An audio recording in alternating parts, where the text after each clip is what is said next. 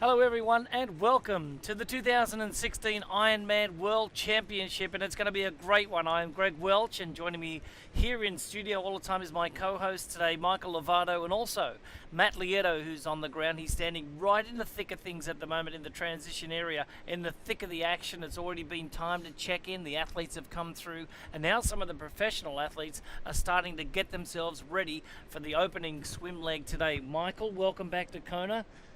Thanks very much, Greg. It is just, the sun is just starting to come up. We've been dark all morning long, and it's just coming up, and that means the athletes are just getting their first real live view of what the weather's going to be like. You start to see if it's cloudy or not, and that's always exciting, just kind of trying to tickle in. Looking at the Master Spa's weather report, currently it's 74 degrees, water temperature, as always, about 81 degrees. The wind just kind of slightly coming in at north, 7 miles an hour. Humidity levels pretty high, 80%, 82%, and the estimated high 87 with a low chance of rain. But Greg, you see that 87 as the predicted high temperature. As we know, that's just the number. It's a feels like, it's a heat index that really matters here in this area. So that is going to be a little higher. We talked about this. We've looked up, down, and around that Master Spa's weather report, and we see it's going to feel a lot warmer, Greg, in the low 90s when these athletes are hitting that run. So, Greg, it's going to be typical. I mean, nothing normal. It's always hot, it's always humid, and a little bit of wind in Kona. Yeah, it feels like today's going to be a replica of yesterday when we were here, watching all the athletes check their bikes in, and it was around about 90, 92 degrees. I'm looking at the sunrise over the top of Mount Hualalai right now. I see this beautiful crimson color. You know what that means. There's no clouds on top there, so it's going to be a hot one, a very warm one in town, very humid this morning, and it's going to be like that as we get through the day. And there's a beautiful shot. This is Mount Hualalai, and this is absolutely gorgeous, exactly where the sun's going to rise. When the athletes are swimming out on the course today, it's on the left shoulder, on the way back over the right shoulder. Race start times today: pro men coming up in around about 20 minutes from now at 6:25 local time here in Hawaii. Pro women start at 6:30 a.m. and just a little bit after that, 25 minutes in there we got the age group men, and another 15 minutes back is the age group women. So our swim cutoff times, Mike, today is going to be 9:15 for our age group men and 9:30 for our age group women today. Sure, just remember that 2 hours 20 added if you ever get confused. 2 hours 20, that's that cutoff time. Each gender, each wave gets that. Of course, the pros, which they don't need it. But we do know that this is a really exciting thing they did last year, where they gave us 4 waves for the pro men, pro women, later age group men, age group women. It really allows each individual category to have their own space, their own clear start. Speaking of their own clear start, we always love to go down to Matt Lieto. He is about at water's edge. He'll get on the boat just before this race starts, but Matt is down there, and he is going to give us his perspective as this daylight starts to break. Matt? Yeah, thanks so much, Michael. Yeah, beautiful sunrise coming over this morning. Pretty calm down here in the transition area. Wasn't so calm a few minutes ago. We had, a few hectic moments. Some of our pros getting ready. Right behind me, we've got the pro racks, and for the most part, everybody was pretty organized, had their things dialed, had the routine dialed. We had a flat tire from one athlete. He had to fix. He insisted on fixing it himself, so he didn't get out of transition here till a little bit later than he wanted. He was hectic. We had some athletes trying to decide last minute if they wanted their helmets in the bags or out of the bags. A lot of little things in most days, but today ended up being a little bit stressful for some. But all in all, nothing too bad. A lot of relaxed folks, a lot of athletes that are clearly just ready to get out there and put their prep to the test. There's a lot of stress going into a race like this, a lot of preparation, and all you want is that day to come. And I got that vibe from a lot of athletes that finally there's a calm, actually, because that day is here. But speaking of calm, I'm going to go out on the boat here and check out the swim course and see whether it's calm or whether it's a little bit surgy, as it's been swelly in the years past, to see what those conditions are like. And I'll get us kind of a fisheye view of what that swim course holds for the race here this morning, guys. Just before you get out on the boat there, Matt, give us an idea if there was anything different this morning. Who was looking calm and relaxed, and who was looking a little bit stressed amongst our pro field? Yeah, I mean, you spoke of Andreas Raylert maybe having a hand issue. He sought me out and threw up that hand and gave me a good handshake this morning, and he looked calm and ready to go. As far as stress goes, nobody over the top. I think Daniela was in a little bit late. Our last last person out of transition today was Will Clark. He was in there late, pumping up his tires, so maybe a little bit of stress there. But honestly, there's nobody frantic. Usually we have somebody that's frantic every year, has forgot their nutrition or something like that, but didn't see any of that here today. So good news. They're all, as far as I know, heading down to the swim or in the water already warming up, and I'm going to jump over there and see where they're at. Hey, Matt, before you do, if you wouldn't mind, just pull out your camera and grab a photo of that sunrise, pop it up on Instagram, because we know, and everyone at home knows, social media is all on all day today. So if you want to check us out here, be sure to do so from home. Greg, we've got social media outlets all over the place. Ironman, you want to go through that with us? Yeah, absolutely. We just head on over to our social media all day today, facebook.com/IronmanTry. Also on Instagram /IronmanTry as well. And also if you're on Twitter, @IronmanTry. If you'd like to hit me up with a question, @IronmanLive Greg. For Michael, it's @Michael Lovato. And for Matt, @Matt Lieto. So a beautiful sunrise today, coming up out over Mount Hualalai to the eastern side of the big island of Hawaii. We're getting ready for the Roka swim today, 2.4 miles, 3.9 kilometers. It's going to be absolutely beautiful. Michael, I haven't seen it this calm down here in Kailua Kona for a long time. It hasn't been like this, for quite some years now. So it's going to be a very fast swim course. At the Hot Islands training swim course the other day, Lucy Charles, an age group athlete, actually she just turned pro, she took the race out in a time of 48.56, and Andy Booker was second across the line, but first male at a 49.03. So very fast swim times for the training swim. I'm looking forward to seeing fast swim times today. Now, if you remember back to last year in our men's race, we had Jan Ferdino and Andy Potts coming out at 50.50 and 50.56. On our women's side of things, we had Jodie Swallow and Meredith Kessler right up there at just a touch over 52 minutes. So you've got to look at these races today being very fast to kick it off for 2016. Absolutely, Greg. And you just teased us with two names of this incredible men's field. Looking at this close up, we've got last year's winner, the defending Ironman world champion from Germany, Jan Ferdino. He's a gold medalist. He's a Kona winner. He's a two-time Ironman 70.3 winner. This guy is incredible, and he is back to defend that title, bib number 1. Right behind him, just as hungry, just as talented, from the same country, Sebastian Kienle. He won this race in 2014, and he wants that top step back. He really does. Brent Mcmahon from Canada, he's done 4 Ironman races, 3 of those under 8 hours. Who does that? Does Brent Mcmahon stand a chance of getting on the podium today?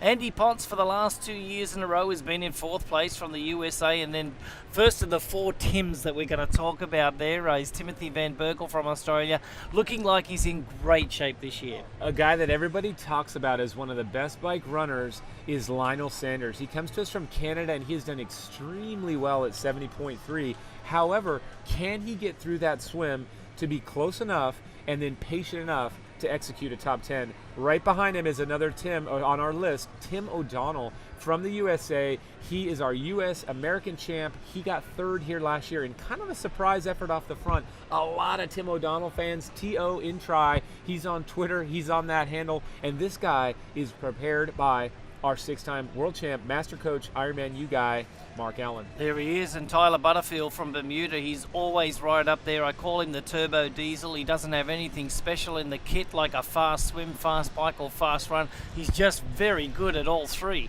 So from Bermuda, Tyler Butterfield, 5th place last year. Look for him. Freddie Van Leerder, the 2013 champion from Belgium, is awesome. He looks great this year. He did his final preparation in the United States, and he looks good.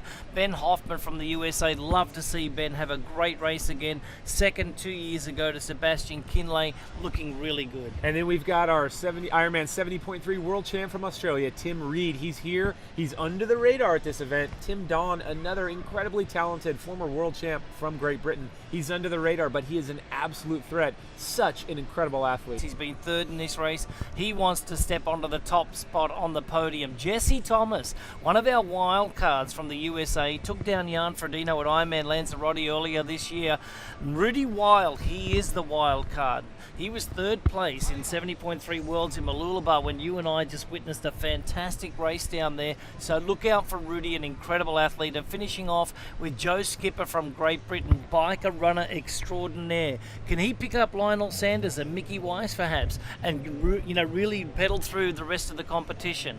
What about our pro field there, Mikey? Oh, it's incredible. And Greg, look at those images. I've been watching this race for a better part of 2 decades, you even more. And let me tell you, this is no exaggeration, one of the more beautiful mornings I've seen. It's rare to get that mixture of great light, great clouds. It just looks incredible. I think something special in the air today. And I do say, as I always, when I see that entire Hualalai, that mountain, you do know that it is going to be hot out there. So clouds are staying away for now as far as this side of the course, and it is going to be a steamer. But as exciting as our men's race is our women's race. Defending champion from Switzerland is back, Daniela Ryf, wearing bib 101.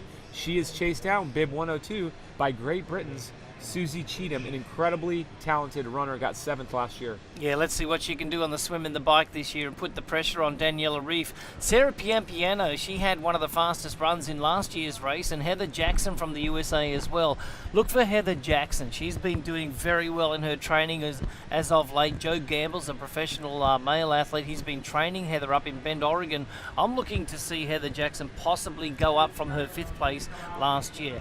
Julia Geyer from Germany, possibly the top European in this year's race, and then Camilla Peterson from Denmark. Now remember back to 2 years ago, Mike, Camilla Peterson was in a coma for 3 weeks. She came out of it, and less than a year later she was 8th place at the Ironman World Championship. That is nothing but a fighter. She's amazing, and it's funny when you see someone that has the course record and 3 Ironman World Championship titles to her credit be this far down the ranks, ranked 11, wearing 111 from Australia, Marinda Carfrae. She is here and she is hungry. You can see it, you can feel it, but also calm as she always is. Leanda Cave from Great Britain, another athlete who won this race, and to win this race means you have the confidence and the ability and the history of knowing how to get to that finish line first. What a talent. Michelle Visterby, she surprised us last year, taking Denmark all the way to 4th place in the women's race. Yeah, it was the greatest finish that the Danish girls have ever had. She's the ever-smiling, the Energizer Bunny, as you want to call it. Absolutely fantastic girl. Meredith Kessler, she's done everything in the sport of Ironman triathlon. She has won many, many races around the world, but can she pull it off here at the World Championship? She represents the USA. Jodie Swallow, just 2 weeks ago, had an incredible race, Mike. Let's talk about it a little bit. 2 weeks ago, she won the ITU Long Distance World Championships in Oklahoma, and that just 2 weeks out from the Ironman. Is that too close, or is it enough for Jodie? I mean, she's a seasoned athlete. Can she pull it off? Just acknowledging, folks, I know back home you're saying, Meredith Kessler, she's American. We know that too. We just put a little bit of a slip up there. We'll catch you later, guys. We do know that's U.S. Meredith Kessler. Great point. As we jump ahead again, we've got Canada's Heather Wurtele. Canada has rich history of doing well in this race, men's and women's, but Heather Wurtele does not. She's had 1 top 10, which compared to her massive amount of results across the world, it's a surprise. Heather Wurtele, can she overcome the heat and humidity to do well again? Mary Beth Ellis, she's done well here. She's won 11 races. This is her retirement race. Right after that, Lindsay Corbin coming in for her 10th race from the USA, and Lucy Gossage, an incredibly quick runner from the UK. But right now, Greg, that's Tim O'Donnell. He's standing on the edge of the water. He is ready to get right in and get right after it. This guy, the former Navy man, can swim with just about anyone. He is calm, cool, and collected, shaking out the arms, Greg. Yeah, he'll be right up there the whole way there, Mike. I mean, he's really focused. You can see that he's just, swinging the arms around. Talented athlete. He's very flexible, as you can see. Now, this is the time where the athletes have to just, seek a little bit of solace. You're inside of the last 10 minutes now before the race gets underway. Lindsay Corbin's right there as well, just getting warmed up as well. But this is the time that they want to, make sure that the flexibility is there. They've stretched out nicely. They've gone through their game plan. They've had a little bit of time to think about it and go through it. The Roka swim course, as we can see right now, is laid out absolutely beautifully here in Kailua Kona. This is the famous Dig Me Beach. This is the beach that everybody wants to plant their feet in the sand. And I tell you what, today is no different for the 2016 Ironman World Championship.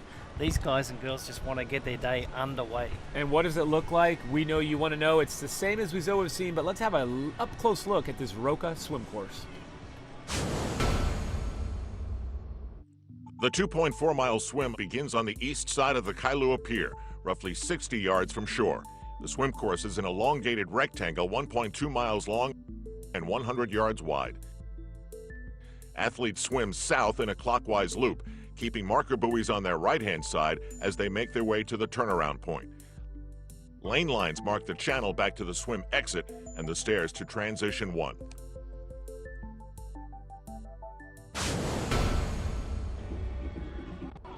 Bike course is 112 miles long, 180 kilometers in distance. It may not be the toughest one on the Ironman circuit, but it's the elements that make this race so hard. Let's take a look at the bike course. The Ironman's legendary 112-mile bike course begins with a short loop through the city of Kailua Kona before turning onto the Queen Ka'ahumanu Highway for the more than 50-mile ride to the bike turnaround in the village of Hawaii. Winds along this portion of the course can blow riders over in extreme conditions, and the heat often sends temperatures above 100 degrees Fahrenheit. After the turnaround, athletes retrace their route back to the Queen Ka'ahumanu Highway and the transition area in Kailua Kona.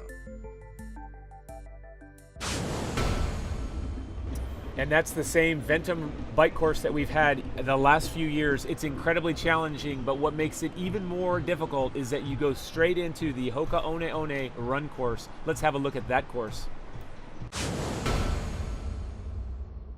The 26.2-mile marathon begins at the transition area on Kailua Pier and makes a short loop through town before the first turnaround point at St. Peter's Church. After the turnaround, athletes head north on Ali'i Drive along the coastline and up to the Queen Ka'ahumanu Highway for the long stretch to the final turnaround point in the Natural Energy Lab. Once back on the highway, athletes head south back to Kona and the finish line on Ali'i Drive.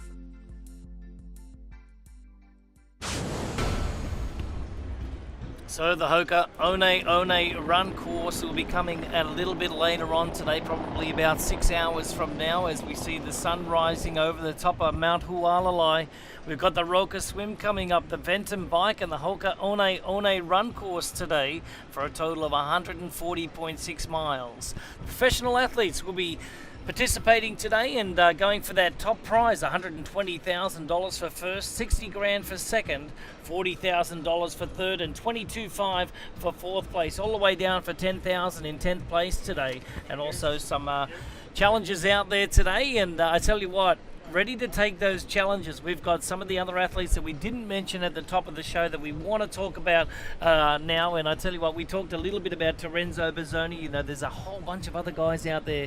What are your dark horse picks out there today, Mike? Well, it's hard to even call them dark because they've done well before, but Ben Hoffman from the USA, you can't stop thinking about when he got second here 2 years ago. He is charged up. He went to Africa and won the Ironman Africa Championships earlier this year in a battle with Tim Van Burkel. He came out on top. That's another athlete I'd expect to do very well. We've also got some of the people that we did mention, but we didn't really touch too deeply on these guys. What about guys like Jordan Rapp? I mean, this is a guy that could come in there and play with that back-end talent that has not a strong swim but a great bike run. So he's another one to look at. James Kunema. He's a guy that you just leave off the radar because he's not consistent, but he's so good. When he's on, oh man, watch out. Yeah, and he's been fourth place before. You know, you going back to Jordan Rapp, I mean, he's one of the guys that will pick up, you know, with Lionel Sanders and, you know, and also Joe Skipper. So let's look at that. Boris Stein, you know, we didn't talk about Boris Stein, who was right up there just outside of the top 10 last year.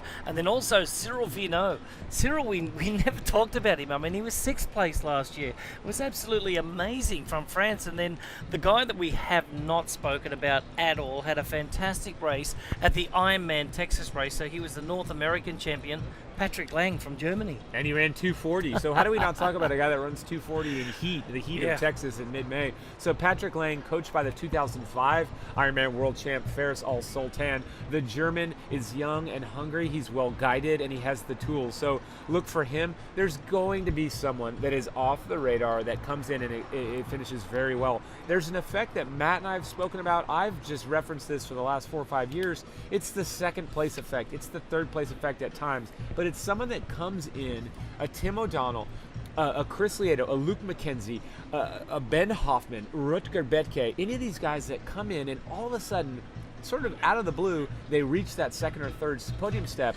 and then it's a step back. It happens in the women's field as well. We saw it with Desiree Ficker in 2006. We've seen this through and off where a person pops into the second or third position, and it's kind of like the competitors around didn't anticipate that. He or she didn't anticipate that. Yeah. And then they really struggle to stay there, so they draw back out. We'll have someone like that this year, Greg. Top 5 that you just haven't picked.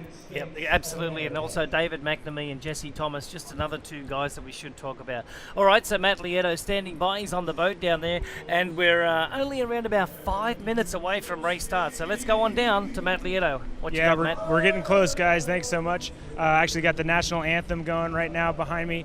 Michael, as you referred to that second or third place effect, I agree with you there. Obviously, we've talked about it. I think it's a challenge, but interestingly enough, we just did a few of the athletes we could kind of spot. Were second place Ben Hoffman from a few years ago, and last year, as you were referring to, Tim O'Donnell doing their last little warm-up parallel to the shore, getting their efforts in maybe to get the arms speed up. That first 100, 200 meters in this race is brutal. It's a full-on sprint. It might be the fastest you've swam in the last few months. So you got to make sure that arm turnover is high, the arms are warmed up.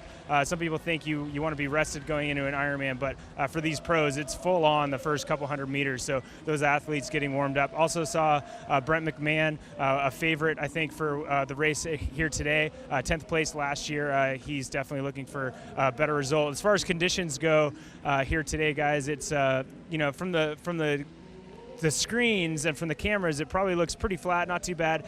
It's lumpy. I wouldn't say it's a fast swim. There's a little texture on the water, but it is a little bit swelly. So I don't think it's going to be a record-breaking conditions today, but nothing that's going to cause a 55-minute swimmer to swim an hour and 2 minutes. I think it'll be kind of in the normal wheelhouse of the front guys swimming 48, 49, the front women's pack maybe swimming 53, 54, that sort of thing. So it's pretty hectic down here right now. As I said, those athletes trying to find that last spot they can get their warm-up in, but then reaching over and finding where they want to start the race. And if you look behind me, we've got some of the athletes are stacking up now. And generally, guys, I think we've talked before, people that start left generally are used to having more space. And if you start left, that means you're going to have open water. And to the right is where it's a mess, and it usually gets pretty hectic, and people get pushed around. But it is not.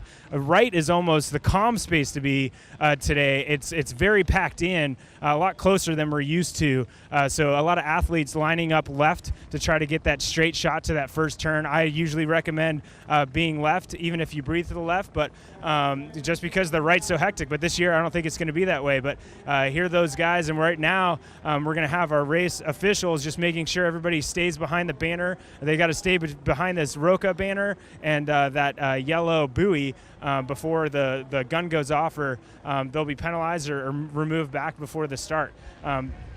So those guys lining up here, trying to recognize some of these athletes here. We do have, I think we got Luke McKenzie out here to the left. I did see Tim Burkel lining up over here as well. We had Andy Potts just popped up. He's hiding. Andy Potts is hiding behind the banner. So Andy Potts is way left, maybe he's trying to sneak and get away here early. But Andy Potts definitely way left, but hiding under the banner right now. So Sneaky Potts, number 4. But right now it's just a few minutes to go. Maybe you guys can give a little bit more insight on what you expect, Michael. Do you expect something a little different now that we see everybody packed in? That's not really a separated start line. That's right, Matt, and you know what? You're swelly as usual down there, swell as can be. We see nobody to the far right touching that pier. We are a minute away from the start, Matt, and it is exactly as described. All bunch left. Everybody went with the flow. It's a flock of sheep over there, not anyone trying to stay narrow. You mentioned some of our highlight people, and I absolutely think we're a minute away. I think that when we hit this start line, you're going to see guys like Andy Potts and Jan Ferdino just really decide to stamp their authority on it. Thanks for mentioning who you saw up close. Luke McKenzie's another one that has been right there. If he wants to, he can be first through fifth out of the water. He's a great swimmer. He's had some bad luck in some of his past swims. But Matt, it is absolutely, from an overhead view, there is a full entire half of the course that is empty on that right side. Greg, we're 30 seconds away from the start of this 2016 Ironman World Championship. We are live above the Roca swim course here in Kailua Bay, and it is a little lumpy, as he said, but I expect this to be a fast start to a fast day.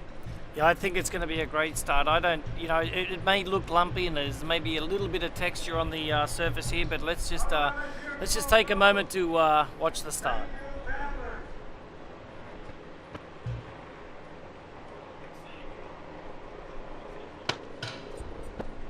So there we are, we're underway with the 2016 Ironman World Championship here in Kailua, Kona, and off to a fast start to the left-hand side is Andy Potts already. Jan Ferdino's right up in the front there. You can see that we've got two sides of the course, Mike, and as you were mentioning just a few moments ago, nobody was really starting over on the right-hand side of the pit where you will see all the age group athletes, starting today, which surprises me a little bit, but the 58 strong men athletes in our pro division are all choosing to start, very close to each other. Now as we see the group just splitting off into two sections, the left-hand side of the course is definitely the side to start on. Why? Because that's where Andy Potts is, and he was almost, an Olympic swimmer. He was incredible. This is the Roka Swim Course, the official swim sponsor of the 2016 Ironman World Championship and the US Series, and now look at it as he stretches out there. Absolutely beautiful to watch. Andy Potts from the USA. That's right, and we do know across the USA, Roka is the official swim sponsor of the 2016 Ironman World Championship and the US Series. Andy Potts putting his stamp of authority on that Roka swim course. Here's what I like to say about Andy Potts. He has learned that fourth place is good, but he wants to do better, and he is doing something new and different this year. It's something that I really feel is a great move. I saw that he's done some technical changes to his bike. I've read some of his interviews, some of his features, and Andy Potts, I think, comes in here as a fourth place dark horse. I mean, he's done fourth. I think he's on that podium if he executes as we've seen. Looking back. Yeah, you can see in the blue and black wetsuit, the tri-suit there of Paul Matthews from Australia. He's right up there at the moment as well, but another athlete has come up right now onto the side of Andy Potts there, and that's none other than Jan Ferdino. He's right in there. You can see Marco Albert sitting right up at the front of that group as well. So a very fast start to the race right now. So less than 3 minutes away from our women's start at the moment. We can see that the right side of the course today. You can see now that on the left-hand side, look at these swimmers coming over to join the back of the pack, maybe realizing that they've done the wrong thing this morning by starting off to the right side, because Ferdino and Potts are off to a flyer. Let's go down to Matt Lieto, who's got a bird's eye view of the swim course here, the Roka swim course. Matt?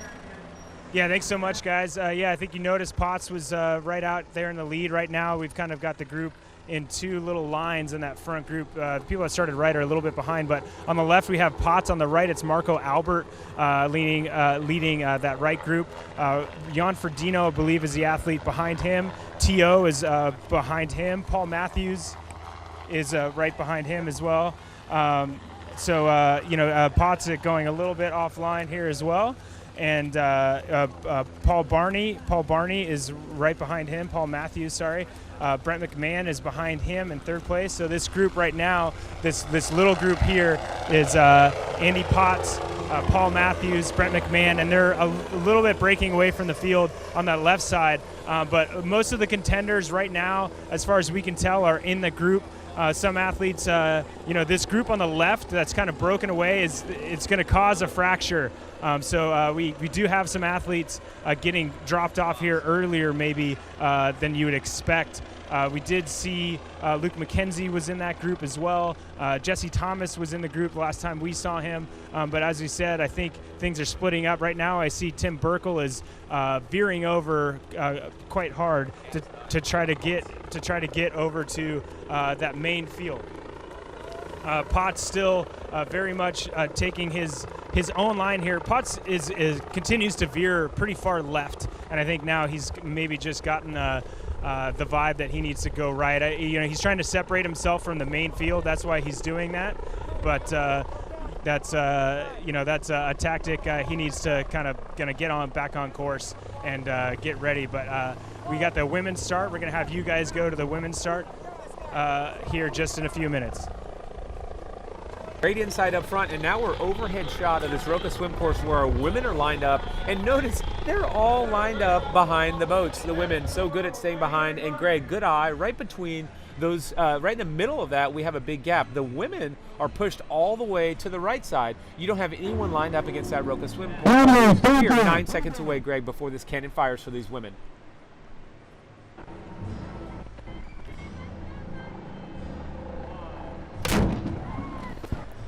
Underway with our women's race in the 2016 Ironman World Championship, and unlike the men, the women choosing to start right on the buoy line, which is probably the faster way to go. You saw that Andy Potts started on the far left or on the eastern side of the course today, swimming a little bit of a zigzag line at the moment was Potts, but now our girls, you can see that our 44 professional women now are now underway. Now in two little groups, they were split a little bit. You can see on the left side of the screen there, you probably got Jodie Swallow right over there, Meredith Kessler, and you can already see that that gap is coming together. They're trying to get off to a really fast start. Now you've got about 4 different groups out here today with our 44 women.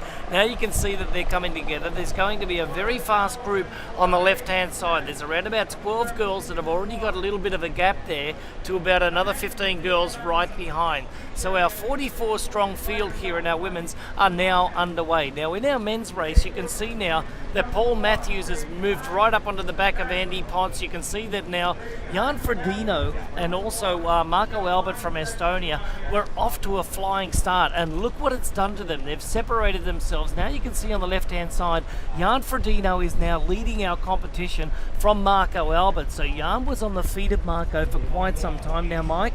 He's now going to keep the pace going and separating himself. Look for Andy Potts to come back up onto the back of Marco Albert and do some of the work on the way back. And just for you viewers at home, Jan Ferdino's the sleeveless one on the left side, bottom part of your picture. White sleeves is Marco Albert. Right there, next person is Andy Potts. Right behind with the blue, that's Paul Matthews.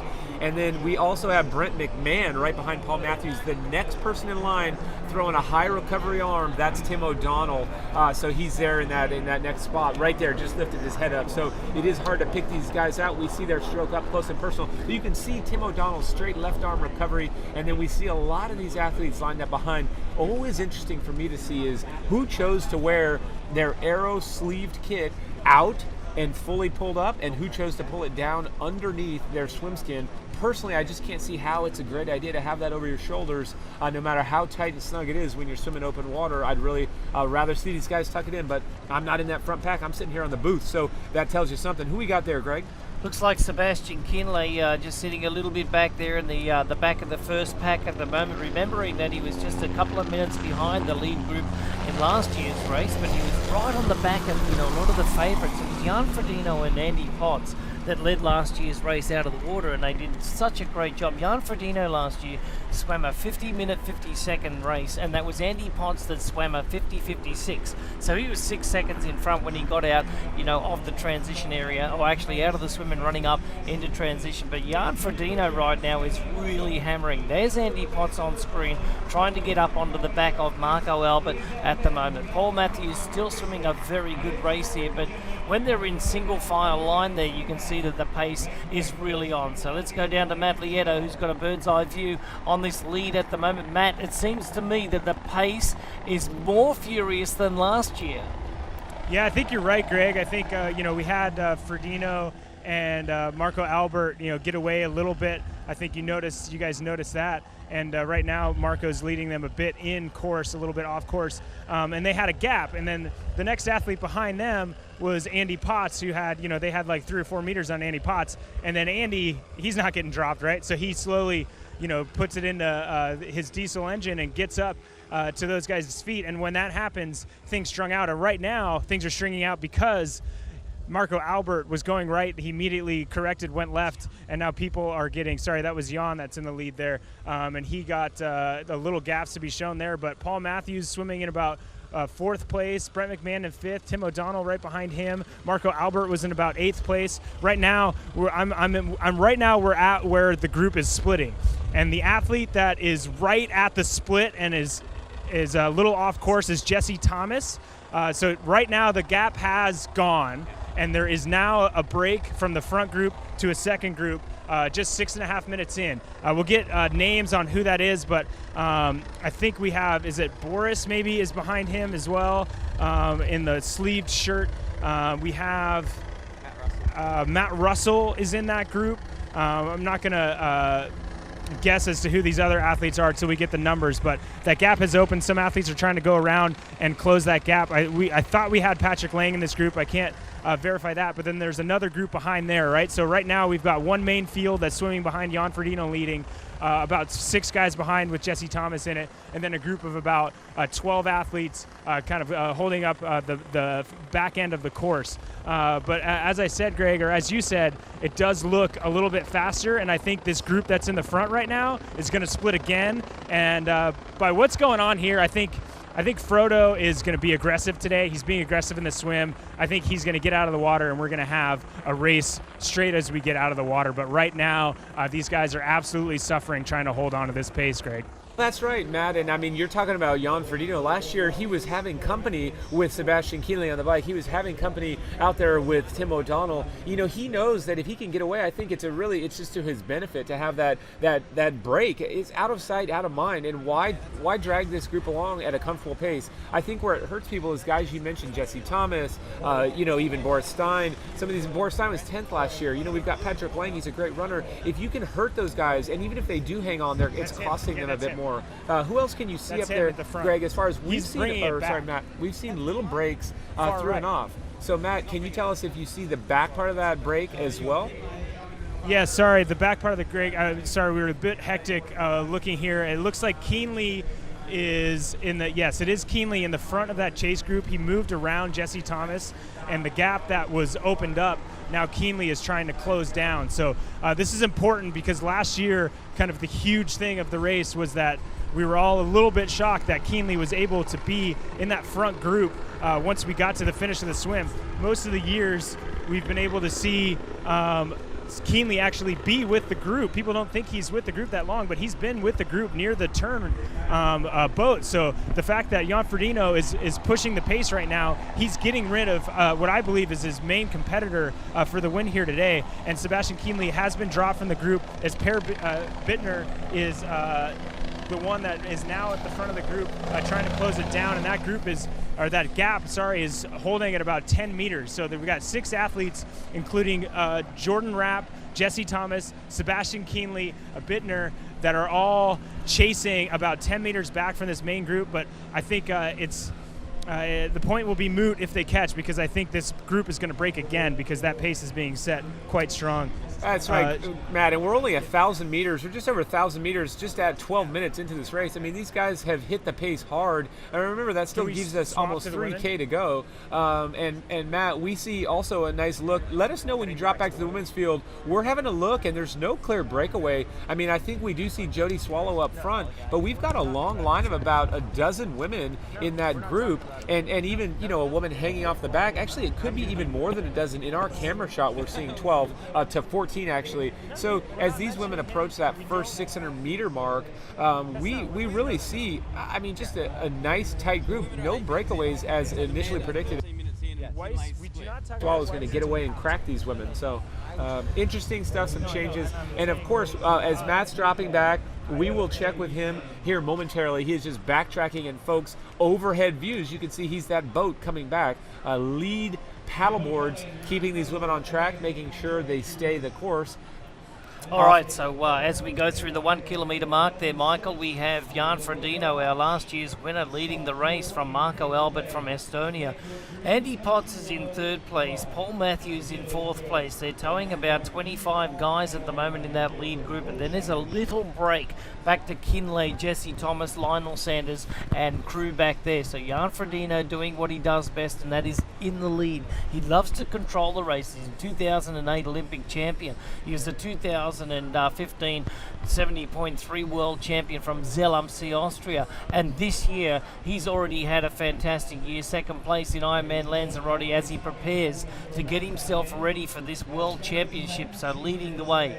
You can see Jenny Kelm back there. She's a Molokai to Oahu paddling champion. She is going to set the girls off on a very straight course today. They are approaching that 800 metre mark when they get to the Royal Kona Resort there. They are at 1 kilometre.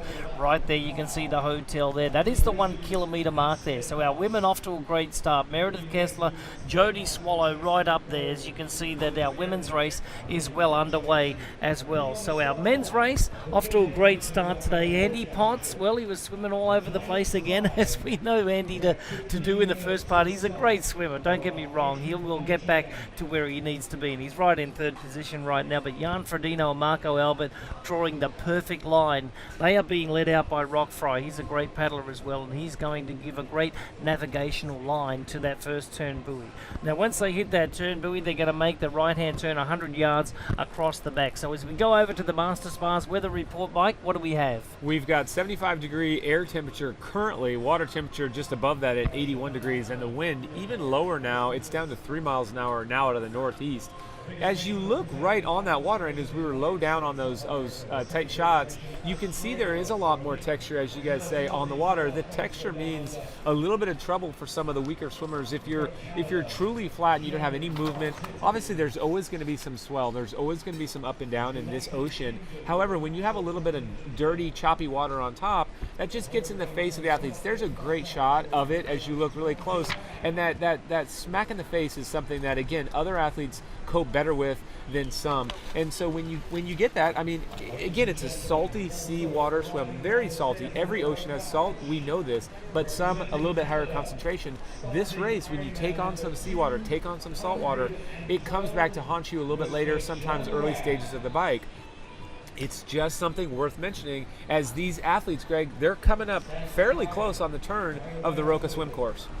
Yeah, so inside of the next 5 minutes, we will be having the turnaround buoy for our men's race. This is our women's race right now, so we're going to jump on down to the boat with Matt Lieto. Matt, who are you seeing in the front of the women's race right now? Yeah, so we've got Jodie Swallow here at the front. She was off course a little bit, but they're back on now following our lead paddler. Meredith Kessler is right on her right hip. Alicia Kay is in third behind her. Annabelle Luxford is in fourth. Fifth place, we have our defending champion, Daniela Reif, and she's swimming catch up. She looks awesome. She is swimming though side to side with Leanda, so they're bumping a little bit. Sooner or later, one of them is gonna just kind of let the other athlete move forward so they don't get beat up quite so much. Carrie Lester was in this group as well, trying to get some of the names of the other athletes here, but right now it's pretty smooth.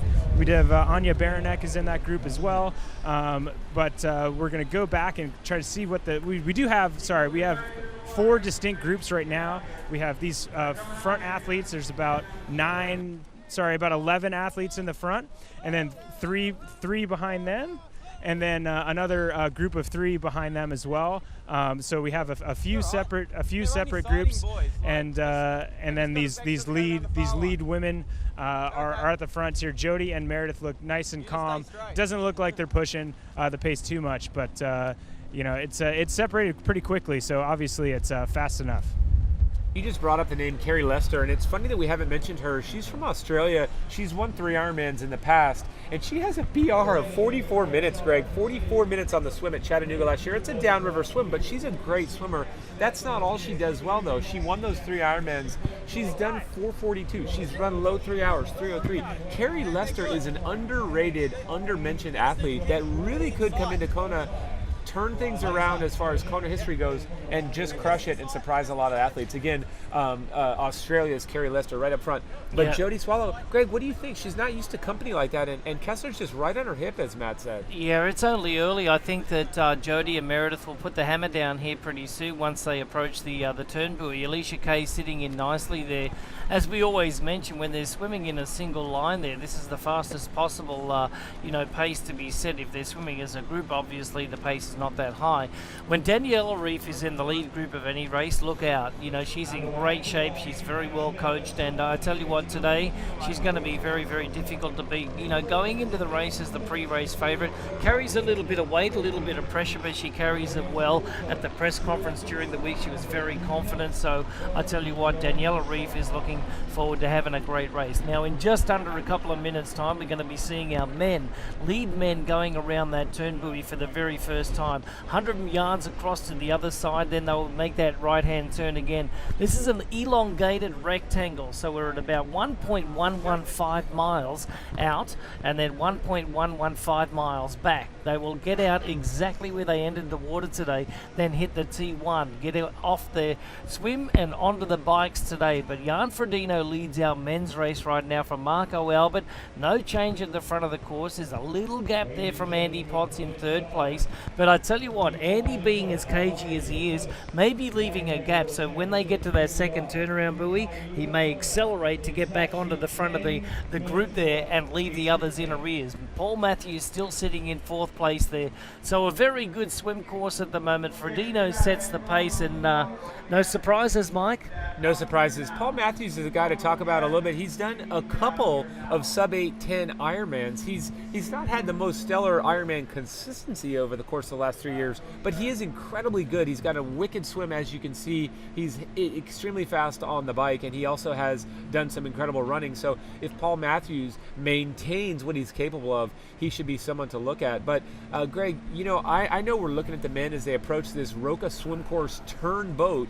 However, one of the things that we have to touch in on, and again, when we get insight from Matt, is the way the women's race is going to absolutely explode the dynamic. If Mirinda Carfrae is suffering at the hands of that front pack of swimmers, that's Kinley right there, is it not? Sebastian Kinley, he is swimming in the second pack at the moment as they make their way toward the swim turn buoy here in the Roca swim course. The Roca swim record is held by Lars Jorgensen from the USA in 1998. That's a record that has stood now for quite some time at a 46-minute, 41-second record there. So we're just moments away from seeing our age group men getting underway here at 6:55 a.m. local standard time here in Hawaii, as we see our men's professional athletes just about to hit that turnaround buoy, and Jan Ferdino looking very good. So now we look at our age group men there. We've got a total of 2,374 athletes out there, 70% being our men athletes today. Our women athletes represent 30% of the field, and I tell you what, we have got a great race on hand today. Our largest category in our men's age group today is the 49 to 45. So the 45 to 49-year-old males is 285, representing 12% of the field, and then the second strongest today is the 40 to 44s at 266 athletes. So our men's age group is just about to start as our men professional athletes round the turn buoy.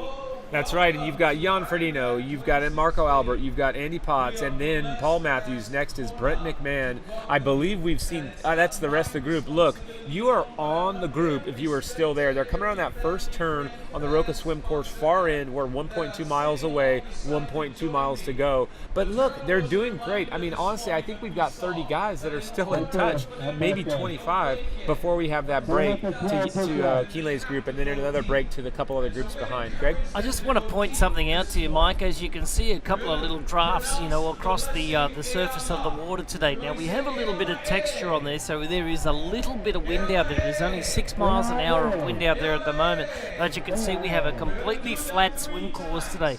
If anything, we're going to have a little bit of help coming back in. The swell direction is from the south. That'll push the athletes back into town. Sometimes we have these undercurrents and surges that come toward them. So now we can see that they've made that second turn buoy, and now they're on the way back. So this is going to be the faster part of the course. Jan Ferdino just looks like he's accelerating a little bit, head up out of the water, navigating perfect. Now the hotel, the Courtyard by Marriott Hotel, Kinkamehameha Beach Hotel, they have 2 towers, the West Tower and the East Tower. Now what they want to aim for is the East Tower. They will be navigating off that. They will be looking at the stand-up paddleboard as well. That is Rock Fry, one of our technical directors out there, giving the best possible navigational line. So they will be aiming for that East Tower at the Kinkam Hotel as their landmark. Now on the way back here, we noticed that before that Andy Potts was leaving that gap. He's still leaving that gap, and I tell you what, the other athletes are going to be a little bit bit worried about that, because now look what's happening. It is really stringing out. It's no longer a covered blanket there. You can see that before, all the athletes were swimming very, very closely. Jan Ferdino off to the left, Marco Albert to the right, little gap back to Andy Potts, Paul Matthews in there, and now we can see an acceleration by a couple of the other athletes, now sensing that they're going to be left behind. Brent Mcmahon there seems to have lost the swim cap. He's sitting in 5th position at the moment. So a lot of our lead athletes there are our favourite athletes, Mike. They're off to a great start on the second leg of this swim. Well, and coming back, that's great commentary, Greg. And just as you turn around and come back and you see that that Ferdino is putting the pressure on, I think coming back there's an underrated difficulty when that you have that current in your favor. Some athletes really struggle to stay on top of the movement like that. They struggle to keep the turnover. They struggle to keep the pace. Also, 23 minutes of swimming tends to be a breaking point, 20 to 25 minutes, where athletes may be able to fake it, and then you suddenly break. Worthy of noting, as they come back, it is also a little bit more difficult to navigate. You saw the line of those Roka buoys. They're in line, but they move a little bit, so following the paddleboard is important. But in general, when you're in this situation, you've got somewhere between 1,000 and 1,500 meters to go, you'll often see another crack, another break. It's just hard to keep that focus and keep the athlete mindset that you need to just be in that groove.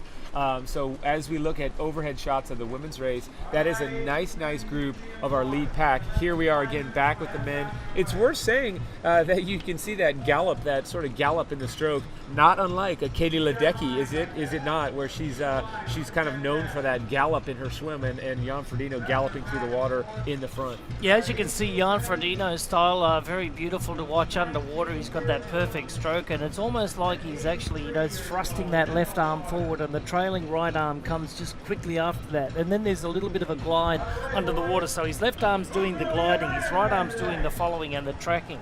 As we can see now on the way back, I noticed from the overhead shot that there's been quite a bit of zigzagging happening, so navigating might be a little bit tough there today. I mean, it's absolutely gorgeous downtown. The sun has sort of snuck behind a couple of clouds at the moment, so what they're focusing on is that landmark of the Kinkamehameha Beach Hotel and also the lead board paddler there, so they're just relying on those two things to get themselves back in the fastest possible way. As we see our women just heading out to the first turnaround buoy here on the Roka swim course, Jodie Swallow and Meredith Kessler are now accelerating, and with the pace, Alicia Kay is just dropping off the feet only just a little bit, and then you can see the rest, Daniela Reef and the rest of the company there. This was a 14 strong pack. I only counted 13 in the pack there just a moment ago, so we've lost one athlete, so you know that the acceleration has been made. Yes, and these women, I think the men as well, really threatening that course record. We've seen Lars Jorgensen hold that course record since 1998, 18 years ago. He did that in a swimsuit, nothing but a brief. He did not have a speed suit on, and he was an Olympic level swimmer, one of the best 1,500 meter swimmers in the country at the time at the University of Tennessee. But Lars Jorgensen, his record may be in jeopardy only because the men have been in for 27 minutes. 19 minutes to go. I mean, just calculating where they are based on the visuals, they aren't that far away from finishing, maybe 18 to 20 minutes. So it is close. It's going to be, I think, a very fast day. Women coming around, they're approaching the turn. They're round about going to be 24 minutes. Their record set by Jody Jackson, a Stanford swimmer. She did that in 1999. Also, that was before the speed suit era. So 1999, they were still racing in just the swimsuit. It wasn't until a couple of years later that they started pulling on the speed suits. So guys, we are just really close from our age group men start. The age group men, you can see in the bottom right picture, they are lined up in the light blue caps. That is a lot bigger group. Of course it is. It's a lot bigger group. That's because there's 1,600 athletes in there. 1,600 age group men, the best in the world, lined up to tackle this 2.4 mile Roka swim course. They're going to do the exact same swim. It's one of those amazing features of the sport of Ironman. You get to race as an amateur on the same day, the same course, the same conditions, all of the same as your professional counterpart. So really exciting stuff. You don't get to do that with golf, Greg. I have never teed off with Tiger Woods. Never. And probably never will. Okay, we're inside of 90 seconds away from our age group start there as we see our women here, our professional women, Jodie Swallow and also Meredith Kessler. Meredith just slightly ahead there at the moment. Alicia Kay just pulling up onto the back. There's Daniela Reef, Leander Caves right in there as well.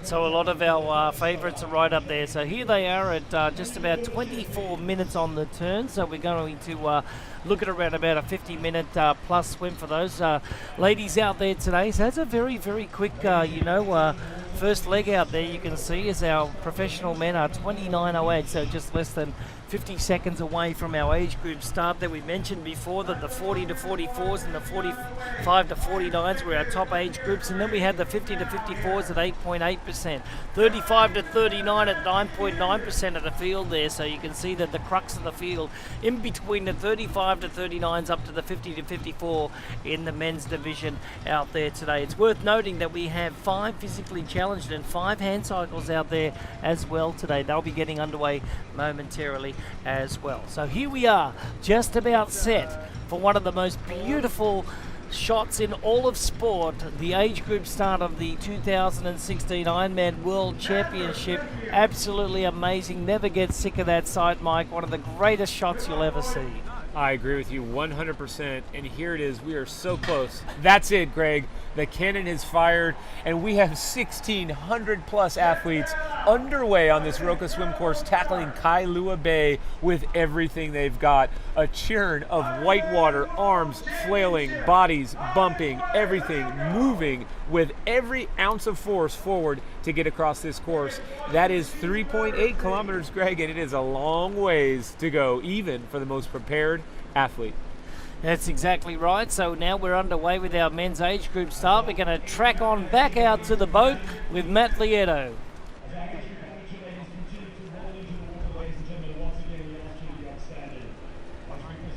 So Matt will join us in just a few moments' time. US Air Force have 12 athletes in the race today. US Navy at 11, US Army at 6, the US Marine Corps at 3, and the US Coast Guard at 2 as well. We've got 31 foreign military athletes in the race today. We've got 29 firefighters and 24 police officers in the race. And look at that shot, Mike, right across the span of Kailua Bay here, down at Digby Beach, the start of our race today. The men's age groupers are now underway. Now in just under 13 minutes we will see our age group women getting underway in the 2016 Ironman World Championship as well. But now you can see that the beautiful waters have been turned into a churning washing machine out here in Kailua Bay. The beautiful Pacific Ocean has turned on another great day for us here in Kailua Kona, and now we are just about to set to go back down to Matt Lieto in the boat. You there, Matt?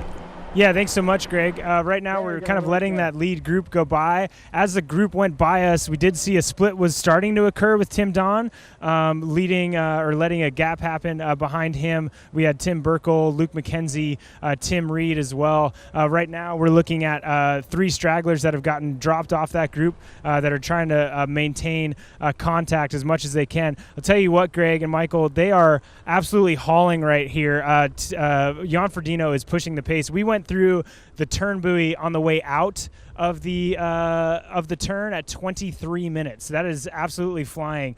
So Jan Ferdino is not wasting his time as far as pushing the pace. And as we look, the group is definitely zagging side to side, and there is a little bit of a gap open. So that front group, the last few years we've been used to this like 40-man group. It's not going to be that. It might be a 12-man and a 10-man, but it's a little bit more hectic. We were able to get some names on the women's field. It's a little crazy around here right now, but the lead group has separated, and then behind that group we did have a gap to Rinny, who was swimming with 2 other athletes, and then a further gap to a group containing Mel Huschelt and Liz Lyles.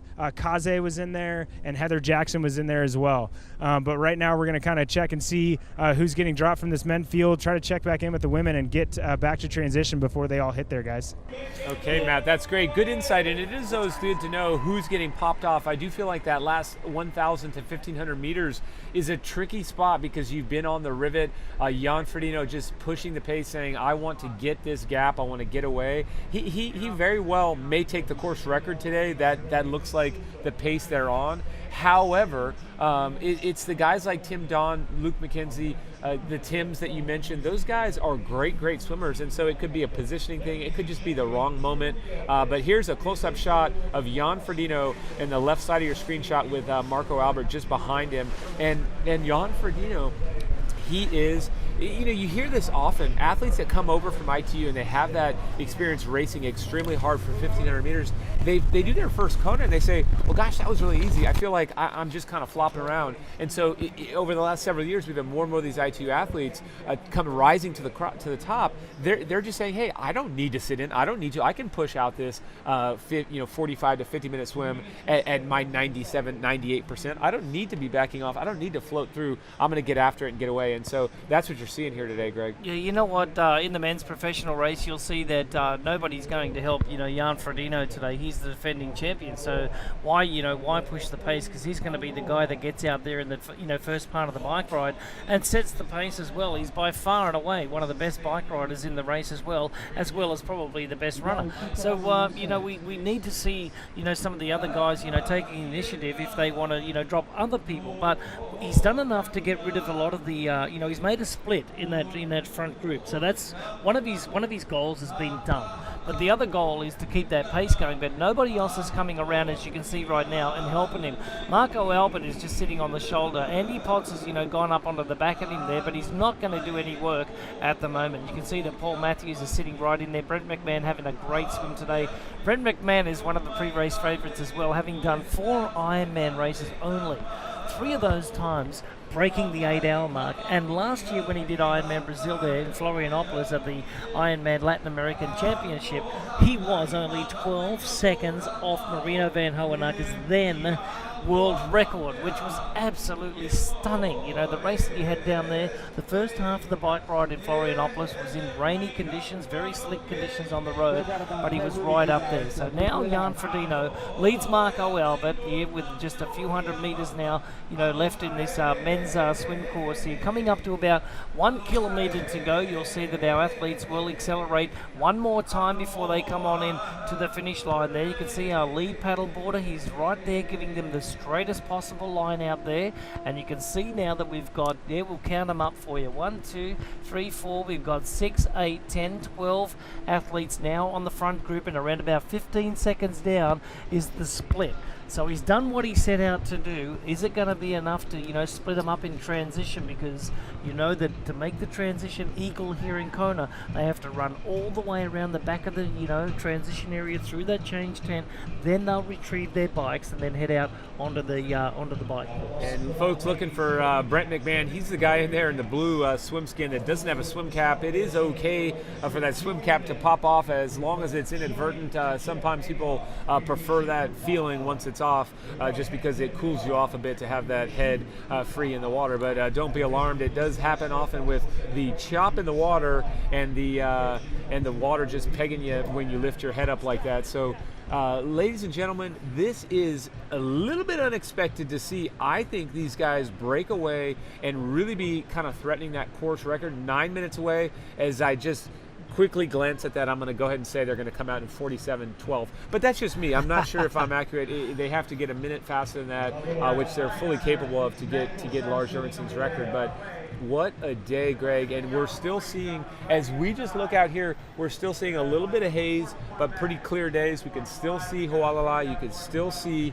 I think, what's going to be a hot run course. And it's a little premature, clearly, to begin speaking about the run.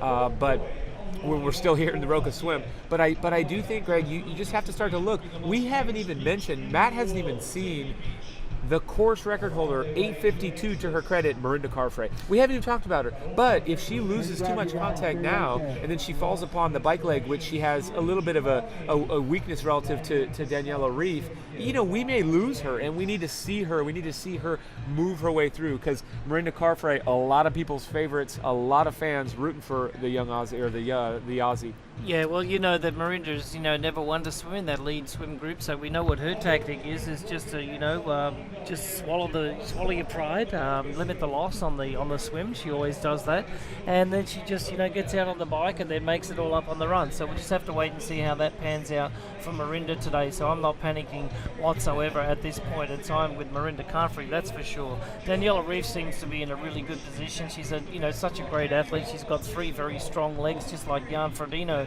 So we'll just have to wait and see how that all goes for those guys. But right now we've got to look at our men's professional race here with Jan Ferdino just leading our pack of swimmers there through right now. Marco Albert's still in the same place. Andy Potts has been the same the whole way long. Paul Matthews still in 4th spot. Brent Mcmahon in 5th spot.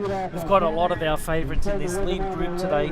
It'll be interesting to see who has missed that lead group, and then also when when these athletes get out of the water and get on the bikes, Mike, they have to be very, very what can I say? They have to control themselves. They can't let their emotions get the better of them.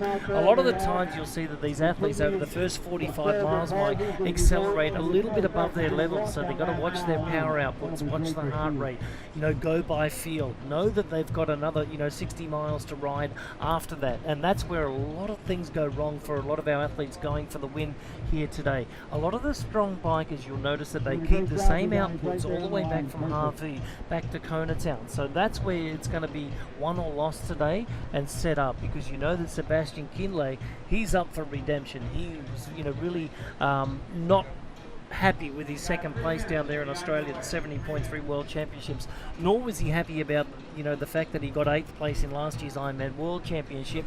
He says he's a lot better than that. So as we get just about set to see our age group women heading out onto their race, they're about 5 minutes away. We'll see our professional men coming back in on the other side of the course there as well. So the women athletes will be pushed out to the eastern side of the course, whereas the men will come in on the western side of the course, head up onto the pier and in transition.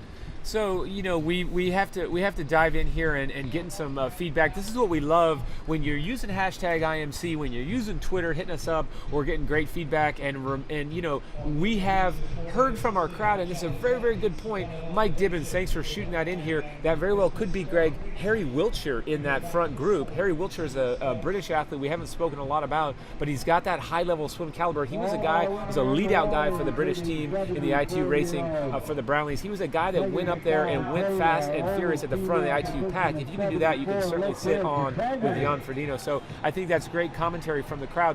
Remember, keep shooting us that stuff over at Ironman Live Greg and Michael Lovato on Twitter, as well as any of our social channels through Facebook /Ironman Try, Instagram Ironman Try, and also Twitter Ironman Try. It's Ironman Try all day long. We are here anxiously waiting, as you are, to see who comes out of the water first. Other questions coming from the crowd: is there any chance that the course is short? Chances are 0 to 1% that this course is measured short. They just don't make those kinds of errors here at the Ironman World Championship. They get out there, they measure the stuff, they have access and time to do that all week long. These courses are buttoned down, and I think that a lot of times you'll see short courses, some of the races around the globe, where they have a little bit more margin for error, but not the case here in Kona. What happens is you just have to remember, we've got the best of the best of the best on that professional field, men's and women's, and they're lighting into what I feel like are pretty decent conditions. A swimmer like Jan Ferdino and swimmers like Jody Swallow and Meredith Kessler, they're just able to swim well. So I would put that to rest, that speculation. Thanks, Ed O'Malley, for coming to us with that question. But looking here, we'll see if we have every single course record fall at every age group, we may have to raise an eyebrow. But right now, I think it's just good swimming on a good day, Greg. Yes, just got a comment on Twitter. Why are you and Michael sitting so close to each other? Is it a small table? Well, actually, no. It's a rather large table, and we like each other. So there you go. And that's right. And for you brought us right back in. And so we sit close together. We like one another. We're not shy. And also, we want to make sure that we focus on other things other than the table width, which is this race. So when these athletes come out of the water, just a little overview. What are you going to see when they hit the Roca swim course exit? And you talked about this, Greg. They run up a little steps that's in the beach from Digby Beach right up onto the pier. So just visualize this, folks. You're hitting solid ground. Sorry, Greg, you're right to say, well, we're still, looks like 2 minutes away from the start of the women's race. They are on course, queued up, and not one person is creeping ahead of that buoy. So age group women, kudos, because I think the professional men could stand to learn from you, as they love to do the creeper.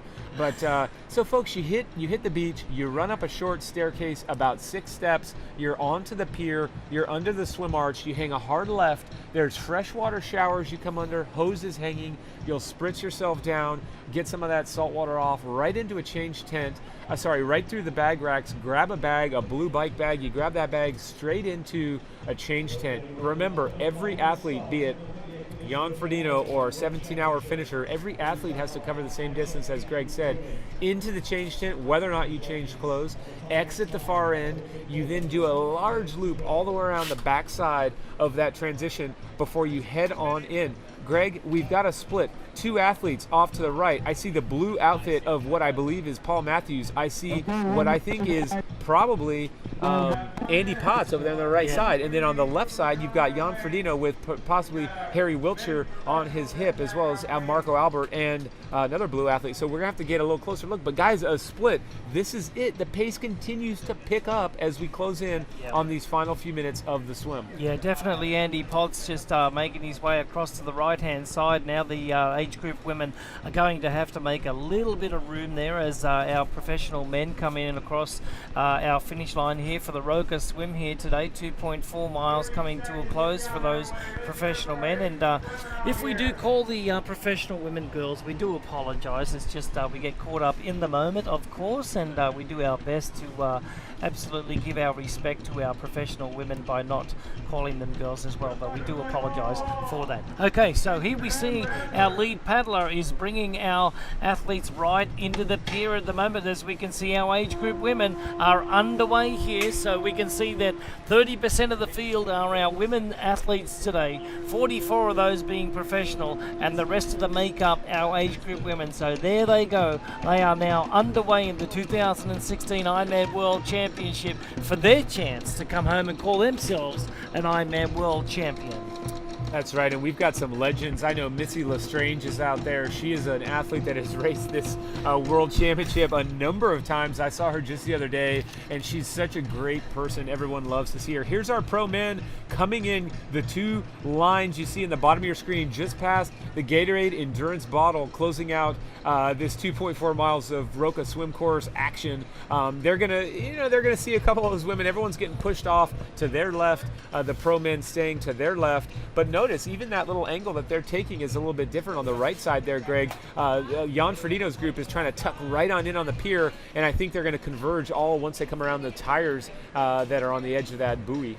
Pier. Well, I don't know about you, Mike, but my experience swimming down here, you get really sucked around that corner. They just have to be very careful of the rocks around there. It's Potts. It looks like Potts has drawn the best angle, and it looks like Ferdino has come up a little bit short there. Now Jan's going to go up onto the shoulder of Andy Potts. But I tell you what, there is bragging rights to get out of the water first here. Marco Albert is on the left side, Jan Ferdino in the middle. Andy Potts is really stretching it out now. You know that those 3 athletes are the 3 best swimmers in the field. They're going for it. Andy Potts wants it this year. I wouldn't mind betting that he's got a little bit of a bonus on being first out of the water today. As you can see here, Marco Albert wants a little bit of the action as well. So now Jan Ferdino is just now settled onto the feet of Andy Potts there. So Matt Lieto is going to be standing by for us to see the athletes coming out of the water there. So we're going to come down to you, Matt, and just so you know, Andy Potts has the lead over Marco Albert, and Jan Ferdino tucked in right behind. Matt, take it away.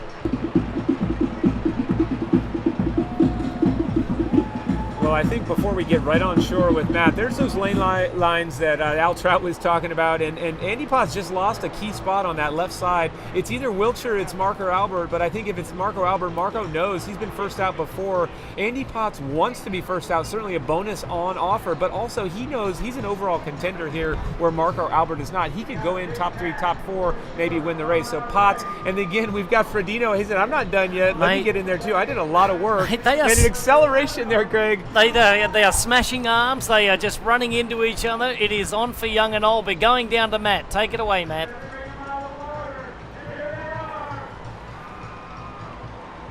That does look like the height of Marco Albert. I don't know if Matt's still out on the water. Matt, you just take it from us when you see it. They're under the change tent. They're into that freshwater hose. and we are going into the change tent. So guys, this is exactly what you described. You're losing these guys because they're going into the change tent. You're not allowed to go in there with a camera because there's sometimes nudity, folks. It's never too early to talk about nudity in Ironman World Championship. They're in there, they're under, probably not these guys, they're keeping their skivvies on, but they're under the change tent. You're going to see them exit in a minute. And Greg, there is an amazing view you have of these of this transition back on the water to watch a few more of these athletes come out and hit solid ground. But again, these athletes, as they exit, that looks like Andy Raylert right there at the back of that pack. Here we are back on top of the scene, helmet on, which is a brilliant, brilliant move. If you have the opportunity to put your helmet in your transition bag, I say why not do it, because you have a long, long time to get that helmet clipped on and ready. By the time you get to their bike, you are set. No dilly-dallying at the bicycle. Some of these athletes place them on the handlebars, and I never quite understand that. But here he comes, the far into the buoy. The pier. I keep calling that pier a buoy, but as you come around that far into the pier, Greg, you've still got a good 40 seconds to run, and this is a good carpeted area the entire way. As these athletes, you've got Jan Ferdino second position. Notice him in the white and red. Jan Ferdino all day long, white and red. He's pulling his aero top on, Greg. Good eyes. And as he gets that on, again, lots and lots of time to do that as you run to your bike. He'll have that on and zipped up by the time he gets to his bike. Again, I just don't know why he doesn't have his helmet on, but he will pop that on as he's standing at the edge of the number one bike. Well, see, that's why this is the problem, because one of the helmets just flew off the bike there because one of the other athletes bumped into the bike, and that's the dangerous thing that you were talking about. Now, the other thing is Jan Ferdino had to put his jersey on over the top. There goes Tim Don just heading out. So the thing is, he was getting dressed, whereas the other guys, see, Marco had a sleeve suit, going out, whereas Jan decided not to do that, and that's why that happened. There's an Echo Janos going out from Spain right now. So Eneko Janos is out onto the course. I believe that was Igor Amarelli.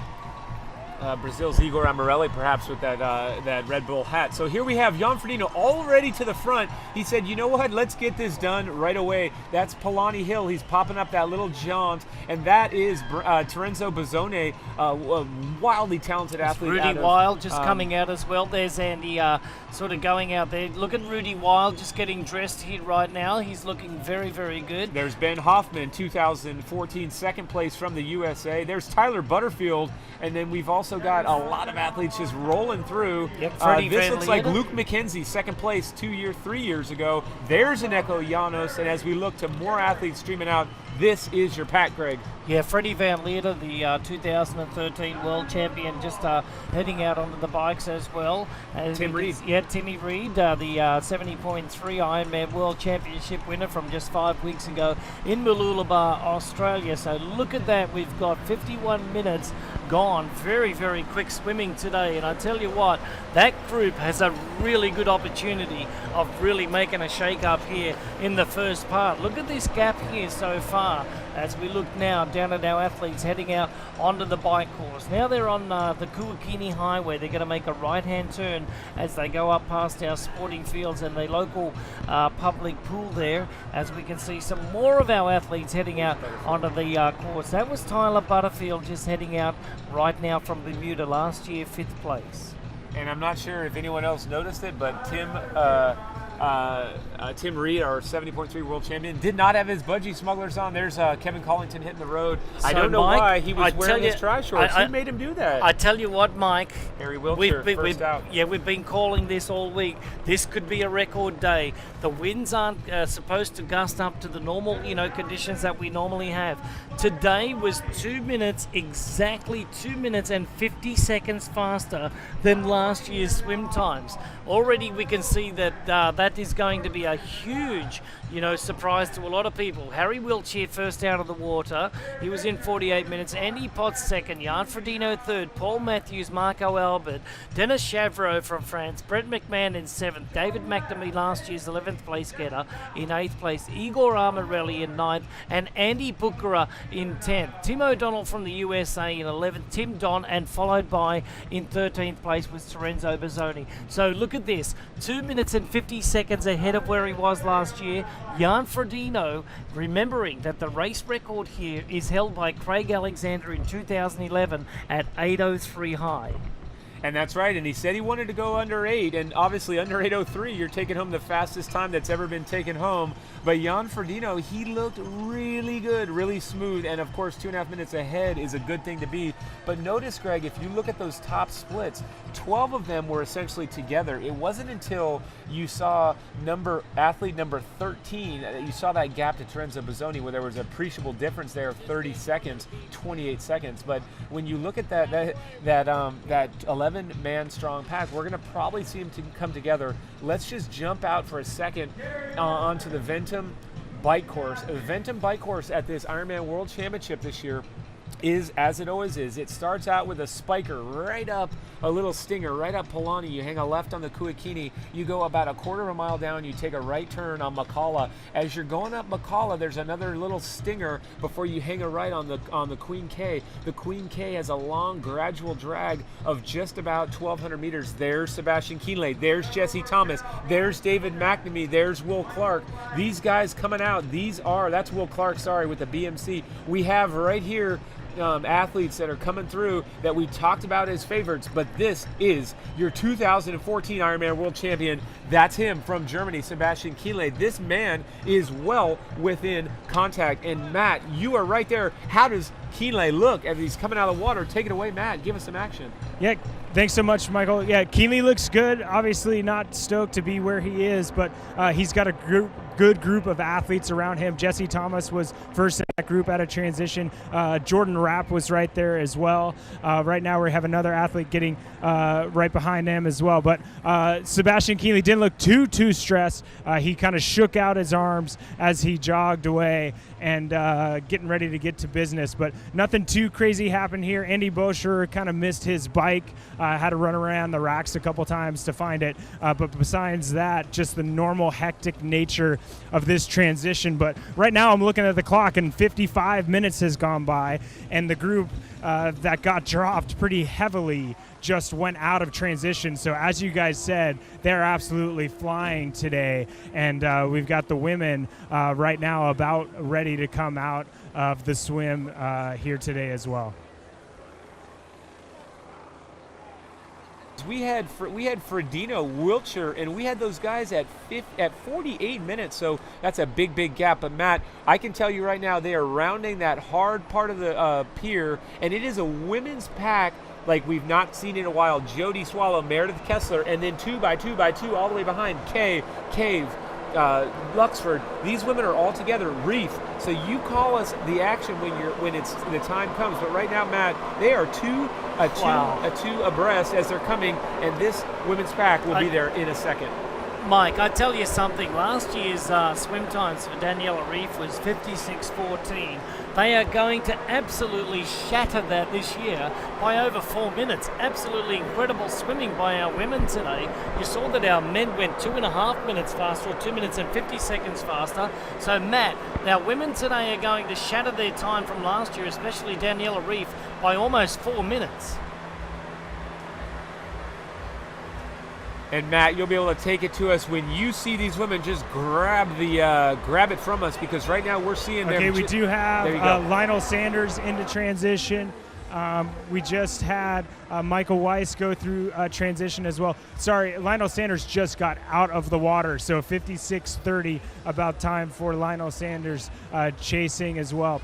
So as you said, we do have our women here coming soon. I'll let you guys know when they hit the pier. But as you said, Michael, it is a much bigger group than we're used to seeing or we've seen in the last few years. Curious as to whether that's going to transfer onto the bike ride if we're going to have a large women's lead group here. But I see them through the fencing here right now, and we have, it looks like, about 10 women coming out, maybe more. Let's see, 1, 2, 3. We've got about 12 women coming out, just about ready to hit the shore. We're going to see who gets the swim preem here today. We're at 57 minutes for the men, so 52 mid. And we've got Meredith Kessler first out of the water, Jody Swallow, Leanda Cave, Annabelle Luxford, Alicia Kay. We do have a few more athletes. There's 5 more. I did not see our defending champion. I might have missed her, but I did not see Daniela in that group.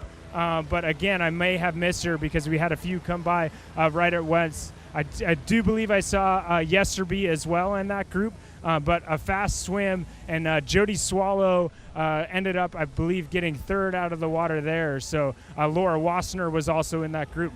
So a tight group, and again, really curious to see, guys, you think we're going to have a lead women's bike pack as well, or are we going to get split up here pretty quick?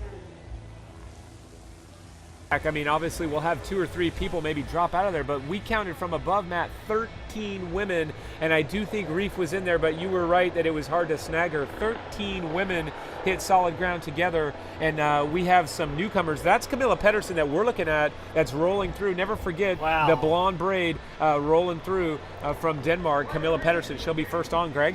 Yeah, I think, you know right what, here. I can't even remember the last time that we saw 13 women coming out of the lead group, you know, with our swimmers here. So as we see another one of our professional men just heading out onto the bikes, that was our last of our professional men heading out there. So now we get our professional women coming through. Mike, as I was saying, 13 women in this lead group. When was the last time that we saw that happen? It has been donkey years since we've seen that. So now we can see Camilla Pedersen right up the front, Leander Cave, Alicia Kay is in there, Annabelle Luxford's right up there as well. So these girls have swam a very good time today, and we'll get back to the times as soon as we have them coming through. But I tell you what, right now, check it out as we go through. There's Camilla Pedersen, there's Alicia Kay right over there. Now they've got their bikes and heading out onto the course there. This is we can see Julia Gaia there just coming through. There's Daniela Reef, our defending champion, just heading out, grabbing their bikes there right now. We can see just heading out onto the bike course. So look at this. Mary Beth Ellis, MBE, doing her last race, and that was Alicia Kay to go out last in that group of 13. I tell you what, that is an exciting group of women. Camilla Pedersen putting the shoes on. We've got everyone. Luxford, we've got her as a talented swim biker, said she didn't want to come back to Kona, changed her mind a couple weeks later. I'm back in this. She's a woman that when she puts together a great day, she's a solid top tenner. There's Daniela Reef getting after it on the road. There's Jody Swallow, I2 long distance world champ. There's Mary Beth Ellis. Well, she's always got that signature short right on up, shows off those powerful quads. Mary Beth Ellis. Julia Geyer from Germany, our North American Ironman regional champion 2016. This year, Greg, Julia Geyer, she lit into that field. This is so exciting. It is amazing to see 13 women tackling this course together. You're right there, Mike. And the Honey Badger, Mary Beth Ellis, in a final race of a career as a professional woman athlete here, heads out and attacks the Venton bike course, 180 kilometers, 112 miles in length as we now head out. And now let's go and check our leaderboard for our swim times today on the Roka swim course. Our men's race today was led by Harry Wiltshire and followed by Andy Potts, and 2 seconds down, Jan Ferdino, our defending champion, Paul Matthews from Australia, and Marco Albert in 5th. That's right, and then we had Denis Chevreau, last year's top 10 from France, Brent Mcmahon from Canada, David McNamee, an incredible swim. This guy finished with the fastest run last year in 11th.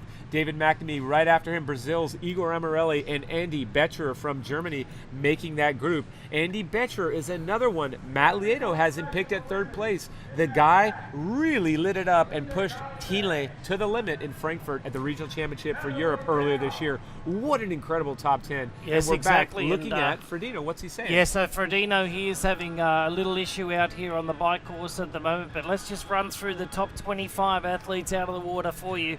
Let's pick it up from number 11. That was Tim O'Donnell, 3rd place in last year's race. Tim Don, Terenzo Bozzoni, Andy Raylers showing no signs of pain with that right hand injury that he's carrying through this race. Christian Kramer, also from Germany. Frederick van Leer. There's Brent McMahon now on screen there. Also heading out there was Ivan Rania, James Cunnama, Ben Hoffman, Luke McKenzie. Patrick Lang was right in there as well. And there was Eneko Janos, Tim Van Burkel, David Dello, Rudy Wild. And rounding out the top 25 today was the 70.3 world champion from Australia, Tim Reid. So I'll tell you what, Greg, what I think we were seeing there was, I think it was a frustrated Jan Ferdino. They're on the climb up the Kuakini. We're early on in the bike ride, and he saw Canada's Brent Mcmahon. It felt like you need to back off. I think sometimes, regardless of what we actually see, we feel like stuff is a little close. So that on the other side of the road was Tim O'Donnell heading up in the Stars and Stripes, our American champ. That man, he is close. The contenders are all together, but let's just lay the scene for those of you that haven't seen this course in person or ridden across it. It's a long climb up the Kuakini, and it does hurt because you're still early on where you're adjusting to the ride and the intensity levels that you're trying to put out. You turn around, and here we are with Brent Mcmahon coming right around Jan Ferdino to get to the front of the race. This is a very, very fast downhill. When you get to the bottom of this downhill, it's approximately 1.5 miles long. You're going to take a hard right and go steep, steep uphill on Polani.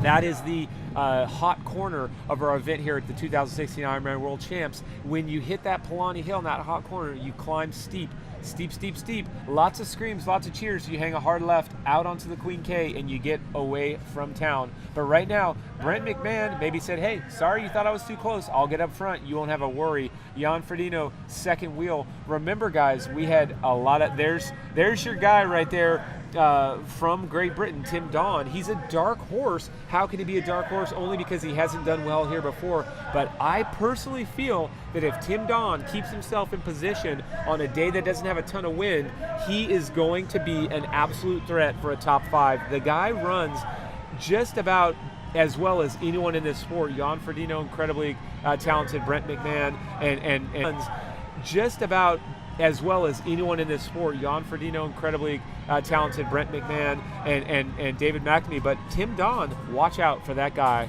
late in the day. The Venton Bike Course, the official bike of the 2016 Ironman World Championship. Now we're underway with this bike course here in Kailua Kona. We've got around about 8 miles done by the time that they get back up to the top of Palani Road. 13% grade as they make their way up to the Queen Ka'umanu Highway, making a left-hand turn. Then they've got a straight shot of 38 miles up to Kauai High, and then the climb begins, a 19-mile uphill grade all the way to Harvey Town, where they will turn around and make their way back to Kauai High, and then make their way back onto the Queen Ka'umanu Highway for the last 38 miles back into Kailua Kona, where they'll head out onto the run today. The first 45 miles of this bike course is always the most difficult, the most frantic, and this is where the pressure's on for a lot of the athletes, and that's why you'll see some of the race favourites being frustrated with the pace. And also you have to be very careful about not coming inside of that 10-metre zone there, Mike. 12-metre zone. So the athletes have around about 30 seconds to pass their 25? Yeah, 25 seconds. It used to be 25 seconds at the 10 metres, so at the 12 metres it might be a little bit more now. So as we can see our athletes coming back into town, just about ready to attack Palani Road and get up the top there before hitting the Queen K. Ferdino, McMahon lead the race right now, and we do have a large group at the front of this course, so just about set to see the action here down at the hot corner, Kuakini Highway and Palani Road, where thousands of spectators will be lining the streets here, ready to see their favourite athletes. And here we go, we're approaching it as they come right here under Hualalai, where the run course will exit later. They're going to cross one more traffic light as it flattens out here at Henry Street, and then they're going to make a hard right on Palani. Here's Henry. As they go under here, they're going to have just a tiny bit, it's Kalani, a tiny bit more. They're going to have Henry Street, a right turn up Palani, and when they hit Palani, Greg, you're going to have to make a sudden shift of gears. We've seen people come in here before and say, I'm in the wrong gear, a big gear, I'd rather be in the small gear, big chain ring, drop to the small chain ring. Either way, you have to be prepared because you've been screaming down at 40 miles an hour, and then you have to take that hard right, and you dramatically drop in speed right away. You're going 10 miles an hour at best. It's always interesting to see as we approach this section how athletes manage that transition. I mean, it sounds like a minor thing. These guys are professionals, but we have seen more than one person drop a chain. There's Denis Chevreau from France. So here we go, Mike. Is a sleeper. On the right to Palani Road right now. We've seen crashes here before with guys laying the bikes over, just trying to get every ounce of speed out of this corner. Swinging out to the left-hand side of the road, now dropping the gears into the lower chain ring there and trying to get as fast as they can up the top of this hill. There you can see some of the athletes having to jam on the brakes and just making sure that they stay that 12-metre legal length behind. Here you can see out of the saddle is Chevreau from France. So, Matt, we'll just give you a little heads up. What we see is Brent Mcmahon has gone right to the front after getting sort of brushed off there on the Kuakini climb by Jan Ferdino. Right now, Brent Mcmahon got about a 20-meter gap on Jan. Jan's seated on this climb, and I think he knows that I can only hurt myself on Polani. Matt, you're down there near the fray. We're having a nice close look at Jan Ferdino now riding third wheel. Hey, you know what, Jan Ferdino, he's just letting these guys go. He was just sitting there in absolutely no hurry at all. Look at Brent McMahon. He's made a bit of a gap here to get back up to the front there. So, Matt, we just want to let you know that Brent McMahon has made a bit of a gap here going up Polani Road, and now we can see that some more Tim athletes O'Donnell are going to want a little bit of action here. Tim O'Donnell has now moved up into second place. So, Matt, the USA very strong at the front of this race. Yeah, no surprise there. Tim O'Donnell with his third place last year. First American was a big bit of pride for him, so no doubt he's going to attack it again here today. We had some Americans go through here just recently on the women's field in Heather Jackson and Liz Lyles. I didn't get an accurate split, but they were a few minutes back from another group that had Heather Wurtell and Mirinda Carfrey in it. Also in that group was Mel Hoschult. She was with Heather Jackson and Liz Lyles. We do have a few more of the female pros still coming out. I'm looking at bikes here, so I see Lindsay Corbin's bike is still out here. We have Team Timex Trek. Here we go, the women right now trying to find out where their rack is. There's Lindsay Corbin, one we just spoke up. Everything was pretty smooth out here on the women's field. Mary Beth Ellis lost her GPS. She was yelling for that. We'll get her a new one. No big deal there. But besides this, here we go. Lindsay Corbin just through transition, kind of a USA pride, as you were saying, we had with Tim O'Donnell going as well. Right now we have an issue here with this Erdinger athlete. She's got her brakes tight, but she loosened it up and ready to go. But as you said, guys, very important. Matt, that was Lucy Gossage, the Erdinger. She's Lucy Gossage from Great Britain, and she had maybe a little bit slower swim because we know 8 weeks ago she broke a collarbone and had some bad luck, so she may have a little bit slower swim than she's typically accustomed to. But there's Sarah Piampiano, and again, she was Sarah Piampiano American 7th place last year, the second fastest run, just behind Liz Blatchford. But you know, we look at these times. She's at the bike in 105. Last year she was all the way in through that swim, more like a 110. So Sarah Piampiano has already improved upon what she did last year. But you know, 110, so she shaved 5 minutes off, and that's all the way to the bike. Sarah Piampiano definitely a contender, but not someone that we look to have the win. Jumping right back onto the men's race. Oh, and I'm hearing overhead. I'm just getting word. Greg, you're probably hearing it too. Natasha Badman, 6-time Ironman winner, is out of the water. I saw that cheetah that she rides sitting there in transition, but she is such a good athlete. And here we have Andy Potts. So this is Andy Potts overtaking Tim O'Donnell. One of the things that I looked at earlier, Greg, which was fascinating to me, was the arbitrary nature that Andy Potts claimed that he prepared for a lot of these races in the past. He just kind of was winging it. And you know, what bike did he ride? What helmet did he choose? You know, when did he show up? He sort of was winging it. Did I shave my legs? Did I not? It was a fascinating interview with Andy Potts. And now he said, you know what? I'm a better dialed athlete. I've done back-to-back 4th places. What does it take to get to number 1? Right now, he's in front of Tim O'Donnell. If he stays in front of him, that's a good way to get towards that top stop. All right, so Andy Potts, he's rocketing his way to the front of the 2016 Ironman World Championship. Right after the break, we will update the top 10 women out of the swim. Stay with us. You are watching Ironman Live here on Ironman.com. Welcome back to the 2016 Ironman World Championships. We're here looking at the Ventum bike course, and that is none other than USA's Andy Potts. He is rocking and rolling, and this guy came in with a renewed vigor. He decided, you know what?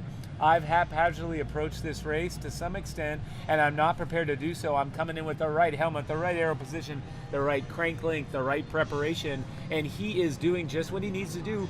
What I believe is to get out and go. He's too good to sit around and wait. So Andy Potts, a guy who has won 7 Ironman titles. He's here coming to Kona. He's only had 2 bad races here. He's had 2 bad races of 7. 5 of his good races have been inside the top 10. So Andy Potts, reliably consistent, and so unlike others of the Americans who've done very well, he is consistently doing great. So Andy Potts, great shots of him at the front of this bike ride. Yeah, well, many are calling for Andy Potts to be the best of the USA today. So we'll have to wait and see when they run down a league drive a little bit later on this afternoon. I'm sure that Tim O'Donnell will want to have something to say about that, as well as Ben Hoffman, Kevin Collington, Jesse Thomas, just to name a few. Let's go back and take a look at our swimmers out of the water today now. Women's standings after the first transition. Meredith Kessler was your first out of the water today. Leander Cave, Jodie Swallow, Annabelle Luxford from Australia, and Alicia Kay in 5th position. Camilla Peterson, Daniela Reif, our defending champion, only at 5 seconds down. Anya Berenik, Germany, Laura Wassner from the USA, and also Michelle Vesterby, the second of our Danish athletes, coming in all within 10 seconds. Now, just to go a little bit further than that, if you're wondering about Marinda Carfrey, one of our favourites today. She was 3 minutes and 58 seconds in arrears there. Susie Cheatham at 5:27.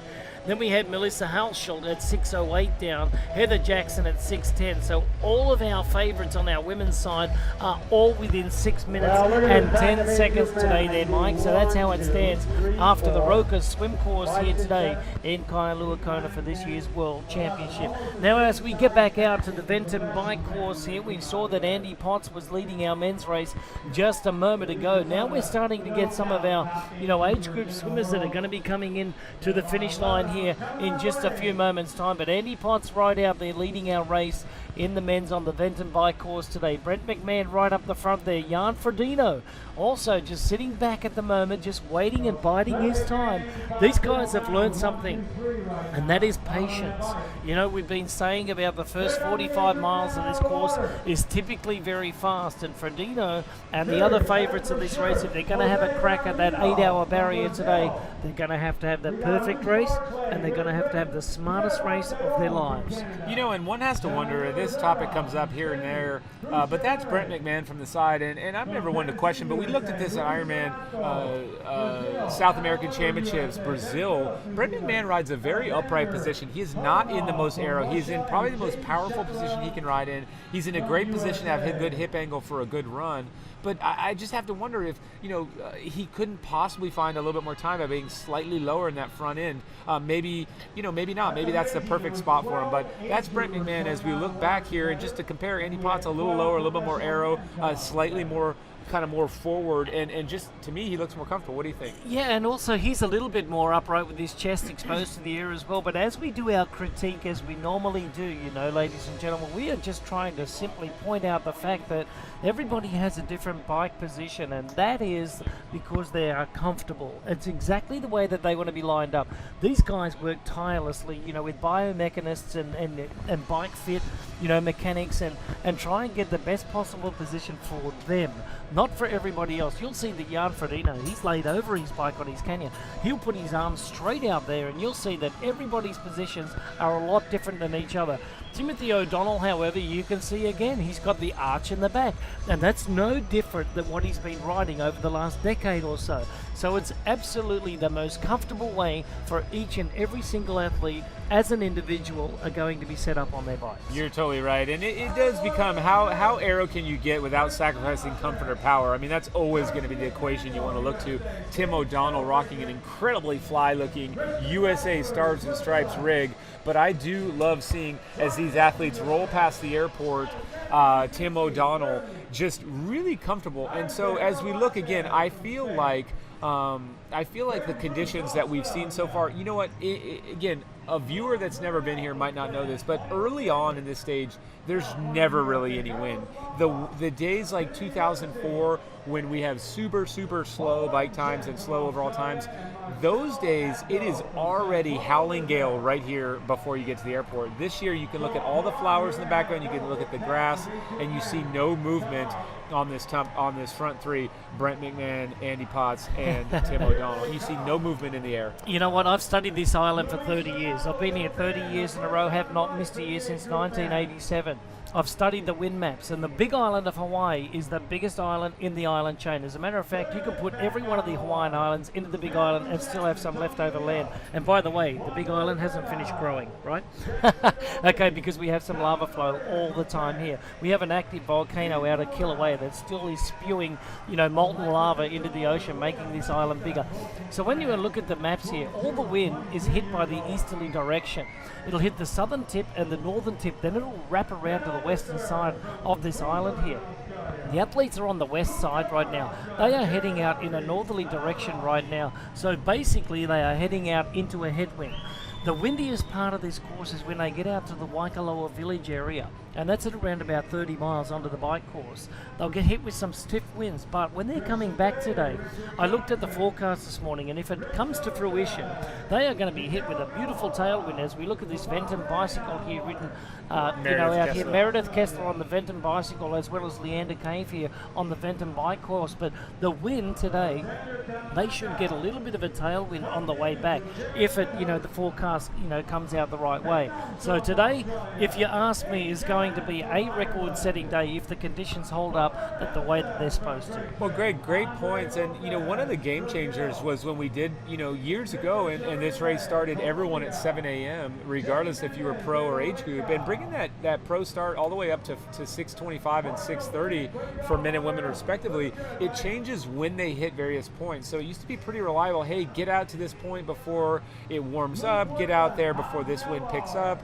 the change of direction, all that stuff you just discussed. Now we're fully 35 minutes ahead of previous start times. It really changes the game. It makes it in a lot of ways a faster course on a typical day.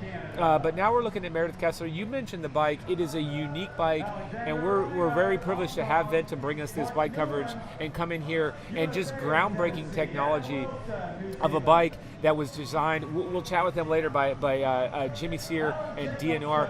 Jimmy Sear was an athlete, and he came in here and raced a lot of events at a top level. A really good swimmer from Australia and really great overall triathlete. But it's cool to see an athlete just evolve from someone who competes to someone who produces. Right now, Meredith Kessler, let's talk about her as an athlete. She is really, truly someone that can beat anyone at any given day on almost any course. She's won 6 Ironman New Zealands, if I'm not shortchanging her. She's won 70.3. She's won Ironman. She's beaten everyone.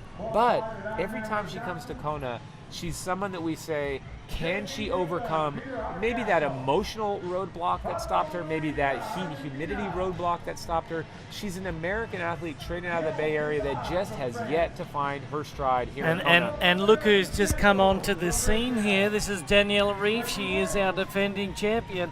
She's also been responsible for setting the fastest bike times over the last couple of years, and previously we know that this is going to happen again possibly. But look at this. They are going to take it to her today, and look at just a little bit of a look over the shoulder and says, hey, come on, I'm going with you today. And that's absolutely incredible, because I tell you what, Michelle Visterby from Denmark, she last year had the race of her life in 4th place, and now she is in pursuit of that 1st place, and now she's got it. She has overtaken Meredith Kessler, so now Michelle Visterby is really getting after it this year. I'm really surprised to see this move. Anybody who goes past Daniela Reif is going to have the cycle of their day and means business, but this is early. We're inside of the first 15 miles, and you know that everybody's really frisky out there and got a lot of adrenaline running. And I tell you what, for Michelle Visterby to doing this, she's either got really good legs or she wants to keep the pace up really high. Well, I think it's a little bit of both, probably. Everyone should feel pretty good early. And Greg, the thing you said to me is she wants to keep the pace up. I think last year, Miranda Carfrae did not finish the race, but she lost about 4 minutes on the swim. This year, she's lost about 4 minutes on the swim. Miranda Carfrae, when she last won this race in 2014, we were looking at deficits that seemed insurmountable. She ran 17 minutes into Daniela Reif. She ran 18 minutes into Rachel Joyce. Rachel Joyce, one of the best, most consistent performing Ironman athletes of the last 8 years. She's at home on maternity leave. We don't have her here this year, but she was someone that you don't give her a lead. Miranda rolled through it and took it down with a 2:50 marathon. She did the same to the woman that got second that year, Daniela Reif. So I guess why I bring that up is Michelle Visterby doesn't have a 2:50. Nobody really does, but she doesn't have the wheels on foot to put these girls to bed. So why not get after it where you're strongest, swim and bike? Michelle Visterby, Jody Swallow, Annabelle Luxford.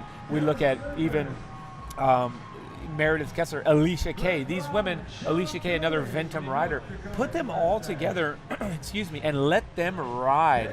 That is where they have to play their cards. It doesn't mean they're bad runners. They're great runners. It just means they're not exceptional runners like Car Frey. So we look at Michelle Vesterby, a little bit of a surprise to see the Danish athlete out front, but not so much. I want to say I would do the same if I were in her shoes. I got to tell you, Mike, today Michelle Vesterby is, our 2015 Ironman Copenhagen champion, winning in her home country there. But through 7 miles of the bike ride today, we can tell you that already 2 of our athletes that were out of the swim in the lead group have already been dropped from the pack, and that is Laurel Wassner and also Julia Geyer. Daniela Reif was our leader going through the first part. Meredith Kessler, Camilla Peterson, Annabelle Luxford right there, Anya Berenek and Michelle Vesterby. So they're all right up the front of this course at the moment. And there goes Meredith Kessler again. She's just, she's going to hang in there all day long. We had Mary Beth Ellis right up there in that lead group as well. So very good to see that a lot of our athletes, our leaders and our favourites are right up there at this stage. Totally. And you have to remember that Mary Beth Ellis is a scrapper. She can put all 3 together. The only thing that Mary Beth Ellis has as a weakness is her last maybe 6 miles of the run, and that's only because I think she gives it so well all day long that in the end, the last 6 or 8 miles is a bit of an Achilles heel for her. But she's so good, she's so tenacious, and she will scrap with anyone. She will fight tooth and nail. Right here, we're looking at Ventum bikes. That is Meredith Kessler. I happen to know that Matt Lieto is on the side of the road with someone from Ventum right now, and I would love to hear what Matt has to say about that exciting brand.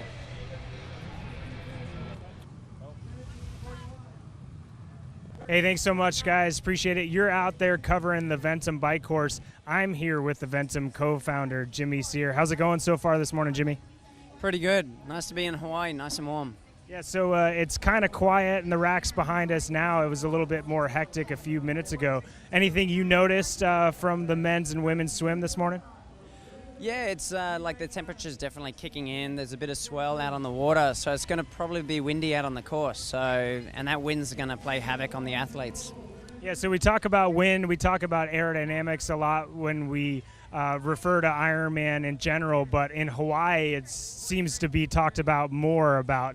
Obviously, you've got to pace yourself, you've got to stay cool, you've got to hydrate, but there's all this talk of aerodynamics. Tell us a little bit about the effect aerodynamics can have on the pro athletes and the amateur athletes. Yeah, absolutely. Like it comes into play. Like everybody has to carry their nutrition, their food, their fluids, and then once you're in the wind, it's more for the wind to see. So when you're in Hawaii, you're a lot more exposed, you're out in the lava fields, and you got to hide from the wind as much as possible because you don't want to burn out too quickly. So it's important that you have all your food with you and you can stay tucked. And especially with that wind, like today, it's probably going to come in a crosswind, so everyone's going to be exposed. So deep dish front wheels and like front end, like if you get a lot on that front of the bike, you're going to get pushed and you're just going to take a lot of energy trying to fight it. So aerodynamics definitely plays a big part of it, and hopefully we can see a couple of Ventums up the front.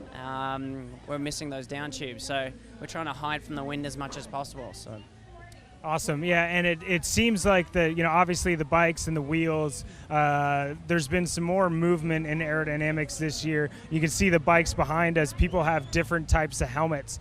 Tell us a little bit about the differences and the benefits of an aerodynamic helmet versus maybe one that can keep you a little cooler in a race like this. Absolutely, like aerodynamics is one thing, but you got to make sure you stay cool. So if you have a full helmet with visor, yeah, it's quick, but then you're much more likely to get hot and build up that temperature. So yeah, if you can keep the air flowing over your head, that's really, really important. Smaller tails are normally good because you move around a lot in an Ironman. So we're seeing an interesting trend in the sport now where helmets are changing, bikes are changing. We've had a lot of interesting bikes come out recently, which it's all about going faster. You don't have to be a triangle, and that's the way to help an athlete get to the finish line even quicker. just in the same amount of training and everything. Yeah, it seems like we always have changes in the product that we have in the sport to make you more aerodynamic. Everybody immediately goes to that, and now I think we see people coming back, like the sleeve suits.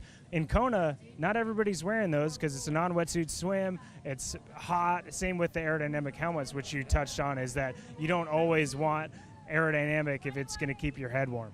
Exactly, and the sleeve suits is a great example where they're very, very quick in a tunnel, especially if they're on right, but you can heat up quickly in those things. So if you're wearing a dark color suit, that's only going to add to it. So everybody's got their own strategies, but yeah, the big thing is keeping that core temperature down and being able to be as aerodynamic and as fast as possible without getting sort of pushed around too much by that wind.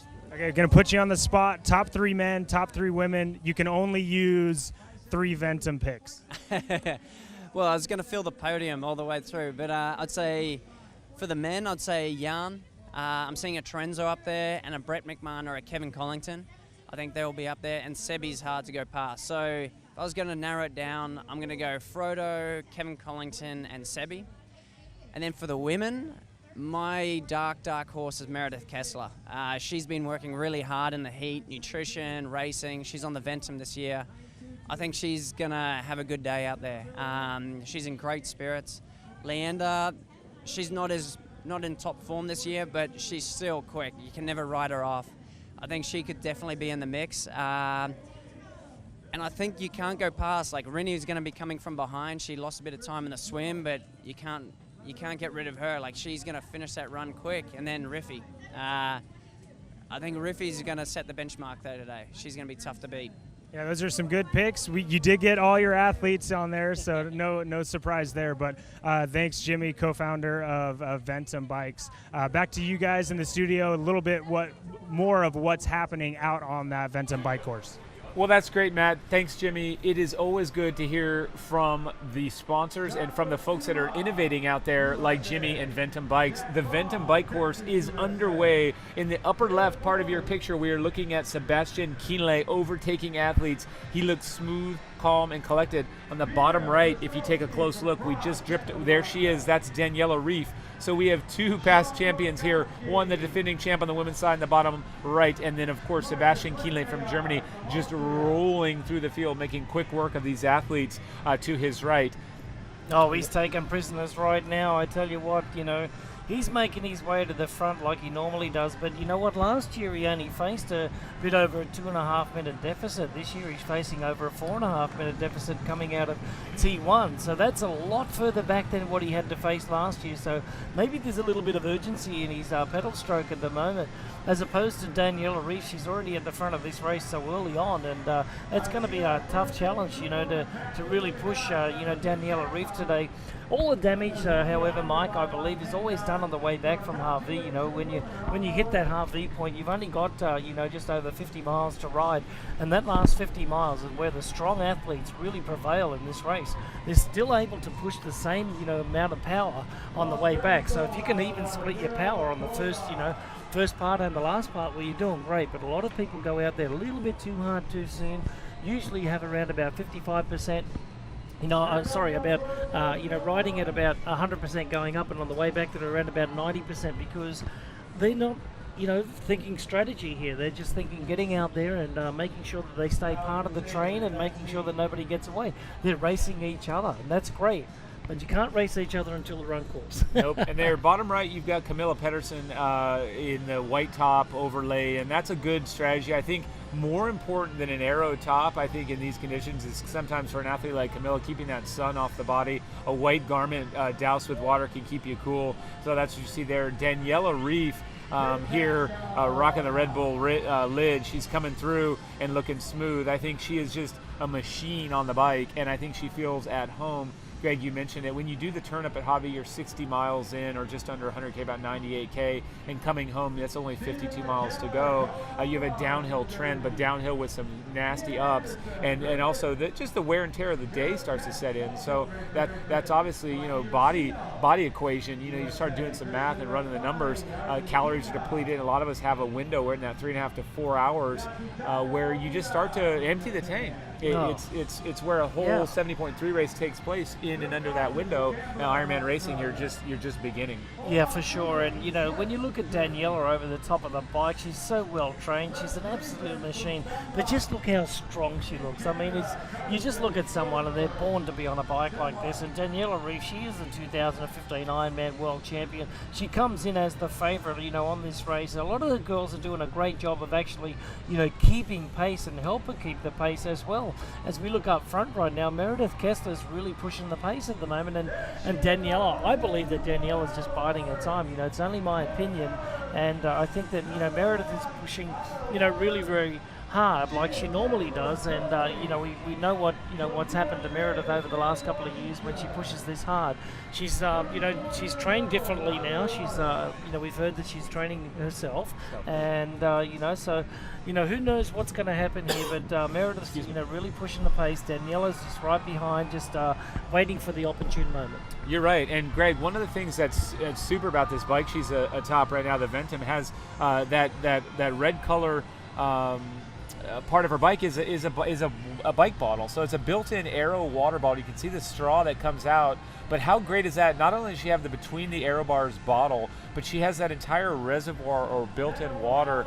And that's just, you're thinking ahead. You're thinking about, what do I do to execute the perfect day? And it's not just about being aerodynamic, having a great bike ride. It's about being ready to run. She did go a little sideways, a little cross-eyed a year or two ago, where we thought, man, she's having her day, she's having her Kona, and then she just kind of went off course and was just out. And I think, it's a testament to the toughness and the tenacity of this athlete. She can push through just about anything, but, in the end, you have to stay inside of that edge until the very end, because if you go over the edge too soon, too early, it's lights out, and we saw that with Meredith. But what an incredible athlete, and to see her up front there in that fancy rig and the custom paint job, she's got initials all over. I'm assuming these are all people, maybe referencing people that are near and dear to her heart, supporters and whatnot, as you see each of those sets of initials. And it's kind of a treat. If you're one of those people, you probably see your initials on there. But again, Greg, that's just a global thing. When you talk about Ironman athletes, from, again, the front of the race to the last finisher, one of the most important things to remember is that we share Ironman with our family and our friends, our spectators. You couldn't have done it. When you won this race a short 22 years ago, you couldn't have done it without your bride. You couldn't have done it without any of the people that supported you. And it really makes it special. It's like you're out there alone, but you have this massive network that starts and crosses the finish line with you. And I think that, that's probably a testimony of what she's putting out there. But I think you'd agree with me, Greg. It is just an individual sport that we never do alone. Oh, you're absolutely dead right. And, Meredith right now, she's, going through her nutrition at the moment, Mike. That's one of the things that she's faced, to be a bit of a thorn in her side, in previous years. She's a two-time Ironman, 70.3 champion, and, she's won races from all around the world. And, today we're looking, forward to seeing her, have another great race. And let's see if she can take this one all the way. And, right now she's showing us that she's, pretty strong. But Meredith, over the last couple of years has won a lot of races. You were mentioning 6 Ironman New Zealands. Last year in 2015 she won New Zealand, she won Arizona. She was 26th here in the World Championship. In 2016 she won New Zealand for the 6th time. And as we cast our eyes back to Daniela Reid right now, Daniela's had such a great career. She was an Olympic athlete when she was doing the ITU, the Olympic distance. And then in 2014 she won Ironman Switzerland, she won Ironman Copenhagen in the same year, Ironman Hawaii in 2014 she was 2nd place. Then in Ironman Frankfurt last year in 2015 she was the European champion, also won the World Championships, which was absolutely fantastic. And this year she won Ironman Switzerland with a time of 8:55:01. So the Daniela Reid is coming. She's about to enter the history books as another one of our great athletes. So as we watch Daniela Reid, she is our defending champion on the women's side. We're going to run off to a break. You're watching the 2016 Ironman World Championship. Don't go away. We'll be right back.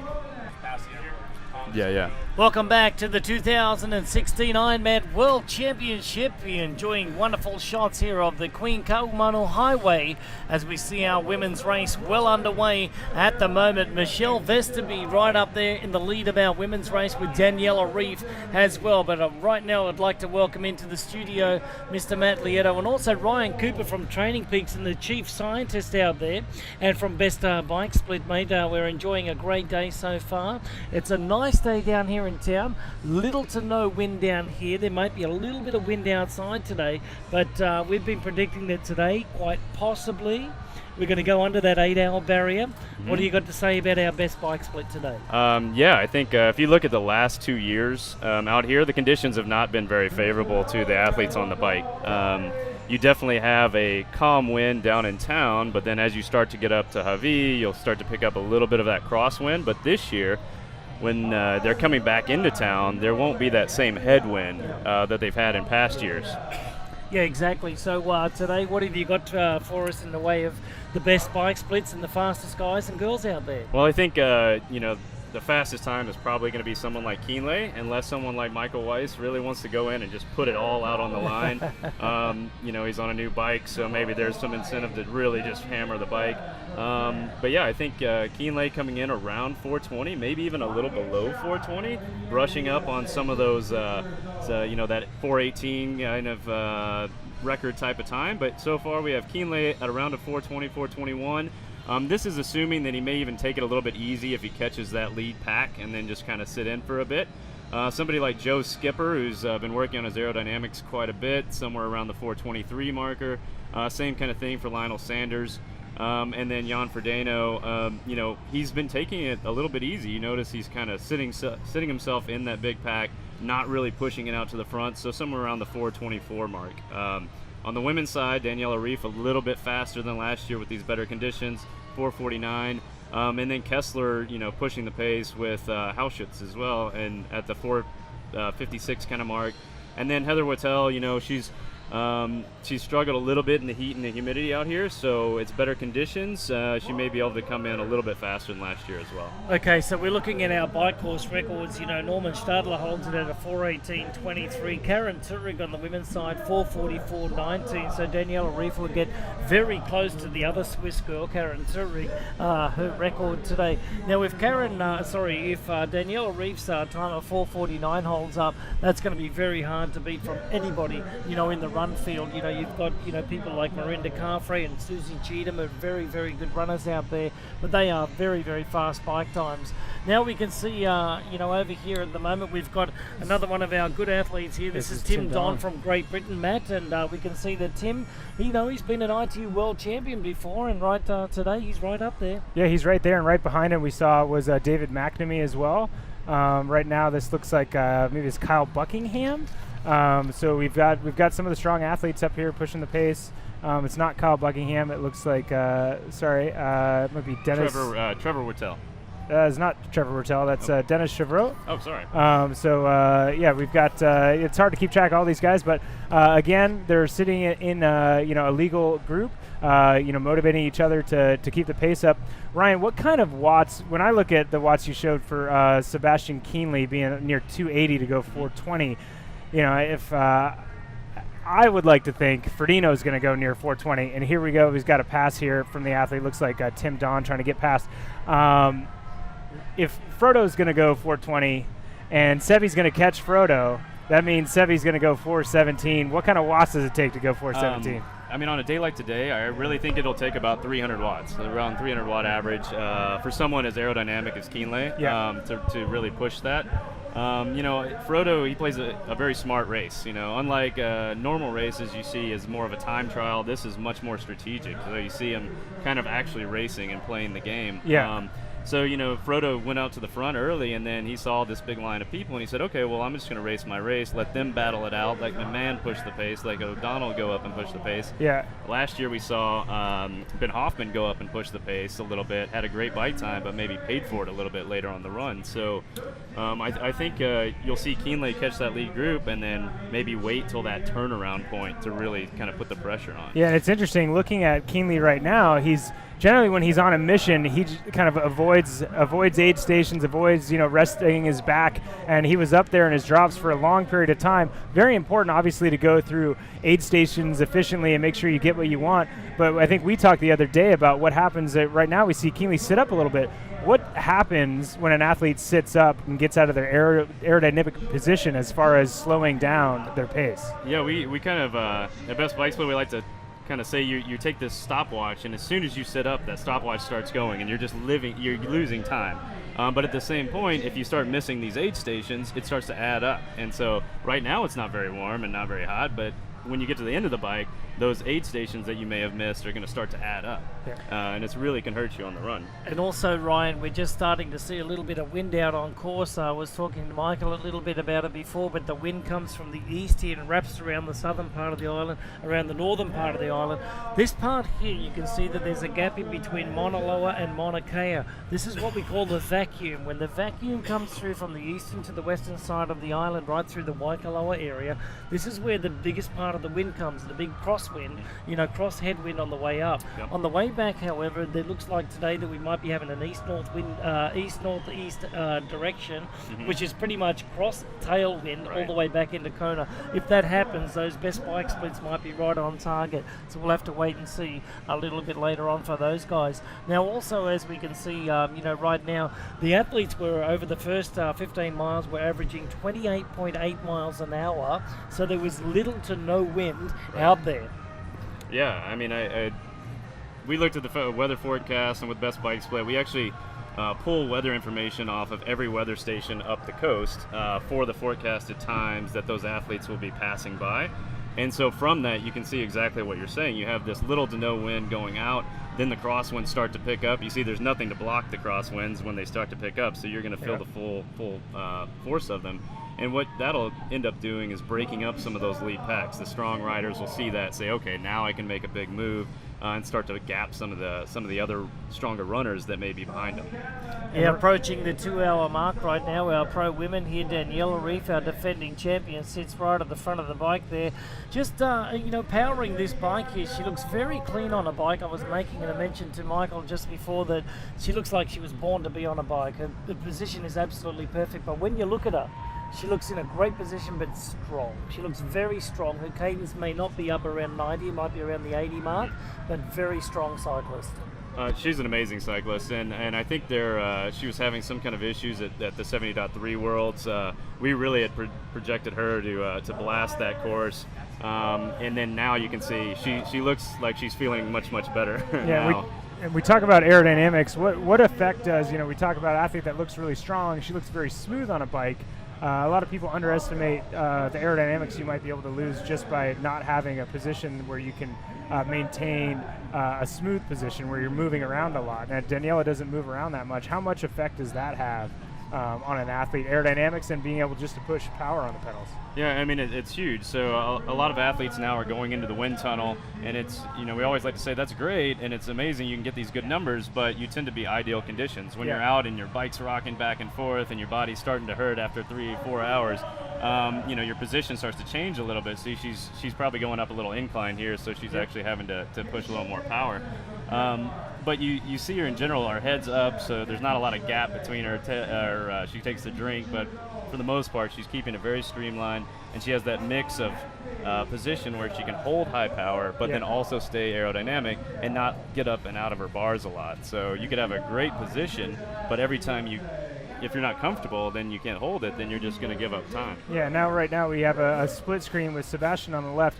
Now, Ryan, would you think when you see an athlete like Sebastian Kienle that in general we see him, he looks great on his bike and his aerodynamic position. Generally, when he's aggressive out here on the bike, he's got that aerodynamic helmet that fits his position really, really well. Would you assume a change in tactics for an athlete that's going more towards a helmet that's going to keep him cooler? Does that mean Sebastian's banking on his run a little bit more? Does it mean he was hoping to be in the pack? Can you take anything from that equipment choice, you think? I mean, I think it's about, just trying to keep a little bit cooler. So, last year maybe he thought he overheated a little bit coming back into town. And if the wind keeps up the way it is, it's not going to be as big a disadvantage coming back into town if you have a crosswind than if you have a headwind. Yeah. And so I think it's a conscious choice he made. You see, Ferdino did not do that, so No. he's stuck with the complete arrow lid, and he may gain a little bit of time on that, but your body as a professional athlete, so if you're going to get overheated, that could cost you tens of minutes in the run. So. And talk about smooth. He's not in it now, and he's looking around to see who's going to come around. But Jan looks so smooth when he's in that aerodynamic position. He's not rocking around at all. We did a power download last year with Jan Ferdino's data, and just when you look at it, I mean, completely the ideal pacing. I mean, it was almost perfect. So you saw him as he was going up Polani. He just he let other people pass him. He stayed up. He didn't get out of the saddle. He just kind of spun it out. So he knows where his limits are. He knows what the plan is, and he's going to stick to that plan. Well, when you look at Ferdino here as opposed to Kinley, Ferdino this year had another great year, but at Ironman Germany, Ironman Frankfurt this year, we could see that, Ferdino, you missed Ironman Germany this year, but Kinley, he rode a 4:12 on his way to a 2:44 and another great win at Frankfurt, which was absolutely amazing. Went to 70.3 Worlds, and also he was in second place. Sprint finish with Tim Reid, but comes here today with a little bit of, pep in his step. Absolutely. And I think that Kinley really wants to win this race. I think so. I think with the running that Sebastian Kienle has been doing this year with a 2:44 and at 70.3 Worlds, a 1:11, just to be able to move your legs that quickly is unbelievable. Forget about the fitness. It's just having the biomechanics and the ability to move your legs that quickly and run that fast. Jan Ferdino knows that Sebastian Kienle is a really, really, really good runner. So I think that's what Frodo was thinking about when he's at the front of that swim, pushing that pace. I mean, generally we do have a large group getting to that first boat together, and last year obviously Sebastian Kienle made it all the way in that front group. They never had a chance this year. I mean, so I think right now we're seeing Ferdino maybe being able to settle into a pace that, as you said, is smart pacing because he pushed early on the swim, but he never broke away. I think that's the difference. If he was to break away early with someone like Potts, then the chase group is the pace setting is made by somebody else that's in the group, where if he lets that group stay with him, he can slowly just turn up the volume, right? Yeah, so Ryan, I've got a question for you. Do you consider, into your best bike split, this comment, and this comment is pretty much brought about by Matt's brother, actually, because Chris Lieto was always one of the guys that I looked at that had one of the most perfect race strategies. He waited until he got to Harvey before he actually dropped the hammer, or actually kept the same sort of wattage. Chris Lieto would always come back from Harvey back into Kona town with a huge lead, or he'd drag all these people back, but he was one of the guys that was able to sustain the back end of the bike ride as well as he did the front end, and that looks like what Jan Ferdino is doing right now. Kinley, on the other hand, is having to make up a lot of ground. Last year he was only 2.5 minutes down. Today he was 4.5 minutes down. So do you consider that last part of the bike course into your best bike split predictions? So it's kind of interesting. We started to look at this last year, and one thing that we didn't consider fully was the effect of heat and humidity on the physiology side. So you had a lot of first-timers that came out here, Lionel Sanders, Joe Skipper, that they knew what kind of wattage they could hit at a normal Ironman. Yeah. They came out here and they blew out trying to hit those same wattage numbers. And by the end of the bike, they were 20% lower on power than they were at the beginning of the bike, and possibly the worst possible time to be that, that low power number. So what we started to do is look at somebody like Ferdino and start to dial that in and say, he probably rode quite a bit less, or he did ride a lot less power here than he probably rode at Frankfurt.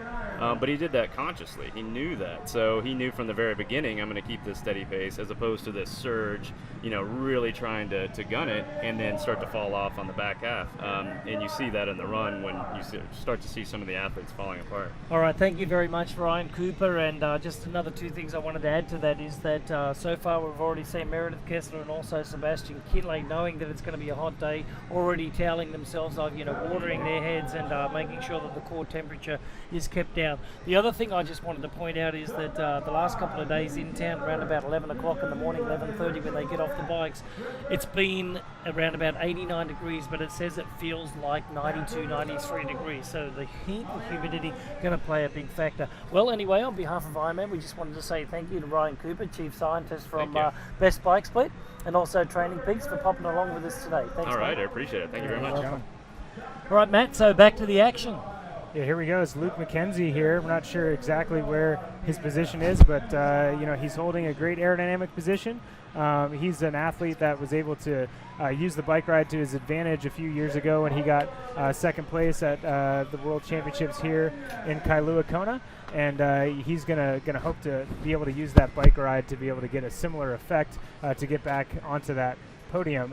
He's had some bad luck at the Asia Pac Champs earlier this year where he got 2 flat tires when he was kind of off the front, so we haven't seen a big result from Luke McKenzie. Our memory in triathlon is pretty short, so we say we haven't seen a big result from McKenzie, and a lot of people aren't talking about him, but he rode 408 down at Western Australia not too long ago, about 10 months ago, and was able to go in the low 750s. So Luke McKenzie here to the right of our screen, riding quite well on his bright bicycle, and to our left we have Sebastian Kienle, still like he's just rolling. He's catching coming up on an athlete right now.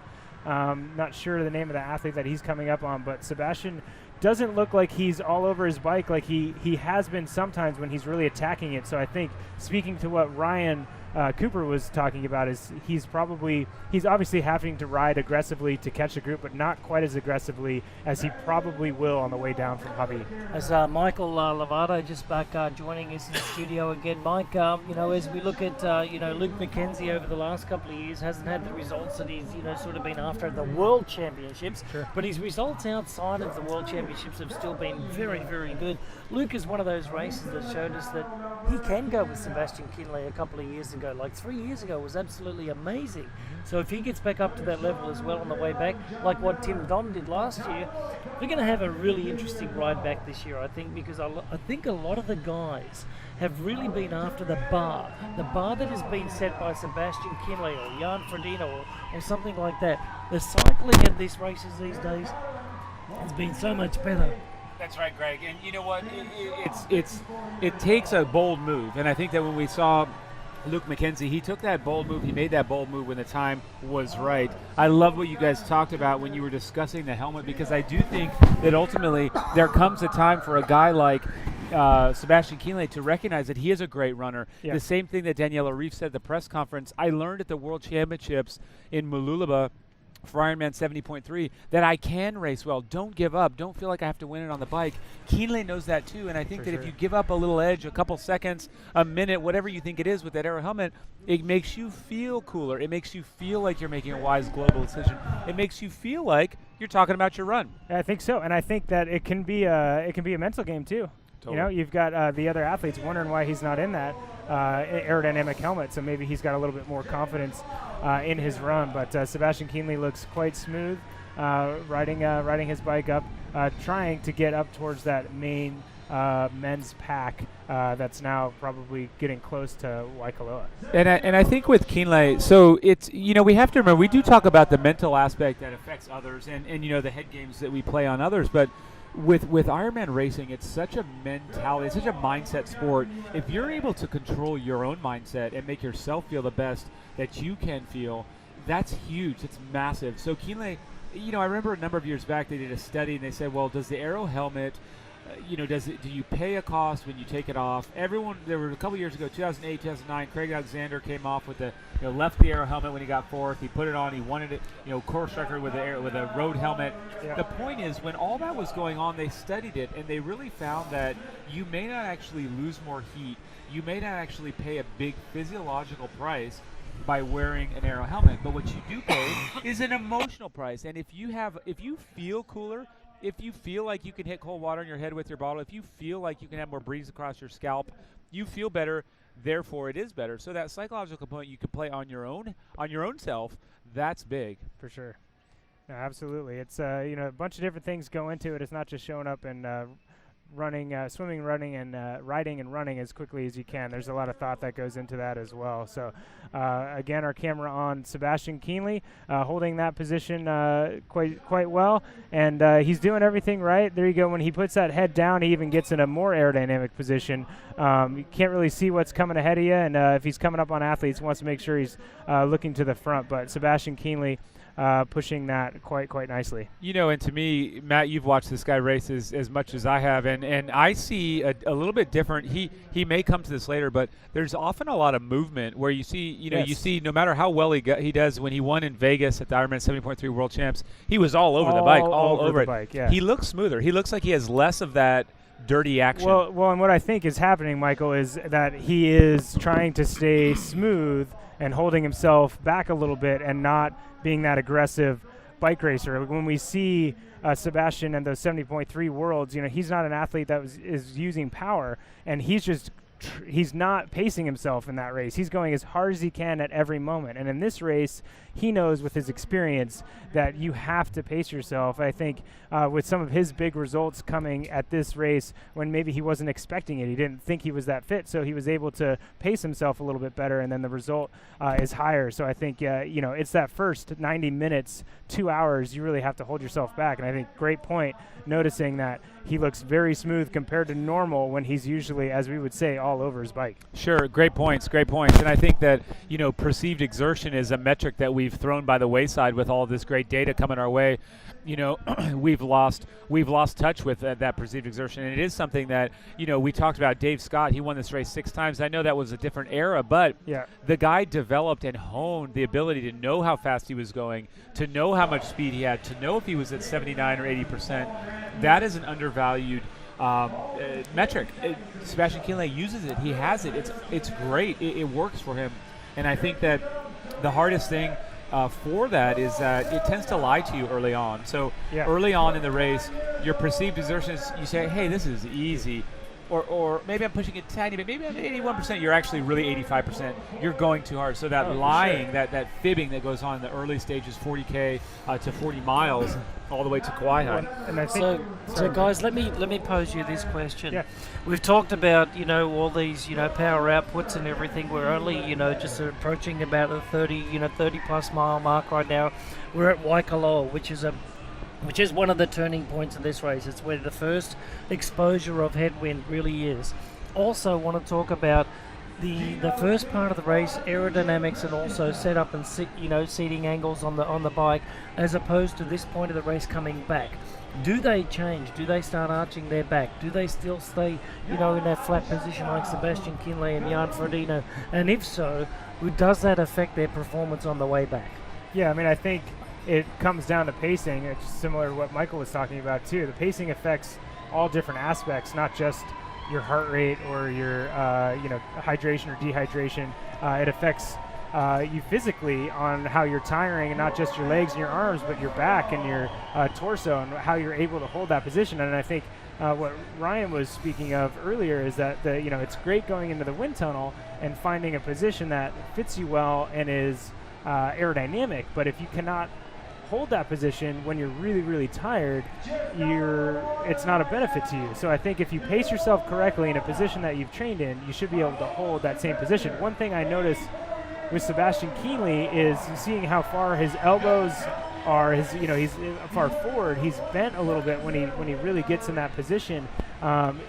He has an ability to stay in that position and is very strong in that position, where most people, if they tried an aerodynamic position like that, just wouldn't be able to A, put out as much power, and B, hold that position when it mattered. And I think Sebastian has the ability, and he's been with the right people to find a position that works, that allows him to run off the bike well, is aerodynamic when he's racing, but as you said, Greg, important that he can stay in that aerodynamic position. And what you said earlier, Michael, looking at, we look at Brent Mcmahon next to all these other guys and say, well, clearly Brent needs to go in the wind tunnel and have someone look and try to get him more aerodynamic. But Brent might not run off the bike that well if he's in that position. He might not have the lower back strength or the trunk strength to be able to hold that when he's riding well at the end. So these are all things that an athlete considers. All right, so here we go, guys. We've had a little change in the action at 31 miles at Waikoloa. We've now got a split in the field. We've all were riding within about 20 seconds of each other before. Now we've got Luke McKenzie leading, and right down to 20th place we've got Igor Armarelli at 40 seconds now. So it's just starting to stretch out a little bit. I know we've got a big long line of athletes here. Luke McKenzie leads the way from Timothy Van Burkel from Australia. 2013 champion Frederick Van Leer is in third. Andy Potts and Jan Ferdino fifth and sixth. Timothy O'Donnell, Andy Butcher from Germany, Ben Hoffman, Brent Mcmahon and Marco Albert in the top 10. Terenzo Bazzoni and Echo Janos, Tim Don and Dennis Chavreau from France, David McNamee, Paul Matthews, Patrick Lang, Andreas Rayler, David Dello and Igor Armarelli. So our top 20 there now spread out by 40 seconds. I mean, you do top 20 divided by 40 seconds is 2 seconds apart. Those athletes are together, and that is, a shuffling of order. It is stringing out. I like what you said there, Greg. One of the things I'll just, I don't want to harp too much on position, but I think that what happens with these athletes too, as they go throughout the day, you're always going to go to your default. You're always going to fall back on what is your comfort or your power, what you do the most in training. Some of us have an ideal situation. Our head is in the turtle arrow tuck. Our elbows are in the exact spot, the angle we want. We feel pressure on the saddle in a certain spot. There is an ideal that we want to be in, but that isn't always our default. That isn't always the way that we fall to. And so when you get tired and as you go later on in the day, you tend to go to that default. One of the things, guys, that as well as I do, we are in that stage now where it's time to start thinking about what you're doing as far as fueling. Yep. What you're thinking about as far as, are you getting in your endurance, your Gatorade Endurance Formula? Gatorade Endurance Formula formulated with all these electrolytes. Electrolytes is the name of the game. It's the name of the game, right, Greg? I mean, you have to get in there and take on those fluids, take on that fuel, and this is when we start paying attention to who's doing it. I mean, Matt, you're still a professional athlete, running around there worldwide and doing those races. Just elaborate a little bit on, Gatorade Endurance Formula that's found on course and also all the US Ironman races as well. Yeah, I mean, it's important to train with what you're going to race in. So, it's always good to get out there and get some of that Gatorade Endurance Formula so you're used to it and you've got it in on your bike ride when you're out for the harder rides. Right now we see this is actually Mikey Weiss passing Sebastian Kienle here early in the ride. That might be an athlete that's not pacing himself throughout the day. Sebastian has to coast to make sure he gets a distance behind Mikey as he passes him. But as you were saying, that was an important time. An athlete like Weiss is going by quite quickly. We're hoping he's getting his hydration in, but it's super important to be able to get your hydration and your sodium and your electrolyte balance correctly. Gatorade Endurance Formula does that for us here out on the course. Let's check out the story about Gatorade Endurance, the official sports drink of Ironman US series. The Gatorade Sports Science Institute is the research arm of Gatorade, and our focus is helping athletes optimize their health and performance, and we do that via using research, education, and service, both in nutrition and hydration sciences. In 2003, we worked with athletes, Ironman athletes here on the island, and we understood that their sweat rate and sweat sodium losses were actually extremely variable. So now we're actually here testing athletes that are competing this Saturday to understand their individual losses. Once they have their individual losses, then they can calculate their fluid and nutrition plan. We're measuring the athlete's sweat rate, and the way we do that is basically have the athletes warm up on a trainer and then exercise for 30 minutes. Their body weight change during that 30 minutes is going to be purely due to fluid, so we can use that calculation to understand their sweat rate during exercise. We're also applying patches to their skin to understand the sodium that they're losing in their sweat. So with an easy calculation with our equipment, we're able to give the athletes immediately their sweat rate and sweat sodium losses during exercise. Gatorade Endurance Formula is great for Ironman athletes because they're exercising for an extended period of time, and we know that during that time they have the opportunity to lose large amounts of electrolytes. The Endurance Formula is actually different from Gatorade Thirst Quencher because it has almost double the sodium and triple the potassium of Gatorade.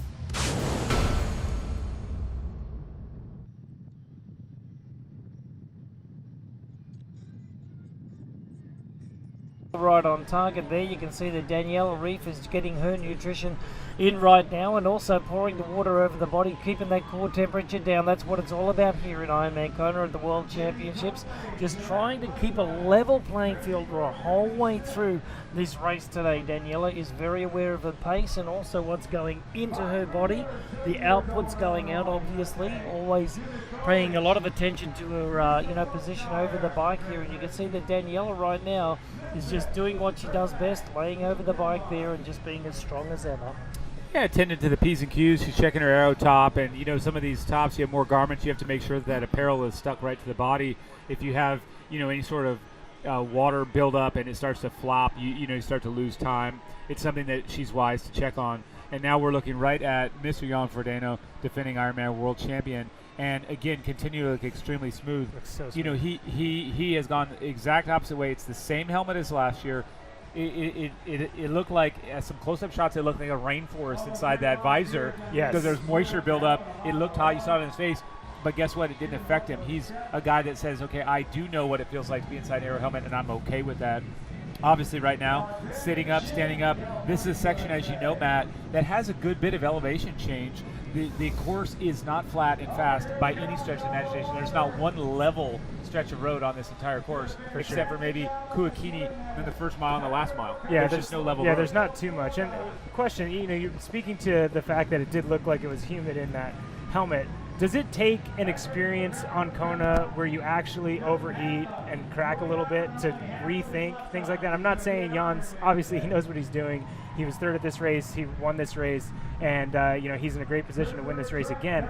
But often, like you look at Sebastian, he had a struggle last year, and now he's wearing a helmet that allows a little more ventilation. Well, That's to answer that, Craig Alexander's a great point. I mean, he Yes. wore an aero helmet a couple of times, but for the most part, he wore just a regularly invented helmet. And I believe his aero his vented came the year after he got fourth. I think you're exactly right. And that's Ben Hoffman. Ben Hoffman, he's doing what needs to be. He's present, he's in the spot, and he's taking. Here's the thing that is very dangerous at this part of the race. A lot of people sit in that penalty tent at mile 40, Yes. and this is why. You don't need to draft. You're not trying to draft, but if you're 8th wheel, 9th wheel, 10th wheel, you're in a dangerous spot. He saw Ferdino sit up and make a gap. Ben said, I have to be in there. I can't be in this danger zone where there's an accordion action and I get sucked into an accidental penalty. I got to say something about that too. That's tactics, because if he's getting in front of Ferdino, that means Ferdino now if he's sitting 10th wheel, that's going to take a good 10 minutes to get through that pack. Absolutely. And, to get right to the front of the race. So Absolutely. And Ben is looking at being as far forward in that group as he can without having to be a pace setter. And anytime you see an athlete in front of you open up a gap, you want to get in there so that you can be there in case a gap opens that third and fourth wheel. And what you were pointing to, Michael, is that these athletes are sitting legal distance. And if Jan Ferdino stays at that legal distance, Ben Hoffman is not allowed to go up to Jan Ferdino and go in front of him. Because then he would be inside the drafting distance. He has to wait till Jan opens that gap another couple meters, so there's room for him to get in. And if Jan doesn't open that gap, for Ben to move up in the field, he's going to have to go all the way up, maybe to the front of the field, or to maybe another athlete that's let a few other meters go. So Ben is taking any opportunity he can, and we'll see this a lot. And great point, Greg, is that it is tactical, because if you end up getting to the part of the course that's difficult, and when things break up and you're 25th wheel, like right now Igor Amarelli is in 20th, if something happens and Luke McKenzie, who's at the front, decides to really put his effort down, or Tim Van Burkel in second place, Igor's going to have a lot of work to get past 18 guys. So you got to be one of those. Any one of those. Absolutely. Yeah, very well said there, Matt. And let's just not forget about our age groupers right now. The 2016 Ironman World Championship here. The age groupers and some of our hand cyclists just coming out of the water at the moment. We're around about 30 minutes from seeing the cutoff for our male age groupers just to get out of the water there, and then around about 45 minutes from our age group women getting out of the water. That will be their cutoff at 9:30 local time this morning, remembering that our age group males took off at 6:55 today, and then also our age group women took off at 7:10, so they have 2 hours and 20 minutes to complete the swim course down here in Kailua, Kona today. So here we've got our first penalty box. This is right out front of the Monolani Bay Hotel, and it's around about 35 miles into the course at the moment. So we'll have to wait and see if anybody's been assessed a penalty and then we'll be able to let you know exactly who that is right now. But we do have a large group of male athletes riding together, remembering that our distance between bike lengths have to be 12 meters. And then also they have, around about that 30 seconds to overtake and get out of the blocking situation, the blocking lane there. So we have a large group of male athletes up in the lead of our race today. On our women's side of things, Daniela Reif is right at the lead of the women's race at the moment. Meredith Kessler sitting right in there, and Alicia Kay still sitting in third position. You know what, and just coming back a little bit to some stuff that we were talking about with regard to that men's pack and the way that was playing out, I think it's important to note that that each of these guys we've referenced, from Luke McKenzie to Ben Hoffman and then Tim O'Donnell, they each had their top three based on being in the right place at the right time and making a move at the exact moment and capitalizing on it. So each one of those guys might have been a different plan than they set out to. They got into that meat of the race where they maybe thought, hey, I'm not going to go there. They weren't thinking that, but then they found themselves in that spot. They looked around and they said, you know what, I'm here, I'm away, I'm gone. Each one of those three athletes managed a podium. So I think now there's an acknowledgement of that. These athletes are not stupid. They study the race. They know what's gone down in the past. And so they may say, Tim Van Burkel may say, hey, I went from 7th 2 years ago to nothing last year, really, to speak of. I want to get back in there, so I'm going to find myself in that spot so that when my opportunity knocks, I answer the door. I'm ready. Well, and that's the exact example I was looking for was Tim Van Burkel. He's up at the front. He's an athlete. All his competitors respect for sure. I mean, he won a championship race earlier this year. Was second in a championship race behind Hoffman. So they're not going to give him a long leash, but they haven't seen him do an effort like that. He hasn't proven that he can go off the front and still do well. Right now we're looking at Alicia Kay, but not in this race. He hasn't been able to do that. So someone like Van Burkel is definitely able to get out and get off the front and be given that leash. And there's not a lot of athletes that are given that Absolutely. Leash. And Alicia Kay, you have to remember, she's a rookie. She is a 100% rookie here. She did Ironman Lake Placid. Otherwise, she hasn't done any Ironman racing. She's new to long course. She's a big wild card. We just don't know. She's got the tools, swim, bike, and run. But we know that she is an absolute rookie, and we just don't know what to expect from this young lady. All right, so let's wrap it up through 32 miles here at Waikoloa for the men. Our top 10, Luke McKenzie in a 2-second deficit, Tim Van Burkel, Freddie Van Leerd, Andy Potts and Jan Ferdino in 5th position. Tim O'Donnell is in 6th position right now. Andy Betcher, Ben Hoffman, Brent McMahon and Marco Albert are your top 10. Our top 8 women past 32 miles. Daniela Reif continues to lead by 6 seconds. So now she is just starting to stretch it out. Alicia Kay in 2nd spot. From Germany, Anja Berenek in 3rd place. Meredith Kessler and Mary Beth Ellis, both from the USA, in 4th and 5th. Annabelle Larksford from Australia, and the 2 Danes, 7th and 8th positions at 34 and 36 consecutively, is Michelle Visterby and Camilla Peterson. So our top 8 women are really having a great race. Daniela Reif just starting to slip off the front. Yeah, and again, she looked smooth when she was up at the front, so if she slips off the front, she's going to be hurting the women at the back of that group of 11 that we had. So this is different tactics than we're used to seeing at the front of the women's field, having a group this big. And you think, you're in a group and it's, that's the place to be. It's easier there. But if the person at the front of the group is really pushing it, you might get taken outside of your strengths and your pacing. Big news, Greg and Michael, is got the word on one of the 2 athletes that were in that penalty tent. Is number 3, Brent McMahon, is serving a 5-minute penalty early on this bike ride. So Brent McMahon is going to have a lot of work left to do. He caught himself in a situation where he's now serving a 5-minute penalty with a blue card out on the Bentham Ironman World Championships bike course. So when we get the other number, we'll let you know, but it was definitely in that front group of athletes. So probably another big gas will go out when we're able to share the number of that athlete that's serving a 5-minute penalty. And Greg, a 5-minute penalty isn't the end of your race. And often we've seen if it's at the end of the race and you serve the penalty in the tent in transition, it can lend itself to running really quickly. Tim DeBoom won off of a penalty. I believe Luke Van Leerd won off of a penalty. I think Natasha Bobbin actually won off a penalty as well. But penalty early is bad news because you're now separate from that group and your race tactics might have changed. So, Matt, what is the rule about serving that penalty? Do you have to spend it at any one of those tents, or can you spend it in transition? Good question, Greg. You are required to stop at the very next tent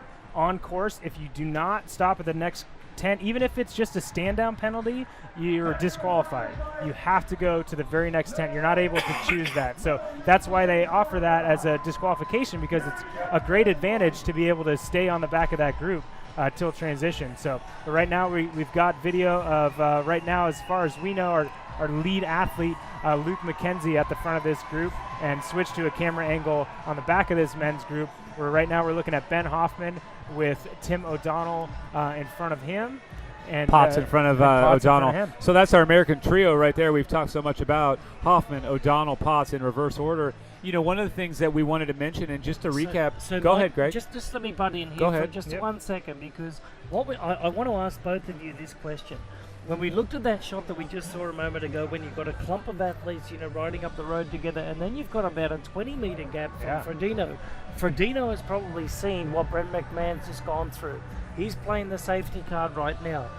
That's a great idea, right? It's a great idea, but it's dangerous too. Like, so he's the guy to do it though, because if it's Jan Ferdino, everyone behind him is respecting what he did last year. They're respecting this man's pedigree, and they're saying if he's sitting at 20 meters, I'm going to stay behind him. I'm not going to slot in because this guy is the man to beat. He's where I need to be. Well, and it helps when you're the strongest guy out on the course, right? Oh, I'll give him 20 meters. I can pull it back if I want to, right? So, and then right near is Janos right behind him, and that's an athlete that's moving past now for the pass, seeing that gap opening, and Neko Janos wants to get by and get up there, and I believe can't get a name on this athlete, but great point, Michael. It's important to move through the field when you have the opportunity, and I think that's Mark Albert that we're looking at now. A great swimmer, great cyclist, won Ironman New Zealand a few years ago, if my memory serves me, and he's one that's going to do well near the end of this bike ride. And to our right is a picture of Andreas Raylert, who, as Greg, you pointed out earlier, with a little bit of excitement in your voice, that we haven't seen Andreas this far up this early, or in this good of a position this early in a while. It seems like every race where Andreas Raylert has shocked us or really been a part of the race, he is hauling on the first part of that bike, or first part of the run, because he's got a large gap. If Andreas doesn't have to push the pace early on the run and can just run a marathon how he wants to, it's dangerous, and man, he could run away with it. I think both of you will agree with me that we've seen Andreas race from every possible position on this course. And he's been right up there with the leaders in the swim a couple of times before, and he's been all the way back as far as 5 minutes before. And we've seen him like in a race with Macca before. We've seen him like come from behind before. Now we can see him right up there. Now all he has to do is play the smart game.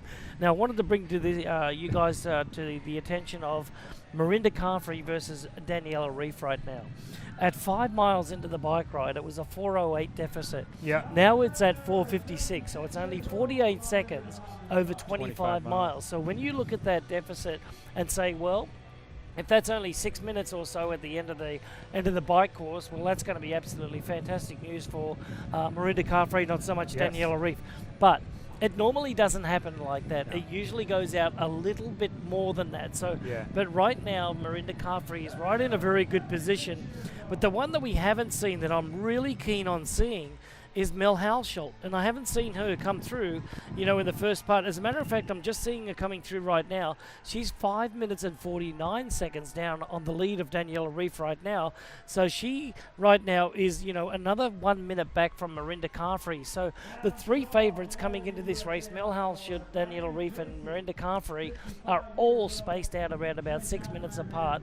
That being 5 minutes back to Mirinda Carfrey and a further minute back to Mel Halsholt.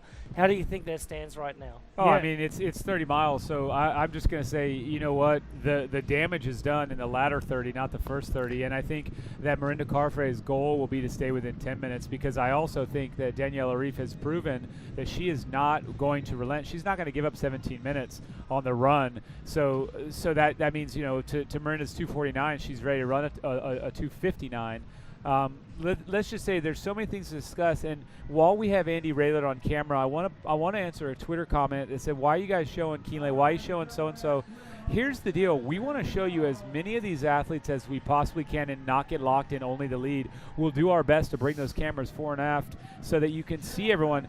Andy Raylett, just to answer, the one thing is you guys, physically, this guy has had the game from day one. But what Greg just said is, can he be smart? Unfortunately, the guy is an emotional racer a little bit. I mean, as far as emotion goes, yeah. You've said he's run the first 10 miles in 57 minutes before and fast. then it exploded. So I think that the biggest challenge really for Andy Raylett and fans of the man is he doesn't typically race the smartest race. He races the gutsy, hardcore, and that generally doesn't suit Kona. for Ironman. Well, but it does in Kona, I think. I think Kona is the one Ironman in the circuit where you're not starting the clock and doing the best that you can for the entire day. You're racing. And that emotional side of Andreas Raylett, that's the racer that is just getting after it and seeing positions change and knowing where he has to be at what time and getting off the bike 8 minutes down and saying, I got to catch the guy that's 8 minutes in front of me. That's what's put him in this race and the podium so many times. And that guy, he will, if he finds himself near the front of the bike ride, he will be able to run at a more reserved pace till he has to run at a different pace, and then maybe he closes it. But he's a gamer, and he's going to be the one to. His goal is to be first across the finish line. Well, we just got word that Raylett was in the penalty box, so he served 5 minutes. Van Leerde, Frederick Van Leerde, and Patrick Lang, as well as Brent McMahon. Those four guys coming off the live blog, Greg, in the sin bin, which is also known as the penalty tent. Those guys 5 minutes down the road. But Greg, what do you see in the bottom picture of the camera here of your TV screen? I'm sorry, that bottom shot. That is inspiration happening right there at the exit of the swim. Yes, exactly, and they've got a few more minutes to, up their sleeve to get out of the water here. So fantastic efforts all round today as we get one of our athletes here just coming out. This is absolutely fantastic to see. It's reminiscent of Dick and Ricky Hoyt. Once upon a time here in Kona, those guys being retired now and hailing from Massachusetts. But today, this is great stuff. The athlete here will be carried up into the transition area, and then they'll get onto their bike ride today and head out onto the bike course. Now, I just wanted to update you right now on the wind conditions. Right now in Kona, we have 4 miles an hour. 5 miles an hour at Waikoloa, which is really, really low. At Kauai High, we have 8 miles an hour. As we get up onto the Kahala coast, which is halfway up from Kauai High up to Hawaii, we have 15 miles an hour, and then 17 miles an hour at Hawaii, gusting winds at about 20. So we've got a little bit of action happening up in Hawaii.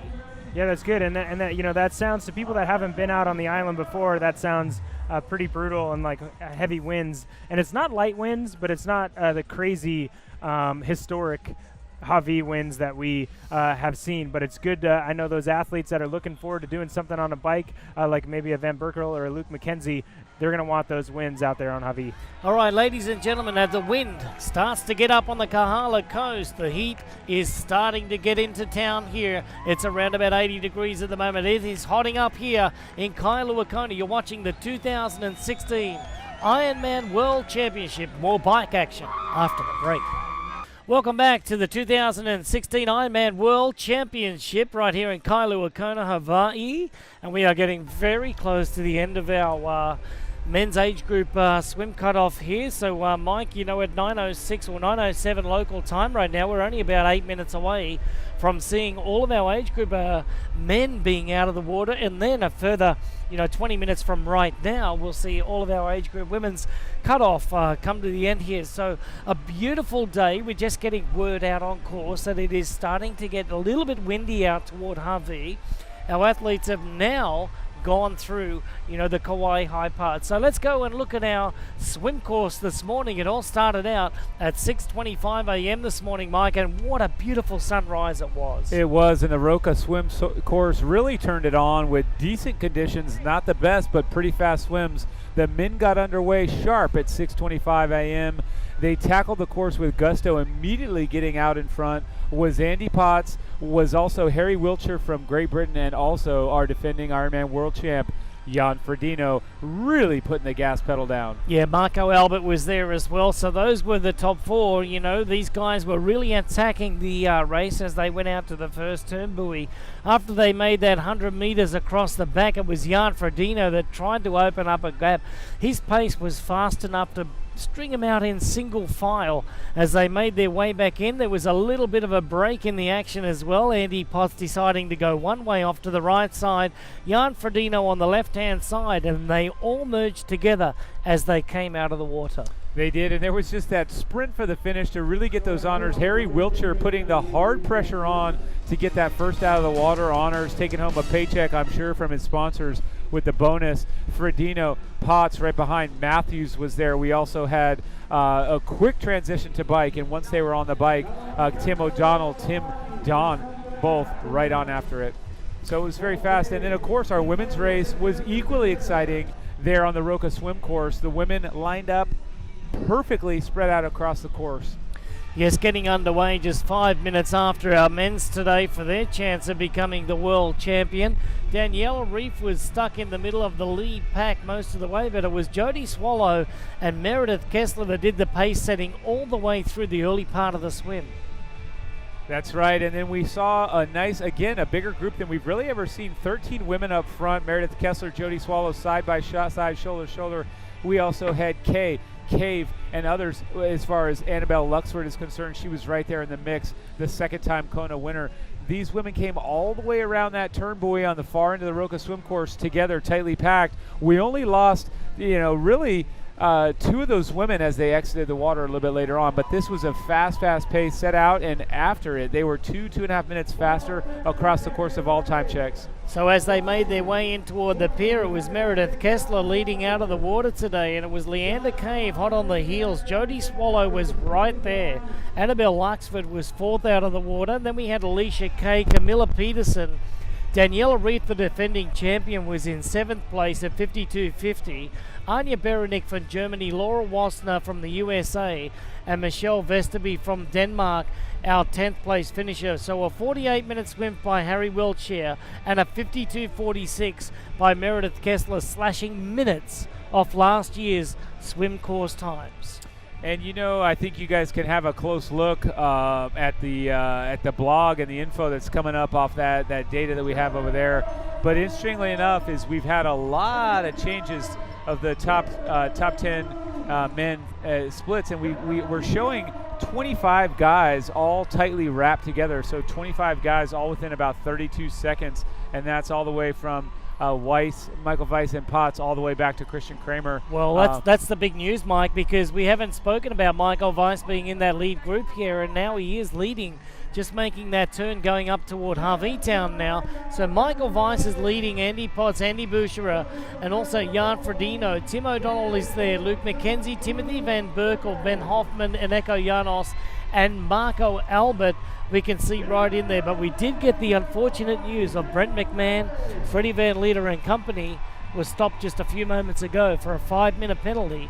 That's right. That hurts the chances, but does not kill them, because as we have seen, Luke Van Leerde, 1996, had won the race off a penalty. Paula Newby-Fraser won that year as well off a penalty, and then we saw Tim DeBoom do it in 2001. It has been done. You can still win the race and still perform extremely well. It really just becomes how you handle that disappointment and how you handle the dynamics of being out of the group you wanted to be in. But certainly we did see also a contender, a pre-race favorite that we talked about, Jesse Thomas, pip his way almost to the top 20, 21st to be exact. He's 26 seconds off the lead. But really, as I look at this 1 through 25, all the guys are there within 32 seconds, which means they're all together. So as we move our way toward Harvey, this is going to be the business end of the bike ride. Also where the wind starts kicking up. We've been getting reports that it was gusts of 20 miles an hour, sustained winds out of the east-northeast at around about 17 miles per hour at the moment. So now we know that the race is really going to heat up there. Michael Weiss is leading by Andy Potts and Andy Boucherer, Jan Ferdino, Tim O'Donnell, Luke McKenzie. A lot of the bikers have really come to the forefront now now, Sebastian Kinley, Tyler Butterfield, and Jesse Thomas. You made mention of him just a moment ago. He was the guy that took down Jan Ferdino at Ironman Lanzarote, arguably the hardest Ironman on the world circuit right now. So if Jesse Thomas is right in there with Sebastian Kinley, Jan Ferdino, look at it being this way, Mike. On the way back, we've talked about it all morning. That's where you're going to have to sustain the same amount of wattage output on the way back to, have a great bike time today.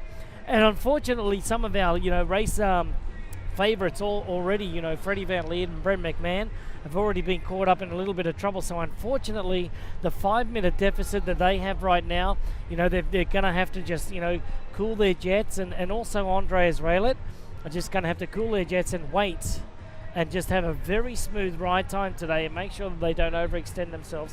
Don't try and make up too much time and just have to rely on their run today. That's right. And as we look here at Trenzo Bozzone here rolling through, obviously in that top 25 position, we also know that some of the women that are a little bit, that's number 34. I was completely off course on that. That's David Plez. And so we have him, a nice shot of him wearing similar colors to Trenzo Bozzone, but that is David Plez.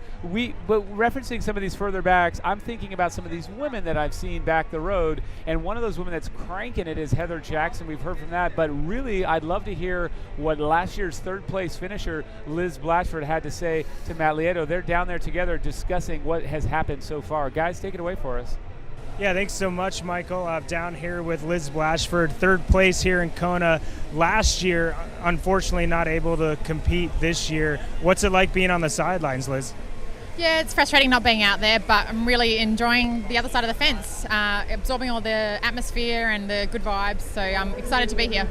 Anything you noticed during the swim and the transition being eyes on that maybe you didn't notice as a racer last year? Well, obviously, when I raced, I was usually out the front out of the water near the front, so I never knew the gaps behind. But seeing the women come out of the water specifically, we had Rinny at around 4 minutes, which is pretty standard for her, and then Mel and Heather Jackson another couple of minutes back. But it sounds like that front group of 10 that was out of the water, they're starting to break up out there. It's pretty windy out near Waikoloa, and hearing that things are splitting up out there.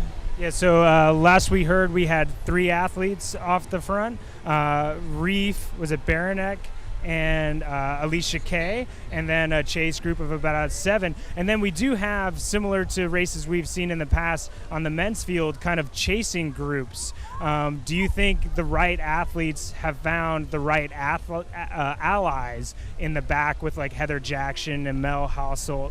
What do you think about those chase groups? Yeah, absolutely. What we are seeing in this race, which potentially we haven't seen in the past, is some really groups of strong riders coming from behind. Where in the past you saw Rinny riding on her own or maybe with one other, they do have a bit of a group formed. And especially if this front group's going to break up, that's going to bode well for Rinny and Mel and Heather Jackson. Yeah, absolutely. And right now we're standing at the swim finish. The amateur men's cutoff is coming here. Actually, I believe it's gone. So we're waiting to see if we have any athletes that have missed the cut. The women's cut is coming in just a few minutes. But anything you've noticed in the conditions for unfortunately, the weaker swimmers seem to be hitting a little bit different swim conditions than the pros did. Yeah, absolutely. Right behind us here, we've got real chop happening. There's waves breaking at Digby Beach. This is pretty unusual. So yeah, it's just showing that it is a windy day out there. Yeah, it's pretty nuts. And just guys, since I left the desk and got here in transition, we can feel wind at the pier, which we don't often feel. So we've been looking at predictions and forecasts and it's going to be a fast year, but here we go. We have wind in downtown Kailua. We don't often see that, so it could be a very, very hard bike ride back. Liz, what do you see happening in the women's race on the way up and down from Hawaii? What do you see happening in those lead groups? Well, as I said, we've already seen some of those splits. I see Daniela potentially trying to keep a few girls with her as long as she can, at some point on the way back, maybe at the turnaround, making her move and going for it. It's interesting, Rinny and the girls that she's riding with, they haven't lost much time to the front. They've lost 1 minute since getting out of the water, so that's not big time, and we know what Rinny's capable of on that run. So if Daniela wants to go for the win again, she's going to have to really put some time in, and I'd say that'll be some point from the turnaround. Yeah, and what are we thinking, 9 minutes she needs, or she needs 12 minutes? I think last year was 12. Yeah, look, last year Rinny DNF'd, but Rinny's best here is 250. Daniela, look, she's capable of under 3 hours, but whether she'll do it here, we know that Rinny has consistently run low 250s, so I think she needs 10 minutes. Yeah. Yeah, I think that's about right. I think Rinny's on a mission, and Daniela also is as well for that back-to-back win. But thanks, Liz, for coming back. We're going to have Liz a couple more times during our broadcast here today in T2 to help me through the women's transition a little bit, and then a little bit later in the run as well. So thanks, Liz. Get back out there and let us know what you can find. Will do. Thanks, guys. Yeah, that's great. And Liz, thanks so much. We love hearing from you. Matt, thanks very much. It is great to have your perspective, and obviously 2 times on the podium. You have exactly seen and know what it takes to be there. And 10 minutes, so, coming to you just before we drift away, Liz, maybe, Matt, you can pose her this question. We feel like Daniela Reeve got a little bit of a beating, and I think it humbled her and taught her a new set of cards that she can play with. Just something, what would Liz say that Daniela Reeve is capable of running? 259, 302, what will it be? She ran 307, 306 last year. Michael, you kind of touched on it a little bit, but what is the best run you think Daniela is capable of, or specifically here today? Specifically here today, I reckon Daniela's going to go 301. And what is Rinny going to go? Oh, 251. So there you go. Back to the 10 minutes, but I'd say that's a pretty good guess. Yeah, it's going to be an exciting race, no doubt, and I don't think they're the only 2 in the race, obviously. We've got Mel Hauschild, who's unbeaten over Ironman from a running background, and Heather Jackson focused on this race. There's going to be a bunch of girls going up. Yeah, I mean, Mirinda isn't the only one capable of a low 250 or possibly under 250 here today, right? That's right. Mel definitely has the running pedigree. Whether she's got it over Ironman is a whole nother matter, but she definitely has it in there somewhere, so we'll see what she's got today. Yeah, thanks so much, Liz. And guys, I'll get back down here in a few minutes for the last swim cutoff. I'll get a little bit more details on what amateur athletes we still have out here on the swim course. Perfect. Yeah, thanks a lot, Matt. You're 10 minutes away from seeing our age group women cut off on the swim there today, and very well said, Liz. I think you capped it right off beautifully there. And if there's anybody that knows these athletes right now, it's Liz Blatchford, 3rd place in the 2015 Ironman World Championship, and giving us an idea on just exactly what she thinks about that. If Daniela runs a 301 and Mirinda runs a 251, well, do the math. 10 minutes off the bike and we've got a race. So right now we can tell you that our men's race is getting very exciting, and as Daniela Reeve has now just made her way around the turn of Kauai High on the way to Harvey, so 19 miles away from her, coming back toward Kauai High. So if you want to look at Lionel Sanders, he's moved up into 4:11 down, and then also Jordan Rapp is at 3 minutes down now. But the big movers in the field today, Jesse Thomas is in the lead group, and so is Sebastian Kinley. But let's talk about Daniela Reeve, the defending world champion, on how she feels about riding over this course. Take a listen to this. I feel less pressure than last year, to be honest, because last year was, I really wanted to show it that I can do it, and then I did. So that was, amazing. And this year I feel like I started to enjoy it more again. Or for myself, of course, I want to show a great performance, and that will make me nervous or excited. But that's all part of the game, because if you don't care, you're not gonna reach your best either, because you're just gonna run around and watch the birds or whatever. So no, I feel excited to be here, and I'm just looking forward to get out there and see what I can do this year. Hey, Daniela, and that's our 2015 Ironman World Champion. She's won the 70.3 twice. But Daniela Reeve, just having a look at how great she is overall, she was undefeated all the way until she DNF'd at the Ironman European Championships in Frankfurt this year, and then she also got 4th place Ironman 70.3 World Champs in Mooloolaba, Australia about 5 weeks ago. But Daniela Reeve, she's in the position needs to be, and I think that when we really look at those numbers and we examine what Liz said, she said 301 and 251. I think 259 and 140 and 249, but either way, it's the same numbers, and it doesn't really matter. 10 minutes is a spread. I think that Daniela is going to put the pedal to the metal once she hits Javi. You said it, Greg. She's She's got a 19-mile progressive uphill climb, final 6 miles or 10K straight into the wind with not a break in the action, just straight gradual uphill. That's hard. That's when the break begins to happen. That's where folks start to feel a chink in the armor. They realize, ouch, this is a hard, long day. But it's on the way down that the separation starts to happen. Mike, there is absolutely no question about it. You're dead right. Let's have a look at this, though. On our women's age group swim right now, we're closing in toward the cutoff, and it looks like all of our women are going to absolutely crush it today. It's been a fantastic swim course out here. We had much faster swim times than last year. In our men's, they went over 2.5 minutes faster. In our women's, they went almost 4 minutes faster than last year. And look at this. Our final women's swimmer is just about to get out of water with around about 6 minutes to spare. So this is fantastic. Matt, down there on the pier, what is the atmosphere like down there? Because up here we can hear it and it sounds great. Yeah, Greg, I'm sure you guys are hearing a bunch right now. The energy is high. We got a lot of stoked people down here. We have Miriam O'Donnell, our last finisher of the swim course here at the Ironman World Championships, and she is on terra firma. There she is. Miriam O'Donnell, she has made the cutoff. She's the last swimmer. She is so grateful for all the love and support. So much good energy out here. The last thing anybody wants to see is someone not make the cutoff, and Miriam O'Donnell has done it with style. Look at that, absolutely epic way to finish the swim course. And guys, often I'm down here with the swim course director and the timing coordinator, Andy. He has to tell the athletes that they weren't able to make it, and you know, we have volunteers in tears, and right now we've been seeing high fives get thrown all over the place because all of our swimmers have made it.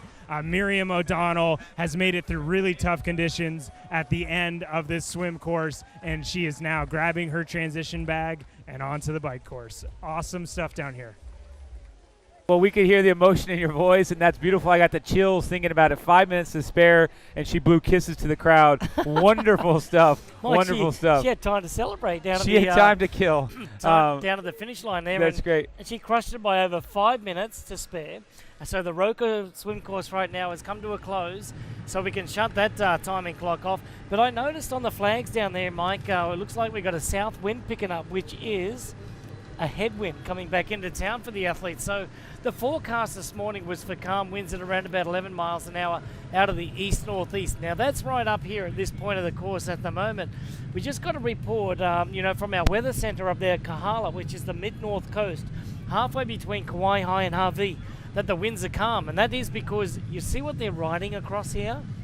We've got our cutouts here in the lava fields, and when they go past these little cutouts, the calm winds, are right there. But once they get exposed again, the wind is going to come out. So the athletes now are facing that uphill battle all the way to Harvey Town before turning around. Once they hit the Waikoloa area at around about 85 miles on the bike today, I think they're going to be met with some headwinds. So the forecast this morning has been completely switched around to the other way. Now we're looking at a windy day. That's right. And here we've got a great look of Anya Berenik. She has won 2 Ironman titles in the past. She was 3rd place at the Ironman 70.3 last year. She's 2nd place behind Daniela Reef. She's in great company. We also have confirmed and look at that beautiful turnover, Mike. You can see her on a bike right now, laying right over the bike here with a beautiful flat back.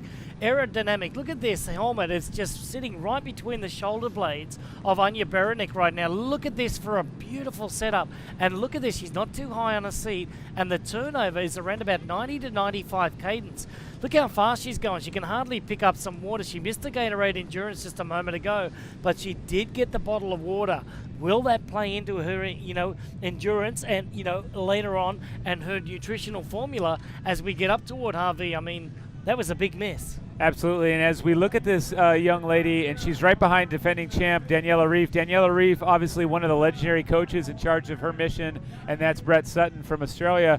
But Anja Baranek has the coach of a guy who's won this race before himself, Thomas Hellriegel from Germany, a 1997 champion at the Ironman World Championship. So we've got these two women. It's great company. Anja Baranek, unproven in Hawaii with a DNF in 2013, a DNF in 2012, and then not even being here in 14 or 15. So Anja Baranek, really a lot of ability. Her best run ever, though, is 3:14 at the Ironman distance. So 3:14 is just not going to cut it today unless she really drills that bike down into the low 250s. But right now, it's a great ally for Reef to be in company of. So they are turning up. We also know a minute back is last year's 4th place finisher from Denmark, Michelle Visterby. So with Michelle Visterby, she's another swim bike powerhouse. So obviously what's going on here now is an ideal situation for the Swiss defending champ. She's got two allies more or less within a minute of her.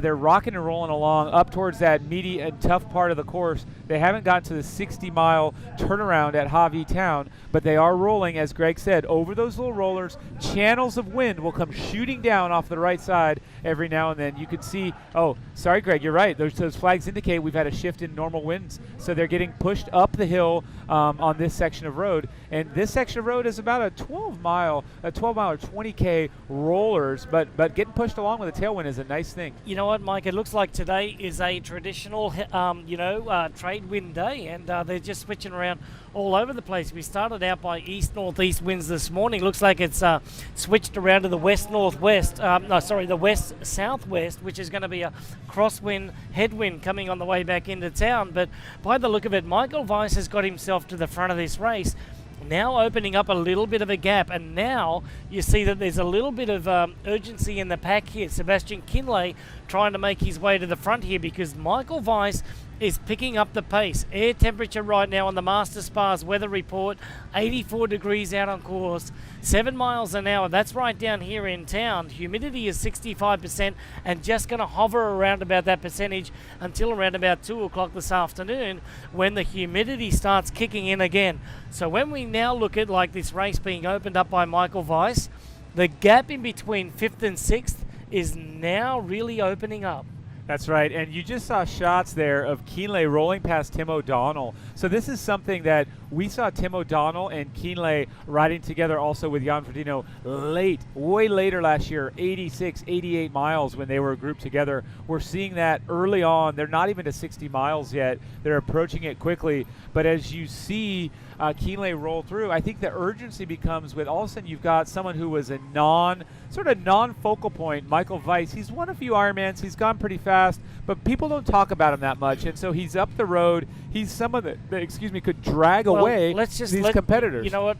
Not going to be too controversial, but he did face a drug ban. He did. No, he served the penalty. 2 years out on the side of the road, Greg. You're right. Yep, he served his 2 years. He admitted to taking, performance-enhancing drugs.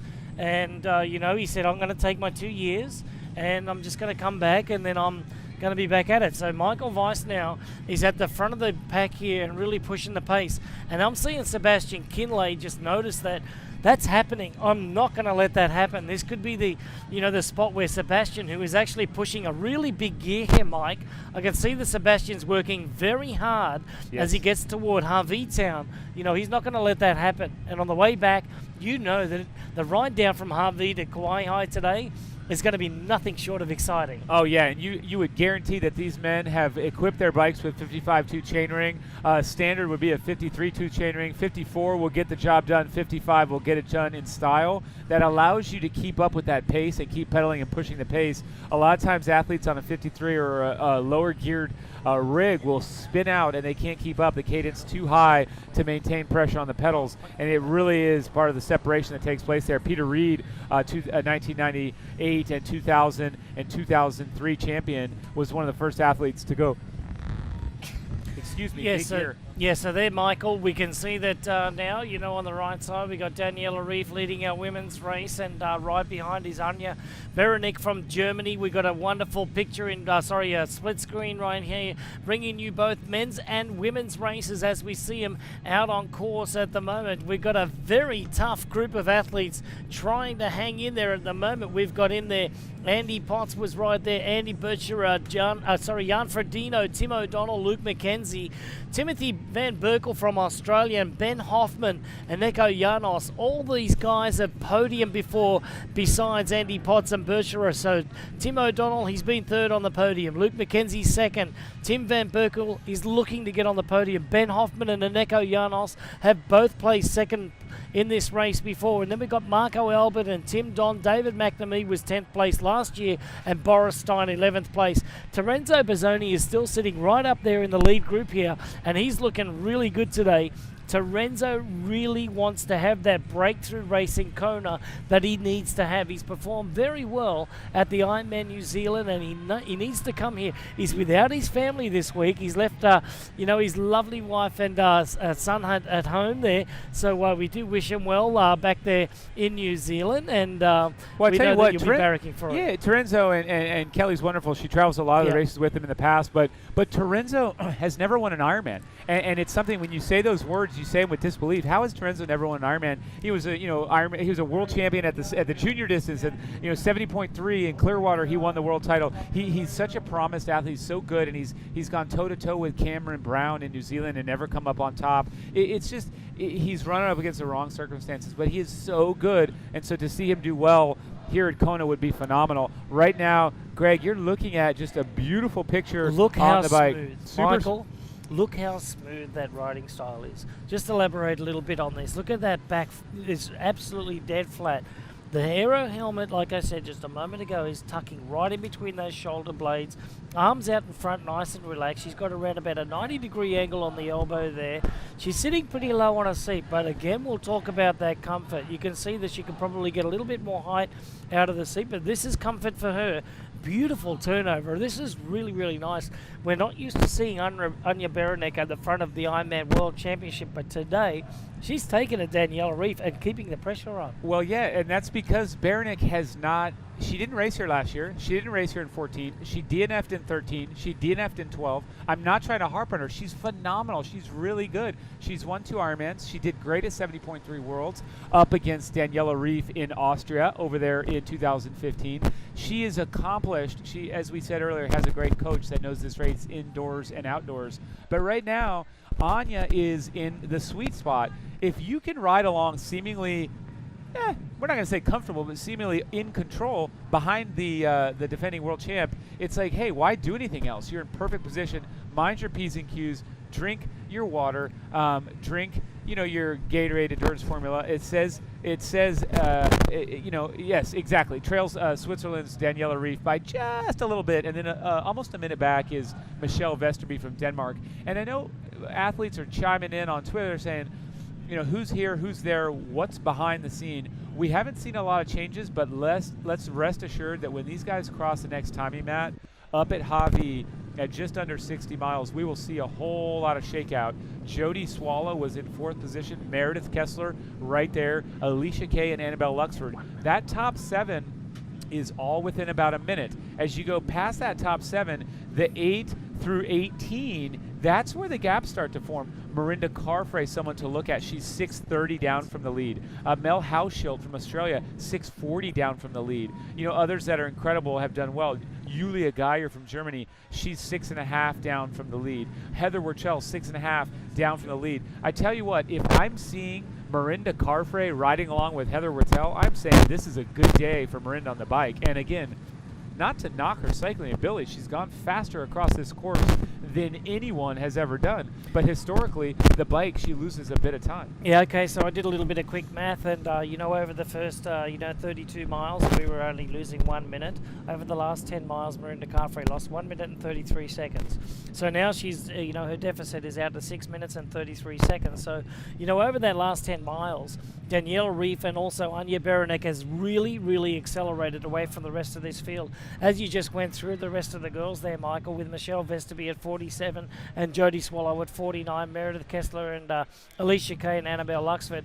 There's only 7 girls now that are within 1 minute of the lead, but that group of Yvonne Van Vlerken, Heather Wertel, Marinda Carfrae, Julia Geyer, Kaysa Lehtinen, also Carrie Lester, Heather Jackson and Melissa Holschild. A lot of the favourites are in that group, but just to get you caught up, In 10 miles, Meredith Kessler has just lost 1 minute and 30 seconds on Daniela Reif there, as well as Melissa Halschult. So that's how it stands, just making that turn at Harvey as they approach, the next 19-mile climb up into Harvey town.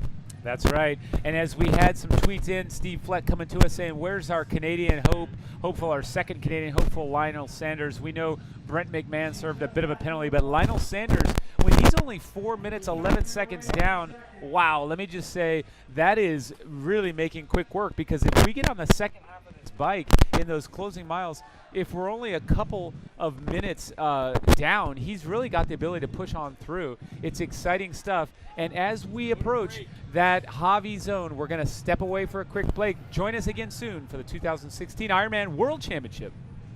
Welcome back to the 2016 Ironman World Championships. We're here in Kailua, Kona, all the way in Hawaii. Thank you very much. The 50th state, Matt, you knew that, so did I. I did. We are excited to bring you an update just here, fresh off Spotters Network.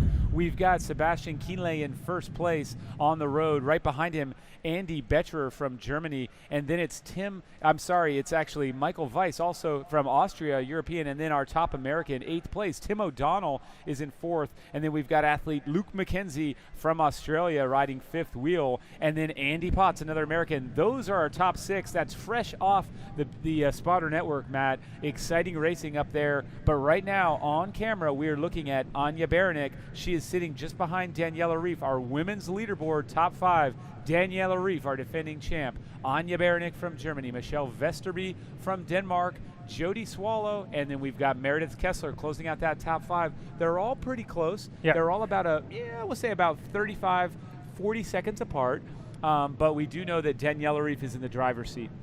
Yeah, absolutely, and I think we've got the best women in the sport here today racing, and we're seeing the best cyclists get to the front early after a hard swim. And we do have that chase group, as we spoke about earlier, with Liz Blatchford of Mel Hochschild and Heather Jackson, obviously Meredith Kessler coming up as well. But right now at the front of this race, Daniela Reif, Anja Baranek, Michelle Yesterby, very, very strong cyclists, and they're pushing the pace here early in the bike ride. Thanks very much to Envy for bringing that live leaderboard action. So it has been an exciting day, as we know. It's all about the Ventum bike course. It is if you're good on the bike. True. If you're biding your time, I should say, waiting for the Hoka One run, there's still time to kill. Right now, we've got Jan Ferdino, last year's champ, sitting up, going arrow, sitting up, going arrow. And Matt, you recognize that scene as well as anyone. The green, change of scenery as you enter Hawi town. Yeah, you're getting close, and we know from looking at forecasts and hearing from people out on course, there's a little bit of wind,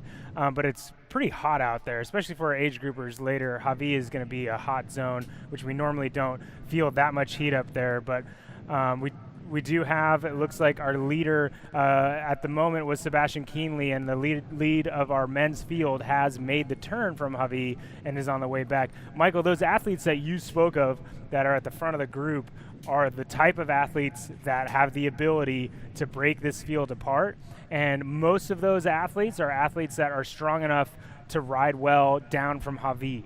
And Hawi is a little bit different. It takes a good cycling technique, having the ability to have either a large gear or the ability to spin high RPMs, but often we talk about putting power down at the right time, and usually it counts more when you're going up a hill, and going fast down a hill isn't a good idea. It's a waste of power. But if you're not ready to go really, really hard down from Hawi at the front of this men's race, you're just going to get dropped. That's right. You have to be ready, and often, Matt, it's that combo of the ability to spin a big gear, so keeping that going. But right here, it's live action, 3 hours 24 minutes into this race, and we are locked right in the middle of the Ventum bike course. That's Andy Potts getting overtaken by Jan Ferdino, the defending world champion. Andy Potts doing what he needs to do, which is maintain presence. He has actually run 2:48 here. He has a faster PR than any of the other Americans at the marathon. Andy Potts, if anyone can be a sleeper with back-to-back fourths, it's Andy Potts. Just keep an eye on him. And there, again, that's Betcher on the left side of your screen. Matt, you picked him as a podium. You picked Kienle, Ferdino, Betcher, and that's good cause, because Betcher was the guy that pushed Kienle at the Ironman European Championships in Frankfurt to the brink. He ran with him for 10 miles. Yeah, absolutely, and I think he's the type of athlete that maybe hasn't had the break through, or what you were talking with Ben Hoffman and Tim O'Donnell, someone that's made a break and recognized that they need to go after it. All these athletes know who Boscher is, but in this race, they haven't seen him really rise to the top. So he's an athlete that has the ability to ride away. I mean, he can close. He ran a 2:46, I believe, in Frankfurt as well. And if anybody's raced him or watched him race 70.3s, super dynamic on a bike over 56 miles. So he has the ability to ride that high power, which in an Ironman at the World Championships here in Kona, you have to be able to ride that high power to be able to stay in that group. And also, we will say that Andy Betcher took top 10 here. I believe it was in 2010. He came in and ran, maintained that, came off the bike well as a young athlete, was able to push that. That was 6 years ago. But he did that, and he had some ups and downs, has had some bad luck across the course of the last 6 years, but also some high successes. Andy Betcher, very nice, good athlete to watch, and he's doing quite well for Germany today. Yeah, absolutely. And on this race, it's about experience, and Andy has run the gamut of experience.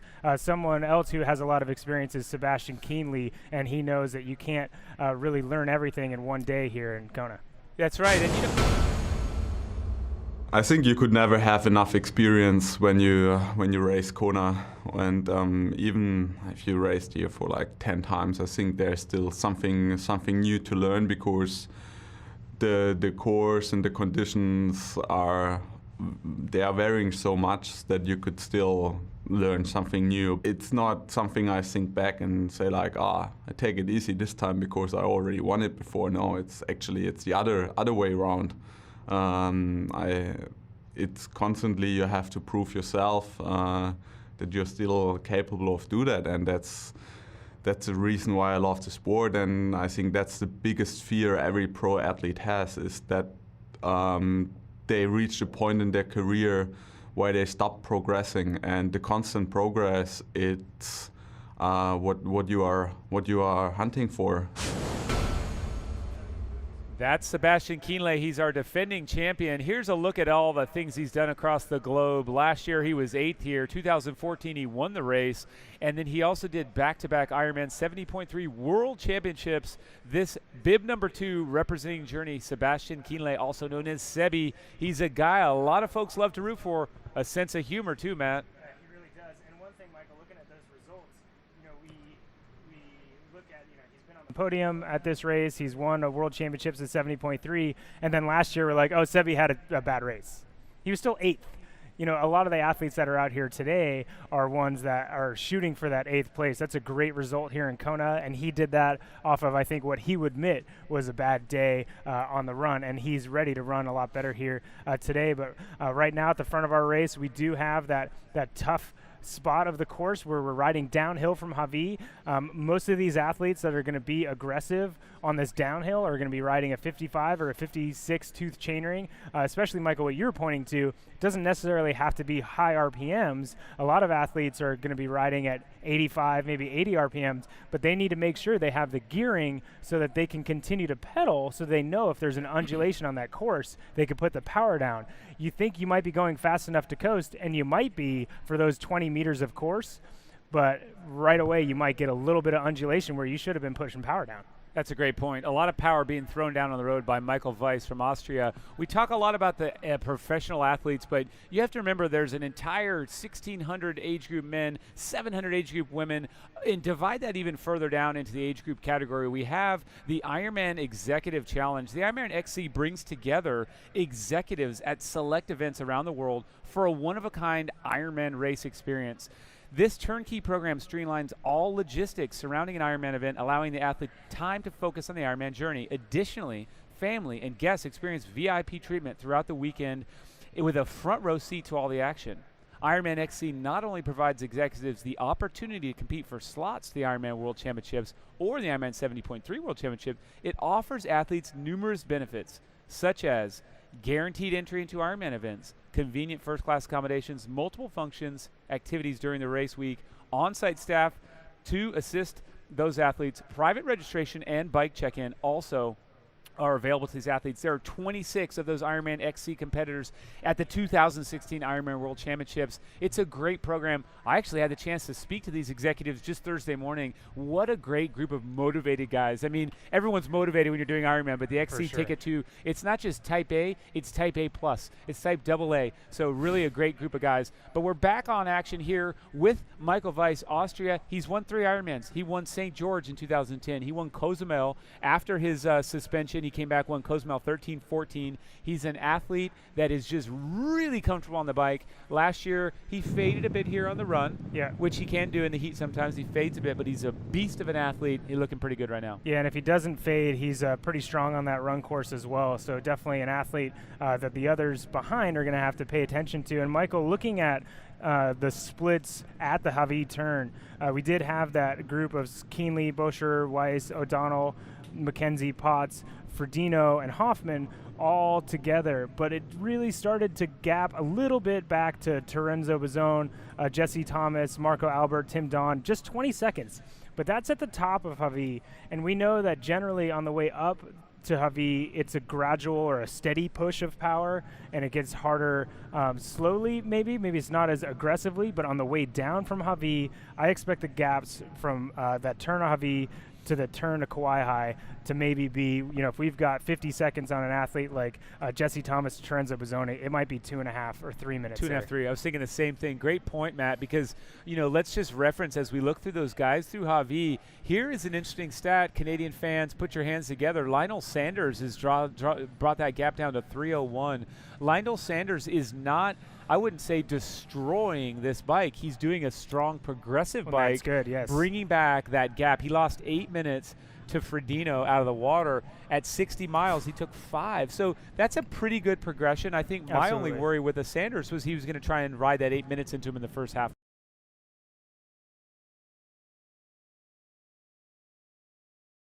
Saw Sanders catch the group already, we knew it was a matter of time until he blew to smithereens because the course out here is just that tough. I think that's one thing that Lionel learned last year is that it is really hard conditions and there's only so much you can do on your own. So him being steady, what's going to happen now is, he's 3 minutes behind the group as they turn to Hawi, but there's those athletes that are getting dropped. So at the bottom of Hawi, if he's able to hold a steady pace, he might be that next athlete besides that front group. He might be the one going through Kauai High in 11th place, maybe 2.5 minutes down, not losing time. So Lionel Sanders is one we've talked about a lot, and he's proving right now with the way he's pacing this effort that he's an athlete worth talking about.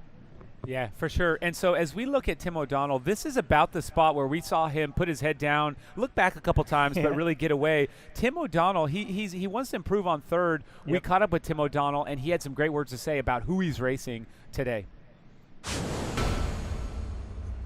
I really feel this is the deepest field I've ever seen at the Ironman World Championships. And, so good. To sit here and list all the contenders, it would take me an hour. Obviously, guys like Jan and Sebastian have been at the top before, and they'll most likely be threats to be at the top again. But once you start underestimating some of those other guys, and there are a lot of them, they're going to sneak up on you. So my eyes are going to be wide open to every man out on that race course on race day. O'Donnell, he's been successful since he started long course racing. Last year, he won the Ironman 70.3 in Puerto Rico, third at the Ironman World Championships last year, second at last year's Ironman Brazil. This year, what was kind of cool was he bombed it at Ironman European Championships in Frankfurt. And I say he bombed it because in truth, he did. He went there a little bit overtrained, he said, and it gave him that fuel in the belly. It gave him that humility that he needed. He went away from Kona last year saying, I've got it a little bit figured out, and then he went and got trounced. I think that's the best thing for him because it creates that hunger. It creates that desire to better yourself. Tim O'Donnell, as an observer the last couple of years, I've been saying, Tim, get out of Brazil, go over there and flog yourself or get flogged by these giants over in Europe. He did just that. Now I think the guy comes in with a new trick in his trade.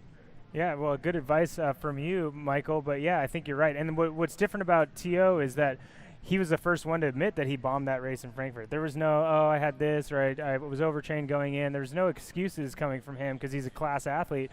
He just took it on the chin, took his lumps, and went back to the drawing board and put his effort in to race the World Championships here in Kona. And here out on the Ventum bike course, we still see Miki Weiss in the lead of the race, but right behind is T.O., and T.O. still looking back a little bit like he did last year, trying to see what's developing. From what I heard last year from Tim is that, he was making sure he was in the right position at the front of the race going down Javi because he didn't want to get dropped, because that's where, as we were speaking earlier, a lot of the action can happen. Right now, he's just trying to see who's still with him, if he's maybe pushing too hard up front with Weiss, but T.O. is in a great position. Right now, it does look like Miki has gotten a little bit of a gap on the athlete behind him, so he's pushing that effort quite well. But Michael, as I said, it does seem like just being out from behind the King Cam out at the pier a few minutes ago, there's a fair amount of wind down here, and I think these athletes might see, once they get back on that Queen K, sometimes you turn right and it's a tailwind, and I think this year it's going to be a strong headwind. I think you're right. So let's just discuss and share with some of the folks back home what it looks like when you come off of Javi. So you've turned at Javi. The women are about to do this. When you turn at Javi, you have a 6 mile or 10 kilometer downhill grade.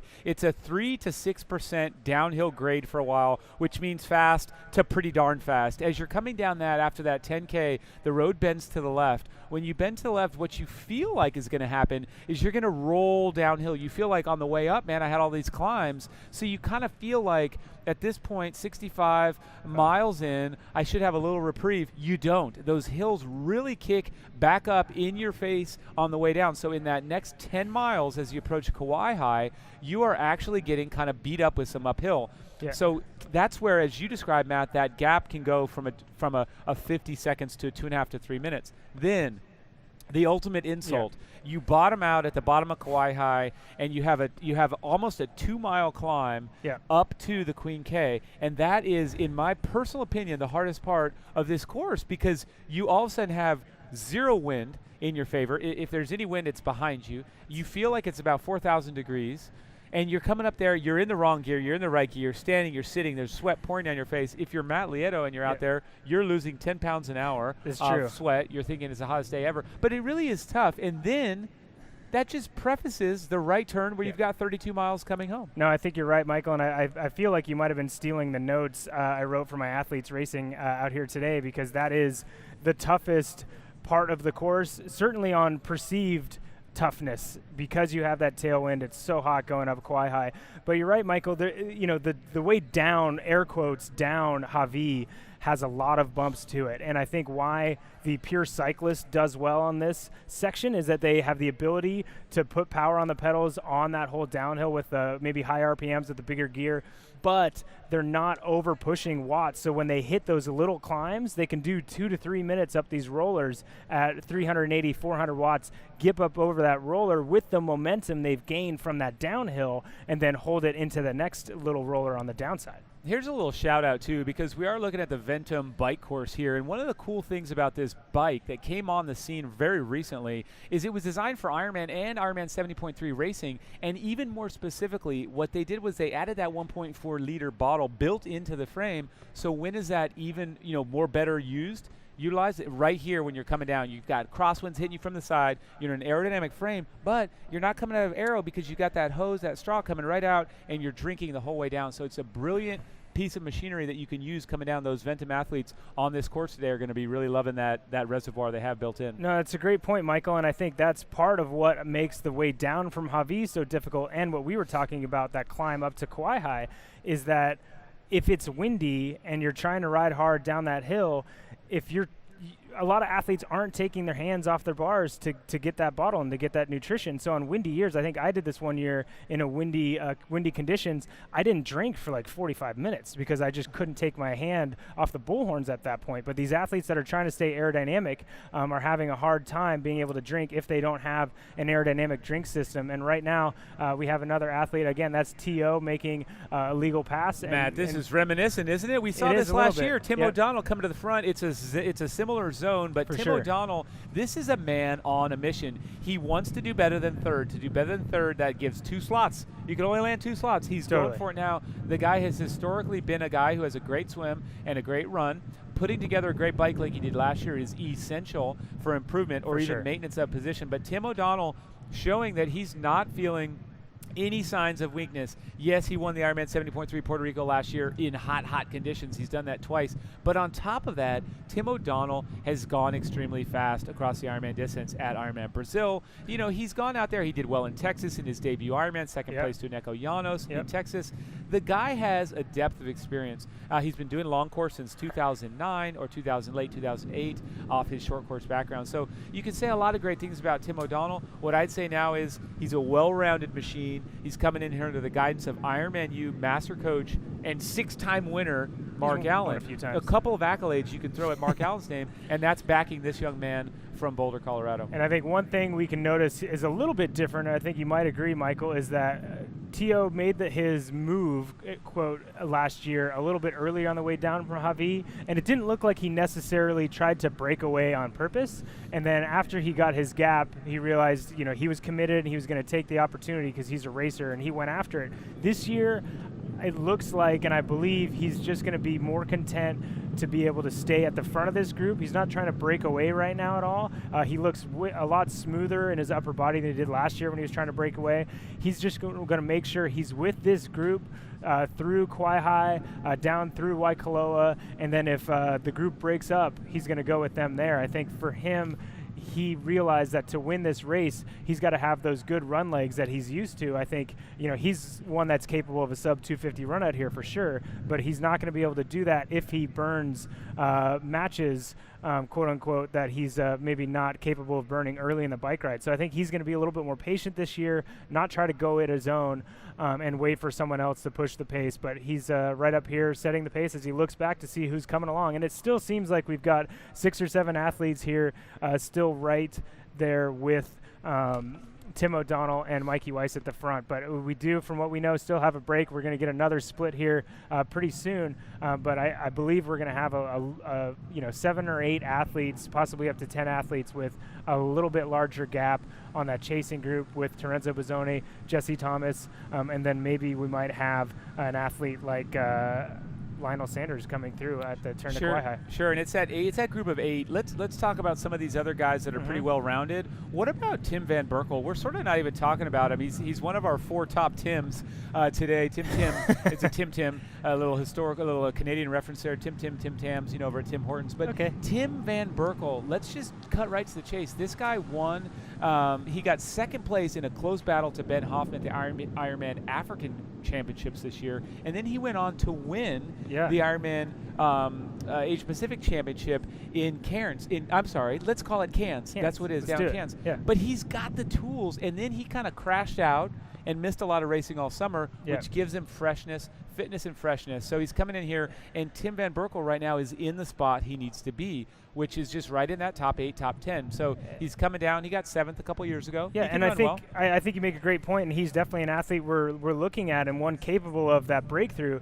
And I think that year he was 7th, Michael, obviously there were 6 athletes that finished ahead of him, but I said, and I think a few agreed, that the race of the day was Tim Burkel. He kind of raced above what he had shown us he was capable of in Kona, and he has to run really fast off of hard bike rides, and he showed that on 2 tough courses and running shoulder to shoulder with Ben Hoffman until very late in the race at the Ironman the Ironman Championships in South Africa. And he's an athlete that has shown and had a steady progression over the last 8 or 10 years as a professional athlete in general. And he was one that had a run strength, didn't have great swim strength.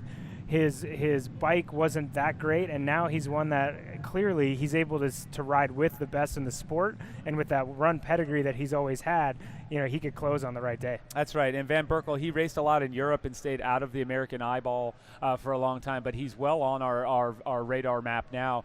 Looking at, we did see, and this is just kind of some of that back and forth, that yo-yo action. We heard that Ben Hoffman, bib number 21, he dropped back a little bit after the turn in Javi. He lost some ground. He's clawed his way back up. So as they went through mile 70, Ben Hoffman back in action. Also, we are understanding from our spotters that the women's lead group is just about to make that turn at Javi, the 60-mile point, or just a tad under 60 miles. They're almost through. As soon as they do, our timing mats will update, and we'll share with you our live data and let you know who's going through there at what gap. Also, some disappointing news. We understand that Tim Reid, our Ironman 70.3 world champion, has withdrawn from the race. He was complaining of none less than feeling terrible out there. So he was feeling terrible. When you feel terrible, it's hard to rally and keep in it. He was feeling kind of terrible. We heard that split from a few athletes, or that commentary rather. Yeah. One of the others was Camilla Pedersen. She said, I feel like I have lead in my legs, but she's still swinging the bat, so still on course. Yeah, and if you're Tim Reid, it might be a little bit harder to motivate through one of the most painful days on recent memory through another Ironman World Championships course when you've just won a World Championships a few weeks back. But Tim Reid will be back out another time, and he is one, Michael, that I think when he starts to focus on this race specifically, which he hasn't really to this point, I think he's going to be an athlete that we're all going to have to watch out for, and we're going to be talking about a lot out on this course. But again, we have our women are just coming up to Javi. They're still on the way up, getting ready to turn just here in a moment. And you can see that, sorry, Matt, but in case you recognize, that is Anya Baranek. Yep. She's right behind Daniela Reif. Same story. We'll watch these two go through. That's Baranek, hot on the heels, hot on the wheels, right there of our defending champ, Daniela Reif. This is a wonderful thing, guys. Pay attention. That's your aid station. You slowed way down, done a 180. You grab the aid that they're offering on course: Gatorade Endurance, Cliff Bar, Cliff Shot, Cliff Blocks. Yes. That is incredibly important at Gatorade Endurance Formula. But also, guys, right after that, if you look to the right, you'll see more volunteers here on the side of the road. Yep. That's your special needs. So as you approach 60 miles into the Ventum bike course, you need sometimes your own stuff. And so often this is an extra can of salt tabs, an extra type of energy gel that you prefer, your own block, something like that. On-course stuff is the proven best. We've got Gatorade Sports Endurance Formula. We've got Cliff Blocks, shots, and bars. However, athletes like to use what they've trained with. That opportunity they just rolled through is special needs, Matt. For sure. Did I just call you special needs, point. Matt? No, you didn't. And I think it's important that we all know your special needs out here as well. I think the green M&Ms are sitting over on the table over there for you, Michael, ready to go. But special needs is a very important part of the race. Again, as you said, there's plenty of good nutrition out there for the athletes to take advantage of. But we all have that special thing that kind of pulls us out of a bad spot in training. I tell my athletes, when you go into the gas station 105 miles into your bike ride and you're cracked, where are you looking? What are you looking for? Put that in your special needs just in case. If you're looking for a stuffed animal like I think you carry on your bike, Michael, you might not find it there, but you can put it in special needs. But right now our two leaders, Daniela Reif and Anya Baranek, are cruising down from Javi.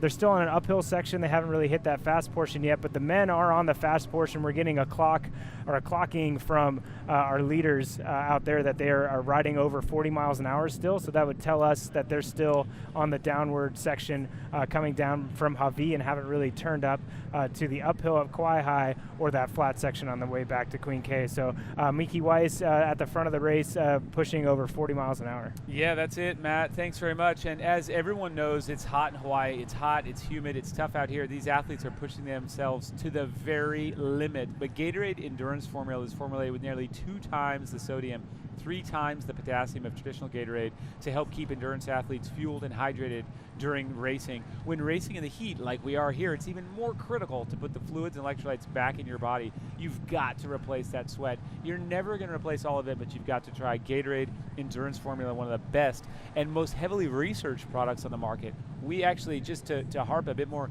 they have the Gatorade Sports Science Institute. They have athletes in there testing them, athletes like Luke McKenzie in there in the lab testing, finding those exact sweat rates. Incredible company putting together some great research and great product. But back on the road, we're looking at Daniela Reif in your bottom right. We're looking at Mikey Weiss in the top left. Austria, Switzerland at the front of our race, men's and women's respectively. I mean, how good is that position that Mikey Weiss is in on the left? You can see okay. It's okay. Yeah, I mean, I don't know that that I've seen you in quite such an aerodynamic position, but you know, he's got his head down in between his shoulders. I think you guys were speaking about, and you know, he is hiding from the wind as much as possible, and he also has quite an engine. But right now, he's hitting one of those little uphills and probably putting down 380, 400 watts as he climbs out of the saddle to get up over one of these risers. But you brought up a good point, up out of the saddle, and this again, he is still on the quote downhill. And if he's on the downhill, why is he standing? It's because this is a brutal little segment of road. You go up and down and you roll across this descent. So while it may be 11 miles of net loss, it is not 11 miles of easy terrain. Personally, I feel like Michael Weiss is doing a nice thing. I think he's getting out of the saddle, break that aero position in favor of stretching out the back, getting a little more power from gravity in your favor. All that stuff helps. You know, we do focus so much on Best Bike Split and Ryan Cooper's amazing data coming out of Training Peaks. Those predictive softwares are incredible. Yeah. I started using it as a coach. It's amazing how accurate it is. However, every now and then you have to just use what's right, and that's stand up, push, go for it, sacrifice some aerodynamics, and do what my body needs to do. Well, and that's one thing that another one of the athletes that has won this race before tends to do, and he doesn't even use powers, it's Sebastian Kienle. And, you know, we've seen him in this section of road just absolutely getting after it, being all over his bike, keeping that aerodynamic position, but really, you know, getting a lot of effort, giving a lot of effort out on the bike ride. And right now, Michael, he's in the group. And I'm imagining he's not panicked, he's not pressure. His heart rate might be 15, 20 beats below what he's capable of. But right now, he's comfortable in the group, letting someone else hang themselves out there, and I imagine he's going to put an effort in maybe 15 or 20 miles, along with maybe some of these other athletes. And as they let Weiss kind of take his turn at the front, and are going to put a harder effort in later in the bike ride. Well, again, and the professional men's pack knows one another very well. They do their research. They've raced each other. These kits are new, but the athletes are the same. And I think one thing that happens roundabout now, even more so in about 10 or 15 miles, but the athletes start to look around. They say, who am I afraid of? Who am I worried about? Who can I beat? Who do I feel like I own a weapon over?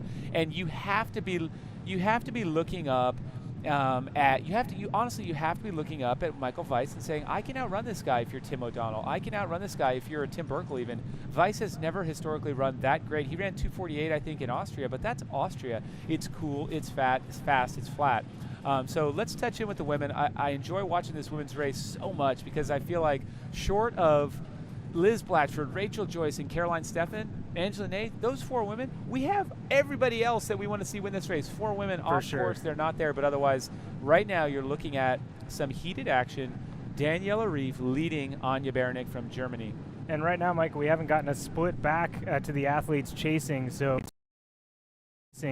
what that means is the gap is pretty decent for these two athletes here. As soon as we get that split to the women behind, we'll get it out to you guys. But no doubt, both of these athletes are riding hard, but it does seem like Anja Baranek is comfortable where she's at. She's happy to let Daniela push the pace, but it doesn't look like she's, as we would say, on the rivet or anything like that. She's staying really smooth in her position. It doesn't look like she's pushing more than what she's capable of. You know that expression came from there actually being a rivet. Do you know where that came from? There's an actual rivet at the front of the saddle. And so sitting on the edge. And you know what? We do creep forward, and that again comes back to the point that I think Greggy mentioned earlier. You know, we move around on the bike as athletes, or the athletes, I shouldn't even include myself in that. The athletes move around on the bike, and when they do, often they slide forward in a more powerful downhill or faster position. You tend to push back and get a little bit more torque as you need to going uphill. Right now, she doesn't look on the figurative rivet where she's hurting, but she looks like she's on the front of the saddle and rolling down this hill very well.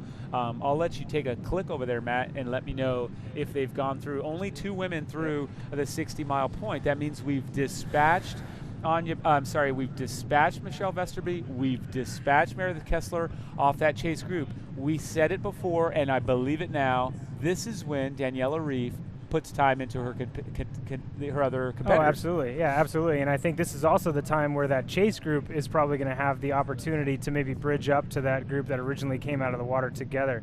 As you said, waiting on some splits from the athletes behind. But right now, these women are in the driver's seat, and Daniela Rief is the one with her foot on the pedal, so to speak, and she's putting in the effort where it counts most. As we said, on the way down from Javi might be a little counterintuitive as you're technically on a downhill, but this is where the race separates as far as cycling ability goes. But then you're not just going down a hill and coasting into transition, Michael. You're going down the hill, going up a tough climb, and then going into really generally a pretty headwindy section for the last 35, 40 miles back into town. And it's relenting. And there's some, people think this course is flat to a certain extent when you're not on the way up Javi, but when you've ridden 75, 80 miles in the heat in a race after swimming for 2.5 miles, there's some rollers and some climbs that you might not notice any other day that are pretty brutal at the end of this race. So even that climb back up to the donkey crossing, you might see Daniela put another 30 seconds into her competitors,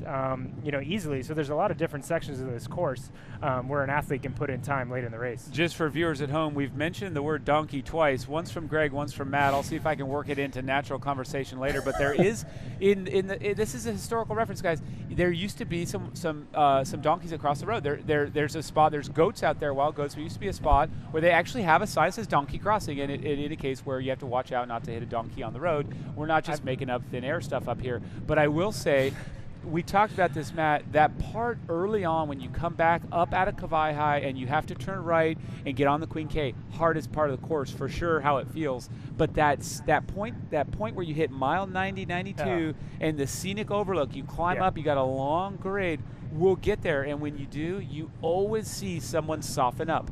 It's a breaking, it's a great spot for some athletes, it's a surge, it's a break. Absolutely. Ferdino went last year there. It's a point where you can excel, or it's a point where you can crumble. And I think that it comes just after so much of this. Am I going uphill? Am I going downhill? Is it headwind? Is it tailwind? Why am I so fast? Why am I so slow? It really can be just a mind bender out there, guys, where all this stuff is being thrown at you. But right here, these women are getting a look across the road at the chase pack coming up on the other side of the road. And I'll tell you what, that chase pack has gone through the turn at Javi, and the gap is pretty large, Michael. It's 3 minutes to Mary Beth Ellis, who's in third place. With her is Meredith Kessler. Right behind her is Jody Swallow, Michelle Yesterby, Annabelle Luxford is in there, and then Alicia Kay another 45 seconds back.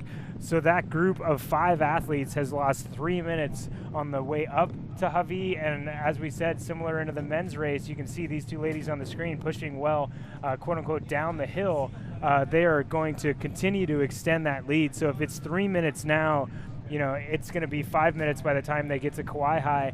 And the big question mark is Mirinda Carfrae moving up to that chase group, or is she going backwards at a similar rate to that chase group? Because if she's just lost another 3 minutes to Daniela and obviously worth mentioning, Melissa Hosholt, Heather Jackson, those athletes that are chasing, if they've lost that kind of time too, Daniela is really, really putting herself in a position to run away with this race. That's right. I mean, it is all on today at this point. And you know what is interesting is, we were doing all these little time crunches and all these, notes of where everyone is and how much time they've lost in this 5 miles, that 10 miles. But really, we can look back to all of the people that have dominated a bike ride from Jürgen Zach all the way up through Norman Stadler to Chris Lieto, up here into, current times to Sinbala. Anyone you want to look at on the women's side, Reef, they all really dramatically separate themselves in the final 40 miles. And so we're seeing that, 40 to 52 miles. But 40 miles, it's like you can just suddenly start bleeding time gaps when you're behind. Yeah. So here we got some more movement, Michael. We have some more of the athletes that have gone through on the women's side at 60 miles of Javi. Huge gap coming back from that second group. Another 3.5 minutes to Camilla Peterson. It's 8:18 back to Heather Jackson. Yvonne Van Lerken, 8:22. Melissa Hosholt, 8:31. Kassa Lettinen, 9:03 with Carrie Lester, Leanda Cave. Mirinda Carfrae, 9:30 back. So right now, 60 miles into this race, Mirinda Carfrae is already down the gap that I felt, and like looking at Liz Blatchford felt that she would need to be within at the start of the run to have a chance of winning. So Mirinda Carfrae is not in a great position right now against those top women, Daniela Ryf and Anja Baranek. And I'll tell you what, I think it's to the credit of those two women. They're absolutely pushing that pace. I mean, if you've got a group of 6 athletes riding together that's been dispatched to 3 minutes just in a 15, 20 mile period or 25 mile period, they're absolutely pushing that pace. It's unbelievable. For sure. It's a good ally. We talked about that. She's got a good ally. But guess what? There is a whole lot of racing going on from top pros, top amateurs, all the way down through a really unique element of racing where we've taken an individual sport and we've allowed camaraderie and teamwork to play into the effect. Just looking at Jan Ferdino passing Tim O'Donnell. Here's that hard part you're talking about. This is climbing right up out of Kauai High to the Queen K. So a moment to take note of. Ferdino is up out of the aero bars, certainly out of the saddle. This is that segment. You have no breeze cooling you from yourself or the environment. And this is a spot, Michael, where, you know, it's hard. It's dependent on technical ability to a certain extent, high RPMs, and being able to ride your bike fast to push the power down on that way down. This is a spot where if you're just strong and fit, you can go to the front and ride hard. It's going to feel really difficult because of that heat and that tailwind, but this is where the athlete that still has power in their legs can really go to the front and push the effort of the athletes behind. And we always talked about this. I mean, it's been since the dawn of time. People say, oh, Ironman racing begins at mile 80. So guess what? Mile 80 is almost here. So if the race begins now, as we see Ferdino go in front of Michael Weiss, we will see the race begin. So as the dynamic stretches out, we do talk about this whole race, and we talk about the age group athletes. And I started to mention the camaraderie that triathlon and Ironman racing can now bring to you. Right now, there's a Tri-Club program that I'm not sure you're aware of, and by joining the free Ironman Tri-Club program, clubs receive a range of great benefits and prizes, and will have the chance to race against each other in a bid to be ranked as the world's #1 Tri-Club. Clubs are divided into 5 divisions based on their size, active member roster, ranging from less than 25 to all the way up more than 300 athletes. 826 competitors in today's race, representing 390 different Tri-Clubs from around the world are racing today in the Ironman World Championship. A total of 34.8% of the field. Here's just a few highlights from around the world. The Lakers Triathlon Club holds regular get-togethers for women in the ladies' Lakers. They discuss fears and concerns around both half and full distance Ironman races. January is set aside for those ladies-only events to allow those new to the sport to try out different distances. There is strong support across the entire club with structured weekly rides and runs conducted for all levels throughout the year. Hashtag Lakers Triathlon Club, hashtag Lakers. Together with the Danish Triathlon Federation, Tri-Club Denmark offers free learning and training events. These events teach safety in open water swimming. They give tips and tricks, review the basics of triathlon. They also host a string of info meetings where people can come totally free of charge to learn what it takes to join the World Triathlon. Team Red, White, and Blue's mission is to enrich the lives of America's veterans by connecting them to their community through physical and social activity. To understand a little more about the impact Tri-Clubs can make, here's more from Team Red, White, and Blue. Hi, I'm Blaine Smith, Executive Director of Team Red, White, and Blue, and we are so thrilled to have been named the winner of Ironman's First-Time Athlete Contest. Team RWB is a national nonprofit organization that enriches the lives of veterans by connecting them to their community through physical and social activity. And one of the ways we do that best is through the sport of triathlon. Over the last 5 years, we've built a really incredible triathlon club that spans all corners of the country. It's both inclusive and inspirational, and it has gotten so many veterans, their families, and members of their community together through the great sport of triathlon. We have a triathlon and leadership camp we do every year down in Austin, Texas, that gets first-timers out, introduced to the sport, understanding the principles, and confident to go out on the course for their first race. It's been coached by absolutely amazing ambassadors like Tim O'Donnell, Jessica Jones-Myers, Brad Williams, all veterans by the way, Jess Jacobs, and so many others. So again, thank you from us. Thanks for including us in the triathlon community. And when you see a veteran out there on the course, be sure to shake their hand and encourage them along the way. I know you will. Well, there you go, Mike. That's right, and you've got the Tri-Club Is actually represented by one of our top competitors, Tim O'Donnell, American hopeful, is part of that team, red, white, and blue. But we are here at the 2016 Ironman World Championship. I am joined by, of course, my man Greg Welch, and also one of the super duper top people over at Training Peaks. I call him the Power Pro. I call him the Analyst Extraordinaire. I call him AJ Johnson. He's here, and he's got a lot of great data to share. Thanks to you both for coming back.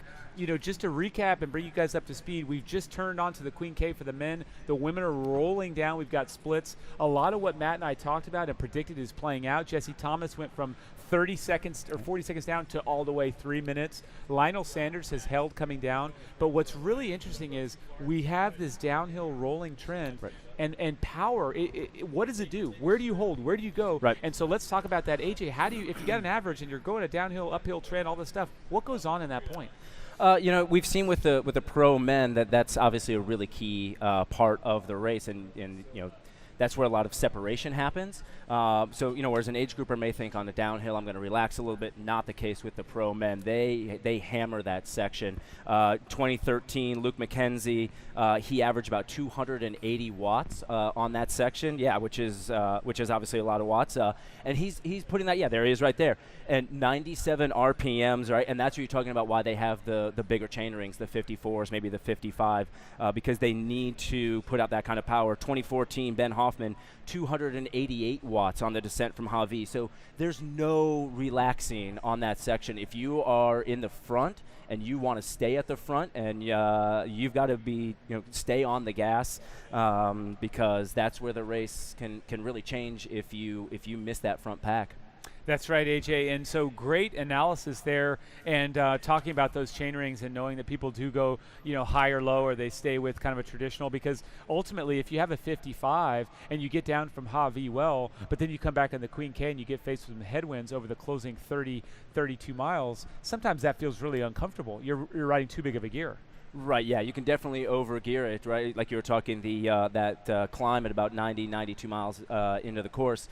If you've had to be on the gas on the descent from Hawi, and now, you know, guys like you know, Michi Weiss and those guys, you know, they're not waiting for anybody, and so you may have to grind up at a really low cadence, and that can take a lot out of you for the run. So you know, gearing, what you choose here is very, very critical. We've seen guys that, you know, have run a 53 and they're undergeared on the descent. So you see, look at Luke right there. Look at his, it's a very fluid pedal stroke, and he is just turning them over and going fast. So yeah, and we could speculate. So talk a little bit about this, AJ, because you know the difference in thresholds and all this stuff, and we're looking at, you know, about what, 45 miles an hour right there, maybe even a bit more. But what is the typical crossover point where an athlete needs to do 47 miles an hour? What's a typical crossover point where an athlete needs to do what Luke McKenzie did, which is pedal, coast and get aero, pedal, because the coast and get aero, obviously he's realized that there's a point of diminishing returns. If I pedal, I'm not going to go any faster. Right. I mean, you can only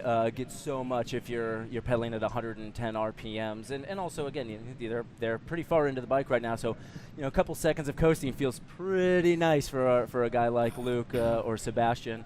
And obviously, you know, you've got to sit up and take your nutrition, and that could be a good time to coast as well.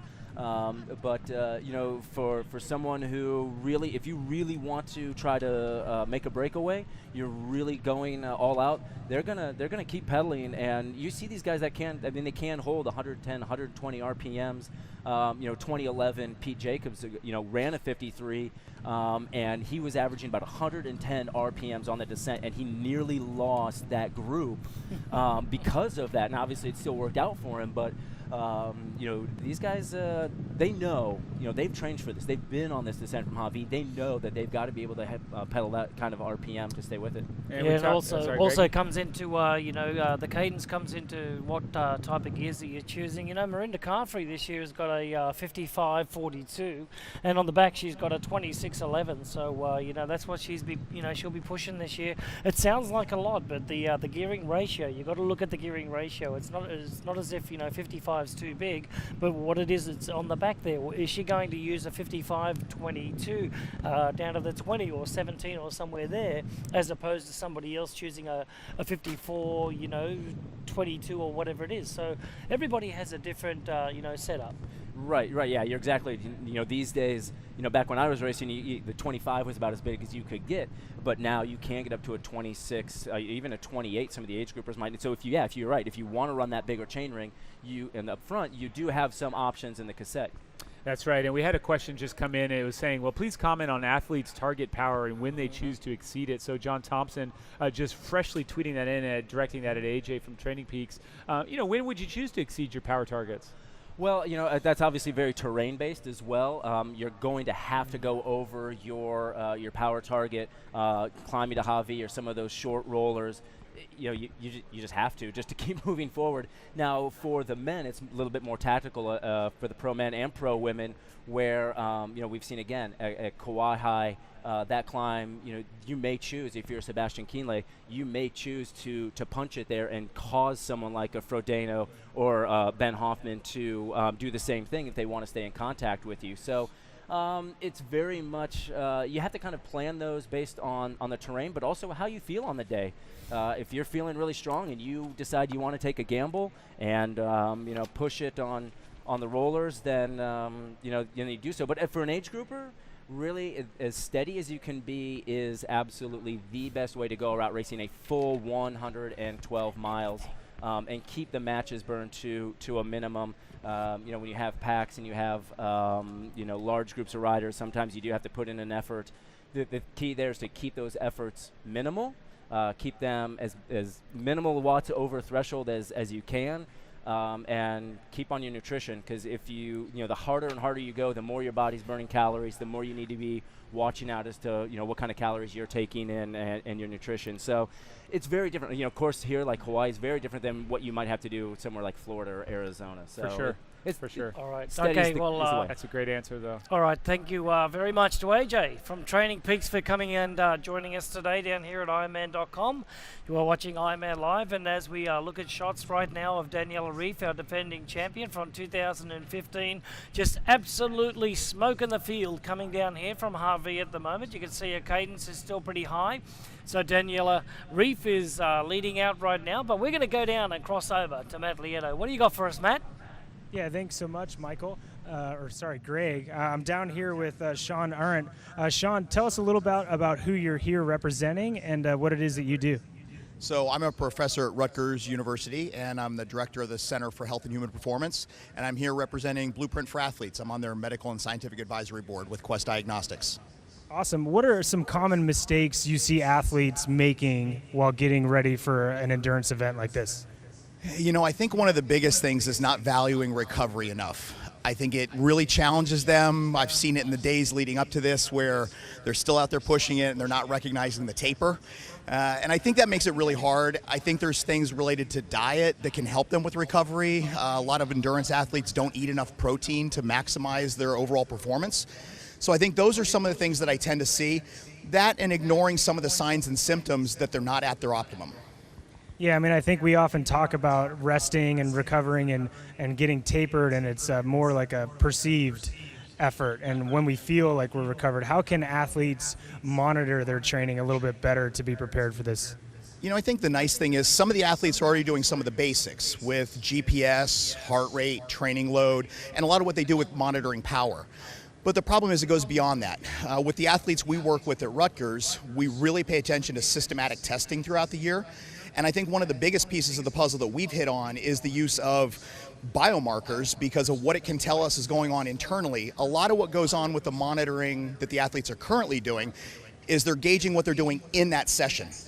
What they're ignoring is what's happening the other 20 hours a day outside of that, and that's where the cumulative stress really comes in.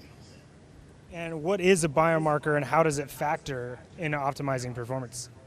It's really any internal marker. We've really talked about it mostly related to disease when it comes to medicine, but you're talking about nutritional markers, hormones, testosterone, estrogen, cortisol, those are big ones. Some of your metabolites that come along with it, some of the markers of breakdown like creatine kinase, you've got lactate.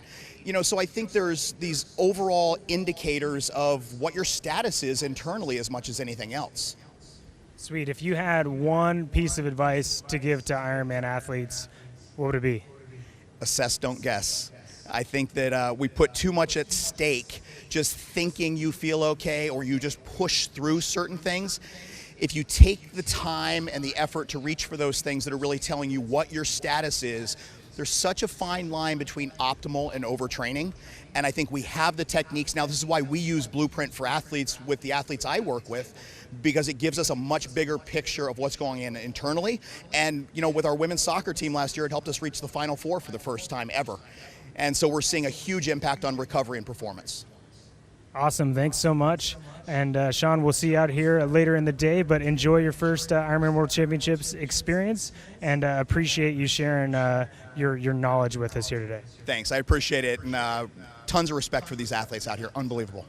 Awesome. Thanks so much. Back to you guys in the studio. All right. Thank you very much there, Matt, as we get beautiful shots of our athletes out on course right now. Let's go back and wrap up our age groupers getting out of the swim today. In first place was Reese Barclay, 25 to 29 age grouper from Great Britain with a time of 50:14. In second place, it was Jose Bellamino from Brazil, 35 to 39-year-old age grouper with a 50:15, and a 50:17 in third place was Pierre-Marc Doyen from Canada. On the women's side of things, in first place today was Jacqueline Foley from the USA in a time of 53:13, and 53:51 was second with Claire Davis from Australia. And rounding out the top three was Tanya Slater from Great Britain with a 54:28. As soon as we get some splits out on course for our age groupers on the bike, we will get back to you with all of those. That's great, Greg. And that Reese Barclay, we happen to know too, his fiancee Lucy Charles was the woman you mentioned earlier who won outright the practice swim last week.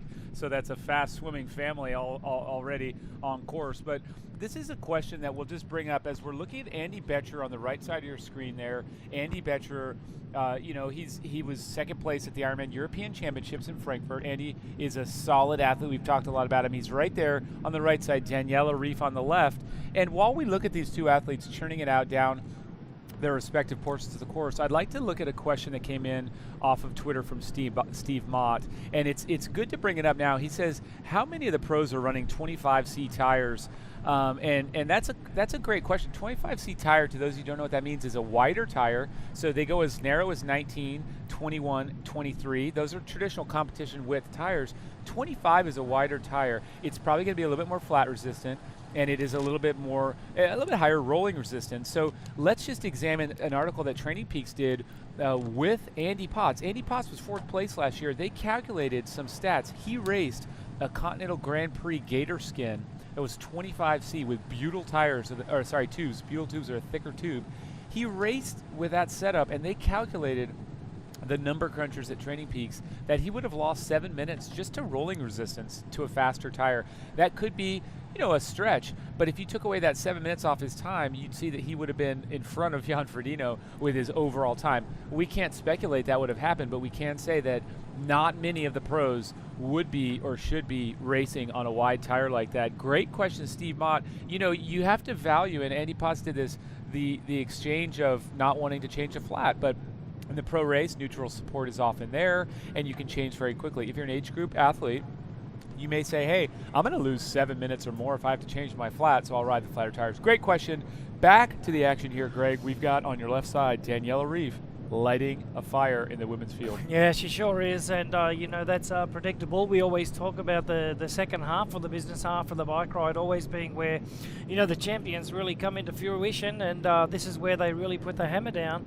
Let's just give you an update. At 75.5 miles, there was Michael Weiss, Tim O'Donnell, Sebastian Kinley, Jan Ferdino, Luke McKenzie, Andy Potts, Ben Hoffman, Boris Stein, Igor Amarelli, Eneko Janos, and Andy Butcherer. They're the top 11. Then there was a break around about 1 minute and 8 seconds down behind was Terenzo Bozzoni. So a lot of the good bikers are now coming to the front there. Jesse Thomas at 2:57. He's lost a little bit of time. But Lionel Sanders, who come from a ways down, is now sitting in 17th position, but only 3 minutes down on the lead there. So that is incredible, you know, riding by Lionel Sanders, putting him right into the mix of things. Now on the women's side of things, Daniela Reif is leading, Anya Berenek, Mary Beth Ellis, the Honey Badger, She is racing her very last Ironman race in history for her, so she's retiring after this race today. She is in third place at 3 minutes. 4 seconds down is Meredith Kessler, and right behind is Jodie Swallow and also Michelle Visterby and Annabelle Luxford. Now, the top 7 girls are all separated now by no more than 3 minutes and 30 seconds, and then the gap starts to go out to Alicia Kay, Camilla Peterson, and Heather Jackson. Heather Jackson is now making her way through the field as well. She's 8:18 down. Yvonne Van Vlerken, Melissa Halsholt is at 12th position at 8:31, and then you've got Leander Cave and Marinda Carfrey at 9 minutes and 35 seconds down. So Marinda Carfrey having lost a little bit more ground over our leader Daniela Reif on screen riding along right now, but this is no guess to us. This is absolutely predictable, as we can see Daniela Reif really powering down from Harvey toward Kauai High. This is one of the hardest sections to ride, Mike, and this is where you want to put the hammer down, because you'll always make up a lot of time in this section. That's right. You know, there's oh wow, I love that shot. It's just a contrast there. The tall and lanky athlete Jan Ferdino at a low cadence there, rolling past a little bit higher cadence of Andy Betcher. These two athletes know each other well, coming from the same home country of Germany. And remember, we've talked about this. It's funny, you do say, I'd rather be top German than anything else, but in today's case, if you're top German, you run an extremely good chance of winning the race overall, which is what all of these athletes at the front end really want to do. Realistically, you know, I feel like Andy Betcher, who has gone inside that top 10, he needs to get himself into that top 5 before he's a legitimate threat of that podium and the top step. But Jan Ferdino came in here his first year. He got third off of a flat tire. He got first the very next year. Historically, athletes have to stop. They have to take a break somewhere on the 4th, 3rd, or 2nd step before they win. Nobody just really jumps from nowhere to first unless your name is Chrissy Wellington or Luke Van Leerden. So if you're not those two, which nobody is, you really do have to find your way to the win. You have to kind of progress. We saw that with Rachel Joyce. She made her way down. She never made the final jump. You know, this would have been her year. But who knows? I mean, she came in and she progressed like that. All these athletes have to do that. Marinda Carfrey did that. You know, she went from 2nd eventually to 1st, and then, you know, she's been in the podium ever since. But well, historically, Ferdino, it's one of the few stats that ever holds any water with me. Yeah, exactly, and Jan Ferdino was like that. Sebastian Kinley, you know, Marinda Carfrey, as you just mentioned, Craig Alexander, the list goes on and on and on. But as we look at Daniela Reif right now, she's looking very, very powerful, making her way back toward Kauai High. Now, if you can look down to the right-hand side of the, you know, the shot here, you can see that in close is a very, very, you know, smooth set of waters here. But if you look out a little bit further, a little bit of chop is starting to develop out there. So the athletes are going to have a little bit of a headwind coming back past the Maunalani Bay Hotel, exactly where the men are right now.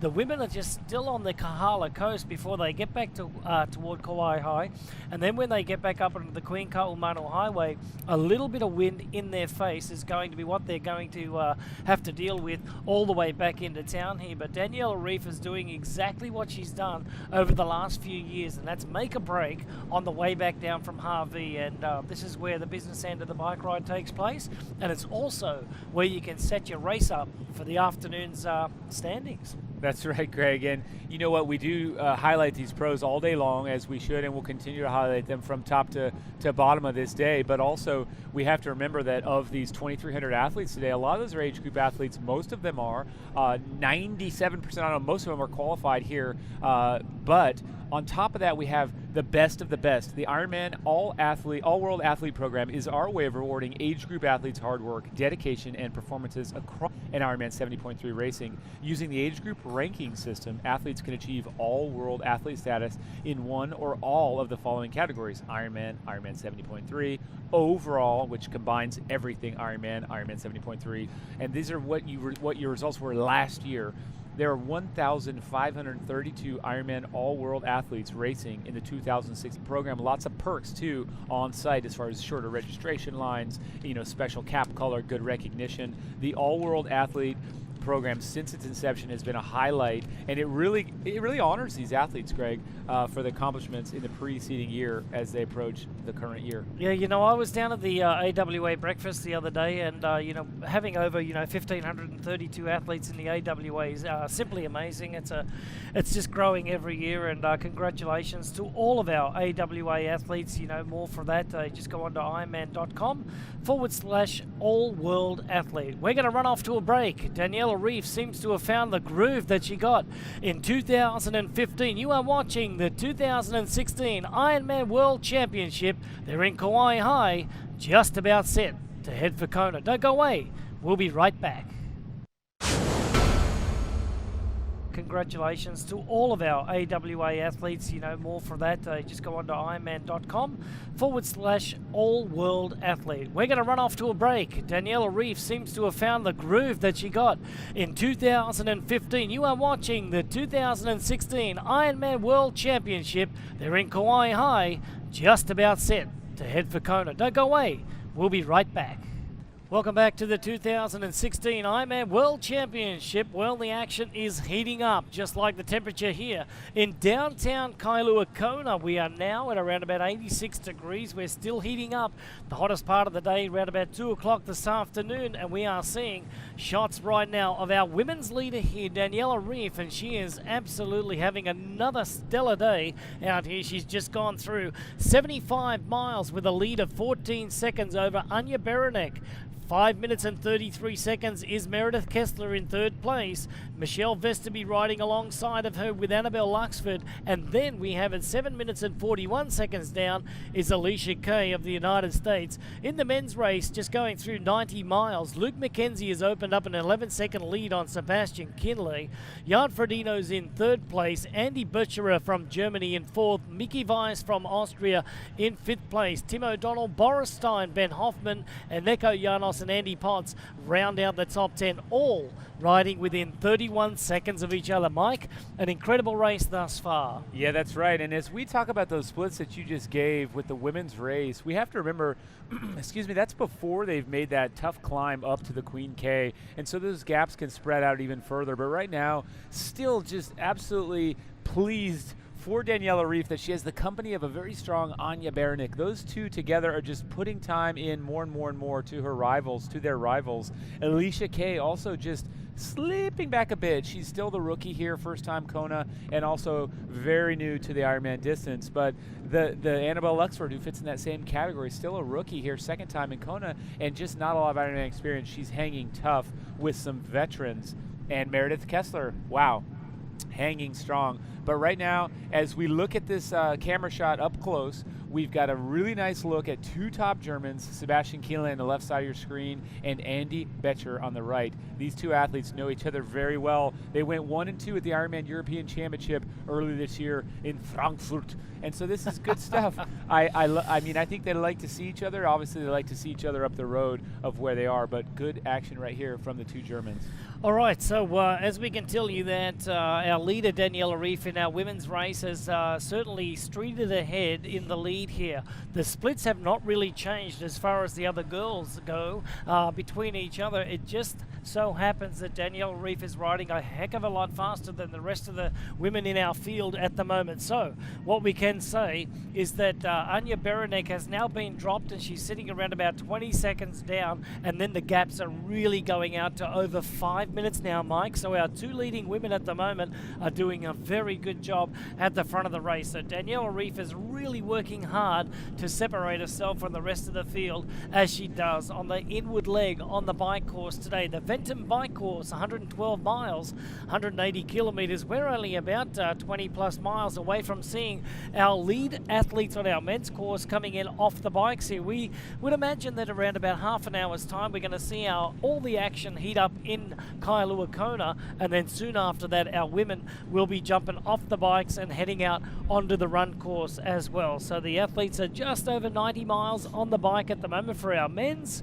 and our women's are just about to hit that 80-mile mark, as we see now that Luke McKenzie has now gone into the lead and now extending it. This is the Luke McKenzie that we know and we saw back in 2013 when he rolled through and got that second place finish. Luke McKenzie, all the tools. He used to train and race with the great Craig Alexander, the course record holder, at least for now. But he was a guy that, you know, gained confidence from training. He said, hey, I trained with Crowe, and that gave me a lot of confidence. I saw what the best was doing, and I was able to duplicate it, and it gave him that know-how to get to second place that year. Now we're seeing Luke McKenzie back in that driver's position of this race. He races well from the front aggressively. Now people know, hey, watch him because he can run. So the Ironman Foundation works with community leaders to help fund local initiatives as well as give back to philanthropic organisations that have a volunteerism component. A number of athletes are racing here today on behalf of the foundation, including Macy Skomorowski from Poland. Macy is the co-owner of the UEUCO, which is listed on the Warsaw Stock Exchange. He has raced in triathlon for over 4 years, and he's the only one that participates in sports in his family. So well done to Macy from Poland, the co-owner of UCO, which is listed on the Warsaw Stock Exchange. So congratulations, and have a great race from all of us at Ironman. All right, so within about half an hour, we'll see our leaders coming in off the bikes here, Mike, in downtown Kailua Kona. It's going to be electrifying to see that because today we know that the pace has been on. The heat is right up. They've had challenging conditions so far, you know, up on the Kahala coast and all the way back along the Queen Ka'aumanu Highway. But once they hit town, it's going to be the marathon that is the deciding factor. And can you just take a look at Jan Ferdino as he's pedaling back on the Queen K, and you know he wants to go sub-8. He looks like he's racing very fast in a very comfortable state of mind. He doesn't look like he's labored. He's as smooth as he looked early on. The guy is just rocking and rolling. He hasn't shown any weakness. He hasn't shown any sign of trouble. And so as this part particularly starts to throw new challenges, the terrain again is rolling lightly. There's times in this segment of road as you approach that 90-mile mark where you can't actually perceive if you're going uphill or downhill. The road starts to play tricks on you, your vision. Maybe obviously you're a little bit of a state where you're losing calories, you're getting a little bit bonky, but this is a tricky little segment where on, you know, between Waikoloa and the scenic point where you just really don't know what you're dealing with. And Michael, this is also the part of the course where the athlete's bodies start to break down and where core work and keeping your body, you know, right in track is very important on race day. Ironman and ART have partnered together to provide athletes with treatment for soft tissue disorders. Here's ART's story. All right, so back to the action. Here's Sebastian Kienle from Germany, the 2014 Ironman World Champion. He's also an Ironman 70.3 champion 2 times, and today comes back to Kona looking for redemption, looking to get on the top spot of that podium, and he's sitting in a very good position right now. Sebastian Kienle, a very good biker, but a great runner as well. He's sitting in the lead group there with Luke McKenzie, Jan Ferdino, Butcherev, Weiss, O'Donnell, Stein, Hoffman, and Janos. Potts is right there as well. All of these guys can run, but when it comes down to it, Kienle's proven himself to be the Ironman champion. Jan Ferdino, they can all run well. Tim O'Donnell last year and Ben Hoffman and Eko Janos, they've all been on the podium there before. Yeah. It's coming down to it, Matt. We're seeing a fantastic race so far. What's going to happen over the next 20 miles? Lots going to happen, Greg. I can't necessarily guess as to what it is that's going to happen, but there's going to be some tired legs and some disappointed athletes that are going to maybe be a little bit further from the front than they were hoping. But right now, looking at Sebastian Kienle, and Michael, we referred to earlier as he was seemingly having a steady pace to catch the group. Now he is moving around on the bicycle a little bit more similar to what he looks like when he's really pushing the pace. So right now, Luke McKenzie is pushing the effort enough to where Sebastian Kienle is really having to put a lot of effort in to stay with him and to push the pace at the front of the race. And I think, Greg, to answer your question, I think what's going to happen is I think this is going to be one of those days where it's a hard bikers race, and it might not be separated by 10 minutes as we've had in the past when you have good cyclists. I think you might have this group of 10 athletes and then 5 minutes to people that have gotten dropped off the back. Right now, Lionel Sanders actually lost a little bit. He's 3.5 minutes back now that Luke McKenzie's up at the front, down from 3 minutes. So it's going to be spread apart, but it's not going to be huge gaps. But I think it's going to lend itself to where maybe if one person can run a 246, 247, they're going to win it, but there's going to be a lot of 250, 252s. Yeah, you're right. And when you look at the lead group with 10 athletes in it, then you've got a 121 deficit for Amarelli from Brazil, Marco Albert. One of the good runners is Terenzo Bozzoni and Lionel Sanders, 2:15 and 3:31 down. Jesse Thomas is a great runner at 4:43 down. Then you've got to look at Bart Arnotts and Rudy Wild. Fantastic runners there at 5 minutes and 15 down. Freddie Van Leer, the 2013 champion, at 5:30 down. Matt Russell at 6 minutes down. Tim Van Burkel at 6.5. James Cunningham and David McNamee. Now, David had one of the fastest runs last year, finding himself at 7 minutes down. And then you've got Brent McMahon at 7:30. These guys you cannot count out, even at that deficit. Oh, it comes to their mindset. What do you come off with the will to do? If you come off with a 7, 8, 10-minute gap, that's nothing. These, the thing is, when you're riding well up front and you feel good and you just lose focus for a second, you don't have the fuel or the legs left when it comes down to run that final 8 or 10 miles. These guys that want it, those guys you just mentioned that have history of running, Matt Russell, he's one of the fastest runners around. He just has a lot of Ironmans in his legs, but if he uses that positive experience and he knows what he's capable of to run through, he's a guy, watch out, all day long. Watch out for him. No, absolutely. And we're looking at, it is obviously a hard bike ride we see these top athletes like Marco Albert, Terenzo Bozzoni, David Pless, Jesse Thomas getting dropped from the front. They're riding hard, but Michael, first place to 35th place, 90 miles in, is only 9 minutes. So it's pretty close. That's we've close. seen that from first to third, first to fifth, many, many, many years. Good so point. Having 9 minutes, this is for Ironman World Championships here in Hawaii. If that's the same gap as they come off the bike, that's as equivalent to an ITU race as we can get at this course. Right? I think it's a testament. That's happened over the last 2 or 3 years, where what's happened is they've just crunched that depth right into a smaller time frame. We used to have those. There's never, I don't think, going to be in the men's race a gap like we used to see. We're never going to have those double digits or high, gaps from one person to anyone. It's going to be a tight group bunched together. The guys are just too good, and the women as well. The women, you're seeing Daniela Reef still have the ability to ride away, but in general, packs of women are staying together and doing very well. Let's just make mention as we kind of look at the women's field and some women that we haven't seen on camera and we haven't talked a lot about, but I would like to say Heather Jackson steadily creeping through the field. She's in 7th now. Guess what? That, she finished 5th last year. She's 7th now with her run. I would expect her to get up on that podium the way she's progressing. One more person, Matt, that we forget about her.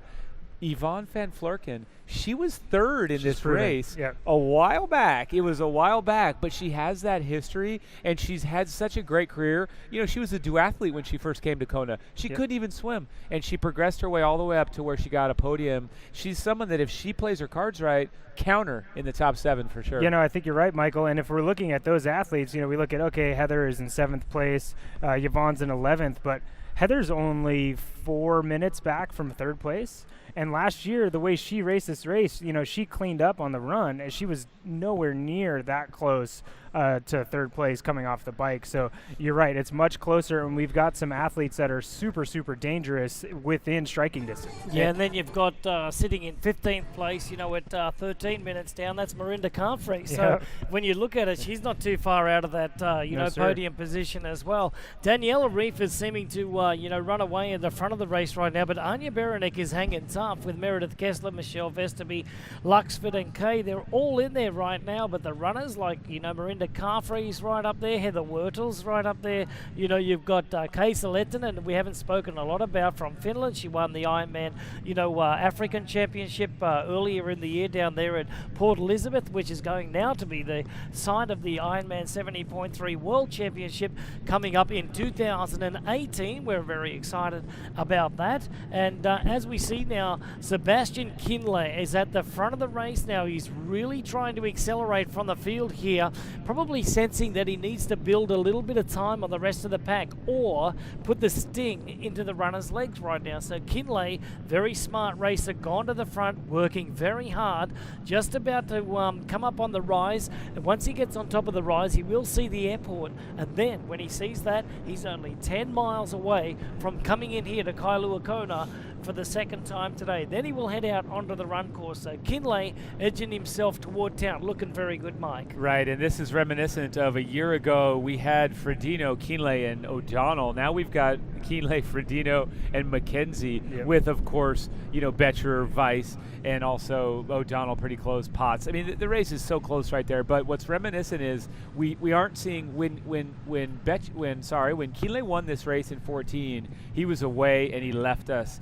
This time, he hasn't left us. He's with a group. I think that speaks to his confidence. Sure, he had to dig pretty deep to get second place at the Ironman 70.3 World Champs. He did that with an amazing run, and we didn't know all along. On paper, Tim Reid was the faster runner, but we didn't know until the finish tape who was going to be the faster runner. Point being, Kinley is not someone that has any doubt in his own running ability across the course of this Hoka One run course. Absolutely not. And we're just getting word that Andy Burcher right now from Germany is just slipping off the back of that lead group, just struggling a little bit at the moment. He was very good swimming, today in that lead group. Also, Andy was our first male across the line at the Ho'ala training swim early in the week, just last Sunday. So Andy Burcher are just falling off the back of that pace a little bit. They're inside the last 20 kilometres to go now on the bike course, as we can see. So, there we got Jan Ferdino. He's looking very good. Daniela Reif on the right side of the screen there, looking ever so strong. She has not looked any other way all day long.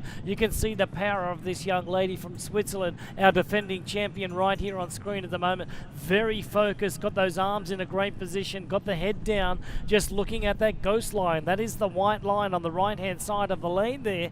So the tall Swiss miss here, she is doing a very good job. She's already represented the country at the Olympic Games. She's the Ironman 70.3 world champion and the current Ironman world champion, looking very strong. Yeah, absolutely, Greg. And as you said, she's looked that way all day. And, we look at some of the men's body position has changed a little bit, moving around. You see Jan Ferdino is moving a little bit more. He's still pretty still. Sebi moving a lot more than he was before. Daniela, she looks really smooth. You could put a cup of water on her back and it's not going to spill over at all. So she's able to push that power down while maintaining a smooth position, and she's not moving a lot of air around her, so she doesn't look like she's faltering any. Not that we would have expected that at all. She's continuing to put time in on the rest of the field. So beautiful riding from Danielle, and it's not again, it's no surprise that we see her do that.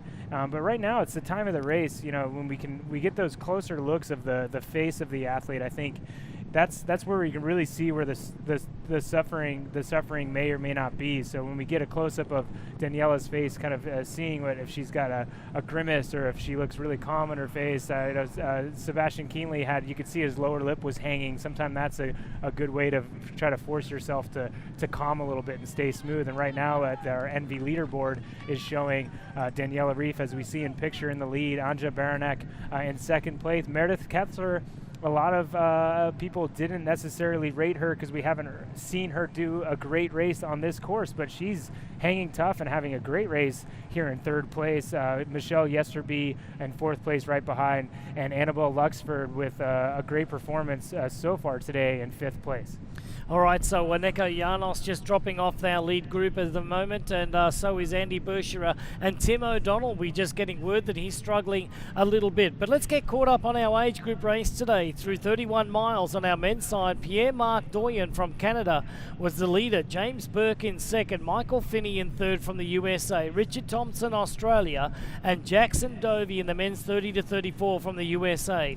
In the women's through 31 miles, it was Stephanie Kunert from Germany, Claire Davis, Jacqueline Foley, India Krall from New Zealand, Emily Lonergan from Australia. That was at 31 miles. Let's skip forward just a little bit in the action there. We'll go all the way forward to the 59-mile mark at the Harvey turnaround.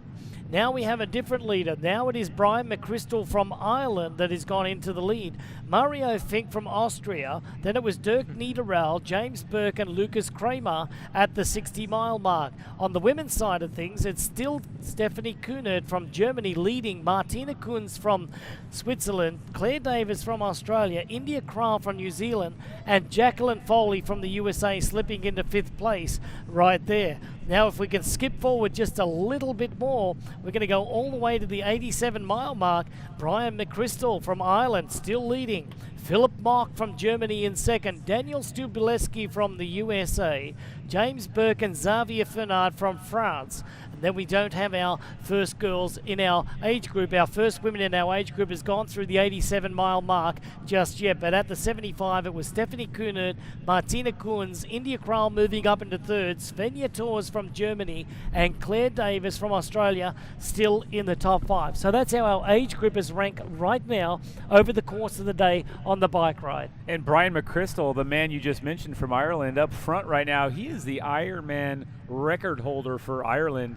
He did that at Arizona last year, and this year earlier he actually outsplit anyway time-wise on the bike and run Mr. Ben Collins, who was the winner, professional winner. Still, different race, but to have splits that compare to the winner of the race, this guy's super fast. He had a crash earlier this year, and I know folks back in Ireland and in the UK overall are cheering for their boy. He's up front, and we are rooting for him too. A lot of great age group racing to be done, and certainly the run in front of us is what will define the final moments of this race. Matt, what do you think?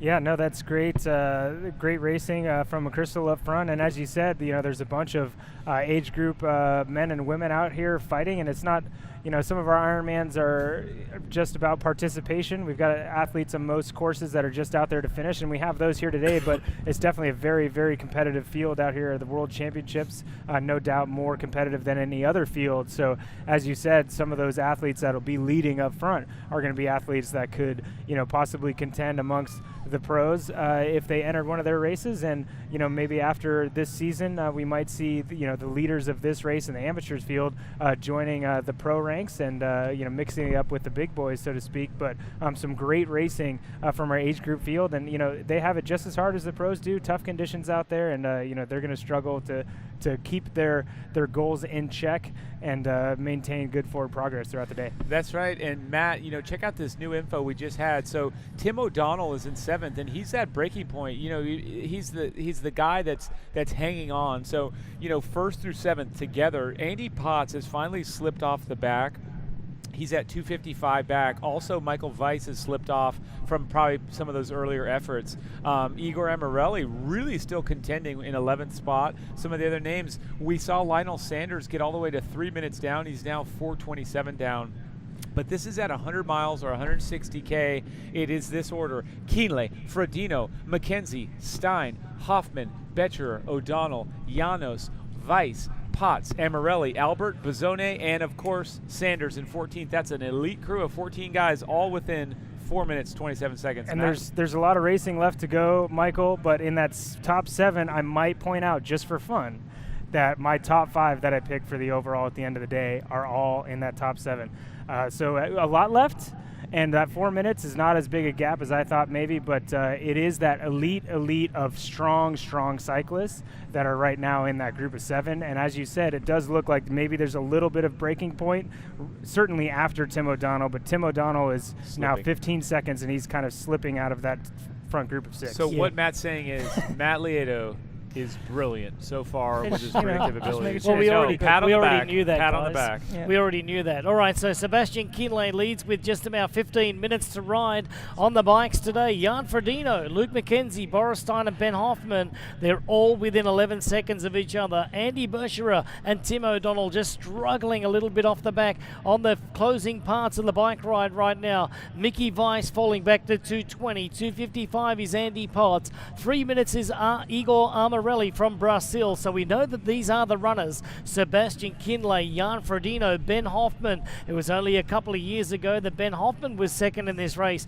and just a few years back from that was Luke McKenzie. Boris Stein has never seen himself in the lead of this race so close, and last year had one of the fastest runs as well as his fast bike split. So Boris Stein from Germany is right up there in fourth place at the moment. Now our women's race has been blown apart.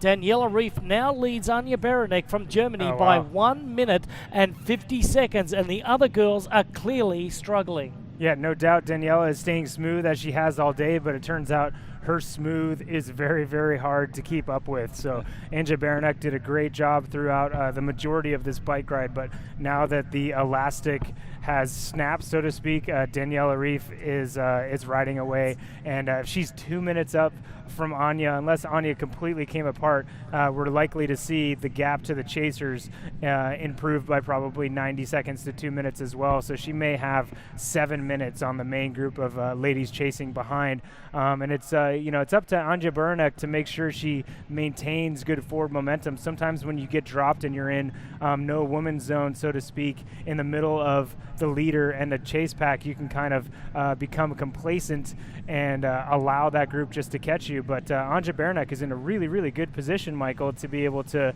stay steady, stay strong, and put herself in a great spot for a good run and a podium finish. I mean, I think the history shows she's run 3:14, which we talked about that not being able to really cut it, but a 3:14 off of a great bike would cut a top 10, top 7 finish. For sure. Anja Beranek, she can run, make no mistake about it, and she has run well in the heat. Remember last year in Austria in Selam C, she was able to hold third place.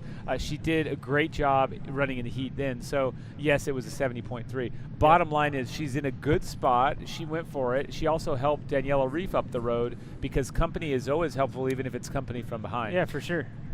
Yep. So. All right. So Matt's going to take a little break. We've got a special guest coming in to join us in just a few moments' time. Sebastian Kienle, being the smart racer that he is, has really forced the pace at the front of the race here at the 2016 Ironman World Championship.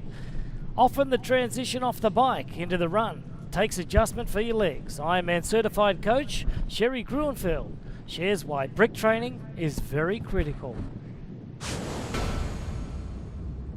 In an Ironman, it's all about the run. We swim and we bike to get position and to prepare ourselves, but to have a great race, you have to have a good run. So if you have to know how to lay down a good run at the end of a bike, you need to train for that. It's not enough to prepare your body. You have to prepare your mind as well, because the mind is a great part of this race. So the brick runs are a great way to do that. The brick run is a little bit different than the transition run in that it is a longer run. And the purpose of the brick run is a run off of the bike, and it's to train your body to work through the fatigue that you're going to be feeling as you go on. So the purpose and the objective of the run is to get into the running rhythm quickly, but to then be able to hold your running technique as your body fatigues. Your body will break down and won't want to work the way that it used to. You need to be able to keep that form, which is going to allow you to keep your pace. The same thing during a brick run is you want to work on your nutrition, because you have to make sure that that nutrition plan is going to support the effort that you need, and you're working on your mind by keeping it positive as the time goes on and you get more and more fatigued. In my opinion, the best brick workout that you can possibly do is a well-timed 70.3. That puts you into race conditions, which we all know is different than even the toughest training that you do. But you just need to make sure that they're well-timed. You want to make sure you've got plenty of time to be able to give a good all-out effort in that 70.3, still recover before you go into your final peak for your Ironman race. All right, thank you very much to Sherry Gruenfeld, Ironman U Master Coach. And before we get to our special guest, let's recap at 90 miles on the women's race. Daniela Reif with a 2-minute break on Anja Beranek at 7:34, 35 and 37 is Annabelle Luxford from Australia, Mary Beth Ellis from the USA, as well as Meredith Kessler, all facing a 7.5-minute deficit on our leader. Now, it gives us great pleasure to welcome to Ironman.com and Ironman Live, the Chief Executive Officer of Ironman, Mr. Andrew Messick. Good afternoon. Oh, sorry, actually, good morning, Andrew. Good morning, gentlemen. Great to be here. How you been? Fantastic. I was just out at Hawaii, and it's shaping up to be a great race. So what did you see out at Hawaii, Andrew? Was it windy? Was it, action-packed out there? We know we've got a lot of great athletes right at the front there, our women and men. We've got all of our favourites right up there. You must be very, very happy with the state of Ironman today. Yeah, so at Hawaii, it was blowing hard. Not, I don't think unusually hard, but it was pretty gusty and pretty windy. There were 25 guys in the lead pack going out to Hawaii, and I know it's broken up and it's down to 6 or 7 now. And on the women's side, it was Baranek and Reef were in front, and then a couple minutes later was the chase pack, Visterby, Peterson, Kessler, all those guys. All right, Andrew, let's just run a different course right now, and let's talk about the state of Ironman. With over 40 Ironman races around the world, with over 90 Ironman 70.3 races around the world, the state of Ironman is awesome, if you ask me. And then the announcement just recently of our new Ironman 70.3 race in Port Elizabeth in 2018. Exciting times. Well, it is exciting times. We had the 70.3 World Championship in Australia in September. It was the first time we'd been to the Southern Hemisphere, and it was the biggest field we'd ever had. It was the most international field we'd ever had. It was the first time we've ever had a World Championship race with a delegation larger than the American delegation. We had 860 odd Australians. Well, I'm not surprised. Yeah. I think the exciting thing too is I think you'll see that next year, Andrew. I mean, I think or 2 years from now, I should say, back to USA and Chattanooga, but then in South Africa, you're going to see an entire European channel come down there. They'll probably surpass for the highest number, of regionally attended athletes. Am I right? Yeah, I think so. And in part of what we learned in Mooloolaba was how appealing a great destination was to athletes all around the world. 25% of our athletes came from Europe and Mooloolaba, 25% of our athletes came from North America. And it was clear to us, and what we really learned was that if you have a great destination, a place people really want to go, and you combine that with a fantastic race, it's a very attractive proposition for our athletes. And so we think that going to Nelson Mandela Bay is going to fit that bill. It's a beautiful venue. It's a beautiful part of South Africa. And I think for all of our athletes around the world, South Africa, is a place that really captures their imagination. Oh, absolutely. And, proof's in the pudding this year at the Ironman African Championship. Ben Hoffman and Kaisa Lehtinen from Finland picking up the Ironman African Regional Championships. And just the popularity of Nelson Mandela Bay down there in South Africa. It's absolutely wonderful. And now we're hitting all 4 corners of the globe. It is a global sport. The brand of Ironman right now is just absolutely blossoming worldwide, and also in China, where it's just elevated to another new level. Yeah. Well, we'll have 5 races in China next year. The first of our races in 2016 is next weekend. In Hefei. And so a bunch of us will be over in Hefei and are looking forward to that race, and then again in Xiamen in November. In fact, Matt's going over there. Matt here, our co-host, he's running off the commentary booth and going to go to Xiamen and do the race himself. So is he going to try to qualify for Kona? That's not allowed. We need him on our crack team right down here. But Andrew, thank you very much for dropping by. We just wanted to it's always great to host you here at Ironman.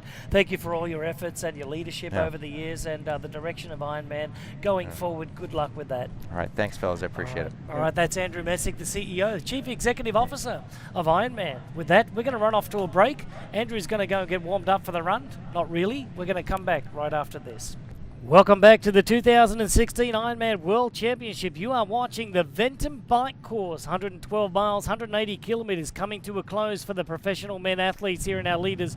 Momentarily, they are just a couple of minutes away from coming into the transition area here, and we can see the Sebastian Kienle working very hard to keep the pace high, Mike, as he makes his way into town. And we've also got Boris Stein from Germany up there, and Jan Ferdino, so the German machine is at the front, driving this World Championship all the way home. Oh, driving the train like they know how to do, and they've done for many years. The Germans known for being very strong at Ironman Hawaii. Here's what I'll tell you right now. Boris Boris Stein coming around and taking the lead for a little while is only going to light the fire even more for Sebastian Kienle. It doesn't mean he wants to be first off the bike. It just means he wants to have the best absolute day he can, and a little bit of help will help him very much. So I'm looking at Sebastian Kienle, and you know, that movement and that noise that we saw earlier in his position side to side is gone. He's smooth. He's still riding hard, but almost here, guys. And we're getting some tweets. Hey, the helicopters are showing some shots of them around about the corner. They are almost here, guys,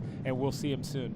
Yeah, we know exactly where they are. We're going to be going down to Matlieto, who will capture all the action as they make their way through T2 today. But Sebastian Kienle was lucky to get back there when Boris Stein overtook and took the lead for a little bit.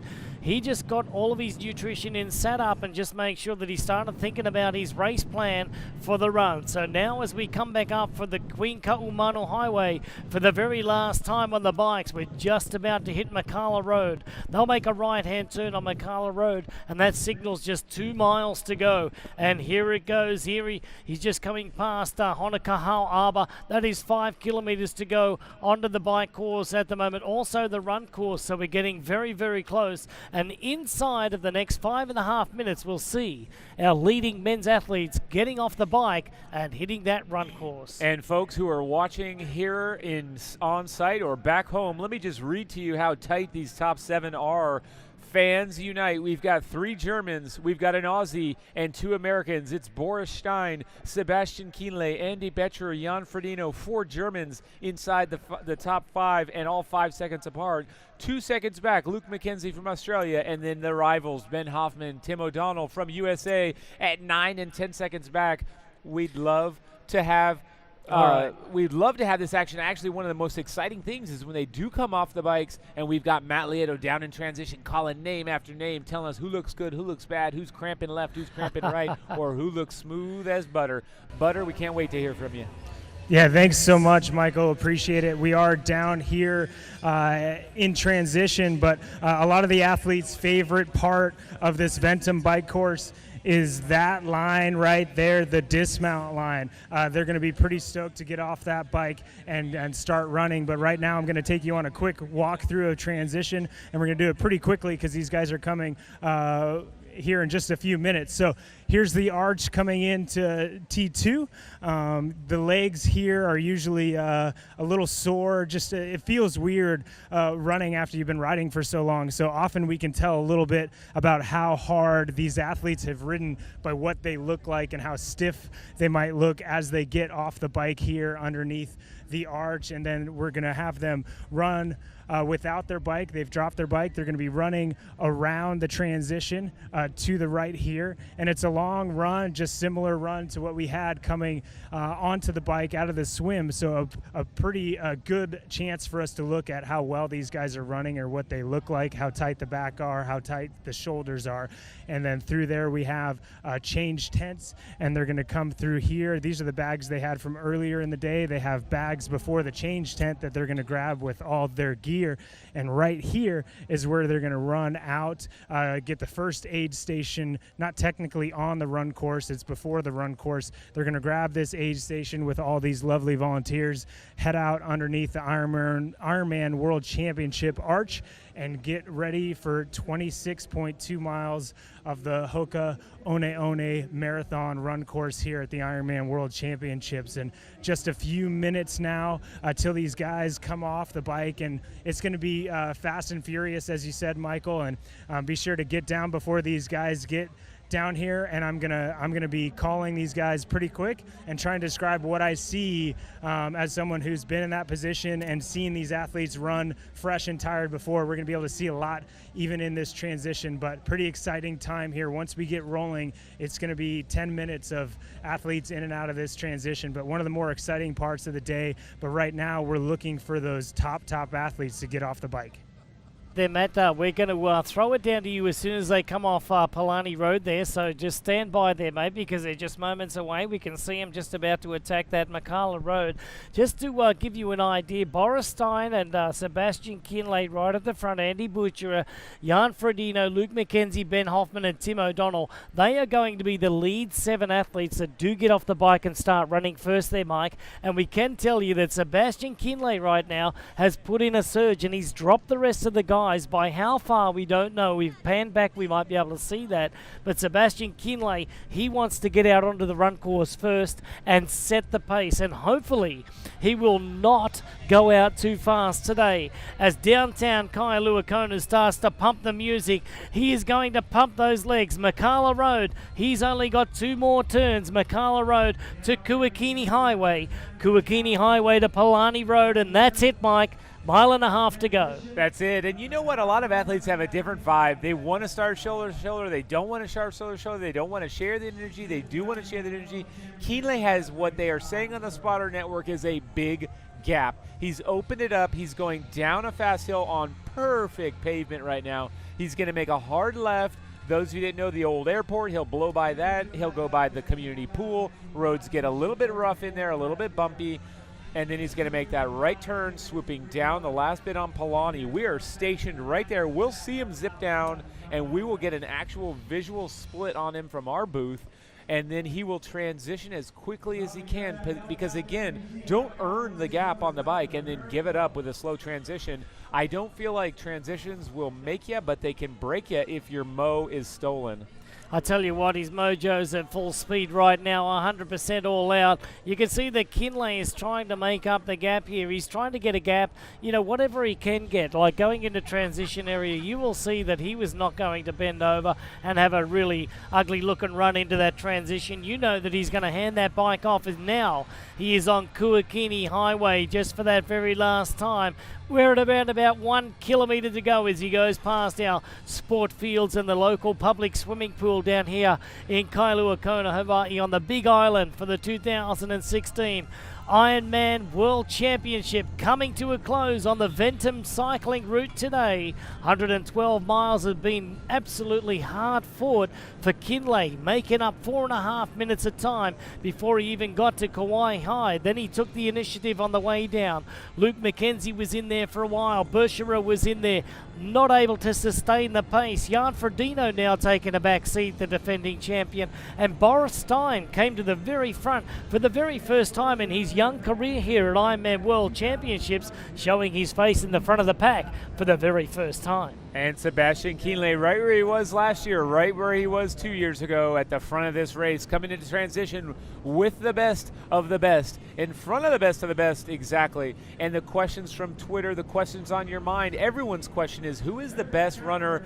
Arguably, they're all incredible. We just don't know. Of course, Ferdino has shown that he has the foot speed to rival just about anyone. Tim O'Donnell, Ben Hoffman, what a treat to see these two Americans side by side. A lot of American pride out there today. People are still pushing for Jesse Thomas, who I think needs to make his way into those top 7. But Greggy, here he comes onto Palani. All Sebastian right. Kinley. Sebastian Kinley about to hit the transition area. Now we're going to go on down to Matt Lieto, who's standing by in transition. Matt, he's undoing the shoes. He's got that one little left-hand turn, a right-hand turn to the dismount line. And now, Matt, we're going down to you. He's all yours. Thank you so much, Greg. And here he comes around the corner to a crowd of pretty anxious fans ready to watch this race unfold on the run. Sebastian Kinley and gets on that run course. He looks awesome. This is a guy who's obviously confident in his run. He has not overdone it here. Right behind him, Andy Bosher, an athlete that these guys battled in Frankfurt, 2:44, I believe, and 2:46 run to finish, just 50 seconds apart from each other. Right behind them, we have Frodo here running. He's got his helmet. He's running. He looks great. We've got Luke McKenzie, looks good on his feet. Ben Hoffman also looking good on his feet. Nobody looks overly stiff. Right behind Boris Stein, I believe, and he's the one athlete that looks a little bit stiff. His bike is a little erect. Tim O'Donnell, his back, excuse me. Tim O'Donnell coming off. He looks nice and smooth. He's looking down transition, making sure his gap isn't too big. As he gets into transition, he can see that the leader of this race right now, Sebastian Kienle, is just around the far side of the pier.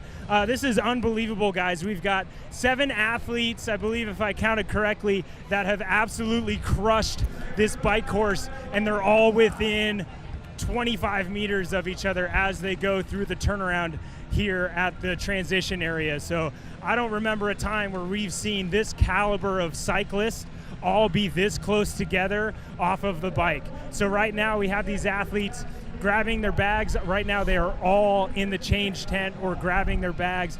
Boris Stein has lost a little bit of time as he goes around the corner. Tim O'Donnell closing that gap.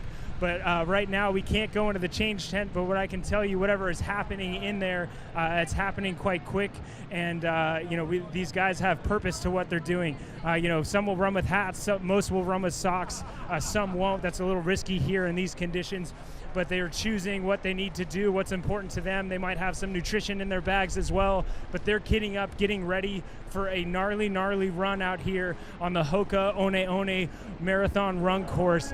They're gonna have an absolute battle. So this is an opportunity where you can take your time a little bit. It's okay if you take another 20 seconds in transition. This isn't an ITU race, even though it looked like one coming off the bike. These guys need to get what they need. Right now, Jan Ferdino is able to get out on that bike run course first. Sebastian Kienle directly behind him, and his eyes are like laser beams. He is right on the back of Jan Ferdino, making sure he does not let that gap open. Sebastian Kienle opens up his arms, opens his elbows, and gets in and tries to get back on that shoulder. Right behind Jan Ferdino and Sebastian Kienle, Luke McKenzie looking really smooth coming under the arch. Ben Hoffman has a handkerchief, a cold handkerchief around his shoulders, comes off in fourth place. Tim O'Donnell right behind him, Andy Bosher. That's an unbelievable field of athletes all within 30 seconds. And the Americans here are going to be proud to see Ben Hoffman and Tim O'Donnell here right at the front of this race, literally within 30 seconds of the lead here as we start the run. These guys are leaving the course, but right now we're going to start to see our chasers coming in from the bike ride. The guys that maybe cracked a little bit at the end or just couldn't quite hold with that pace. One of those is a legend in our sport, Aneko Llanos. He's been on the podium here before, one of the best athletes we've ever seen race on this course. And it's maybe these athletes cracked a little bit. Maybe they know they're not able to run a strong marathon if they push the bike pace too much.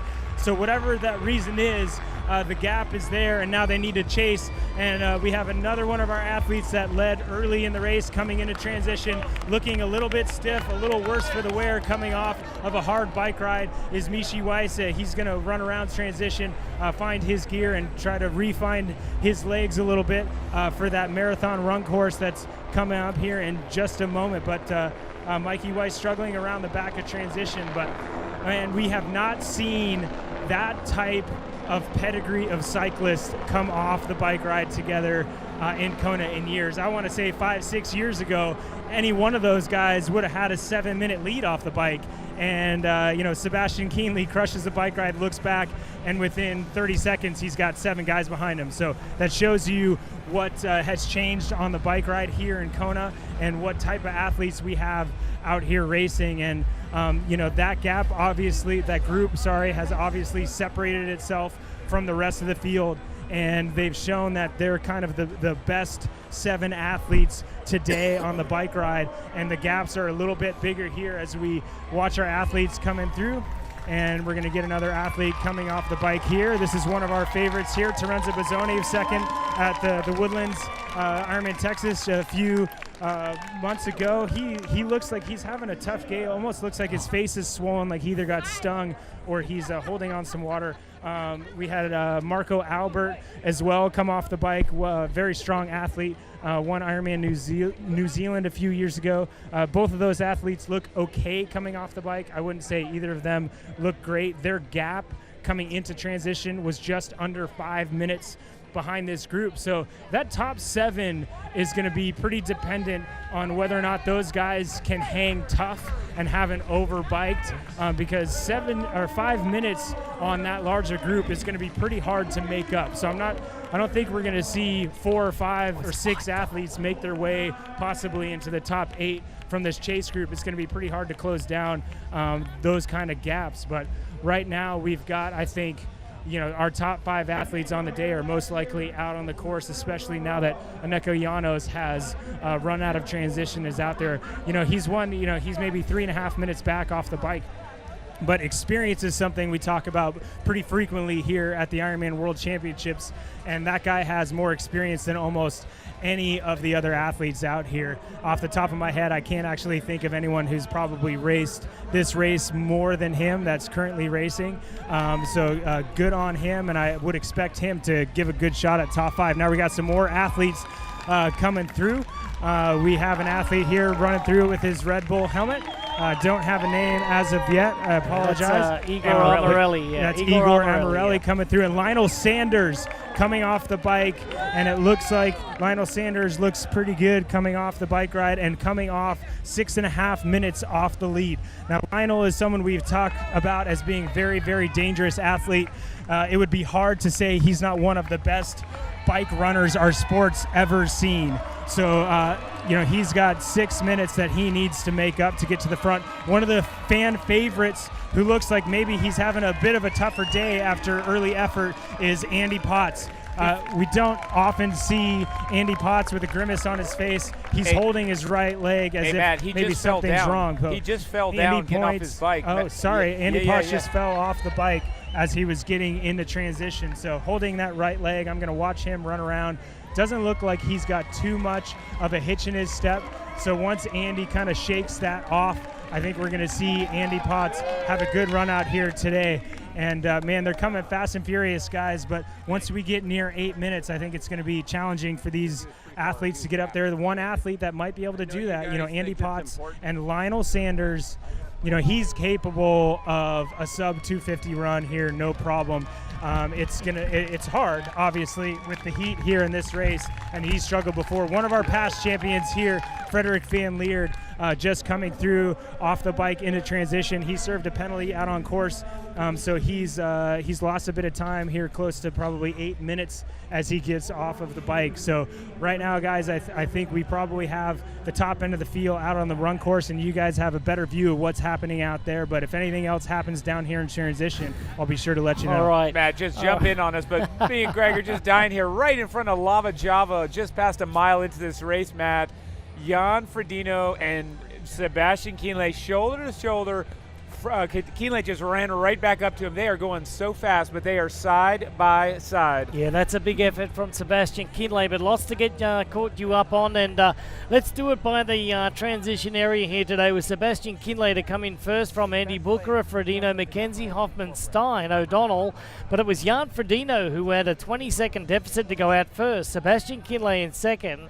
Luke McKenzie went out in third, Ben Hoffman in fourth, but the big winner was Tim O'Donnell, who came in 40 seconds down and only went out 25 seconds, so he made up 15 seconds in transition. So Tim O'Donnell looking very good. And then it was Andy Bucherer and Boris Stein. But the big effort was here as they run up the first hill, onto the run course today up past the Royal Kona Resort. And this is Sebastian Kienle coming up onto the shoulder of Jan Ferdino. That's a big effort by Kienle to get back up onto the shoulder. On the Hocker Orne run course, officially underway right now. Jan Ferdino, Germany, leads Kienle from Germany, the last two world champions here in Kailua Kona. There's Cyril Vignot from France. He's been top 10 a number of times, at least the last 2 years. But let's just talk about Kienle.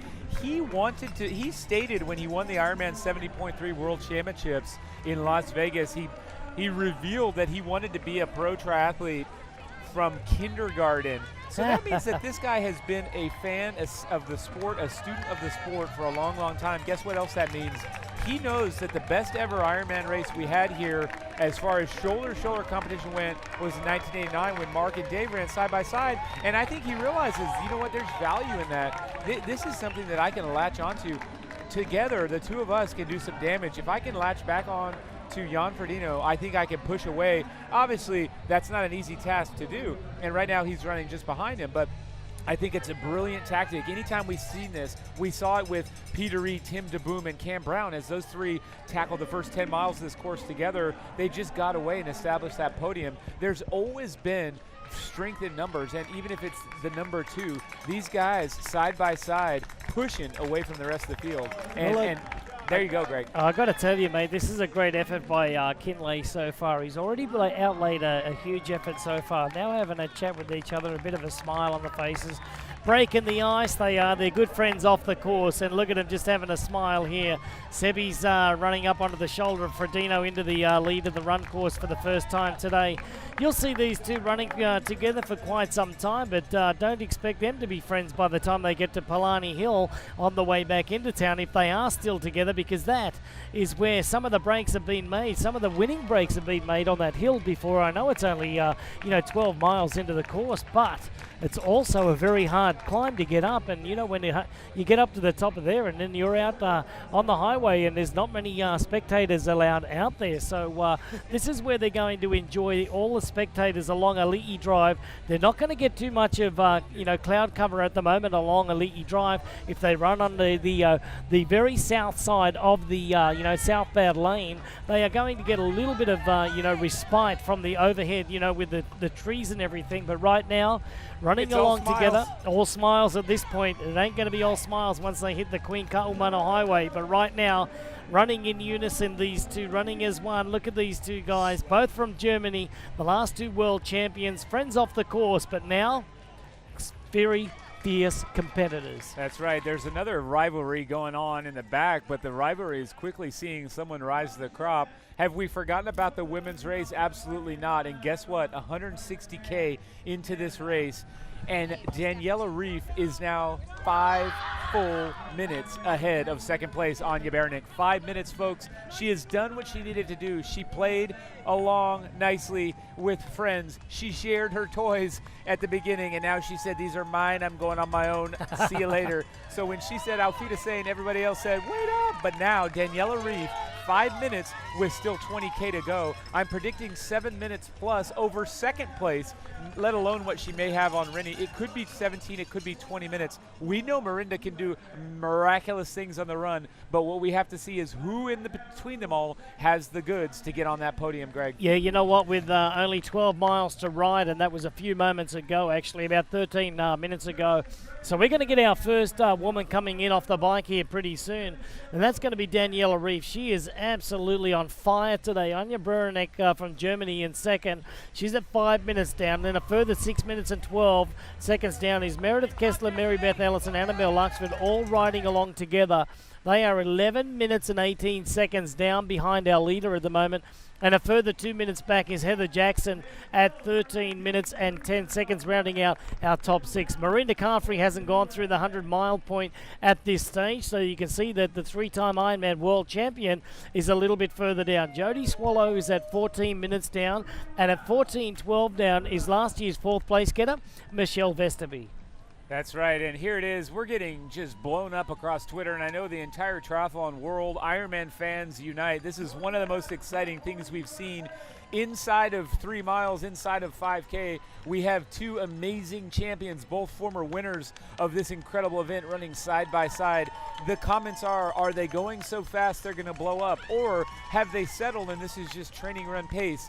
You know what? Sometimes that's one and the same. Training run pace is pretty exceptional, and it's all you need on a great day here in Kona. So these guys have settled. They are comfortable. But what happens is when they get to mile 11, when they get to mile 12, 13, that wear and tear will start to show. We may still see them together, but will someone else have run another's pace? That's the question. Yep, so let's go down to Matt Lieto, who's standing by with Liz Blatchford. Hey, thanks so much, guys. Pretty hectic moments down here for sure. It was just down in the men's change tent watching kind of the masses come through, and it's a bit hectic. We got athletes yelling for ice, athletes yelling for water. We had an athlete looking for hot shots because he was cramping a little bit. So we've got a lot of things going on in there, but those athletes trying to get out of that sketchy zone in their head and get out on the run. And it's hard in this race when it's hot and it's windy, and you'd rather just maybe go for a swim time, and you gotta realize you gotta go run a marathon as hard as you can. Someone that's run a marathon here as hard as they can is Liz Blatchford. She's back out here with me. Liz, anything you notice besides it being hectic, being in transition, watching from the other side? Yeah, look, I would say those top 7 men that got off the bike, they actually looked the coolest and the calmest. The guys getting off behind, some of them were struggling. We heard that Andy Potts had a little crash coming in transition. He was holding his leg. The big group of men that was 8 or so minutes down, they were a lot more flustered. We saw Jesse Thomas walking. So, yeah, the front guys actually looked the best out there. Yeah, we don't often see that. We expect the guys maybe that are at the front to have overextended themselves. But it seems like that being such an elite group of cyclists that even though they went so fast and dropped all those other athletes, they were still riding to a certain extent at a world championships inside themselves. Yeah, absolutely. I believe that. And I think potentially Jan Ferdino especially has played this really smart. He had that gap out of the swim. Sebastian's ridden up to him. So, he took that first half of the bike a lot easier than some of the other guys out there. We know Sebi's one of the greatest riders out there, and Andy, Luke, Brent Hoffman, all those usual suspects, Tio. So, yeah, all the best bike riders off the bike in front and looking pretty good. Yeah, I mean, that group of 7 are people you probably would have picked for your top 10 for sure, right? Yep, that's right. And just like your predictions that I read a few days ago, Matt, those strong bike riders, they've made that move. It's interesting though, there's 35 or so men probably within 12 minutes off the bike, so it's not entirely spread out, and we did see some great runners not that far down. There's Bart Anutz, Ivan Rana, some of those guys that are really capable of running up through the field. And I think it's a little different than what maybe we were used to seeing. I think you were touching on is the fact that those athletes from behind at this race were usually used to seeing someone who's not played their card and is waiting for the run, and they look like they're a bullet shot out of a gun when they get out of transition. But as you said, that second group looked like they were struggling. Yeah, and look, that's maybe why they're only 8 minutes down. They've overridden. Those front guys have maybe ridden within themselves. It'll all play out in the marathon. We'll have to see. Okay, and obviously we want to touch a little bit on the women's race. It's starting to open up a little bit. Is this kind of what you expected to see, or some of the gaps back a little bigger than you thought maybe? Well, I think after 70.3 Worlds, everyone sort of saw a chink in Daniela's armour, but it was only one race, wasn't it? So I think we shouldn't have looked too much into that, and Daniela's just true to form, ridden away from everyone and just put the hammer down. The gaps I was hearing, she was just opening up huge amounts of time. Anya Berenek's still in second, and big gaps I heard sort of upwards of 14-15 minutes to Marinda. In between there we've got Heather Jackson, Mel Hauschild, so some really great runners. It's going to be an interesting marathon. Yeah, as you said, we've got some great runners, a little bit back, but can't, discount Anja. She's in a good spot. As Michael said, she might run near a 3:14, but she might be able to run a little bit better than that if she's, dosed her energy properly. One of our pre-race favorites, someone who ran into second place and has run into the top a bunch before at this race, Andreas Rehler, but it looks like that 5-minute penalty and maybe the hard conditions have put him pretty well far behind. I'm not going to count on Andreas getting back up on that podium. He might be able to get in the mix, but that's an athlete we're used to seeing that's pretty far back. Thanks so much, Liz, for coming out, and we'll get you back down here for when the women come off the bike. It's getting exciting. Can't wait. Thanks, guys. Back up to you. Absolutely, Matt, and we love checking in with you, and please feel free to reach out when you see something exciting. What we're seeing up here, for your knowledge, is a Li'i drive, and it is Jan Ferdino absolutely bounding down the road with ease, the long stride, and just adjacent, just next to him, you can't even see him in this particular camera shot, is Sebastian Kienle. They're side by side, just off kilter, and excitingly enough, you've seen it earlier, you see it on Twitter, there's photos popping up on Ironman Live, but guess what?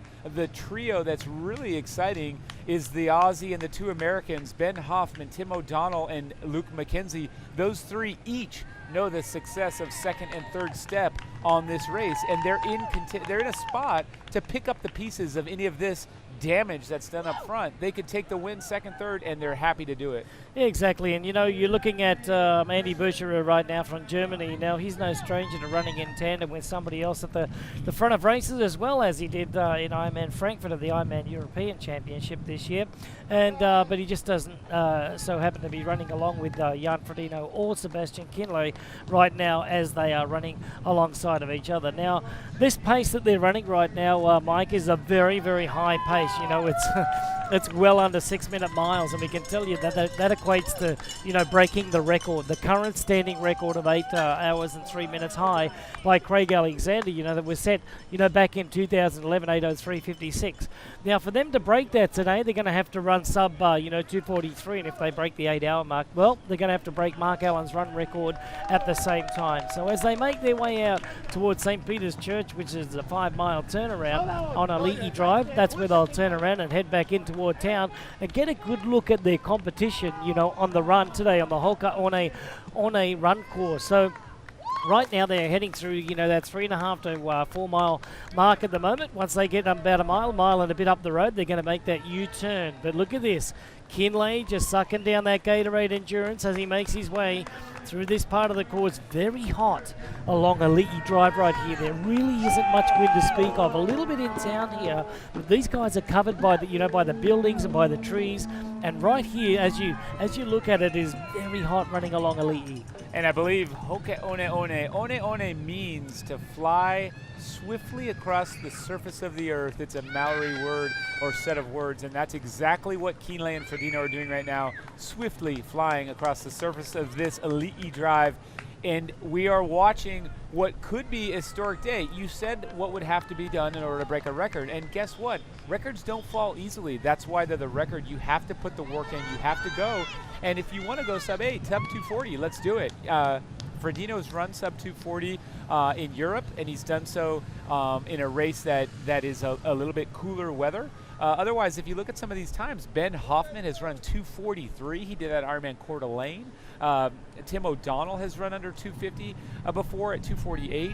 The PRs that we have for these guys are very fast. Kinley, low 250s, 252. So we're going to have to come up with the best you've ever done if you're going to win this race today. Yeah, exactly. And, you know, if you go back about 5 weeks and you remember what Sebastian Kinley did the rest of the field over there, including Tim Reid, was a bunch of surging, you know, going on, you know, over the course of 13.1 miles. This is 26.2 miles, and there's already been a little bit of surging happening. You can see that Jan Ferdino got out in first place, you know, and got out to about a 20-meter, you know, lead, and then it was Sebastian Kinley that got right back up to him in the early goings, and just after 1 kilometer they were both together.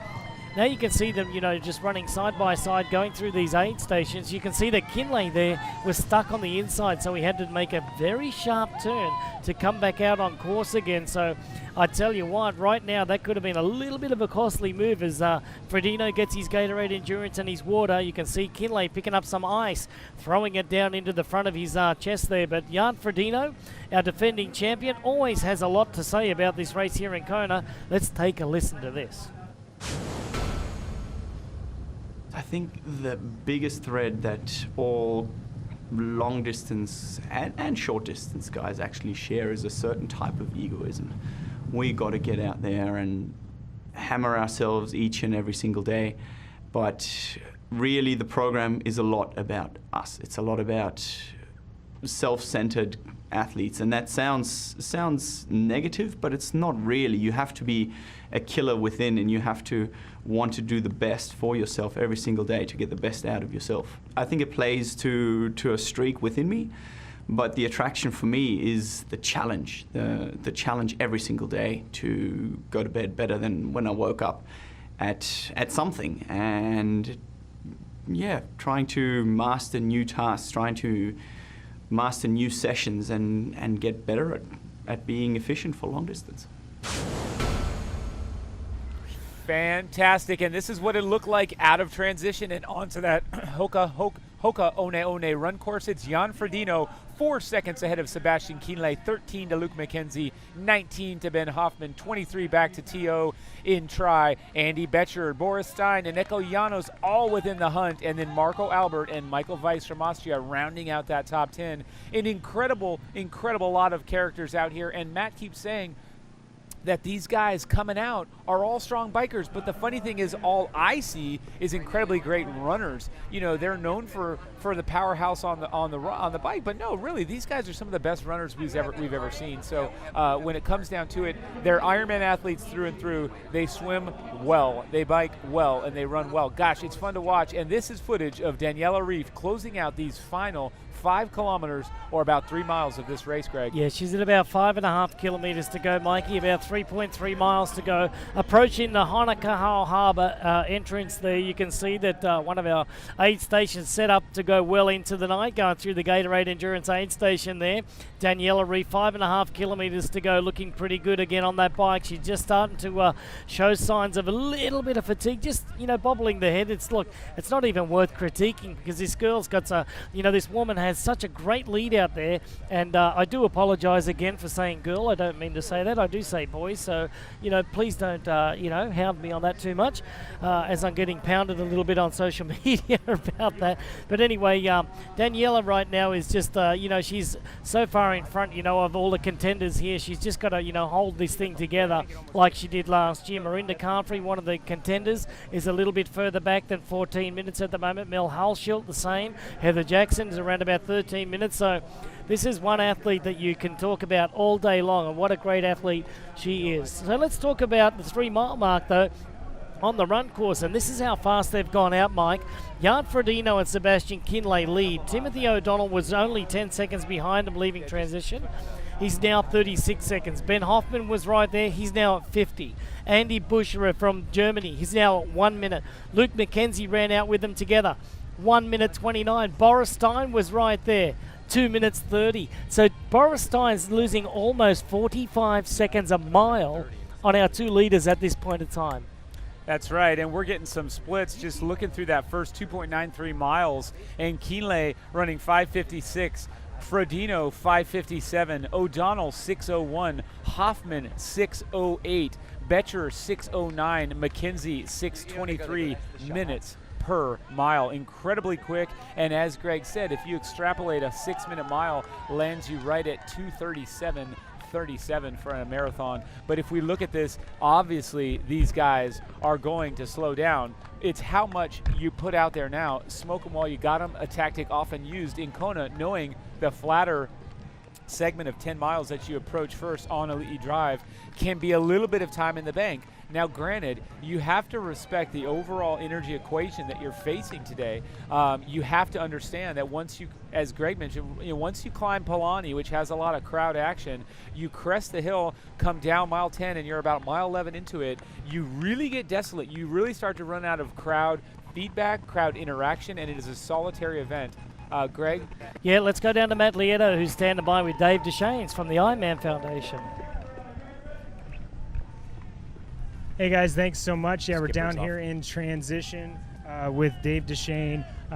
He's in charge of the Ironman Foundation. Tell us what you're doing out here today, and what athletes we have racing. Hey Matt, thanks. Good to be back to Kona.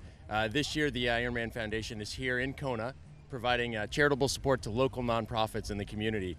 We'll be donating over $130,000 to deserving organizations here, organizations such as PATH, Hospice of Kona, amongst many others there. So we try to leave a little bit of our legacy behind after the race comes and goes from the community. Yeah, that's awesome. How many athletes, I've seen a few out here getting ready for the race this week. How many athletes do you have racing for the foundation? Yeah, we have a total of 15 athletes that are racing under the auspices of the Ironman Foundation. Each of those athletes commit to fundraising a certain amount of dollars each year. This year, those athletes have raised a total of $700,000 to support the programs of the Ironman Foundation, and they're the ones that allow us to do the give back and do the work that we do in these communities. Any specific causes that one of those athletes is working towards that you want to share? Yeah, with those, earlier in the year, we supported the PATH organization, People's Advocacy for Trails in Hawaii, with a $35,000 donation that's going to allow them to build the Queen's Lay. It's a multi-use 16-mile trail that will run from downtown Kailua out to the university on the other side. Oh, no way. Too cool. Awesome. Now, people see the Ironman Foundation around. We see that logo. We hear about other athletes racing for a different purpose. How can the normal Ironman athlete or the aspirational Ironman athlete get involved with the Ironman Foundation? Yeah, super easy. It's ironmanfoundation.org. All the information on a variety of programs, whether it's supporting our community fund, being part of Team IMF, our fundraising team, or several other programs that we have, including local service projects in the community, can be found on our website, ironmanfoundation.org. Awesome. So far today, whether it's with your team or what you've seen from the pros or the amateurs, what's the coolest thing you've seen so far out on course today? It's the swim start. There's nothing like it. It's got to be one of the best moments in sport. When that cannon goes off, the sun is rising behind the volcano. There's nothing like it anywhere else. Awesome. Cool moment happening out on course as well. We've got the male pros out on the run course. Females are just ready to come in. You guys have a good eye on that. Thanks, Dave Deshane, for coming and sharing what we can do through Ironman Foundation. Thanks, Matt. That's great stuff, Matt. Down on the beat, and we look forward to, actually, let me update you just real quick, Matt, so you know exactly where Daniela Reif is. She's on McCullough Boulevard. She's about to pass Target, and she's going to make a left turn there on the Kuakini next to the old airport and the swimming pool. So she is just approaching that left turn. So that'll give you a heads up. She's probably 3.5 minutes away at the very most. As we look at that women's race, she is absolutely Daniela, because it is what she does. She gives you a false hope all the way through that you can keep up with her, be it an Anya Baranek or anyone for that matter that is hanging in on the way out. And then she just lets it rip in true Ironman fashion. She just brings the heat on gradually. Remember, too, this is a Daniela Reif that told us at the press conference she had learned a lesson in 70.3 World Championships, a lesson that she cannot panic and that she should trust her run. If this woman is riding away with the belief she can run well, it's lights out for the others in the race. It's well, she's got a great lead right now, and she looks great coming back in. It's very hard to sustain that effort, for the whole 112 miles without saying that, she may be falling apart a little bit, toward the end of the bike ride. I don't think that's happening. It happens to a lot of people, but for the most part, look at Daniela Reif coming in, still pushing that very, very strong gear, looking great as she comes in toward that transition. She's only less than a kilometre to go now. She's getting a couple of splits from the side of the road there, as you do out here on the Kona course. And with less than 1 kilometre to go, Daniela Reif is going to come in with over a 6-minute lead. And that's going to be on Anya Baranek, who really hasn't proved herself here in Kona before. So she's going to come in, heading out onto that run course with a huge lead, going onto this. So, everybody talks about, well, if Marinda runs her best and Daniela runs her best, it can only be 10 minutes. Well, today, got news for you. It's going to be around about 15, 16 minutes at least on Marinda Carfrey. But will it be that on Heather Jackson? No. Will it be that on Mel Hulschild? No. Will it be that on Visterby? The people that have proven themselves. So I think that, looking at the way that we stand now with our women's race, Daniela Reif, it's all in her hands at the moment, and she's just got to get out there and run that steady marathon that she knows she can do. Here a little bit, and just to throw some historical data out there, and trust me when I tell you, historical data has a way of getting chewed up and spit out when you come to Kona. Kona doesn't care what you did in the past, but for those of us that are trying to speculate on who can run well, let's just rank these athletes that are up the road. We've sort of dispatched Boris Stein, so let's talk about the other top 6. The PRs, the personal best we've seen on those men's marathons: Frodo 239, Hoffman 243, Tim O'Donnell 245, Andy Betcher 245, Sebastian Kienle 244, and Luke McKenzie 251. So that lot of athletes has all run under 251. Daniela Reif coming down onto Polani right now. We got to get to Matt Lieto to see what he sees on the ground as she comes off the bike. Well, there she is, Daniela Reif right now, just getting off the bike and running in transition area. Doesn't even look like she's been on a bike ride today. Looks like she's just got out of the swim as she unattaches the helmet. There goes the helmet off. She's probably happy about that. Get a little bit of a wind in her hair at the moment just to cool down a little bit. But Daniela Reif is really, really streeting the field right now. So we're going to bring Matt Lieto in. Matt, how did Danny look? Thanks, Greg. Yeah, she looks great. She's running around the backside of transition right now, helmet in hand, wiping a little bit of the sweat off her brow, but she looks smooth. Small steps, but efficient steps. It doesn't look like she's someone that's quote-unquote laid it all out there on the bike ride. She looks strong, watching her turn the corner around the backside of the pier right now, and she looks like, she would 6 or 7 miles into the marathon, meeting, settled in, and looking strong already, only having run 200 meters. So Daniela looks like, obviously, she's the one to beat out here today, and in no way did it look like at this point that she's overextended herself at all. But the helicopter is following her around. She's going into the change tent at the moment, and she'll be out within 30-45 seconds and out onto that run course. Speaking of the run course, how does it look out there, guys? Is it going to be hot on Elite E for her? Oh, Matt, it's going to be warm. But honestly, let's talk about this, because we did a lot of talk on course records for the men. She's off the bike in 5:47. It'll take her 2.5 minutes, maybe 3 to get out of transition. That puts her, say she leaves at 5:50. The course record's 8:52 or so. She's got to go sub 3:02 to break that record that Rennie set and owns to this day. So if she can go under the 2013 time of 8:52, she's going to have to do so by way of a 3:02 marathon. The hard thing is, Matt, if she doesn't have pressure, how do you run your best? If you don't have pressure, you don't have to run your best. Course matters don't matter as much as the victory does. Yeah, I think you're right, Michael, but I think Daniela has come here ready to have to run a 3:02 or better, because she knows Rennie's capable of a 2:50.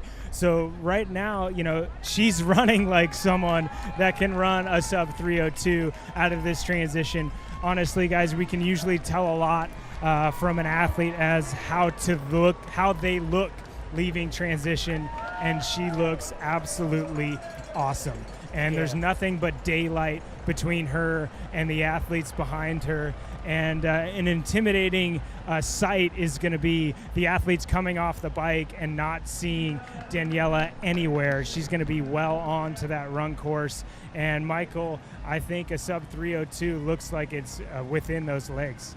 Yeah, you know what, a 3:02 is a great run in itself anyway. Daniela looks great, just running out at the moment. And let's get back to the men's race as well. When we look at Jan Ferdino, he's got a 3-second lead on Kinley now. Ben Hoffman's moved into third place. Tim O'Donnell's gone from third to fifth just like that. Andy Buescher at 1:44. And Tim O'Donnell now finds himself at 2 minutes, so he's lost himself some, quick seconds. But if you wind the clock back to last year, Mike, and, Tim O'Donnell did the same thing. He lost a bit of time straight away. But then when he got out onto the Queen Kahumanu Highway at around about 14 miles, he started making it back up again. So if Tim's just running that smart race as he normally does, he's just fine right now. And, Jan and Sebastian have gone out really, really quick today. Yeah, and I think, Tim O'Donnell is a student of his mistakes. He has come in here and had a great race, a bad race, a great race, a bad race, and back to a great race. He has really gone back and forth a bit, and so he's not going to keep making the same mistakes twice. He'll either make new ones or he'll learn from his past ones. But Tim O'Donnell, I think you're right. He understands that you can really pay the piper if you bury yourself in that first 10 miles. The most humid part of the race, and therefore the most sort of demanding as far as heat management goes, is this opening 5 out, 5 back. It just absolutely is. Once you're out of Elite E Drive, you have a breeze that helps cool you off. Your sweat starts to work a little bit more as far as the cooling effect goes. In Elite E Drive, it's stagnant, humid, still air that does nothing for you. So Tim could be making a very brilliant move here. On the left side of your screen, though, Daniela Reef, you know what, we'll pick her form apart because it's really all we're going to be able to do, and we'll talk about it all day. Right now, it looks great, and we'll check in later, but Daniela Reef, it's hers to lose. She is so far out front, and she is so good, and again, confident to run well.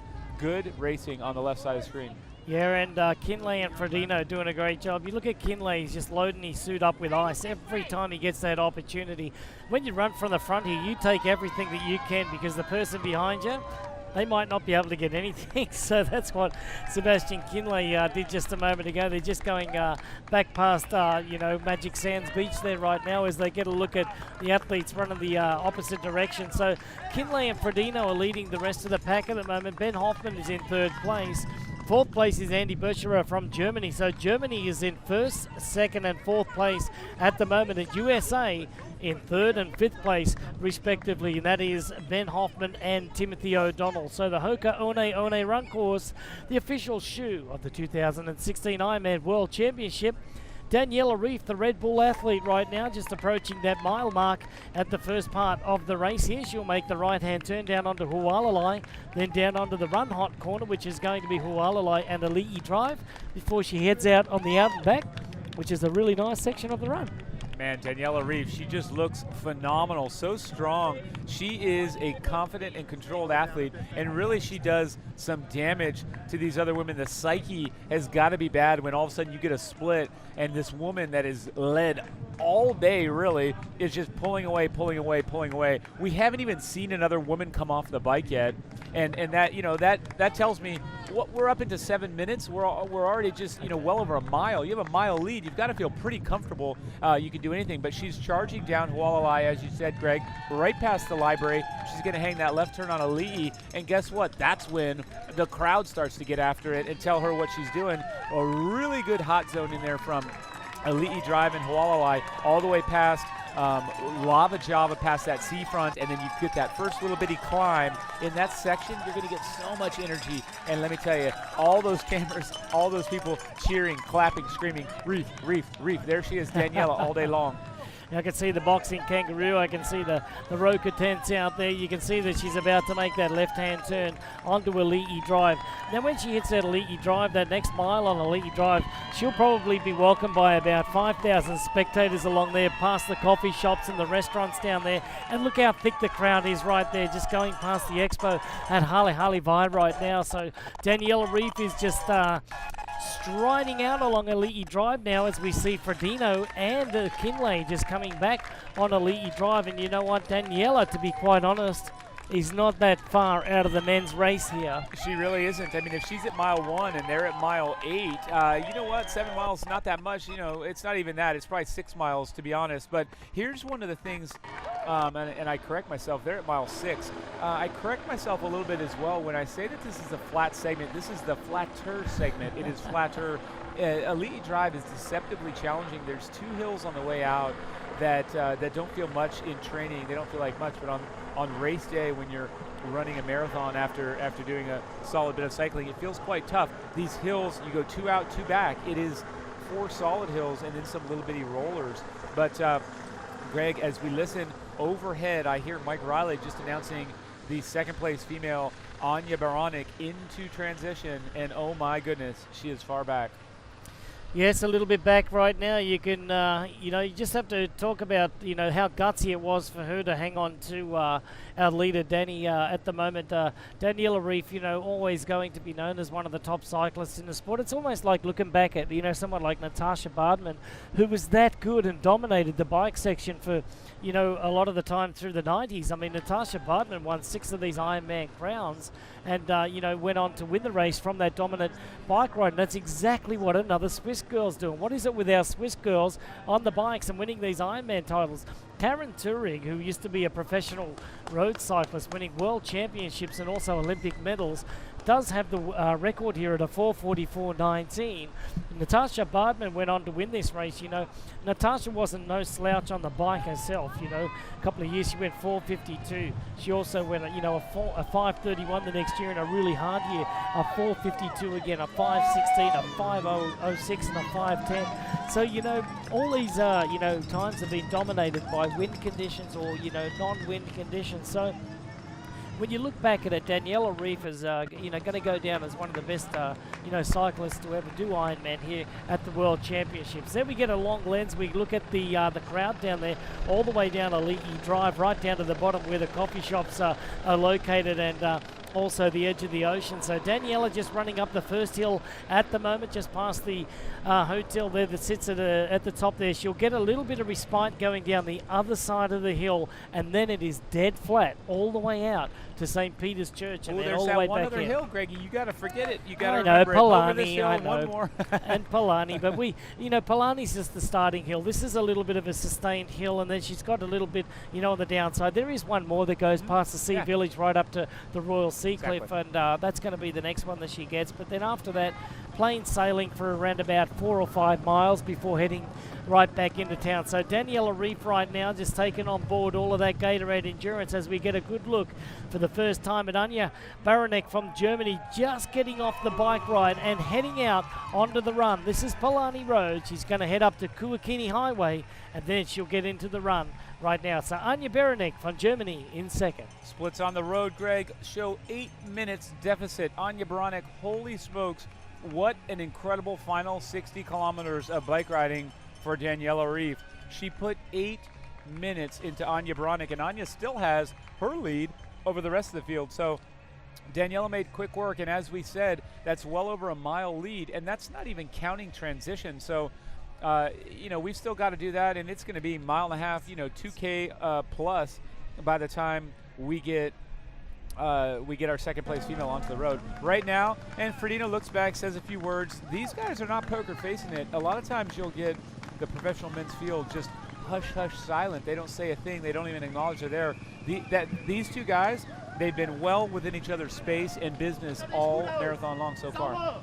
Yeah, you can see that Jan now has just gone in front of Sebastian a little bit, and for the most part of this run so far, Sebastian's been right on the shoulder of Jan, and that's what I think he's trying to do again. When you run on the shoulder of someone, that is putting pressure on someone. When you're running behind them, also if they know that you're there, that is pressure as well. But I think that Jan likes to run from the front, and he's a bit of a front runner. When he gets to the front or he gets a sniff of it, he really goes up to another level, and I think that that's what Ferdino's trying to do right now. Now let's go back to the women's race. We see Daniela Reif on the left screen right now. You can see that she's running a very nicely, even pace to start off this race. Anya Baranek made up 6 seconds in transition. I know it's not a lot, but she came in 8:03 and left at 7:57. You know what, 6 seconds? Hey, She'll let's take it. It's good. And as we look at these two guys, you just ran past, and these are historical points on the course, or at least reference points. It was the Poke Shack, man. They were getting their Poke Towers over there, but that's a place that a lot of people stop for fresh local Hawaiian fare. There's a lot of signature sites on course, and folks will reference that. It's right by the Kona Bali Kai, about 3 miles from the pier down. So again, just recognizing spots and giving point of reference to anyone who knows this course inside and out. But right now, shoulder to shoulder, and these athletes about 8 miles into the race. As they get ready to crest that other hill, they'll come in and they'll run right up over another hill. Yeah, I can't wait to see when they get into Palani Road, because that's when the hill is. And, you got to drop your stride rate when you go up there. You got to drop that chin down a little bit and pump those arms by, getting up to the top of Palani Road. It's around about, a kilometre in length, or around about, 900 to 1,000 yards in length there. So actually about 1,100 yards. So anyway, we'll go back down to Matt Lieto, who's standing by with Liz Blatchford for an update on our women's race. Yeah, thanks so much, guys. Yeah, I'm down here with Liz Blatchford. Liz, what can you tell us from what you saw from the first two athletes? I know it's pretty spread out right now, the women's race. We'll probably have a few more athletes come by when I'm talking to you, but what have you noticed so far? Yeah, look, Daniela looked fantastic. We're counting 13 minutes 45, and we've only had one other athlete, Anya Baranek, off the bike. She was 8 minutes down. So yeah, we're still waiting on third place, which we believe is Heather Jackson. Here she comes, looking good. But yeah, that's 14 minutes, Heather Jackson in third place. Really spread out here today. And here we come, Annabelle Luxford off in fourth place. Yeah, those are two athletes that have kind of made their way through the field. Didn't necessarily expect to see Heather Jackson get all the way up to third. She rode through that kind of large group. She was 8 minutes down at one point. But so Heather Jackson now maybe 5 minutes, 6 minutes back from second place in a good position. As from what you saw from these four athletes, has anything changed as to what you think might happen in that first position? Yeah, look, I'm thinking Rinny is going to be getting off this bike probably over 15 minutes down. That's a huge ask. When she ran to the win 2 years ago, she was 14 and a half minutes down, and she managed it that day. But yeah, if we're going to see her getting off more than sort of 15 to 17 minutes down, I think it's potentially too much of a big ask. What we're looking at now is where the likes of Mel Hauschild are and how Heather Jackson's going to run. Yeah, Matt, just to jump in on you there, yep. We can tell you that Marinda Carfrey is probably going to come in at about 22 minutes down. Yvonne von Vlerken is going to be at about 22 minutes down. Mary Beth Ellis just getting off the bike right now. With Meredith Kessler. Yeah, with Meredith Kessler. Then we're going to have Jodie Swallow and also Melissa Hauschild at around about 16, 17 minutes. So it is quite a considerable, deficit that these girls are racing. Can you please ask Liz if, she thinks that this is Daniela Reif's race to lose? Yeah, absolutely, guys. We did see just Mary Beth Ellis and Meredith Kessler come through. Anything you noticed from those last few athletes that came through, maybe for a podium position? Yeah, look, those two look like they were having a chat. They have been ridden away from, though, by likes of Heather Jackson and Annabelle Luxford. So I think those are the type of girls that wouldn't have wanted to let them go. So they're potentially hurting a little bit, and yeah, it's going to be interesting to see how they fare out on the marathon. Yeah, and Greg's curious as to what you think Daniela's chances are. I'd say maybe pretty good. What do you think? Yeah, I'm taking back those earlier predictions, and I'm putting my money on Daniela right now.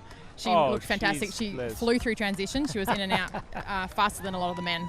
And what do we think? I know we were focused on Mirinda Carfrae as someone who's proven that she's run that 250. Do we think that athlete like Heather Jackson, who's down 12 minutes, has a chance at a victory? We know she runs well. Do you think there's a chance that she might be able to chip away a little bit at the lead? There's always a chance. I think Daniela looked so good. So unless something really changes in Daniela's form, I think we're looking at Daniela to run away with this. But I just saw Heather Jackson run out, and she also looked fantastic. We've seen Heather run really well in marathons this year. So yeah, here we're coming off the bike. Michelle Visterby and Jodie Swallow, they are close to 17 minutes down. Yeah, so these athletes from 3rd to 8th place are pretty close. You know, there was a large gap, so that top 5 position is pretty well open. Now, we know you finished in 3rd position last year. Is there anything you think might change from tactics from these athletes that we see off the bike last year? We know Mary Beth Ellis struggled and wasn't able to finish. Jodie Swallow maybe went out a little bit too hard. Do you think maybe some tactics have changed, or the finish might change for them? Well, I think these women, like you said, that have come off the bike close together, they need to be smart here, not try and get carried away racing each other for that podium. They need to run their own races, but that's difficult when there's people right there, right in front of you. I think probably most of them are going to be forgetting about Daniela at this point, but they still need to look after themselves and just run the best marathon they can. Hey, Matt, do me a favor, ask Liz this, because last year Liz got 3rd with the fastest marathon split of the day. So talk about can Heather Jackson, who has proven herself at 3:07 in the past, House Schild has done 3 flat. Can these women take over Anya Baranek, who's only done 3:14? Just throw some numbers around and see what she thinks. She's done the fastest run. Is that what it's going to take to get on the podium? Yeah, Michael, thanks so much. Liz, Michael's thrown a bunch of numbers at me. I'm going to forget them all. But I'm going to ask you, the basis of his question was, you were the fastest runner out here last year in the women's field. Heather Jackson has run 3:07. Mel has run near 3. Who do you think is going to have the fastest run on the day here? I know Heather ran in really hot heat in Coeur d'Alene last year to a pretty good run split. Who do you pick to take over as that kind of fastest run split? As you know, we do still have Rinny out on course. Yeah, look, I can't look past Rinny. If she gets off any time in the next 5 minutes, she's still running for the podium. So I can't look past Rinny. I don't know if there's any other women in the field racing today that have run sub 3 at Kona. So running sub 3 in other races versus Kona is a whole different ballgame. But yeah, I'm picking Rinny for the fastest run split today. And quick, another question from me, Liz. We know it's Mary Beth Ellis's last race here in Kona and as a professional athlete. How different do you think this experience is going to be for her than normal? I just saw her chit-chatting in transition, which isn't normally Mary Beth's style. So what do you think about that? Yeah, I'd love to know what was going on between those 2 women as they were getting off the bike there. But yeah, there's definitely going to be a bunch of emotions. Here's Mel Hauschild, sorry to interrupt. Mel Hauschild getting off the bike. She's smiling. Mel looks good. But she is 19 minutes down on Daniela. So potentially that win is out of the way, but the podium is not. Yeah, for sure. That might have been a grimace, but it could have been a smile. She looks like she's hobbling just a little bit. She does have a little bit of a lopey stride, and this firm ground here is a little bit tough to run on. But guys, most of the women's field that is going to be our competitors in our top 5 are probably out here today. I know last year we saw a lot of attrition, but great to get some more insight from Liz. Liz, any parting words on what you might think we might see the rest of the run course? I'm thinking we're going to see Mel make a move pretty early. I think Mel's going to be really aiming for that podium. Mel could run herself into second place here. The girls in front of her, I know Mel will believe she's a better runner than them. And yeah, I think she'll be looking to run straight up early into that podium spot. Yeah, so do you think she'll do something similar to what we've seen Rinny do in the past, Andreas Rehler do in the past, where it's just, I need to get back in the race, so just throw it all out there in the beginning? Yeah, look, potentially I have seen Mel race like that before. It may serve her better if she is just slightly more conservative in the beginning. Running along a Leahy can be one of the hotter parts of the race. There's less breeze, so if she can just hold back that little bit, she may serve her well later in the marathon. Yeah, guys, and just parting words, we've got Camilla Peterson off the bike here as well. Alicia Kay, one of our early leaders in a podium position early on the bike ride, coming in for her first Kona, coming around the edge of the pier. So most of the field is out here. We're still waiting for Rinny, and we've got a clock on her to see if she's still within reach, but right now it's 20 minutes. Oh, wow. Thanks, Matt. And that is a big gap. I think Liz is right. I think you are right. I think that we will see a Hal Schilt and a Jackson find their way to second and third spot. I think that's very reasonable. I think it's also great because you have to progress. I mean, I don't want to harp on the things we've said before, but to get to first place, you really have to find your way to second or third first. So Hal Schilt should be pretty pleased. I think if she's able to pull off a great run and find her way into contention there, bodes well for 2017. In the meantime, we're watching Daniela Reeve roll through the Pro aid station. That's the opportunity that pros have to pick up their own goods. Only the pros have this. They have 5 aid stations. She grabbed, a bottle number 101, which she placed out there, placed this morning, and the Ironman staff delivered to her. So folks back home looking at that, that's unique to Ironman Hawaii, the Ironman World Championship. We do not do that at other races, but it is quite a special thing for you to be able to grab your own liquids and fluids. And then as we look at these fabulous pictures of Daniela Reeve just churning it out down Elite Drive, we scroll over to the splits of the men's race. And what I can tell you right now is that aside from our German duo up front, a little bit of shuffling has gone on at the front of the race. Ben Hoffman running comfortably, I won't say comfortably, but running strong in second. Andy Betcher has taken that 4th spot. Tim O'Donnell slipped, possibly on purpose. Luke McKenzie slipping, I don't think on purpose. He's 3:34 down. We've got Stein, Janos, Albert, Sanders, and Potts. The good thing is Potts is still fighting it out, even though he fell off his bike at the end of transition, at transition 2. Yes, it just looks like Marinda Carfrey just getting off the bike as well, so that's good news for the Australian. So Heather Wordle just coming in from Canada, just looking a little ginger on those feet at the moment, but that's what happens when you ride 112 miles. Very, very hard. So Hoka One One is the official shoe of the Ironman US Series. Here's more about Hoka One One. Welcome back to the 2016 Ironman World Championship, and we've got a break. Yes, it's usually Palani Hill that will do that to you. So Palani Road has taken another victim. This time it's Sebastian Kinley from Germany. So now Jan Ferdino has about a 20 to 30 meter gap over the 2014 champion, Michael, and as we saw along Elite Drive, it was Sebastian Kinley trying to keep the pace with Jan Ferdino. They've been running sub 6 minute miles for a long time now, and now the pressure of the Queen Ka'umanu Highway is going to mount on both of these athletes. Mike, I want to ask you this. Over the last couple of years, we've seen Jan Ferdino stop at a lot of the aid stations out on the Queen K Highway.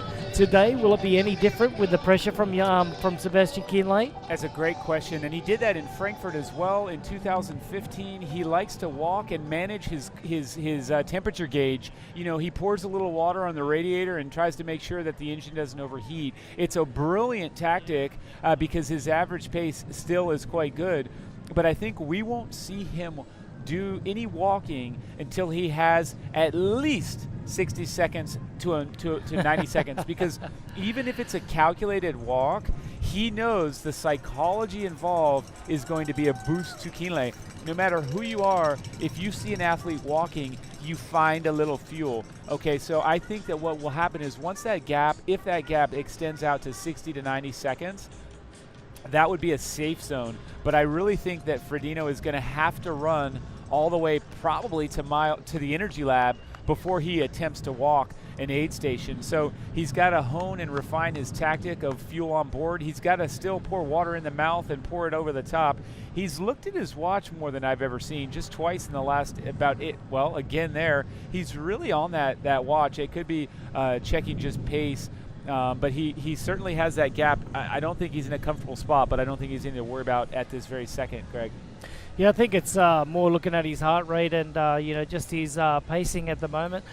Kinley, now that he's at the top of Palani Road, doesn't seem to be dropping off water at the moment. So maybe the little hill there, on Palani was the factor. For Jan Ferdino, he's like, maybe I'm going to have to make a little bit of a break here. So Ferdino's just staying on pace. He's looked pretty comfortable, throughout so far. But we have seen Jan, calculated, moves when he does go through those aid stations and, grabs a whole bunch of ice and water to keep that body temperature, the core temperature right down. So we'll see if that happens here coming up very soon. So we got our very first aid station on Queen Kahumanu Highway coming up momentarily. So Jan Ferdino, our defending champion from 2014 champion, leads the race right now, and daylight between the next couple there. But Ben Hoffman from the USA is in third place.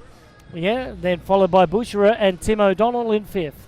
That's right, and we're just getting buzzes off the crowd, and I love it. I'm getting messages from Julie Dibbins, Rachel Joyce, asking questions, sending tips, and it's always helpful and useful to get these words from a couple of champions, world champions, in fact, and athletes who have a very keen understanding of how this race plays out. A reminder from Rachel, we've got to look out for Kasia Latonen from Finland. She won in South Africa at the regional championship. She's solid, and she came in here just grinning ear to ear at the press conference because she was kind of like a kid in a candy store. I dreamed about this since I was 7 years old, and I'm at the big show. A really good attitude, so a good tip from Rachel. And then Julie just noticing, hey, you know what, I feel like the athletes on the women's side went a little bit slower than anticipated. And the answer that I give to that question is I think the women got super bunched together and they rode other people's paces, other efforts. So early on, I feel like those women just went after it, and maybe they didn't follow what they thought would have been a better plan.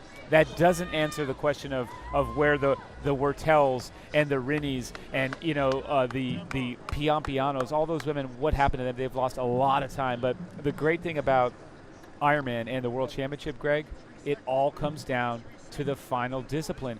Hoka One run course here, live action, and that's Jan Ferdino. Yes, exactly. And we'd also like to mention Zoot, the official technical and performance apparel of the Ironman North American Series, and also the official technical and performance apparel of the Ironman World Championship. And Michael, just over the last couple of minutes or so, we now have USA sitting in 4th and 5th.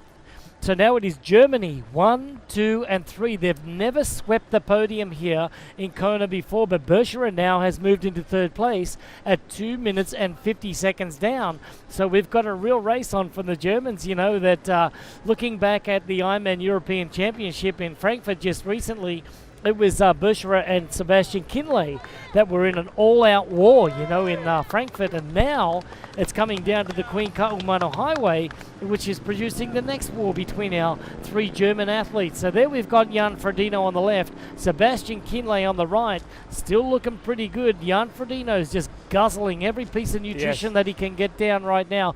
Gatorade Endurance Formula found out on course here, the official endurance formula of the Ironman World Championship and also of the US Series as well. So there goes Ferdino, and now Kinley about to attack that aid station. And that was the pro aid station, yes. And it's special, but we have to, I don't like giving credit to Matt Lieto. I don't like saying he's right. It's something that goes against my every fiber of being, but right now Matt Lieto is on top with his predictions, on point. He's got German 1, 2, 3, so it is Ferdino, Kinley, Bucherer right here, 10, 11 miles actually into this marathon. So good work, Matt. I got to give you credit. Right now, guys, remembering the way that plays out, you get to have that aid station, and I think it gave Jan an extra pep in his step, because where he usually stops and walks those aid stations, it's to douse himself in liquid. He got to pour from that big liter bottle. But there's Daniela Reef, Greg. Yep, Daniela Reef leading our women's race. Let's recap our women's race thus far. The NV Leaderboard, the women's standings after transition area number 2. So the first off the bike today, Daniela Reef from Switzerland, Anja Berenek from Germany, 7:57 in arrears. Heather Jackson, Annabelle Luxford, Mary Beth Ellis, 13:49 right through to 15:15. Then we had Meredith Kessler, Jodie Swallow, Visterby Peterson from Denmark, and Alicia Kane from the United States at 21 minutes down there. That's your top 10. And Marinda Carfrey just over 22 minutes as well. So Marinda Carfrey, can she run onto the podium? My guess is absolutely yes. I just think it's foolish to bet against those odds. She just has to keep the mindset intact. And she came here, she said, I came here to win. She didn't come here to do anything else than contend. You know what? The win may be out of range, but the rest isn't. And we do know, and we're anxious to hear from our course record holder on the men's side, 3-time Ironman world champion Craig Alexander is with our guy Matt Lieto, and they're going to talk to us about the race from their lens and their perspective. Matt, give it to us. Yeah, thanks so much, Michael. And someone that we had, I think he was running drinks for you a couple minutes ago. One of the most humble guys in the sport, but one of the best guys ever on this course. Craig Alexander, thanks for coming out. How's the day so far? Hey, Matt. Yeah, it's always amazing out here, right? The whole week. But the race today has been, so far, it's been great to watch on the men's and ladies side. I think we're seeing two great competitors really push each other in. I mean, it's always tough conditions, but on the milder side, certainly from a temperature perspective, it doesn't feel anywhere near as hot as last year. And those boys seem to be pushing each other with a few other guys in the mix as well. Yeah, I mean, what I kind of noted was it seemed like it was the really strong cyclists that went to the front, and there were 7 guys that really blitzed the bike, but we're still within 30 seconds. Can you remember a race in near history where we had that many great cyclists that were that far off the front?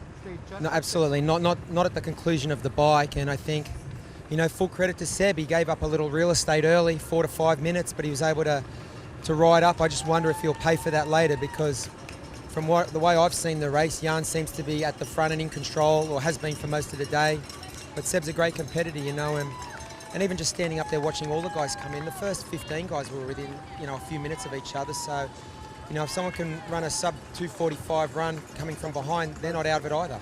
Yeah, and that's one thing I think Liz pointed out, which I noticed after she did, was that it seemed like those guys that were the first 7 actually looked better than the guys that came out 6 to 8. And often we see those athletes that are 6 to 8 minutes back, like you were I think you caught my brother 10 or 12 minutes back when you're like a shot out of a gun, right? But did you see that athlete really come out the bike?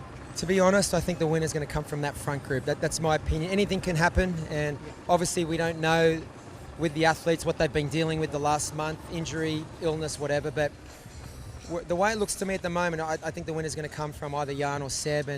And on the ladies' side, Daniela just looks so strong at the moment, although Anya and Heather are still there. So, you know, there's a lot of this marathon yet to unfold, but at the moment, I think we've seen this pattern and this play out before. Yeah, I mean, Heather Jackson, we haven't seen her proven on a sub 3-hour marathon in this course, but I mean, she seems like an athlete that has the biomechanics and the build to be able to run that fast, yeah? Yeah, well, we've only seen her here once last year, and she finished 5th, and, you know, you're always a little conservative, even subconsciously, when it's your first time. And I think that's understandable given the conditions and the history of this race. And but I think, you know, she would have learned a lot from last year, and she seemed to come off the bike smiling and happy, and she looked full of running at the start of the marathon. She looked great. So, you know, as I said, there's a lot left in this marathon, but I think she's going to be pushing for a podium place really, really deep into this race. You know, we're not going to make it a 2-men's race yet, but it seems like Sebi and Frodo are kind of the guys battling it out. And one thing you mentioned kind of off camera was that Sebastian had to make up over 4 minutes on Ferdino, and he put an effort in, and he looked contained when he did it, but he rode 5 minutes into those guys. Do you think we've seen any real hard effort from Frodo yet, or does he have a little bit left in the tank? To me, he looks completely in control. He swam towards the front of the group, and, you know, I think tactically he pushed the back end of that swim to try and get some separation. We saw it come together. There's so much depth, okay? There's a lot of great guys. It was always going to come together, but I think when Jan's expended energy in this race, he's done it in a way to make the other guys have to work and expend energy as well, and no doubt the pace in that front group was high, so they made Sebi work. Everybody knows Seb's strengths, and they're not going to let him just roll up to that group, but you know, full credit to Seb. He is one of the greatest we've seen. He's so tough, and he looks full of running at the moment. But as I said, there's a lot of this marathon still to go, and it'll be interesting to see who's got the matches still to burn in the last 5 or 6 miles here. Yeah, and I think you used a boxing analogy a moment ago that was absolutely perfect with Frodo versus Sebastian. Can you just sum that up for us again? Yeah, well, I think that little surge Jan threw in, it wasn't his knockout blow. I think he's just testing Seb a little bit. And I think I said he's just working the body. He hasn't gone for the big right cross yet. But, you know, Seb's tough, and Jan knows it. No one knows that better than him. So, you know, I think having watched Seb race 5 weeks ago in Mooloolaba and maybe not have the race he wanted tactically with all that surging, maybe he's just going to sit in and sit off Jan's shoulder. So, yeah, let's see how this plays out. Yeah, I mean, and Sebi is one guy we haven't seen in the sport, someone that has such a great sense of humor, but is so serious and confident when he has to be. I mean, those two are probably the most confident athletes we have on this field, do you think? Well, confidence comes from past performance, preparation, and having a great team around you and just believing in yourself. And I think both those guys have the runs on the board. But there's a lot of, I mean, T.O., Hoff, there's a lot of guys who have had podiums here, and I'm sure they're not lacking self-belief either that they can get it done out here. So it's not a two-horse race just yet. At the moment, clearly the two Germans look the best, but Benny Hoffman looks great, T.O. looks good. You know, there's Boris Stein, another German still up there, Andy Buscherer. You had Lionel Sanders who made up a mountain of time. I mean, I think he faded a little late, so we'll see with some of his run splits whether he's still got plenty in the tank to run a good marathon and close it out. But yeah, it just seems to me Jan's holding all the cards because he's been calling the shots right from the swim. Yeah, I think you're right, and I think, you know, we've got a bunch of athletes out there with a lot of talent, and you know, normally we might expect a sub 250 or 240, and I think we might see a 240 something from Frodo and Sebi, but I think that 251, 252 could be where the podium ends up, right? Yeah, well, you never know here. I think the winner, and if there's guys going for the win, they can push each other to 240, particularly those two guys. They have the ability to do that, and I think I'm correct in saying they're on pace at the moment for 240 or better. So it's still early days. That's what you would expect to see the leader do out here. But yeah, I mean, if someone else, you know, there's so much quality on the men's and women's side here. There's so much depth that, you know, we can't neglect some of the athletes who maybe are playing a different card tactically and saving a bit more in the tank. Maybe the strategy is just to back off 5% on the bike and hopefully reap the rewards late in the run. And as I said, we're going to have to watch how that plays out. But I think in both the men's and ladies' races, there's going to be athletes coming through who have the potential to get on the podium who didn't get off the bike in the top 5. Yeah, I think you're right, and obviously that shows that you're a student from experience, and you know, you've studied this race a lot. But one last question: you're the last person to break the overall course record here. Still stands. It might be up for today, but talking about the women, Daniela just needs to run a 3:02 to break that course record. She was running 6:25 at one point. Do you think the conditions today are suitable for a course record? Well, the conditions are never easy out here, but certainly having watched last year, it was you almost roasted standing out in the sun. There's cloud cover and light breeze today, so I think it is good conditions to run a marathon. And I mean, Daniela's amazing. She raced Roth and Zurich back to back, and probably didn't have the race, well, no doubt didn't have the race in 70.3 worlds that she would have liked to have had, but that's what a champion does. She's rebounded here and looks great. Early days still, but the way she just monsters the field on the bike, it's amazing. She looks so composed doing it, and she looked great at the start of the run. So, you know, at this stage, I would say she would not be thinking course record. She would be thinking consolidate my position, feel myself, keep my core body temperature down, try and run a steady pace. She'd be breaking the marathon course down into segments and trying to check off those segments one at a time. And no doubt if she's still if that record's still in play late, she may adjust the pace. But at the moment, I think predominantly she'll just be really concentrating on herself and her performance and really trying to maintain that huge lead she's built up. Well, there you go. Some great advice for Daniela from the fastest male that's ever been on this course, Craig Alexander. Thanks for coming out, Craig. Appreciate it. Thanks, Matt. Thanks for having me on. No worries. Thanks, guys. Let us know what's happening out on course. All right, thank you very much, Matt. And with that, we're going to run off to a break. Yes, Craig Alexander, the course record holder, 8:03.56. Will it be broken today? We'll have to stay here with Daniela Reid, the current leader in the 2015 Ironman World Champion. So right now joining us, AJ from Training Peaks. AJ, we've got some great numbers today from our male cyclists. What do we have? Yeah, we've got some of the biggest numbers that I've ever seen. We've been doing this for about 4 or 5 years. Lionel Sanders averaged 299 watts. His normalized power was 306. Wow. Those are really, really, really big numbers. Like I said, biggest I've ever seen. But what was really smart, though, is he did it in a very controlled and very stable way. His variability index was only 1.02. So that's why you're seeing him run so well, because even though those are really big numbers, for him, it's still, attainable. His intensity factor, I think, was like, 0.78 or 0.79, somewhere in there, which is, on average what we see from a strong cyclist. Well, it sounds like he's given himself the opportunity to go out there and have a great run. I actually spoke to him during the week about his tactics and, what he learned from last year's race, and he said, I just learned I have to be patient. I have to just trust myself and trust, my ability. So it sounds like he's gone out and done just that. Yeah, he definitely did. And, Lionel's a smart racer. So, like you said, he had a plan and he stuck with it, which is sometimes hard to do in a world championship if you see the race going up the road on you. But Lionel, like I said, I think he learned a lot from last year. Yeah. But those really, that 306 normalized power, it's the biggest number I've ever seen from, and that's even including, like Mike Twelsick, who set the, had the fastest bike time last year. And the fact that he's running so well off of it shows how talented he is. I mean, it's great. You see that he's now in 8th place on the road, 10 minutes back of those leaders. And the worry with Lionel Sanders was that he wasn't going to be the smart athlete. He has a number of iterations of himself, and to see him doing that in Kona, I think it bodes well for future successes. He lost 8 minutes out of the swim, and if he's only 10 minutes down now, that means he's only lost 2 minutes over the course of 112 miles and 10 miles of running. So pretty good business for the Canadian great. But right now, also, one of the things that's worthy of mentioning, and AJ, maybe you can speak to the power of this young man, Patrick Lang, who won our Ironman North American Championships in Texas, has managed to, with a penalty, find his way into 9th spot on the road. He ran 2:40 over in Texas. Yeah, I mean, obviously a very strong athlete, and I think it's where you see these guys, they play to their strengths, right? And like you said, he's a very, very strong runner. And again, they're going to, Patrick pace himself well on the bike in order to get off and, potentially be in the hunt for, running guys down and who knows where he's going to end up. But that's a great way of having a goal and a plan, and he's executing it well today. Yeah, that's right. And always good to share this data. Just correct me if I'm wrong, but when you guys are explaining to athletes back home, you say VI, variability index. That comes when you divide the average power into the normalized power. Is that right? Yeah. Hey, you got it. And really what we're looking for, pros or age groupers, 1.05 or less, and that's on any course, no matter how hilly or how flat it is. Basically what it does is it keeps you from burning matches, going too hard, which is especially difficult here early on.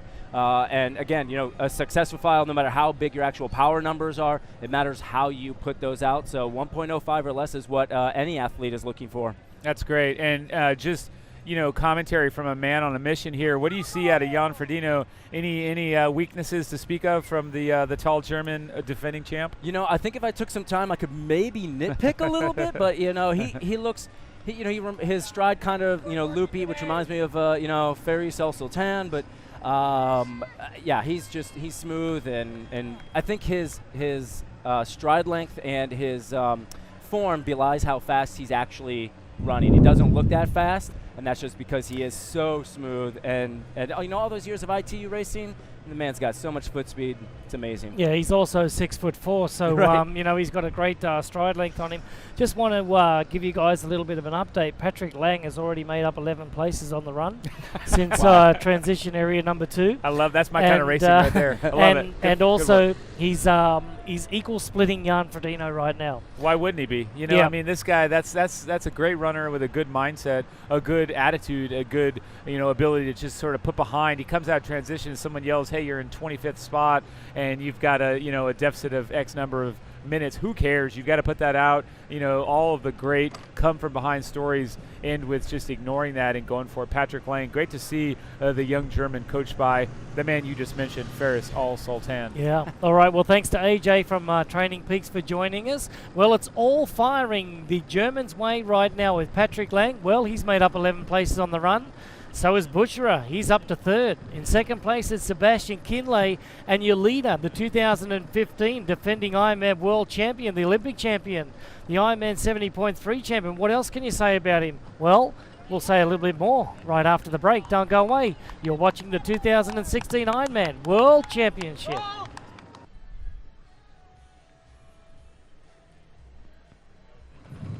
Welcome back to the 2016 Ironman World Championship. Jan Ferdino leads our men's race at the moment. Daniela Reif well in control of our women's race. So coming up to the 7th hour in just over 1 hour and 10 minutes or so from now, we're going to have a winner here at the World Championship. Jan Ferdino now is 1 minute and 30 seconds ahead of second place as Sebastian Kinley, and also in third place, 440 down, is Andy Bucherer. In fourth place is Ben Hoffman, just a further 30 seconds, and Timothy O'Donnell a further minute back in sixth place right now. So guys, Jan Ferdino, can he be stopped? And I don't think so, because here's some splits, just running a few numbers. Over the last timing mat change, so from 7.6 to 13.8 miles in that 6 mile span, Ferdino's pace was 6:14, whereas Kinley slowed to 6:38 per mile. With that 24 seconds per mile difference, if that maintains, that puts Kinley completely out of touch over the closing half marathon of this race. Right now, Ferdino cannot be touched.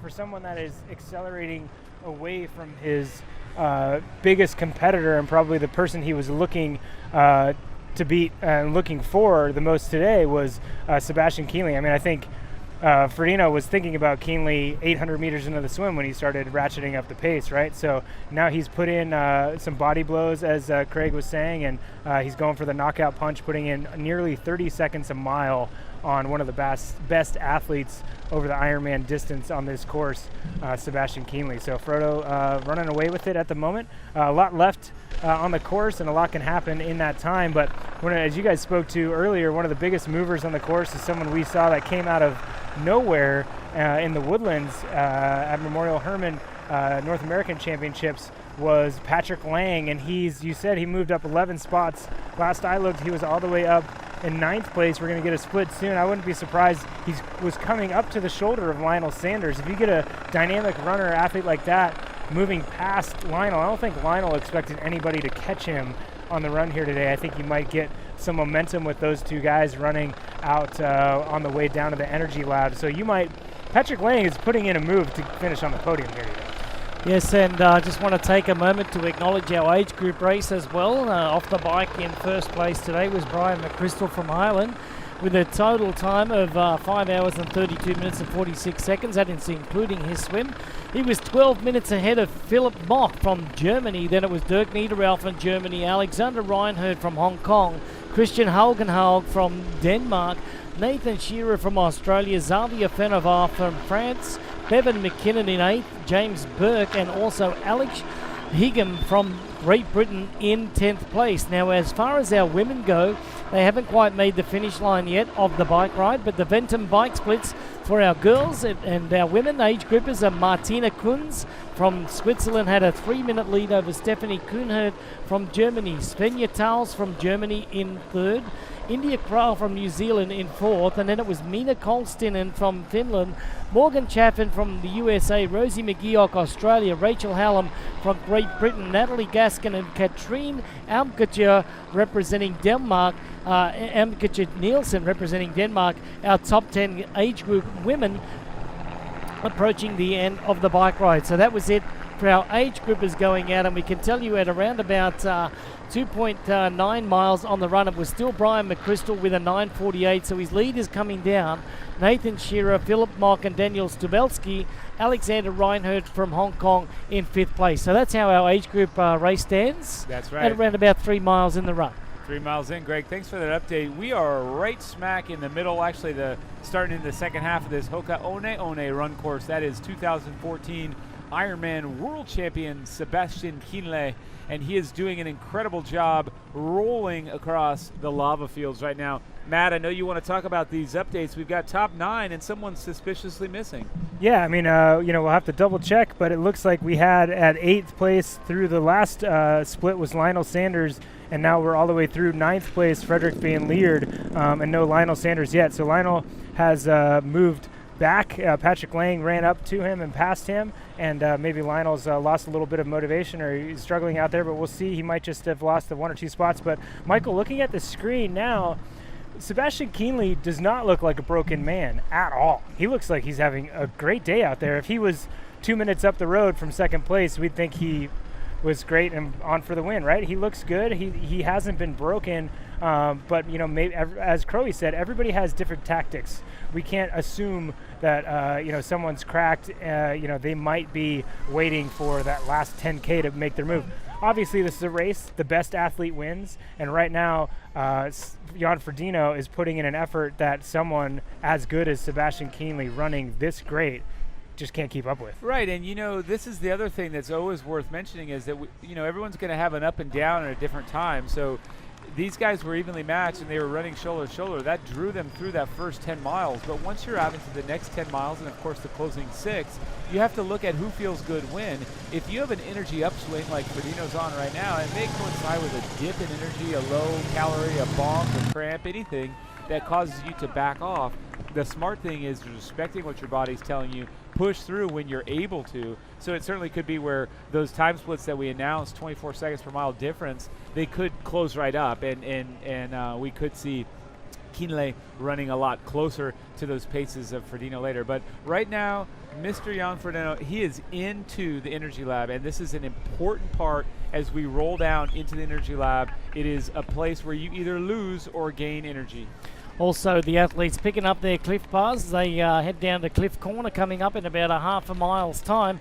Guys, what do you think about this? Bart Arnotts has now ran himself into 10th place, but let's talk about this one. Patrick Lang, he started outside of the top 20 in the run. Now he's in 7th place. We know what he can run. He did it down in Texas when he ran a 2:40 for the win down there earlier this year. Absolutely stellar performance by the German. And now Patrick Lang is storming right up to the back of Boris Stein. And then he's going to have his sights set on Tim O'Donnell and maybe a spot in the top 5. Who knows how far he can take this. But right now, he's even splitting along with Jan Ferdino. So Patrick Lang and Jan Ferdino are the 2 fastest runners on course. Yeah, Greg, I think that's a great point. And I don't think we've seen someone move across the first half of the course that quickly since we saw Andreas Raylert on a good day, right? I mean, he's crushing the front. Obviously, we're seeing it as well at the front of the race with Jan Ferdino. He's even splitting. But it's more dramatic when you've run past now 13, 14 competitors to get in the place you're in. And Michael, tell us about, obviously, Patrick Lang knows he can run well. He won a championship earlier this year in the Woodlands by running well. How much more does it affect you? You can see your splits, you know how fast you're running, but when you're just rolling your competitors, how much more advantage and momentum does that give an athlete? Well, it's a huge psychological boost for someone like Patrick Lang to continue passing people. It stings every time someone passes you. There's an equal sort of equal boost that you'll get when you pass someone. You get a hit to the confidence, but let's remember this.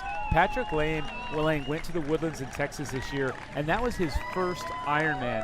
Also, he did the 240, but remember that the Ironman was shortened due to horrible weather, so it was actually only 150 kilometers of cycling. Yep. So that 30K shy enabled him to have fresher legs. So he's truly in uncharted territory. He's never done a full 140.6 or 180K bike. He's never done the full distance yet. He still hasn't. This is his first time. So it's a blessing, though, in a lot of ways, because he doesn't know exactly what's in store for him when he rolls down into the Energy Lab. He's heard from his coach. He's heard from his friends, his training partners, perhaps. Yep. But in the end, he's in completely uncharted territory. At this point, I'm still seeing that as an advantage for him. Left side of the screen, though, let's look at Daniela Reef. She is cresting Polani, and we talked about the bike segment there in Kauai High. This is the equivalent of that segment. This is the hottest segment in some ways of the whole course, because you go from a somewhat, energized elite drive to a very stagnant, still, hot, slow, steep Polani. So that's where Daniela Reif is, and you know what? She's just rolling. Yeah, I tell you what, she is rolling, and now she's about to, crest the top of Polani Road. Now let's talk about her splits, guys. 6:24, 6:51, 6:31. She's been holding that very consistent pace, right throughout the first part of this. That's a huge improvement on what she's been doing over the last couple of years. Absolutely amazing. Now, we may be watching, Daniela on the left and Sebastian on the right, but I want to just go back and comment on Patrick Lang's mile times as well. 6 minutes, 6:04. 6 minutes, 6:04, 6:08, 6:04. This guy is running a little bit quicker than Jan Ferdino now on the backside. So we're over that halfway point on the marathon run, and Patrick Lang is now hitting his stride. And he's doing it at clockwork. I mean, that's not erratic. That wasn't 550 or 545 falling. That's consistent. That that's is as consistent. Good as it gets. And you look at him, guys, and watching him after the race in the Woodlands, you know, he's as ripped as you can get, and he's a small little frame. And compact. That small little frame, as you know from experience, Greg, can serve you really well on this course. And, you know, he can cool a little bit better, a little bit easier, maybe has a little bit more room to go as far as overheating, certainly compared to an athlete like Sebastian Kienle on camera. But he's absolutely rolling through the field, as is Daniela Ryf. I mean, guys, right now we're looking at a possible world record-breaking performance. And it's hard for me to believe that she's not going to be able to do it. She's running well under 3:02 pace at the moment, under 3-hour pace at the moment, and in no way does she look like she's faltering. So she's got a 3:02 she needs to do to break the course record out here, and it's again, it's hard for me to think she's not going to have the opportunity. That's Daniela Ryf on the left, Sebastian Kienle on the right in second place. He is now, guys, at mile 16. He is 2.5 minutes behind Jan Ferdino, so he's continuing to lose time to Jan Ferdino, but you just gave out those splits, Greg, of Patrick Lang and how fast he's running. The closest competitor running as fast as him is Jan Ferdino, and so we're talking about 6 minutes flat. Sebastian Kienle is having a great race. He's lost 2.5 minutes to somebody who's averaging 6-minute pace in some of the harshest conditions you can imagine. So Sebastian Kienle, looks like he's got more left in the tank. I mean, he looks better now running form-wise than the year he won the race. He was a little bit more stressed. He looked like he was struggling a bit, but he looks great right now. I think that, you know, Sebastian struggled to get to the top of Polani Road. He gave it a good effort along the lead drive to put as much pressure as you possibly can on the defending champion. And, you know, Sebi wants to win this race. But right now, you know, the pace of Jan Ferdino is just too much. But Patrick Lang, he's matching that. I think that Patrick's going to run up into the top 5 today. Let's pause for a moment. Women in Tri. Women for Tri was introduced as an initiative focused to grow female participation in triathlon by Ironman and Lifetime Fitness on December 17 in 2014. Launched initially as a pilot in the US, it currently operates as a global program through its e-commerce and recent global rollout of grant funding and its ambassador program. Ironman's women's participation is continuing to grow from just a single athlete in 1979 to more than 48,000 female athletes who raced in Ironman or Ironman 70.3 events this year. 4 Women for Tri fundraisers are racing today. Collectively, they will have raised over $130,000 this year, which will go towards funding our grants and scholarships. Every woman has a reason why she competes, and we want to know yours. Post a picture, quote, or both on Facebook, Twitter, or Instagram about why you try using the hashtag #WhyWeTry. Also, if you're following along today on social media, if you're on Instagram, at IronmanTry, Facebook.com/IronmanTry, and Twitter at IronmanTry.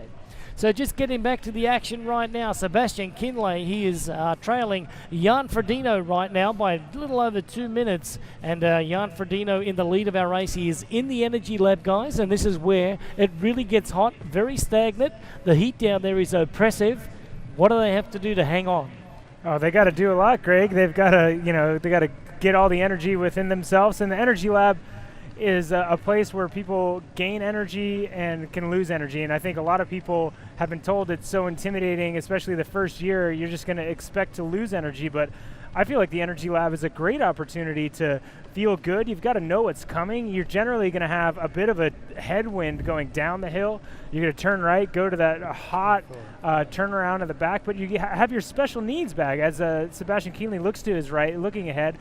We've got the Cliff Bar zone down here as well, but you've got special needs. You know, you can put a water bottle in there to fill with ice and cool yourself off so that when you're running up that run back up towards the Queen K, you don't overheat. So I think the Energy Lab is a place where you need to spend some time in your head and make sure you get strong. But, you know, it's been tough for a lot of athletes. I know where my brother was racing, you know, he went in there a lot in the lead, and we always just crossed our fingers to see what would happen when he came out, and usually he lost a fair amount of spaces. But it could be really tough in there because that heat and that tailwind on the way up of that last little climb can really break you if you're not prepared for it. But if you know that that's coming and you hold yourself back a little bit, when you get up to the highway, you almost feel a little breeze to your right. So if you haven't totally overheated, it's a place where you can feel a little bit cooler on the way out. And Michael, let's comment on what we're seeing right now. We saw along Elite Drive, it was Germany 1, 2, and 3 in the men's race. Andy Bucherer now has just gone backwards a little bit. Ben Hoffman from the USA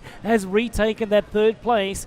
Bucherer goes back into 4th, and then Tim O'Donnell in 5th place. They're all within about 45 seconds from now, but it's another German that is closing in on the top 5. Patrick Lang continues his way into that top 5 here. He got off the bike in just over top 20 position. He's moved himself into a 7th position right now, Mike. He is absolutely storming toward the front of this race. Does he have enough real estate?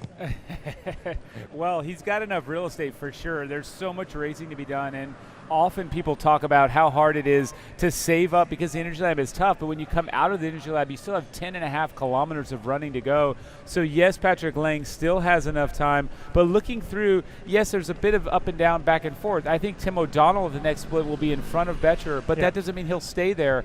This is a fighter. These are all guys that have run under 250. They all know what it feels like to hurt. They all revel in this part of the race. One of the things worthy of mentioning, I think one of the things that I would just not forget about, Matt, as you come into the Energy Lab, you actually are running towards the sea and there's a breeze in your face. Yeah. So despite what it feels like coming out, you actually feel cooler running in the Energy Lab when you're on the Queen K. Sometimes you're not getting that breeze. It's not doing anything for you. So you can turn where Kienle is right now and actually have a cooling effect with that breeze hit you on the face and makes that sweat evaporate. Yeah, and right now it looks like we might be seeing the pass out and back. We're going to have Jan Ferdino on our left looking over to Sebastian Kienle running on the right, and he's got to run all the way to that turn. So this is where he's going to know exactly how far back he is. He's been getting splits, but to get a visual split, running to the turnaround and know that Jan's already been here, he's turned around and running back towards town. This is kind of where you have to lay it all out there, guys. And I mean, I think it's maybe more, I think a lot of athletes make the point of that once you get out of the Energy Lab, it's kind of it's got to be a sprint finish to the end if you're trying to catch somebody. But this point in, and as we look, we have that flag here, that Irish flag is going straight off of Jan's right shoulder. So no doubt that climb out as he turns left is going to be very, very hot. That's what a lot of people underestimate about the island and wind in general, and you don't maybe really notice it until you get to this island and race here. You start to notice which way the wind's coming from. If the wind is at your back, it feels terrible. It feels super hot, and you might just feel like you're hurting for no reason, and all of a sudden you've started having a bad day, and then you'll notice, hey, it feels kind of still, and you might have a 5-10 mile an hour tailwind at your back. That feels terrible out here. So as you guys said, you might, Michael, as you said, on the way down, you feel it at your chest, and that cools you down a little bit, even though it's a hot breeze. So I think there's a lot that can happen with the breeze and what direction it's at, and there's no doubt it's going to feel very, very hot for people on the way out, especially people on their first time running in the Energy Lab on race day. I don't think we've seen this before, Greg or Matt, but we have Germany, USA, and Belgium. That's all we have in our top 10 right now, 3 countries right now. I mean, that isn't often that we just have 3 countries. Of course, that'll mix up as we get into some of the tougher parts of this race. But those are good comments, and I think that segment of road where I mentioned that the winds were coming from in the face, he had already rounded that bend. So to draw it out as he enters that cliff bar zone and he comes in to get his cliff bars, cliff shots, cliff block, all that stuff. I mean, they offer it all from a chew to a gel to a bar, a cliff bar in the house. That segment right there, it energizes you physically and literally. I mean, sorry, literally and figuratively, because you need to come in and you got, all of a sudden you're alone, and then there's this group of people cheering at you, offering you stuff. It's an energizing part. Yeah, a little bit of live music down there too, fellas. That's so it was great. There's special needs all right there. Yep, special needs right down there. So we can see the Ferdino's made the left elbow to come back up toward the Queen Ka'umano Highway. He's got just less than a mile to go before he hits that 10.5K to go on this race, and that will signal less than 35 minutes to run. So around about 40 minutes away from seeing our athletes getting across the finish line here as we pan back to our women's leader right now, Daniela Reid from Switzerland.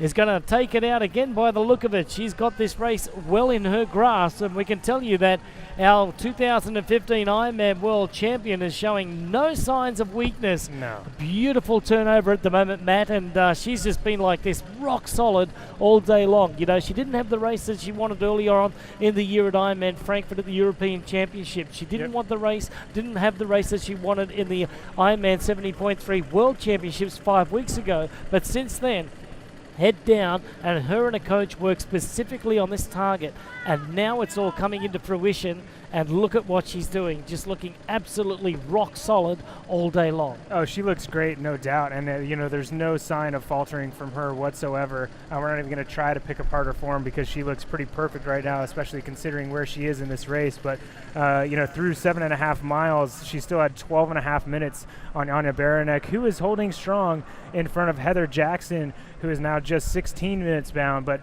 those gaps, you know, second through fifth athlete are somewhat close, but second place being 12.5 minutes behind Daniela Reif. As fast as she's running, I mean, she just needs to keep moving those feet, and she's going to win this race. But Jody Swallow seems to be kind of the big mover at the beginning of this run, Michael.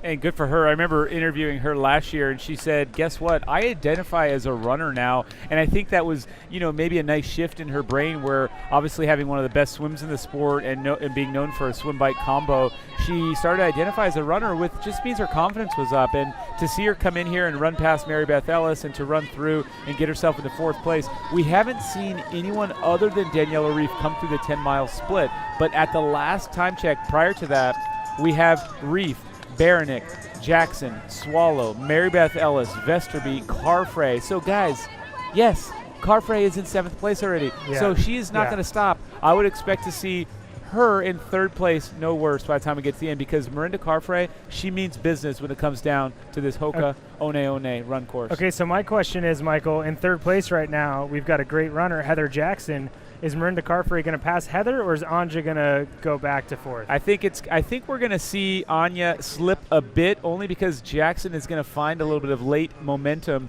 So if I had to predict right now, I'd say Reif, Jackson, and Carfrae, with Baranek holding on for 4th. Jody Swallow maybe popping in there. It's going to be exciting, though. I think Jody's got a top 5 in her, too. All right, what about the momentum of Melissa Halsholt and also Kesa Lettinen? What about, you know, Jody Swallow? But look at Mirinda Carfrae. She's sitting right in there. You've got 6 girls from 3rd place right through to 9th place there that have a shot to get on the podium here. Mirinda Carfrae really hasn't made a dent on the field yet to get on toward that podium, but I tell you what, that's going to be a late shot. You know, getting out onto the Queen Umano Highway, that's where they're going to do the damage. So right now we see that Jan Ferdino leading our men's race, Daniela Reif leading our women's race. Let's take a little bit of time to pause out. For the Ironman Foundation's purpose is to leave a positive, lasting impact in each of the race communities where Ironman events are held. John McGrath is racing today for the foundation. John is the Paradise Valley, Arizona, and its president and chief executive officer of McGrath Investments LLC. This is John's 13th Ironman. He races in memory of his father and to set a good example for his children. His favourite moment in the sport was watching his kids compete at their first triathlon. So all the kids can get out there and compete in Iron Kids. So to John McGrath, congratulations today on behalf of the Ironman Foundation, President and Chief Executive Officer at McGrath Investments LLC. Yeah, Back to the action, guys. Here we got Jan Ferdino just coming out of the energy lap here, and you can see Michael just when he hits the Quinca Umano Highway for the last time here, 10.5 kilometers to run to the finish line. Yeah, when he hits it for the last time for that last 40 minutes of excruciating pain, but also glory. Jan Ferdino, so if you're looking at him saying, why does he suddenly look shorter of stride, a little bit choppy, a little bit rough? That's because this is the long, gradual climb out of the energy lab. It's the part Matt described as windless. You feel very, very hot when there's no breeze in your face. So right now, Jan Ferdino, although still in charge of his own destiny, he is hurting. It's a natural spot. No one feels great right there. In other words, this is the first time on the run where it looks like he's working hard to a certain extent, right? Actually, you could tell he's working to get that energy up the hill, and it feels pretty hot there. Another point, guys, Greg, you were looking at the splits from the women in the race. 4th place through 9th place within 2.5 minutes of each other. So that is a very, very tight women's field. We haven't seen that close of a run race halfway through the marathon here at the World Championships in a while. So I think we're going to see a lot of moving, as you pointed out, from 4th to 9th place in that women's race. That's right, and as he rolls through this aid station, taking a bit of a break, taking a bit of a respite, we too will take a break. We're stepping away from the Hoka Hoka One One run course. We'll be right back with the 2016 Ironman World Championship coverage. All right, welcome back to the 2016 Ironman World Championship. Yes, let's go over and have a look at the Master Spas weather update right now. Downtown here in Kona, we are looking at 89 degrees, feels like 90. Wind is south at 12 miles an hour, so a little bit of refreshing air down here in Kailua Kona. 61% humidity. That will be rising in the next couple of hours, and we can tell you it's really heating up. Patrick Lang is now in 6th position. He's only 9 minutes and 48 seconds down. He's running along, guys, at 6 minute 11 second miles right now. Jan Ferdino is running 6:18s, and Sebastian Kinley running 6:45s at the moment. So Patrick Lang getting after that run course record. Yeah, that's right, and we're talking about it. I mean, just ranking over that last split. So if you go from mile basically 13 to 16, Patrick Lang averaging 6:11, Jan Ferdino averaging 6:18. Wow, look at this. This is the fastest they've done. Sebastian Kinley 6:45, and it tapers off from there. But the exciting news is we have 2 Germans up front, 2 Americans behind that, still more Germans behind. It is an amazing race of Germany versus USA. Of course, a lot of other countries can still come through, but let's have a look at the women's leaders. A lot of athletes tweeting in, or fans tweeting in, where's Heather Jackson? She's sitting 3rd place behind Anya Baranek, who is still 2nd place to Daniela Reif. And the interesting thing on the day is that Jody Swallow, she's just scrapping it out from any angle. She's now in 4th place with Mary Beth Ellis in her swan song, running 5th place on the road. But watch out for Rennie. She's in 7th, just lurking, ready to pounce. Yeah, she's ready to pounce on that honey badger for sure. No doubt, though. I do point out, though, guys, I've never seen her necessarily have fun out on the race course. Mary Beth Ellis, she was joking around, smiling, coming to transition. It's great to see her having a good time on the way out. Just saw a picture of Sebastian Kinley. Now we're on Daniela Reif. Yep, worth pointing out, Michael, looking at how fast Patrick Lang is running. Besides Ferdino, he's running over 30 seconds faster than anybody near him. That's absolutely flying. And your point of the top 10, we had Germany, Belgium, U.S. Is there one country that's missing out that we normally see Australia. dominate? Oh, where are they at? You had to point that out, didn't you? Yeah. So as we stare at Jan Ferdino, we did have an update. Tim O'Donnell's average pace over that last split was 6:24. But let's look at the women from 7.6 to 10.2. So in that middle segment, as that includes climbing up Polani, Reif was still knocking off those 6:38s. Jackson 6:58s. Baranek, she's doing 7:27s through that spot. I do think we're saying her 2nd place position is in jeopardy. And as we look at the long lens of this race, we do feel that historically someone like Miranda Carfrae is going to just continue to roll and gain steam, where another unproven athlete, more like Anya Baranek, she's going to lose ground. You pointed it out, Matt. Talk to us about the scrapper that is Heather Jackson. Yeah, I mean, she's a scrapper. She played hockey in college, and she's definitely one that's pretty tough. There's nothing that you're not just going to walk up or run up and take 2nd or 3rd place away from her. That's an athlete, and she's in the driver's seat to a certain extent. Obviously, she still needs to pull up on Anja Baranek, but she's going to get there most likely by the pace she's setting, still running sub 7-minute pace. But I think your question at the time was whether or not we think Miranda Carfrae can get up to 2nd. It looks like maybe by some projections that she's running fast enough to be able to get all the way up past Heather Jackson. But to do that, Michael, she'd have to look into Heather Jackson's eyes at the turnaround on the Energy Lab, and Heather would have to lay down to a certain extent. I don't think that's going to happen. Guys, I just want to point out something. I don't know what you feel about this, but if you do a little bit of quick math and have a look at our next race right now, the way that Mr. Patrick Lang is running, he's only, he's running about 35 seconds faster than Jan Ferdino per mile right now. And also, if he keeps on running that speed, he will run himself into 3rd place. Wow, awesome. And like you said, we haven't seen that. We have certain players that we expect to see that from. We almost expect to see that from Andreas Rehler and Pete Jacobs. We would expect to see that when he's on a good day. He's run really, really fast. But Patrick Lang, newcomer, as you said, Michael, he's never actually run or completed an entire Ironman. He's run a marathon, had a great marathon run in the Woodlands to take it, and this is the first time in Kona to be able to run into the podium. And we're talking, what, he was 20-something? Remember, guys, off the bike, he was, well over, 20th outside of the, coming out of the T2 there. He didn't even register in the top 20. Crazy. So it was amazing. So, we can tell you that, at around about 5 miles into it, he was in 14th position. When you look at 2.93 miles, the guy he was right at 16th position, and then coming out of the, T2, he wasn't even ranked in the top 20. So that's to give you an idea. That's absolutely amazing. I'm with you, Greg, and because here's the thing.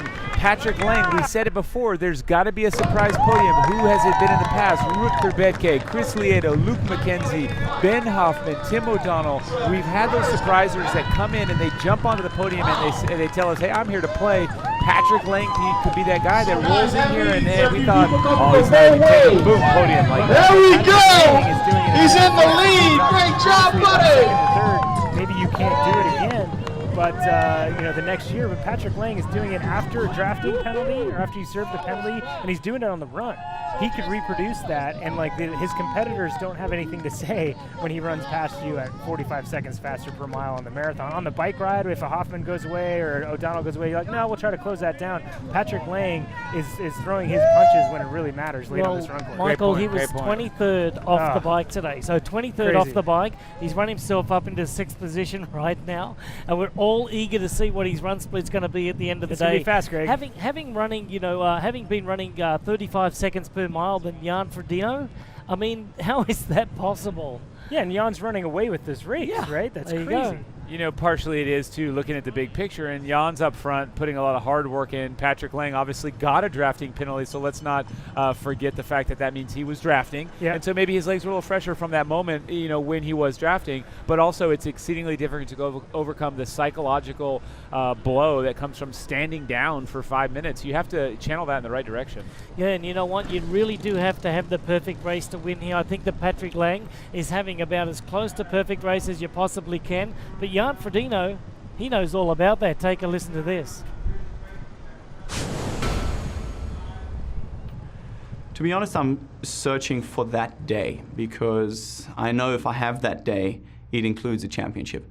There is not much I can really influence from my competitors, whether they have a great day or not, or whether somebody comes out with a new piece of equipment that happens to be a lot faster than anyone else on the bike, or all these sorts of things I have absolutely no influence on. It's my swim, my bike, my run, and the transitions in between that I have an influence on, and I know if I nail those, there'll be a championship at the end of the race. Great words from our defending champion, Jan Ferdino from Germany. This guy has done it all, looking at some of his best. 08 Olympic gold medalist in Beijing, 2015 Ironman world champion, and a 2 times Ironman 70.3 champion. This is Jan Ferdino. He comes from Germany, wears bib number 1, and he is out front as he's been for much of the day. The last race split that he notched had him running 6:48 mile pace. That's running up out of the Energy Lab. Kienle was to 7:08. Hoffman 7:02 per mile, O'Donnell 6:58 per mile, Betcherer 7:03 per mile, laying way down there at 6:27 per mile, and Boris Stein 7:02 per mile. Those are the splits on really one of the more difficult segments of road. Once you come up out of the Energy Lab, you turn right. There actually is a bit of a cross breeze that comes from the right side, and it cools you, and you can quicken the pace and suddenly have a downhill trend. But that's where they were a while back, running fast. You know what? We talked about the men's race with Patrick Lang setting it on fire. Well, you look over the women's race right now. We know that Daniela Reif is pretty much running away with this race right now, but Meredith Kessler has now moved into 5th place, and her mile times are much quicker than everybody else. Now she's only 7 minutes behind 2nd place. So we've got an exciting race, for the podium coming in here to the finish line. Heather Jackson is looking to, get onto the podium for the first time. Last year she was 5th place at Ironman.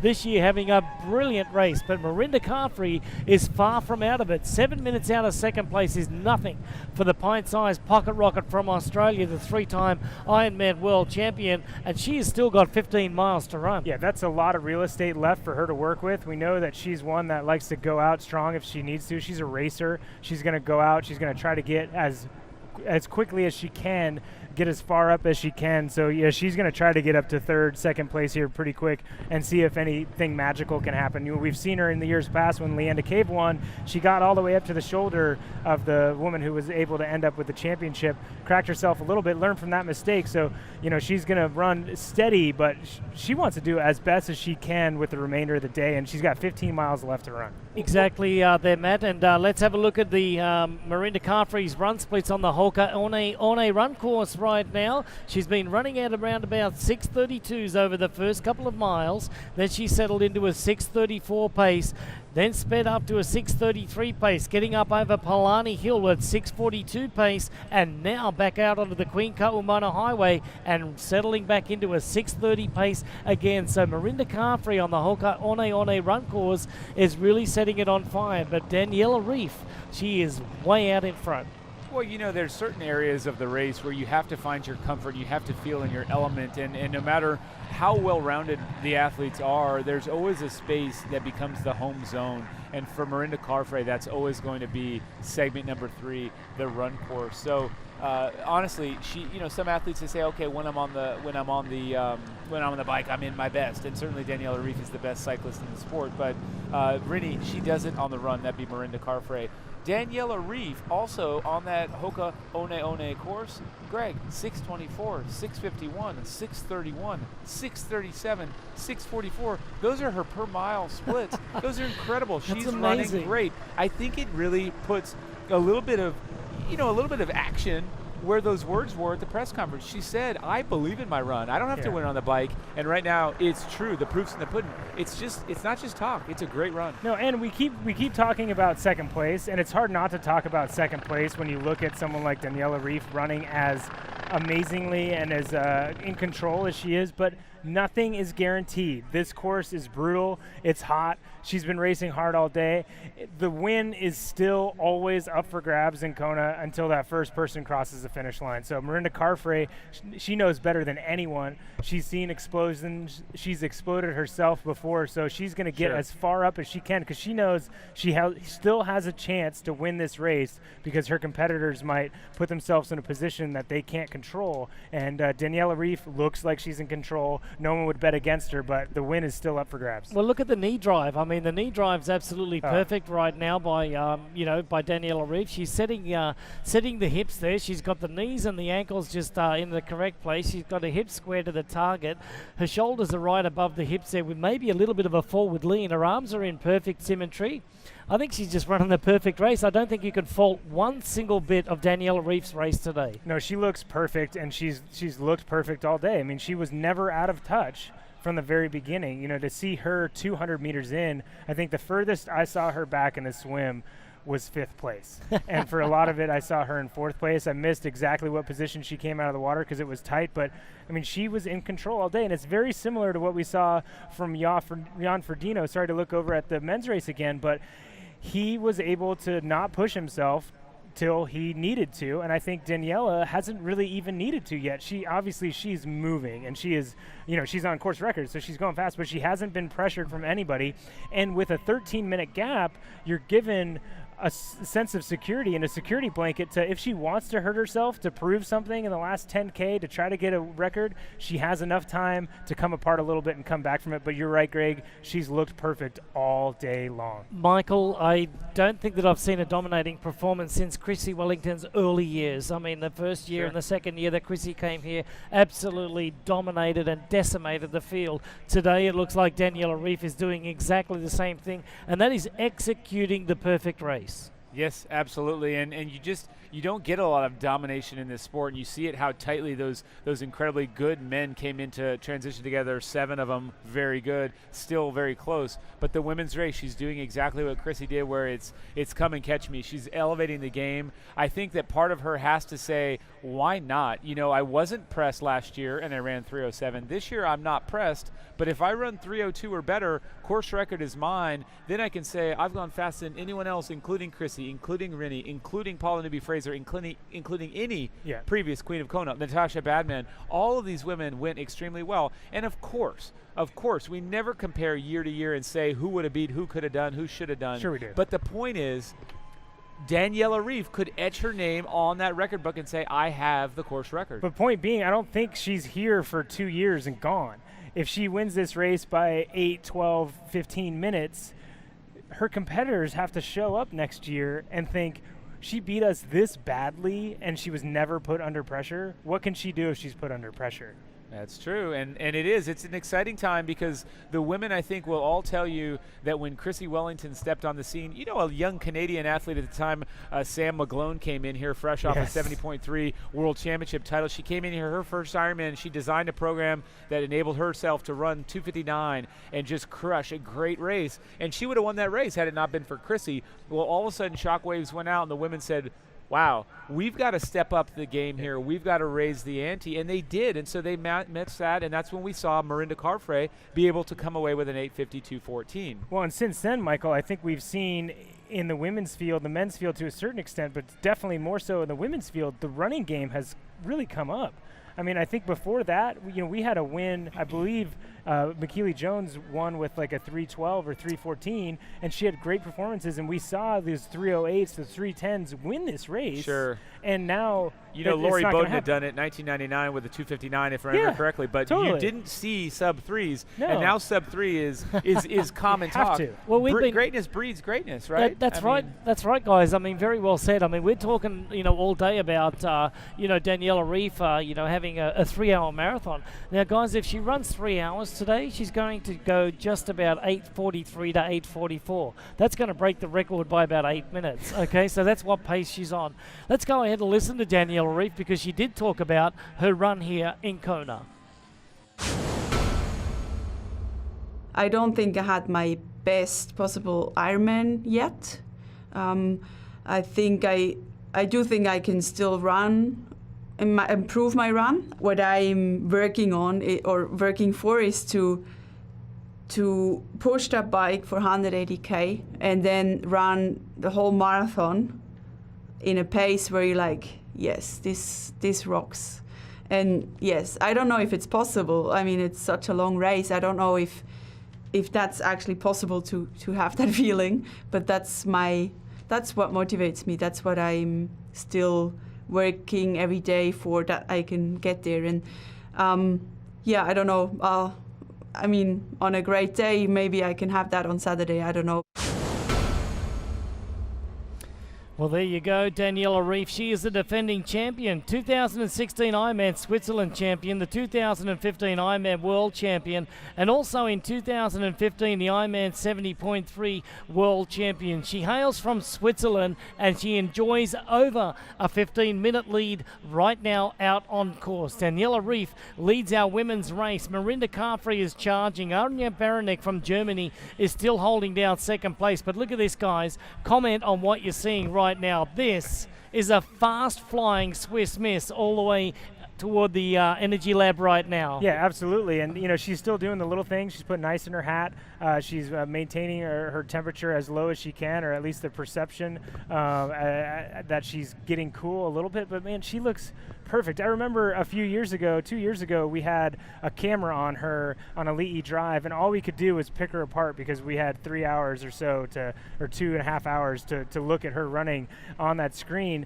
And we found little things that maybe were happening, but there's no way to find anything that's not perfect at this moment occurring in Daniela Reif's race. And obviously, I'm sure she's fighting through some battles, but she looks great. And right now, we do have a move on screen. Michael, tell us what's happening. Well, it's Jan Ferdino up front, Kienle in second, but Ben Hoffman, he's still holding third, only 20 seconds up on this man, Andy Betcher from Germany. Patrick Lang has overtaken Tim O'Donnell by 5 seconds. Our top six, though, so close. Really, the closest action is between Hoffman, Betcher, Lang, and O'Donnell. That is 7:46 to 8:43 time gap. We're looking at 50 seconds, less than 47 seconds. These guys, and they look so good. Wow, guys, the heat of the action is look on. who's back. banging on the door. We were Jeez. talking about a clean sweep from Germany early on in the run. It was Andy Bucherer, Sebastian Kienle, and then also Jan Ferdino. But now it is Patrick Lang. He is taking major time out of him. And here comes Patrick Lang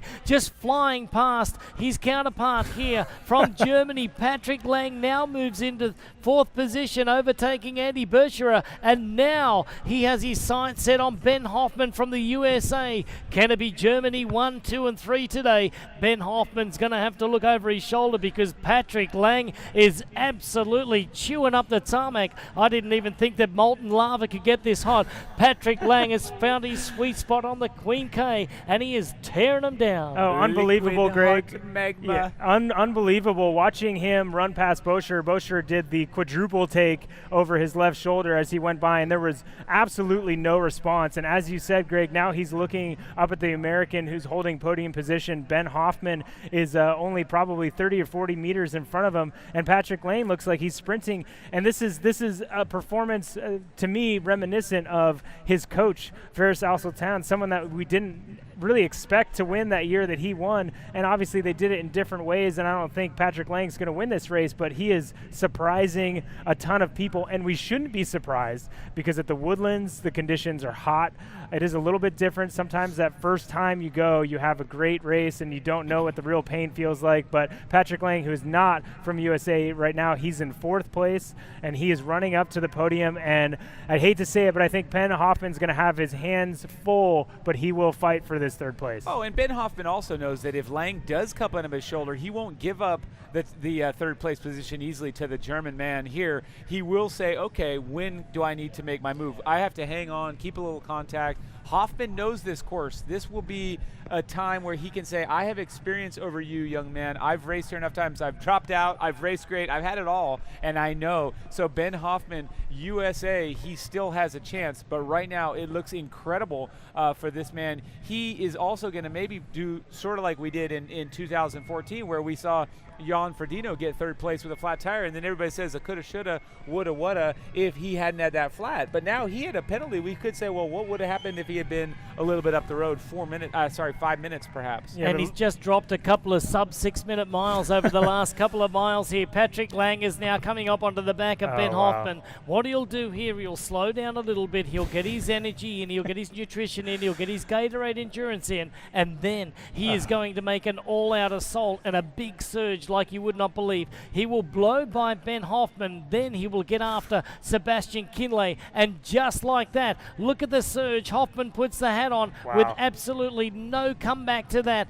Patrick Lang gets up on top of his toes there, and look at this, the effort of this young German. He is the Ironman Texas champion from this year, the Ironman North American champion, and now has his sights set on the 2014 world champion. Patrick Lang from Germany is going on to have one of the greatest races of his young career at Ironman, and now he is in pursuit of the podium. Oh, and no doubt, this is one of his best performances. This is his 2nd Ironman he's done. He's in 3rd place at the World Championships, and we would say, with this much time left to run, maybe it's not enough room for him to get back on Sebastian Kienle almost 4 minutes up, but he's almost sprinting right now, Greg. So, Sebastian Kienle is running well, and it looks like he ran within himself, but Patrick Lang is on an absolute mission. Anything from here on out is going to be a bonus because this is an amazing performance, but he's sprinting. And one thing I noticed early today before the race started, as far as the most calm athletes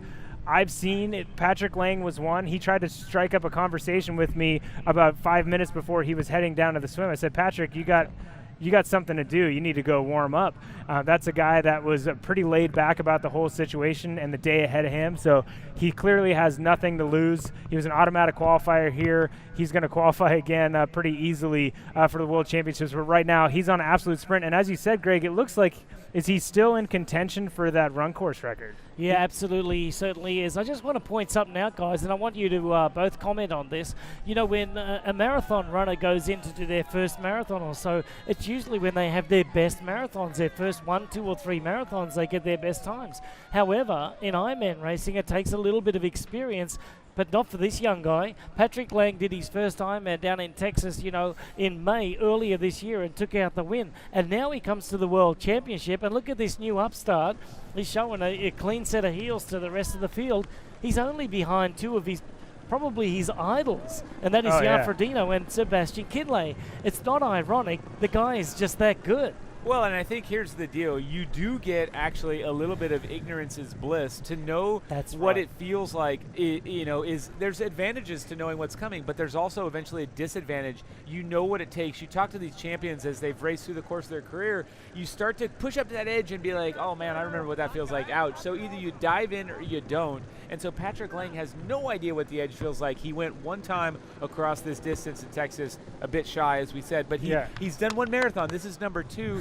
The idea is that can really be of benefit. He doesn't know what the David Mark hill feels like. He doesn't know what the quad crushing Polani downhill feels like. Right. He'll find out, but he doesn't have any anticipation of that. All he can think is execute, execute, execute. Put some salt on the lips. You saw that straight away from his container. He's got the grimace of salt straight on the tongue. That is going to help him prevent cramps. But he's doing everything right, managing his P's and Q's. Oh, what about this? I have a waddle bottle tucked in there. Where'd that come from? Who does this? That was just in my armpit. No big deal. Pulling holsters, and I'll save it for later, by the way. Patrick, good on you, man. That was a nice move. Well, you know what? You need a sustainable, set of energy, and in between the aid stations here, you've got around about a mile in between each aid station. He wants to keep a sustained amount of energy going in, and this is very smart and intelligent for such a young, experienced mind. For sure. And, when you see Patrick doing all the things that you need to do, he's either very well taught or he's a very smart individual.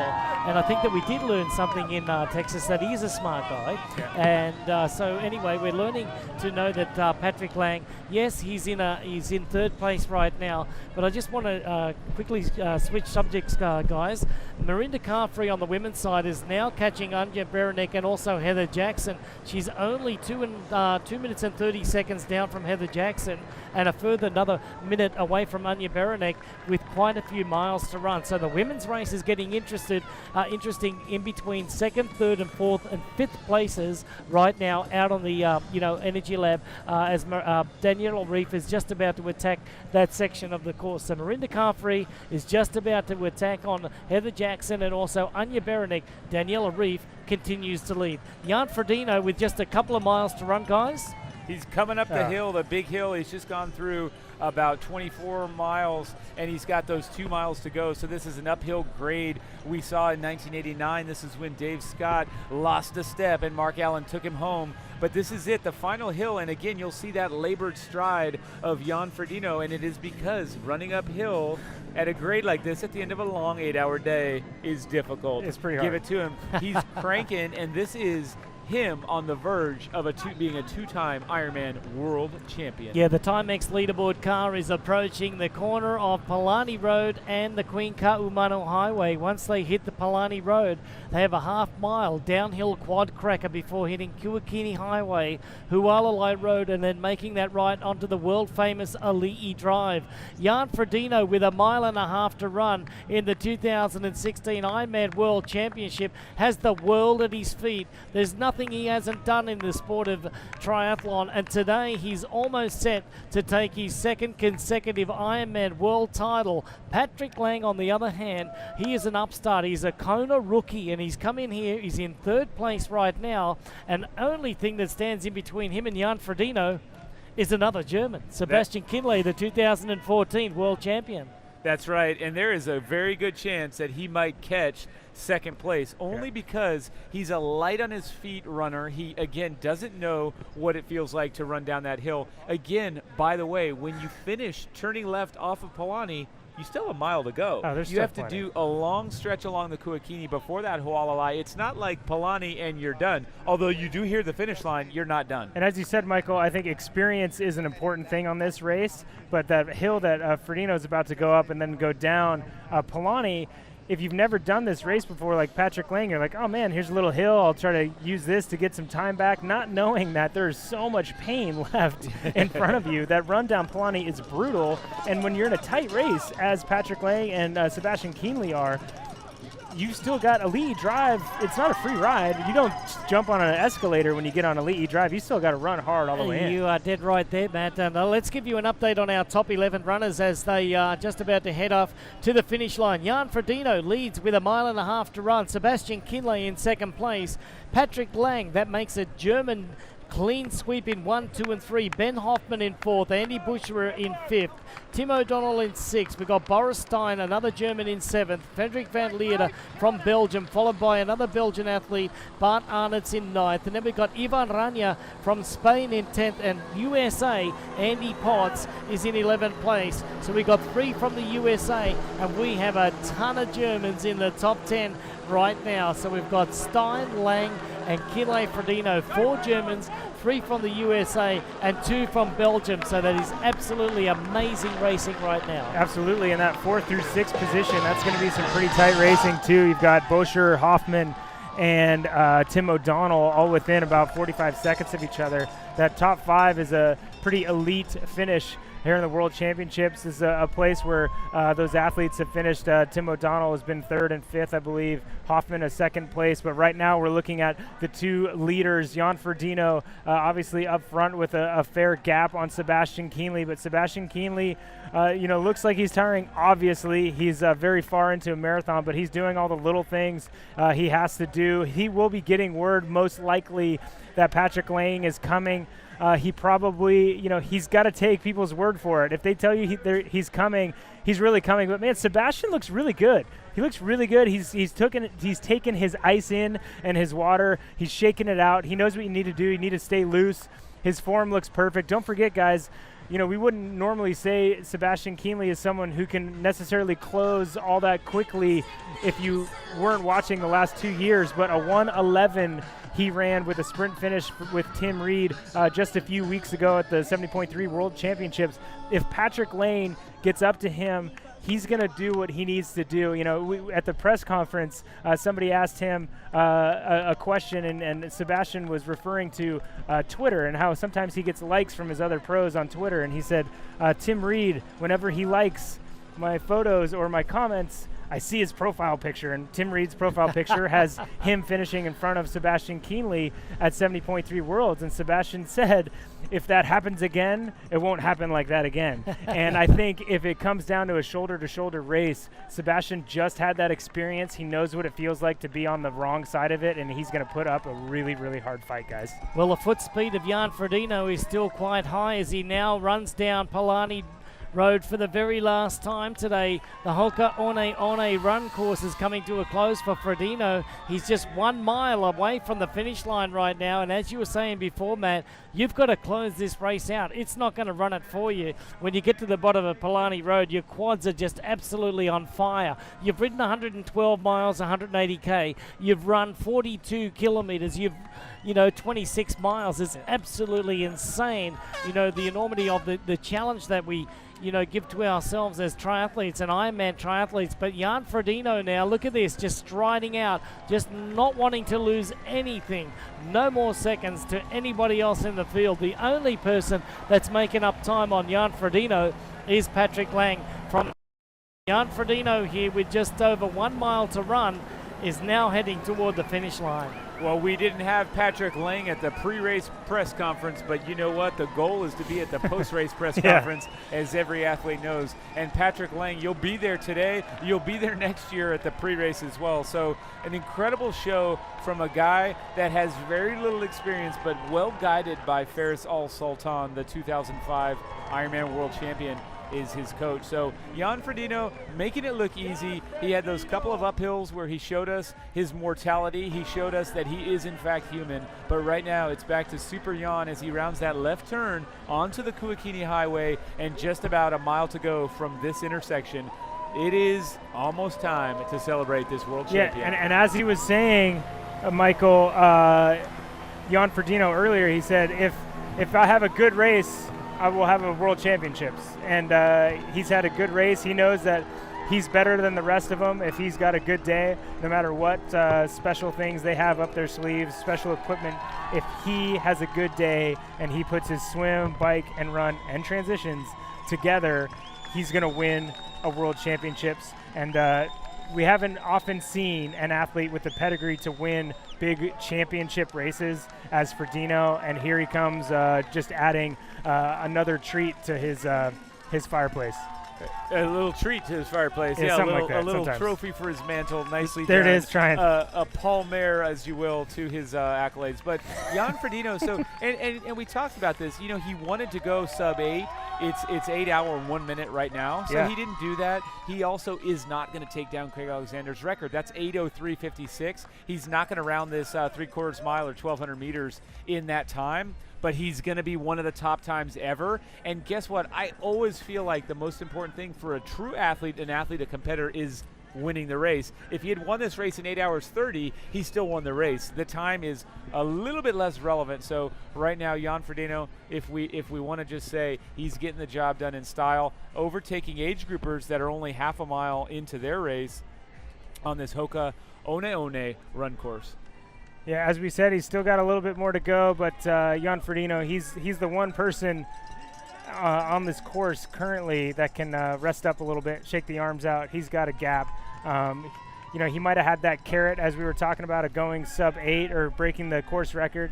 Now that he knows that that's out of reach, there's not, you know, he's always going to go as well as he can, but he can make sure he can serve so he can get to that finish line and celebrate in a different manner than he did before. He had a child on the way last year. This year he's got a child to celebrate with. I think it's going to be a little bit more special of a victory with 3 people on the finish line versus the 2 last year. Well, we did hear that his son Luca, who's about 8 months old, is here with his wife Emma, and we've heard that he hasn't done a single night feed since that guy's been born. But we also heard as soon as this race is over, he is on night feed he's duty, tapping in. and new fathers around the world can appreciate that. He's getting his hall pass revoked, and he's going to be up in the middle of the night, probably starting tonight, if not tomorrow, knowing the powerful woman that he's married to, Emma Ferdino, Emma Snowsell, also Olympic gold medalist. But all joking aside, seriousness aside, this man is about to be on Hualalai, and it is getting done. Greg, what do you think? Yeah, he's getting it done, and he's doing it in classy fashion as normal. Jan just has just 2 streets to go. He's going to make that ride on Hualalai right now. This is it. You've got a downhill section for about 300 yards. Then he'll make that right turn on Ali'i Drive with about 700 yards to go to the finish line. You know, this road has been made famous by Paula Newby Fraser in the past with Karen Smyers, where, you know, Paula fell apart and Smyers went by, but I don't think anything's going to happen like that today. Jan Ferdino seems to be just setting his pace and ready to go. Sebastian Kienle, on the other hand, he's on Palani Road right now, just ascending his race as well, so he's almost at a mile to go. So Jan Ferdino, he's around about a half a mile, a little bit more than half a mile ahead of second place right now. And then you've got Patrick Lang, who's closing fast right now. So Jan Ferdino about to make that right-hand turn onto Ali'i Drive. Yeah, you're exactly right, though, Matt. There is no way that Sebastian Kienle is going to sacrifice second, no less to anyone but a fellow German. His stakes are too high. So Patrick Lang, I think, is going to run short of his charge there of getting on second. But third place, phenomenal. Phenomenal. So here he is in overhead shots of Ali'i Drive. The world famous, the triathlon famous banyan tree is coming up on camera left here, Ferdino's right arm. And when he runs past that impressive historical monument, the banyan tree, he will be only a couple hundred meters away. At this point, there's really nothing going on other than a massive energy that's just drawing him in, that energy from his own family, the crowd that loves him, us, everyone back home. You're watching this online on this TV screen at your favorite bike shop. Maybe you're in Boulder, Colorado, maybe you're in Bend, Oregon, but you're watching and you're giving energy. He's feeling it all. I'm not trying to be silly here. This guy is getting every bit of your energy because we're all excited to see Jan Ferdino get it done as a defending Ironman world champion. And there's a few moments in this race where the pain goes away. And if the pain's ever going away on the day for Jan Ferdino, it's right about now as he goes under the banyan tree. You know, he's getting everything ready for his finish line. He's going to zip up that jersey, make sure the sponsors get their call out. But Jan Ferdino coming now just within about 200 meters, still smiling, still grimacing. Maybe that pain hasn't left him yet, but man, this guy is pumped. And just a few hundred meters from being 2-time, back-to-back Ironman world champion. And Jan Ferdino has to really just be given a lot of credit for getting it done in a little bit different fashion than he did last year. He left and had to run so much time with Sebastian Kienle. He's now got a 4-minute cushion. He'll really be able to celebrate, but it's to his credit. This guy, he planned his season well. He attacked the Ironman here well. He did everything he needed to do first, was actually first through the water much of the day, but he let another athlete come out of the water first. He got on the bike and just bided his time, did what he needed to do, came off out of transition in first place, and here he is coming down Elite Drive, going to win this race. Going to take it for the second time in consecutive style here. He won the Olympics in 2008. He's an Ironman 70.3 world champion. He's won Ironman Frankfurt in the past, also second place in Ironman Lanzarote for 2016, but now to be crowned for the second time in a row, the 2016 Ironman World Champion from Germany, Jan Ferdino. And there you go, ladies and gentlemen. He is on the ground, happy as can be. A 2-time, as you said, back-to-back Ironman World Champion. This doesn't happen often, but Jan Ferdino from Germany, he did it today, and he did it in an incredible time.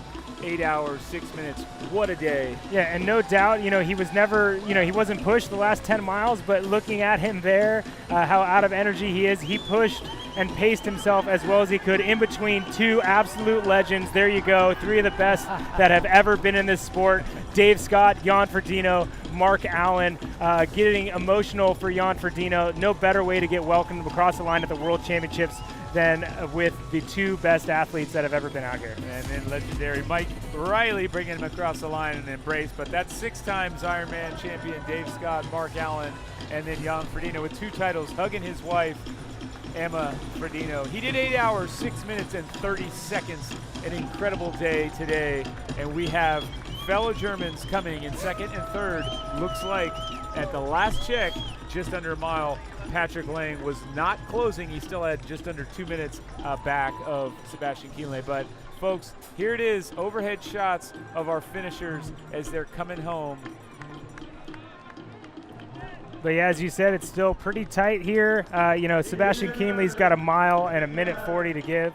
But, I don't think Patrick Lang's going to take it. But we do have racing still to go. As we said, that 4th through 6th place is still really tight, waiting on splits there. But Sebastian Kienle still has to move those legs over and get to the finish line in quick fashion, as Patrick Lang is going to be absolutely sprinting to the finish line, as just one athlete here today that's crossed the finish line is able to completely relax and chill out. But guys, look at that podium. When was the last time we had 3 Germans on the podium?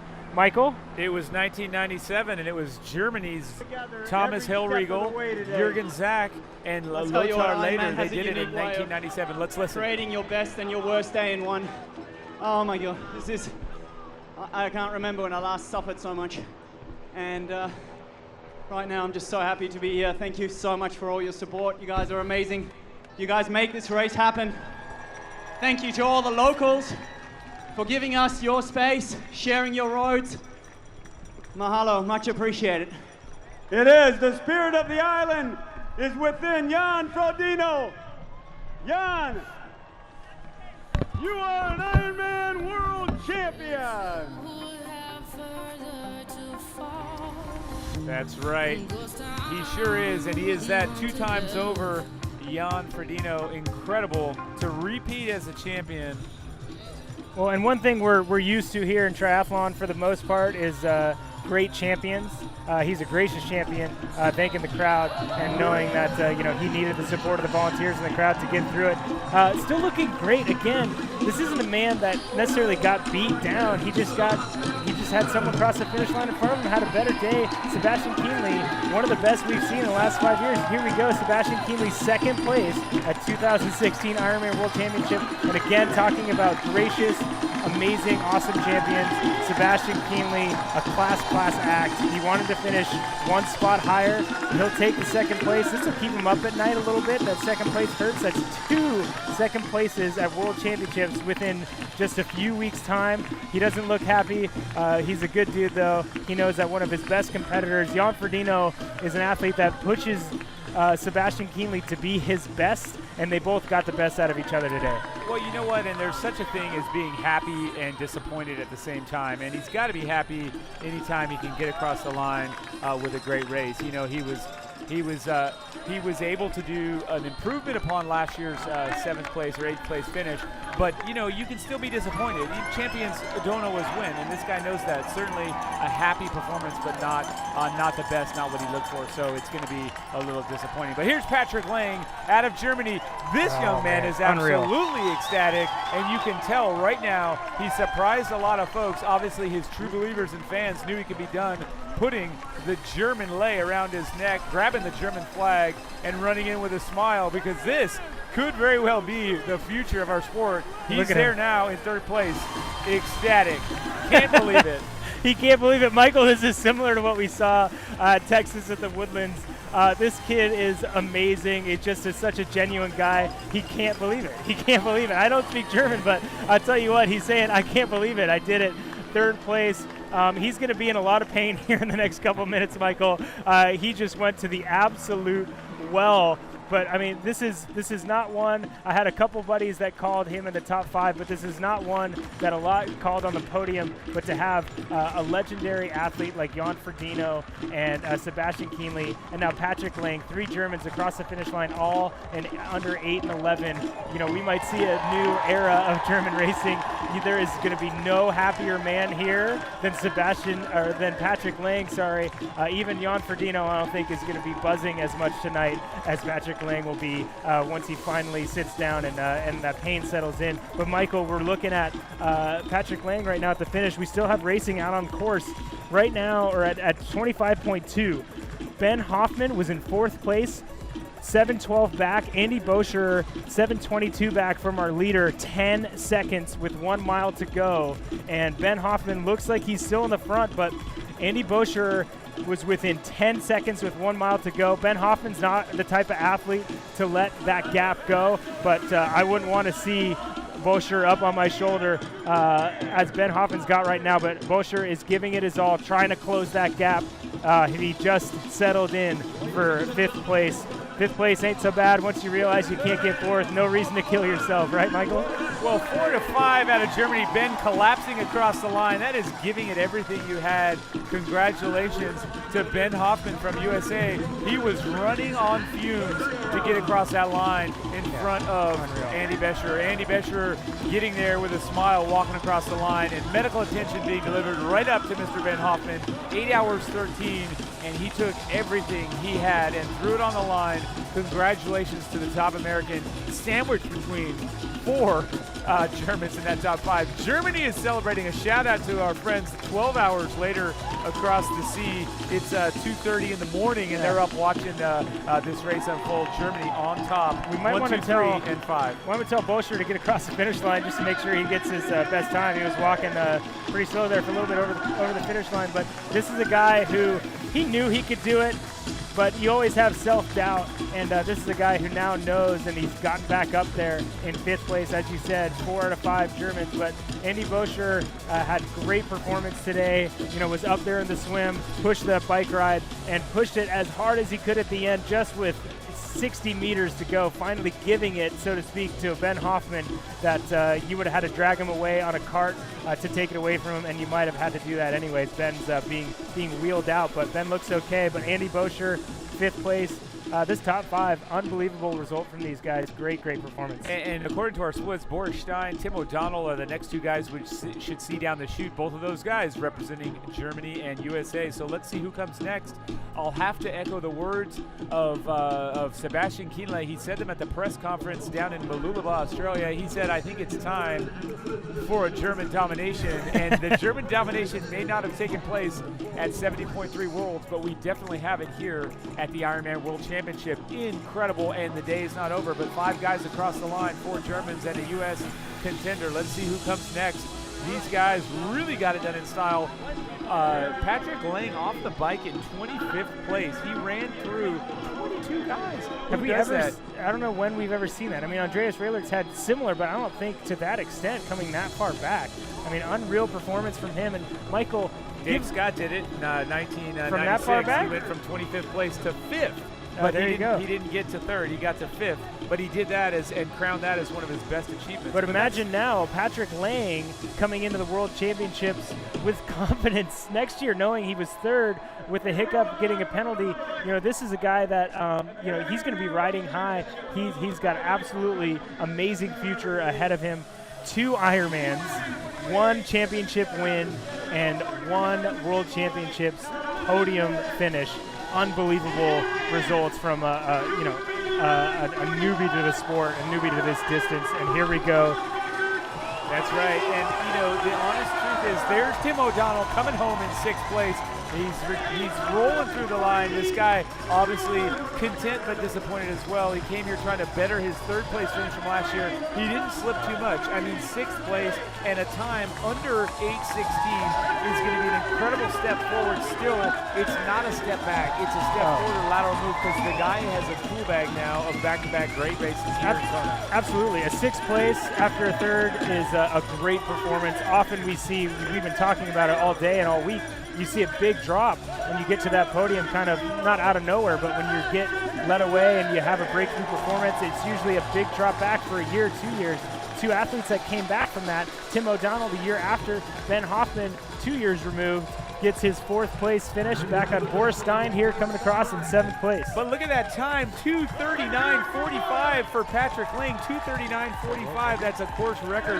Look at that time, 2:39.45. No one's done it better on the run here. Before, our best time that we had was Mark Allen. He ran 2:40.04. We have seen that long-standing record broken by Patrick Lang. What year was that? How long? That was a long time ago. That was in 1989 when he did that, when he was in the Iron War against Dave Scott. So that is a long-standing record, October 11th, 1989, 30 years ago. Now, Mark's going to be the first one to tell you that he had 2 transitions in that time, or that's what they claim. Who knows? They got to get real word on that. But Patrick Lang, fastest anybody's run in a super, super long time. And right now we've got the podium getting up there for their champagne ceremony. And we're going to get audio from down there and watch this little award ceremony with these 3 guys down at the finish line. Germany!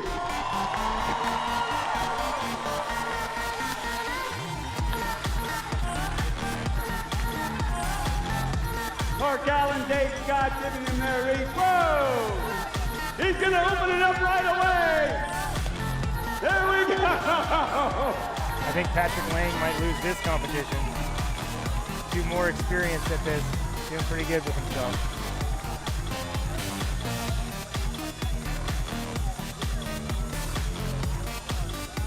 One more time. Patrick Lang, Sebastian Kienle, and your champion, Jan Ferdino. Let's get a picture right out here up front.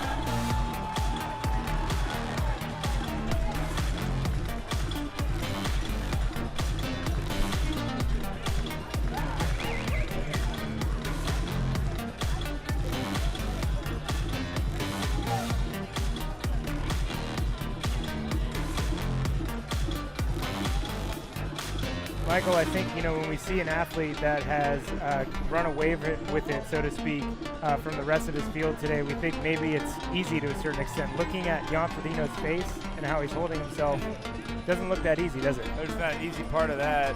He's hurting, and he earned it. So, to recap right now, the winning marathon time on this Hoka One course was a 2:45 for Jan Ferdino. 2nd place, 2:49, and the fastest run ever to take 3rd place was for Patrick Lang in 2:39. Amazing. And we then had 2 Americans and 2 more Germans, so our top 7 has only represented 2 countries, Germany and the USA. Incredible day for Deutschland. I'll tell you what, I want to get word to Greg. I want to see the face on Patrick Lang when he's told that he broke the run course record at the Ironman World Championship his first time out. I mean, that kid is pumped on life to know now that he's the best that ever was coming across the finish line on the run. And looking at Sebastian in certain little moments, you can see he is not pleased with his day. He's such a competitor. He's such a great guy, such a nice guy, such a funny guy, but he wants to win. He is so competitive, and people think that these athletes that win these big races are just that talented. They are that gritty and are pushing themselves that deep because of the competitive nature that drives them. And Bart Arnold's coming across the finish line, no doubt he's going to have a fast run. Generally, we think he might have the fastest run of the day, but no chance he outruns Patrick Lang today. No, that's Belgium on the boards, and then next we expect to see Frederik van Leerde, our 2013 Ironman World Champ, coming across also from Belgium. And then we may break and finally get a fourth country, because the last split we saw was Ivan Rania, one of the former world champs, 2002 ITU champion at Cancun. Ivan Rania from Spain. If he comes through with that 10th spot, we're predicting it. But what an incredibly fast, so it was a fast day, it was a world record setting, but what is really impressive, I think the most impressive, is that we already have 8 guys under 8:21. Yeah. I mean, that is so good. There have been plenty of years where 8:20 was the winning time for here, sure. Peter Reid, and they're good times. I mean, obviously conditions play into that somewhat. We didn't have a howler of a wind day, but it's really more a credit to the caliber of athletes, the depth of that top 20, really just stepping up the game across the board. So no, I mean they really stacked the deck at the end of that bike ride, and not really anybody in that top 7 really cracked. I think we had maybe one athlete that moved out of the top 10, but besides that, we had into the top 6 that 7 out of 6 athletes in the top 7, they finished 1 through 6th place, besides obviously Patrick Lang. And then we got Ivan Rania, and as you said, you called it perfectly, 9th place, Frederik van Leerde. So was it flip? Rania got across in 9th and Van Leerde in 10th. So okay, yeah. Just an incredible show there. Rania taking 9th spot, one of the best spots you can ever find inside the top 10. Why is that, Michael? But looking at it, Rania really just turned on the juice. He was a great runner, always has been in the heat in particular, but a former pro bike rider as well. He came in with a great game, got himself back in the mix. Van Leerde hanging on for an incredible 10th, a return, because we didn't talk about him as much, and he's a champion through and through, the Belgian. So there it is, 4 countries inside the top 10, most of them Germany. Yeah, unreal. I mean, I think, Michael, you said, I don't think it was an overly fast day. I think it was a fast day, but I think we had the competitive field that forced people to step up their game.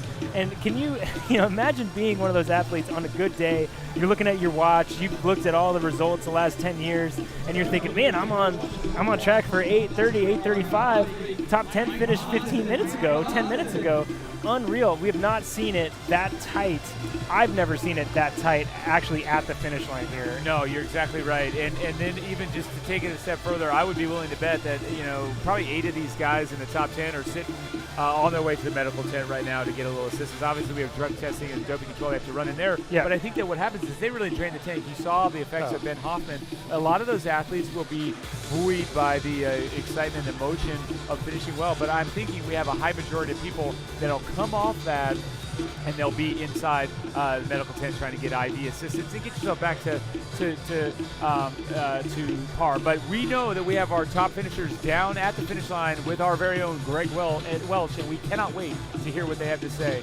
Greg, take it from here, please. All right, thank you very much, guys. Sebastian Kienle in 2nd place today. Mate, I know it's not exactly what you wanted today. You're always one to push it to the finish line there, but 2nd place, good day. Well, I feel like I'm the first chase of Jan another time. But I mean, I lay it all out there. I felt good pretty long, probably a little bit too good, because I know that you have to feel shit if you want to win the race at some point. But yeah, it is what it is. Jan is currently the strongest, and that's just another big motivation for me to push harder in the training, and for the next year I hope he's not ending his career after this one. And yeah, at the end, I mean, I'm pretty close, not exactly where I want to be, but yeah, I have to be happy with it. All right, ladies and gentlemen, that's Sebastian Kienle, mate. Well done today, 2nd place. Well done, mate. We're so proud of you, mate. So proud. All right, now we've got Jan Ferdino standing by for us right now. The champion 2 years in a row. Not only did he win the Olympic Games, the 70.3 World Championship, we know about his resume. Thank you very much for bending down. I know you're tired too. But how does it feel and how does it sound to be a two-time Ironman World Champion? I didn't think so, but at the moment it feels that much sweeter. You know, there's something said about that club and the guys who've won this race a couple of times.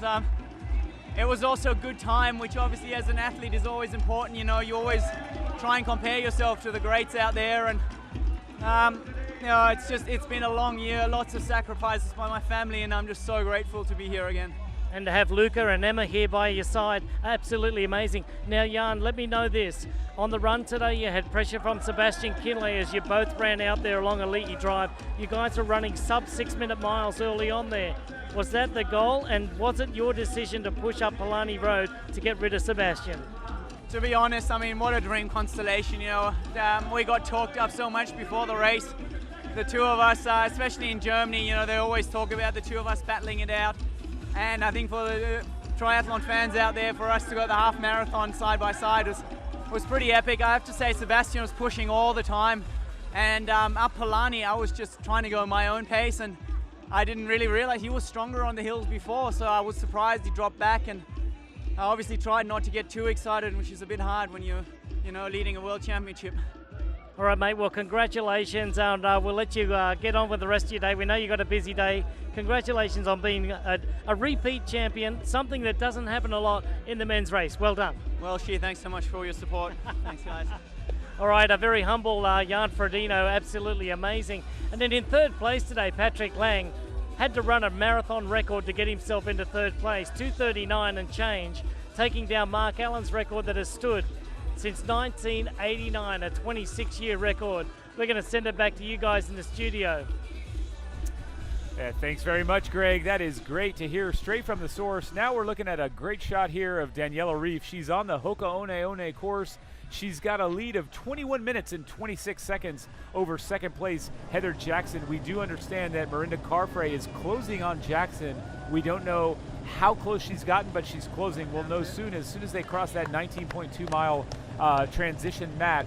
But we're going to zip away to a break. When we come back, we will have a lot more action of the 2016 Ironman World Championship here in Kona. Stay with us.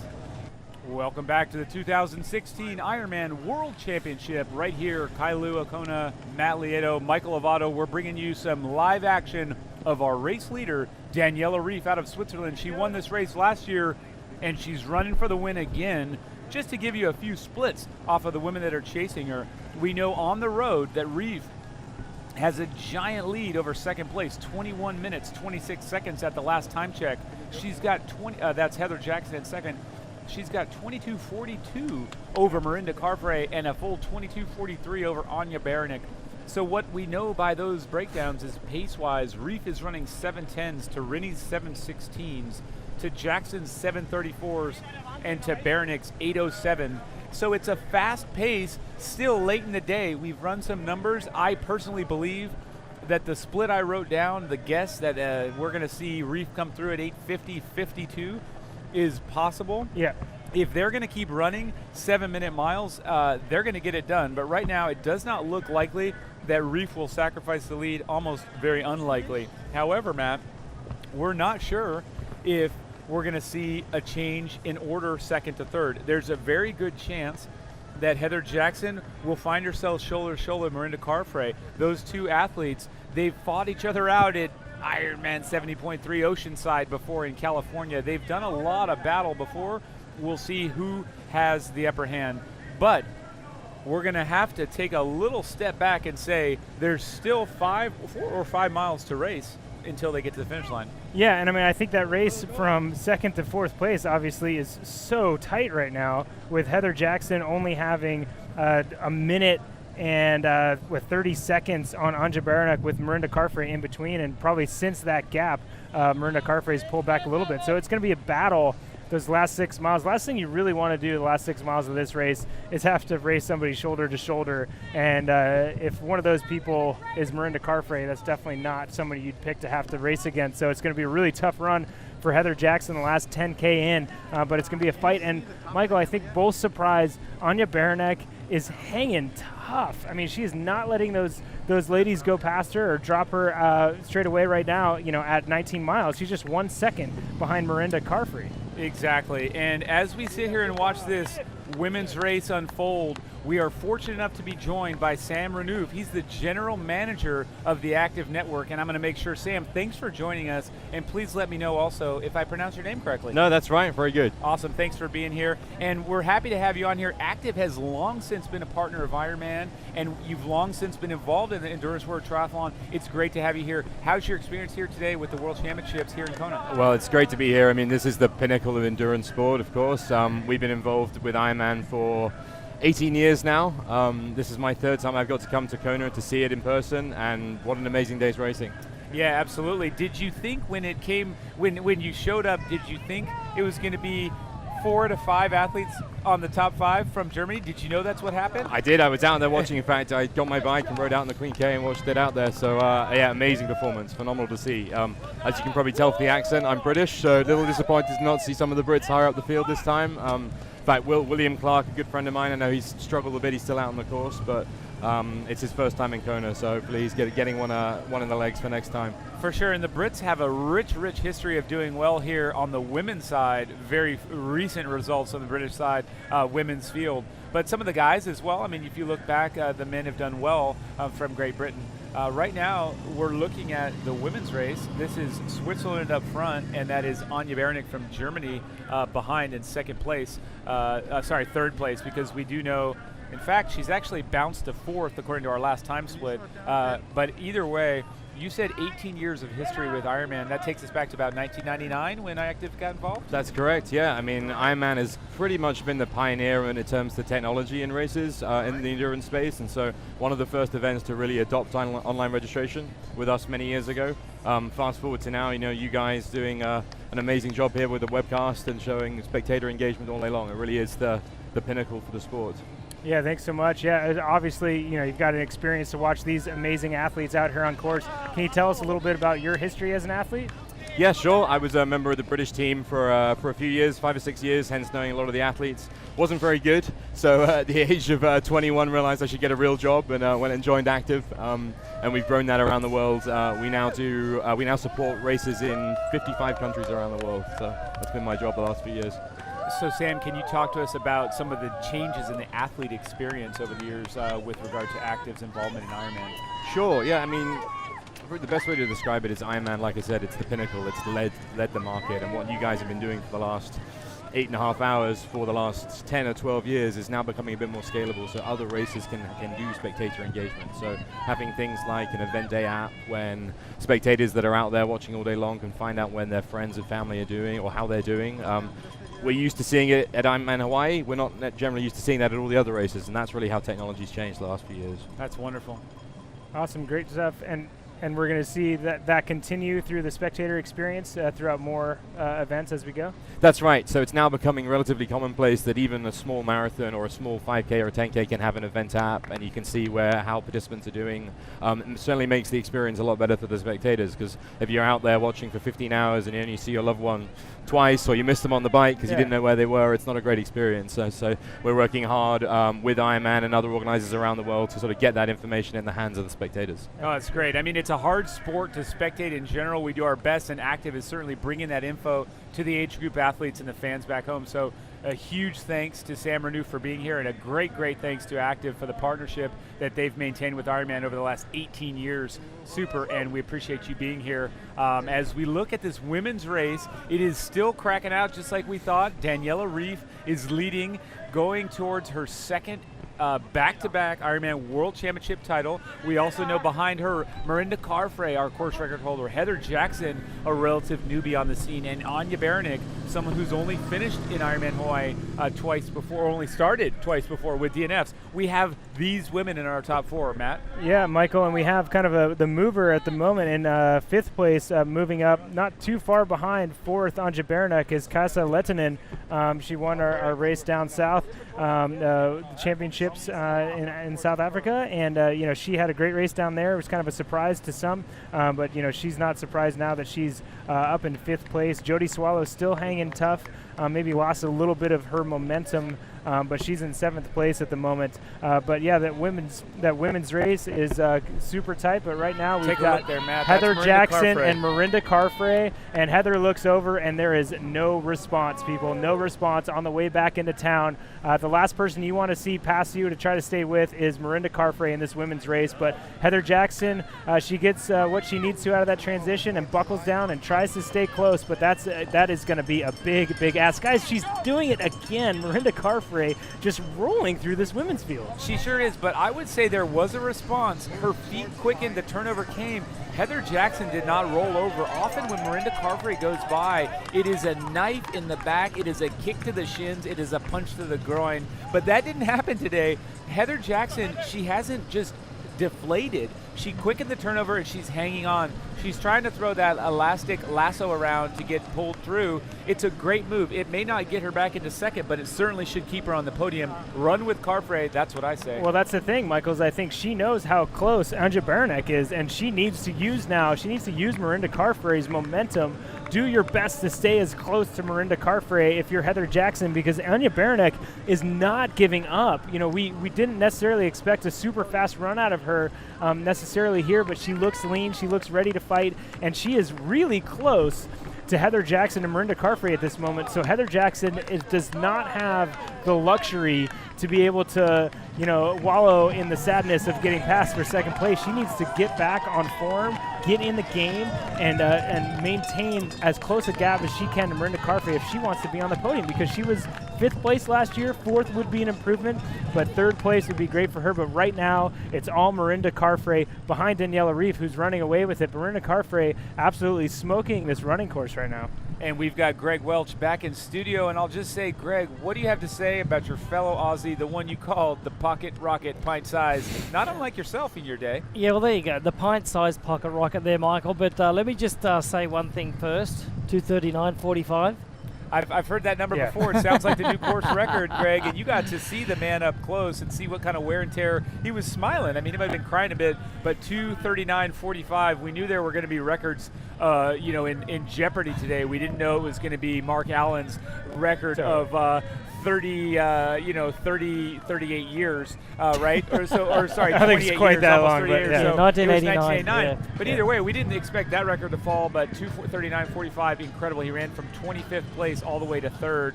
But right now, it's all about the women. I mean, I want to talk about the men later. Look at this. This is Mirinda Carfrae again. We had written her off. We had said goodbye, good night. We didn't, but everyone would have, because she was so far back.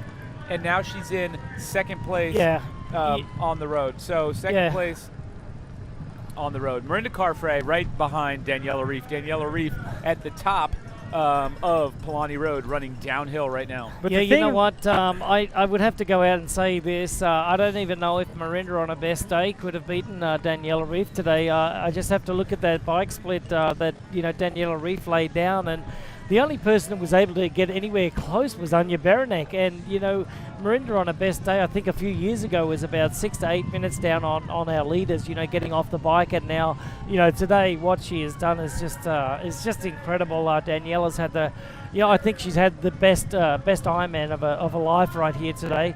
And she hasn't shown any weakness, not one weakness, Matt. Absolutely, Greg, thanks. And I think what we can notice, and I think Mirinda is kind of helping show how great of a race Daniela is having, because guys, Mirinda's not closing in on Daniela at all.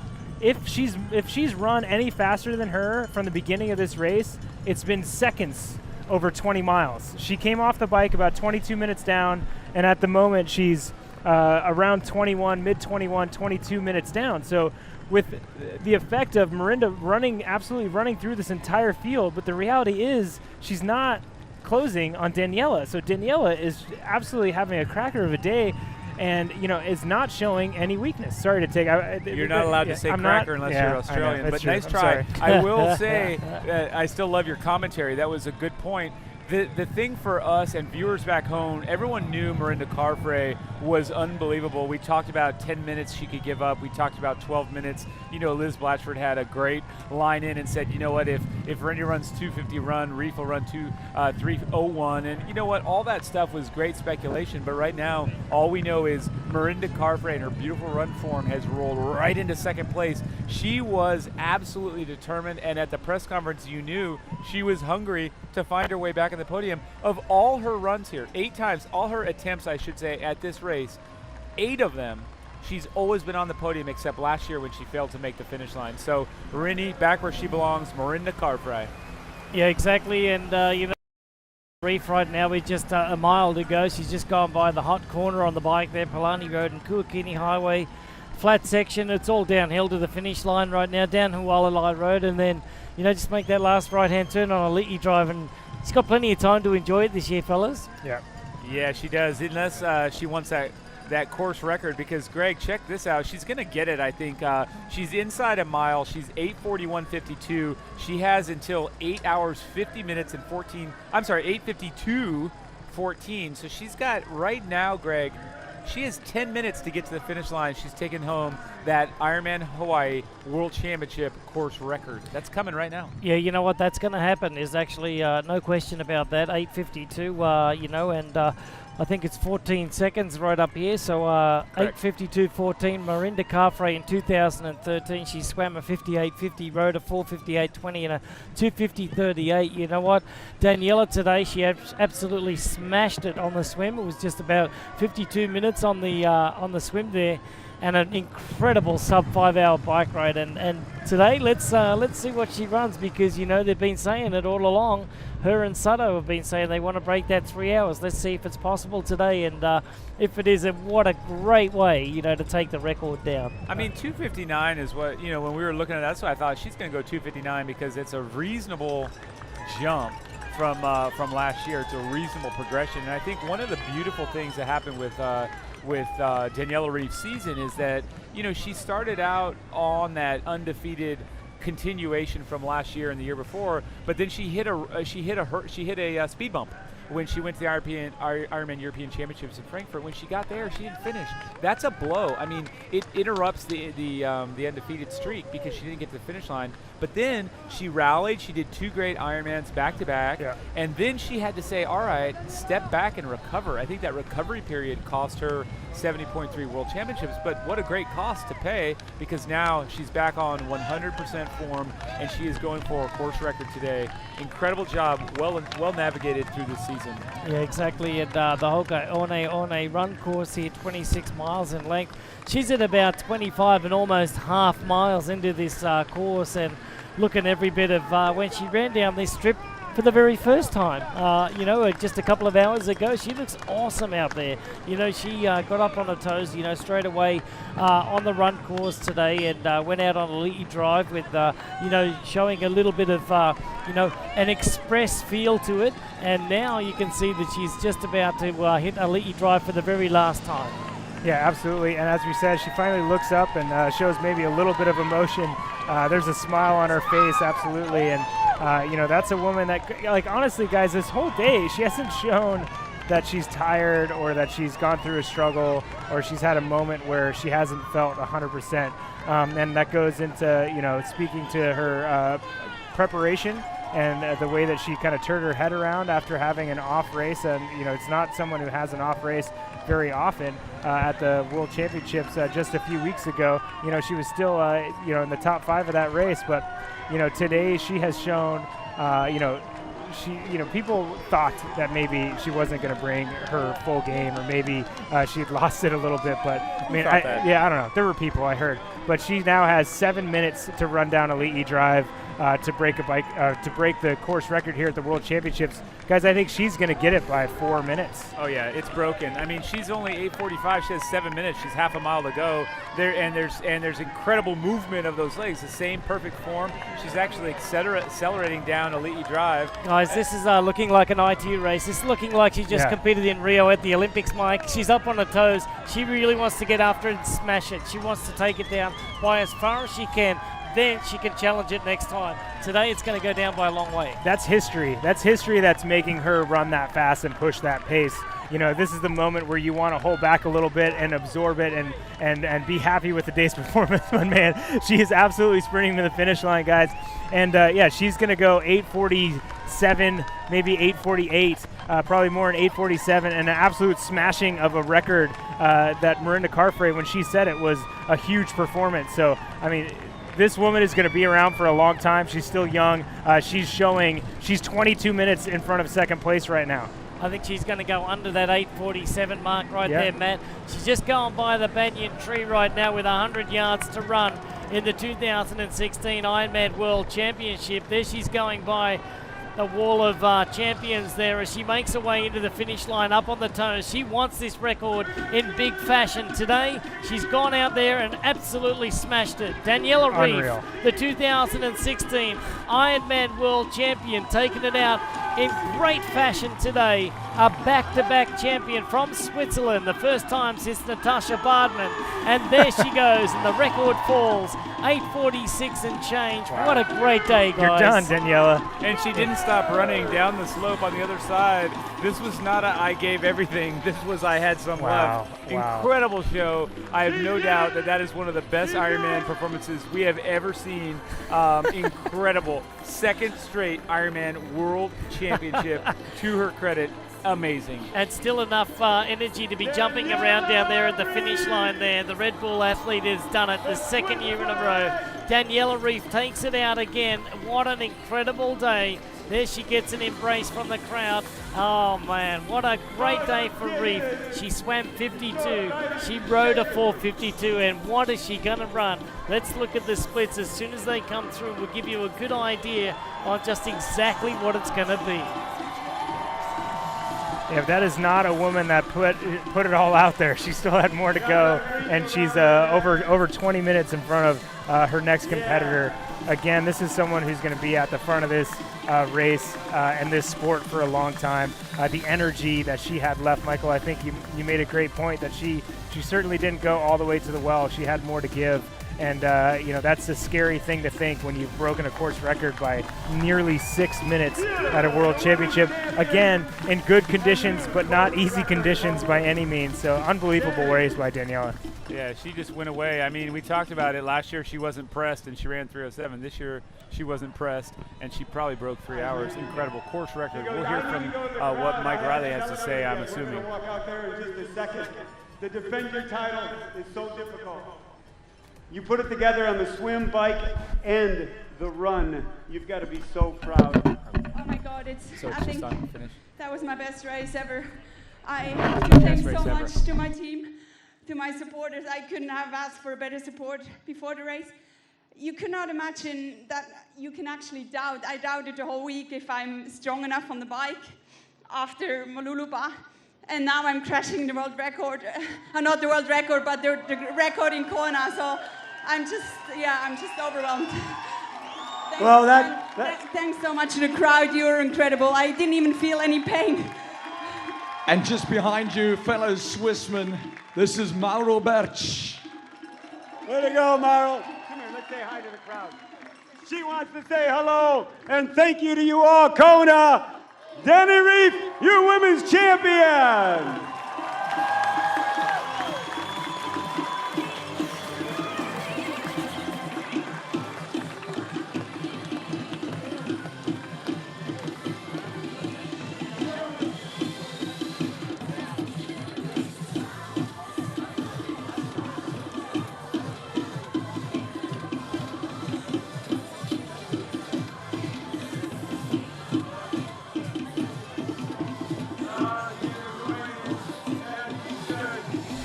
But 2:56 by Daniela Reid. So that's right. We just heard exactly from the women's winner. Not only did she break the course record by going 8 hours 46 minutes, but she also did so by running 2:56. Incredible. And so this woman has got approximately 2.5-3 miles to wait for her second place finisher to come across. We're joined in studio now, lucky for us, by Liz Blatchford from Australia. Last year, she was there finishing in third place. This year, we're lucky enough to have her in studio, and we can use her commentary as we look at live shots of Meredith Kessler. As I said, Liz, thank you for being here. And what do you think about this incredible show? Rinny just fighting her way to second place, as we know she can do every time. Yeah, well, we know Rinny can fight her way to the first usually, but Daniela's just topped that today and trumped everyone. That was such an incredible performance. I had goosebumps seeing Daniela finish today. That was out of this world. Well, 256. I mean, I think, a lot of times we were thinking 259, 301, somewhere in that range. She shattered that, and she didn't have pressure. So the hard thing for me is to imagine what it takes to be able to break those barriers without any pressure. A lot of times the best, we saw Jan go because he had company for 10 miles. He was pushed. A lot of times we see that, or Rinny's record because she was chasing.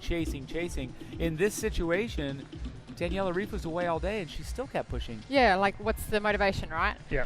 One thing I've noticed with a bit through social media, I've seen her coach, Brett Sutton, and I saw him tweet today that her goal today was to run sub 3. And I know that sometimes you see these two, Brett will set these goals, and Daniela, she'll just go out and she'll just execute it, and she's done that today.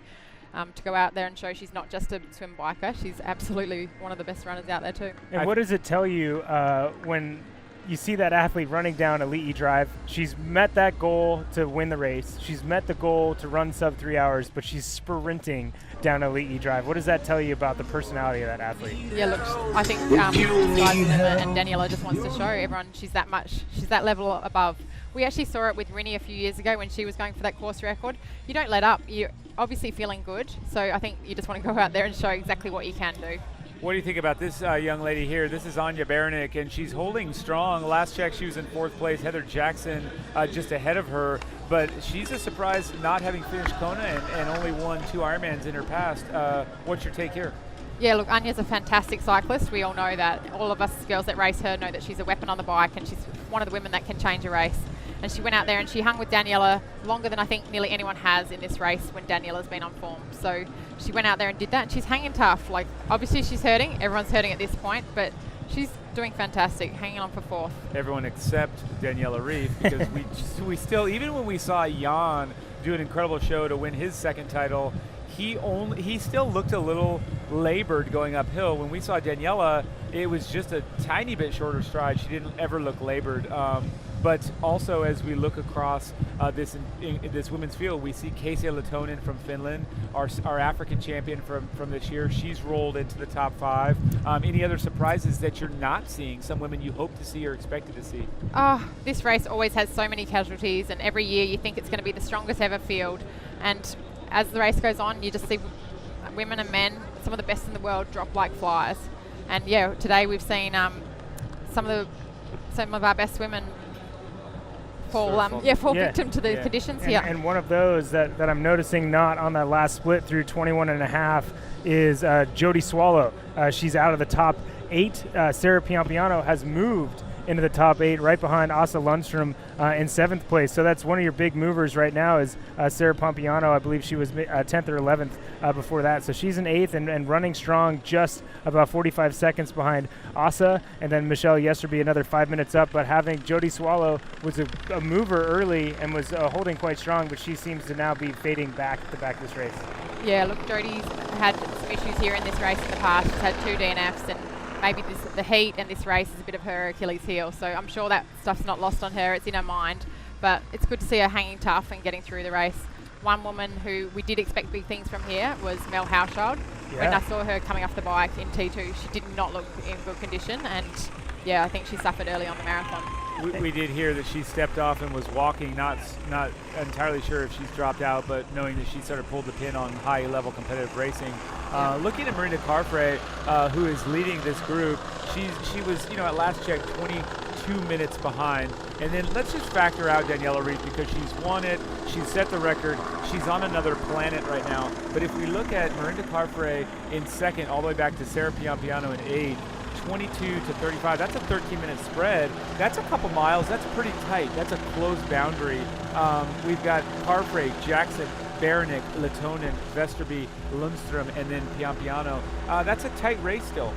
Yeah, absolutely it is. And this is the point in the race where people are moving at the most differential, like their speeds are, at most differential. So, yeah, if someone like Sarah's got momentum and she's making those passes, she's going to have that sort of motivation to keep pushing, and other women who are getting past, Jody or whoever else it might be, they'll be suffering more, and every person that passes them is like a knife in the back. That's a great point. And when we saw Carfrae go past Heather Jackson, we saw a little bit of life breathed into Jackson for a minute where she quickened the pace, tried to get the feet going, tried to latch on, knowing, I think, that was a good chance to make sure she stayed on that podium. For sure. So we haven't seen her. She's not in the camera shot now, but we expect that she still is in front of fourth place. Baranek. Yeah, and just a quick question. As a competitor, someone who was third here last year, fastest run here last year, what do you do looking at an athlete like Daniela? Do you back to the drawing board, do what you do best? Is there any way to go to fight an athlete like Daniela, or do you just try to put her result out and say, I've still got to do the best I can on the day? Yeah, personally, I've always just put it down to having to do the best that I could. I've gotten off the bike with splits upward of 15 minutes to Daniela, and I know what sort of pedigree of runner Daniela is. So even though I ran the fastest last year, Daniela was only 30 seconds slower than me. So for me to go out and try and make up a 15-minute deficit probably would have meant I DNF'd. Yeah. And that's what happened to some of the girls last year, some of the women that we sure. saw, Jodie Swallow, Mary Beth, some of those girls had to step off the course because they went for that win. I've taken the more conservative approach, and I really value a podium here, and that's the way I raced. But also on the podium and valuing it, I think you have to progress, and when we look at historical data and people come in, and this is why it's an exciting spot for you, Liz. You've done 2 third places, and we expect when you come back next year healthier and motivated than ever, you're going to probably find your way, I think, at that podium. But right now we've got Heather Jackson, so now you have to factor her into the mix, because third place means she could bump to second or even threaten for the win. Yeah. Because as good as Reef is, it's a whole year away. She's got to come back and do this again. Yeah, absolutely. And as we can see, anything can happen.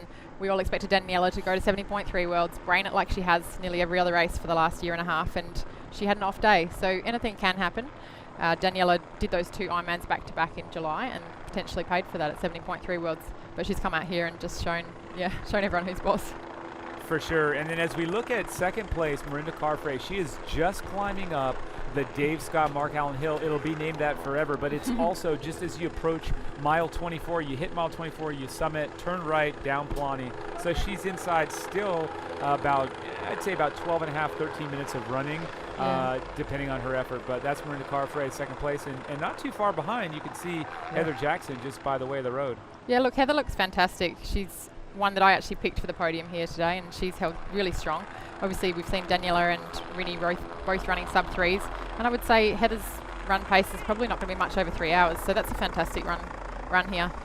This point that they're at the course, you think it's going to be one of the better points. You're at the peak, but running down Palani when your quads are gone, sometimes it's a real risk point of the course where you feel like you may collapse, your legs may give out on you, and it's definitely where I think I've lost most of my toenails. Yeah, I mean that's a great point. I think we think that it's a downhill and it's close to the end, so it's easy, no big deal. But I mean, Crowley had hamstring cramps there when he was running for the course record in the men's race a few years back, and running downhill fast at the end of a long day like this is pretty challenging, and as you said, it's maybe the most painful part of the day, especially on your quads and on your toenails. But right now, taking little steps, Heather Jackson, Miranda Carfrae just trying to plug it out and get to that finish line, but there's still some pain left to be had. They got that uphill and another downhill left to go, but it seems like those two are pretty locked in for the podium. But I'll tell you what, Heather's not giving up for that second place.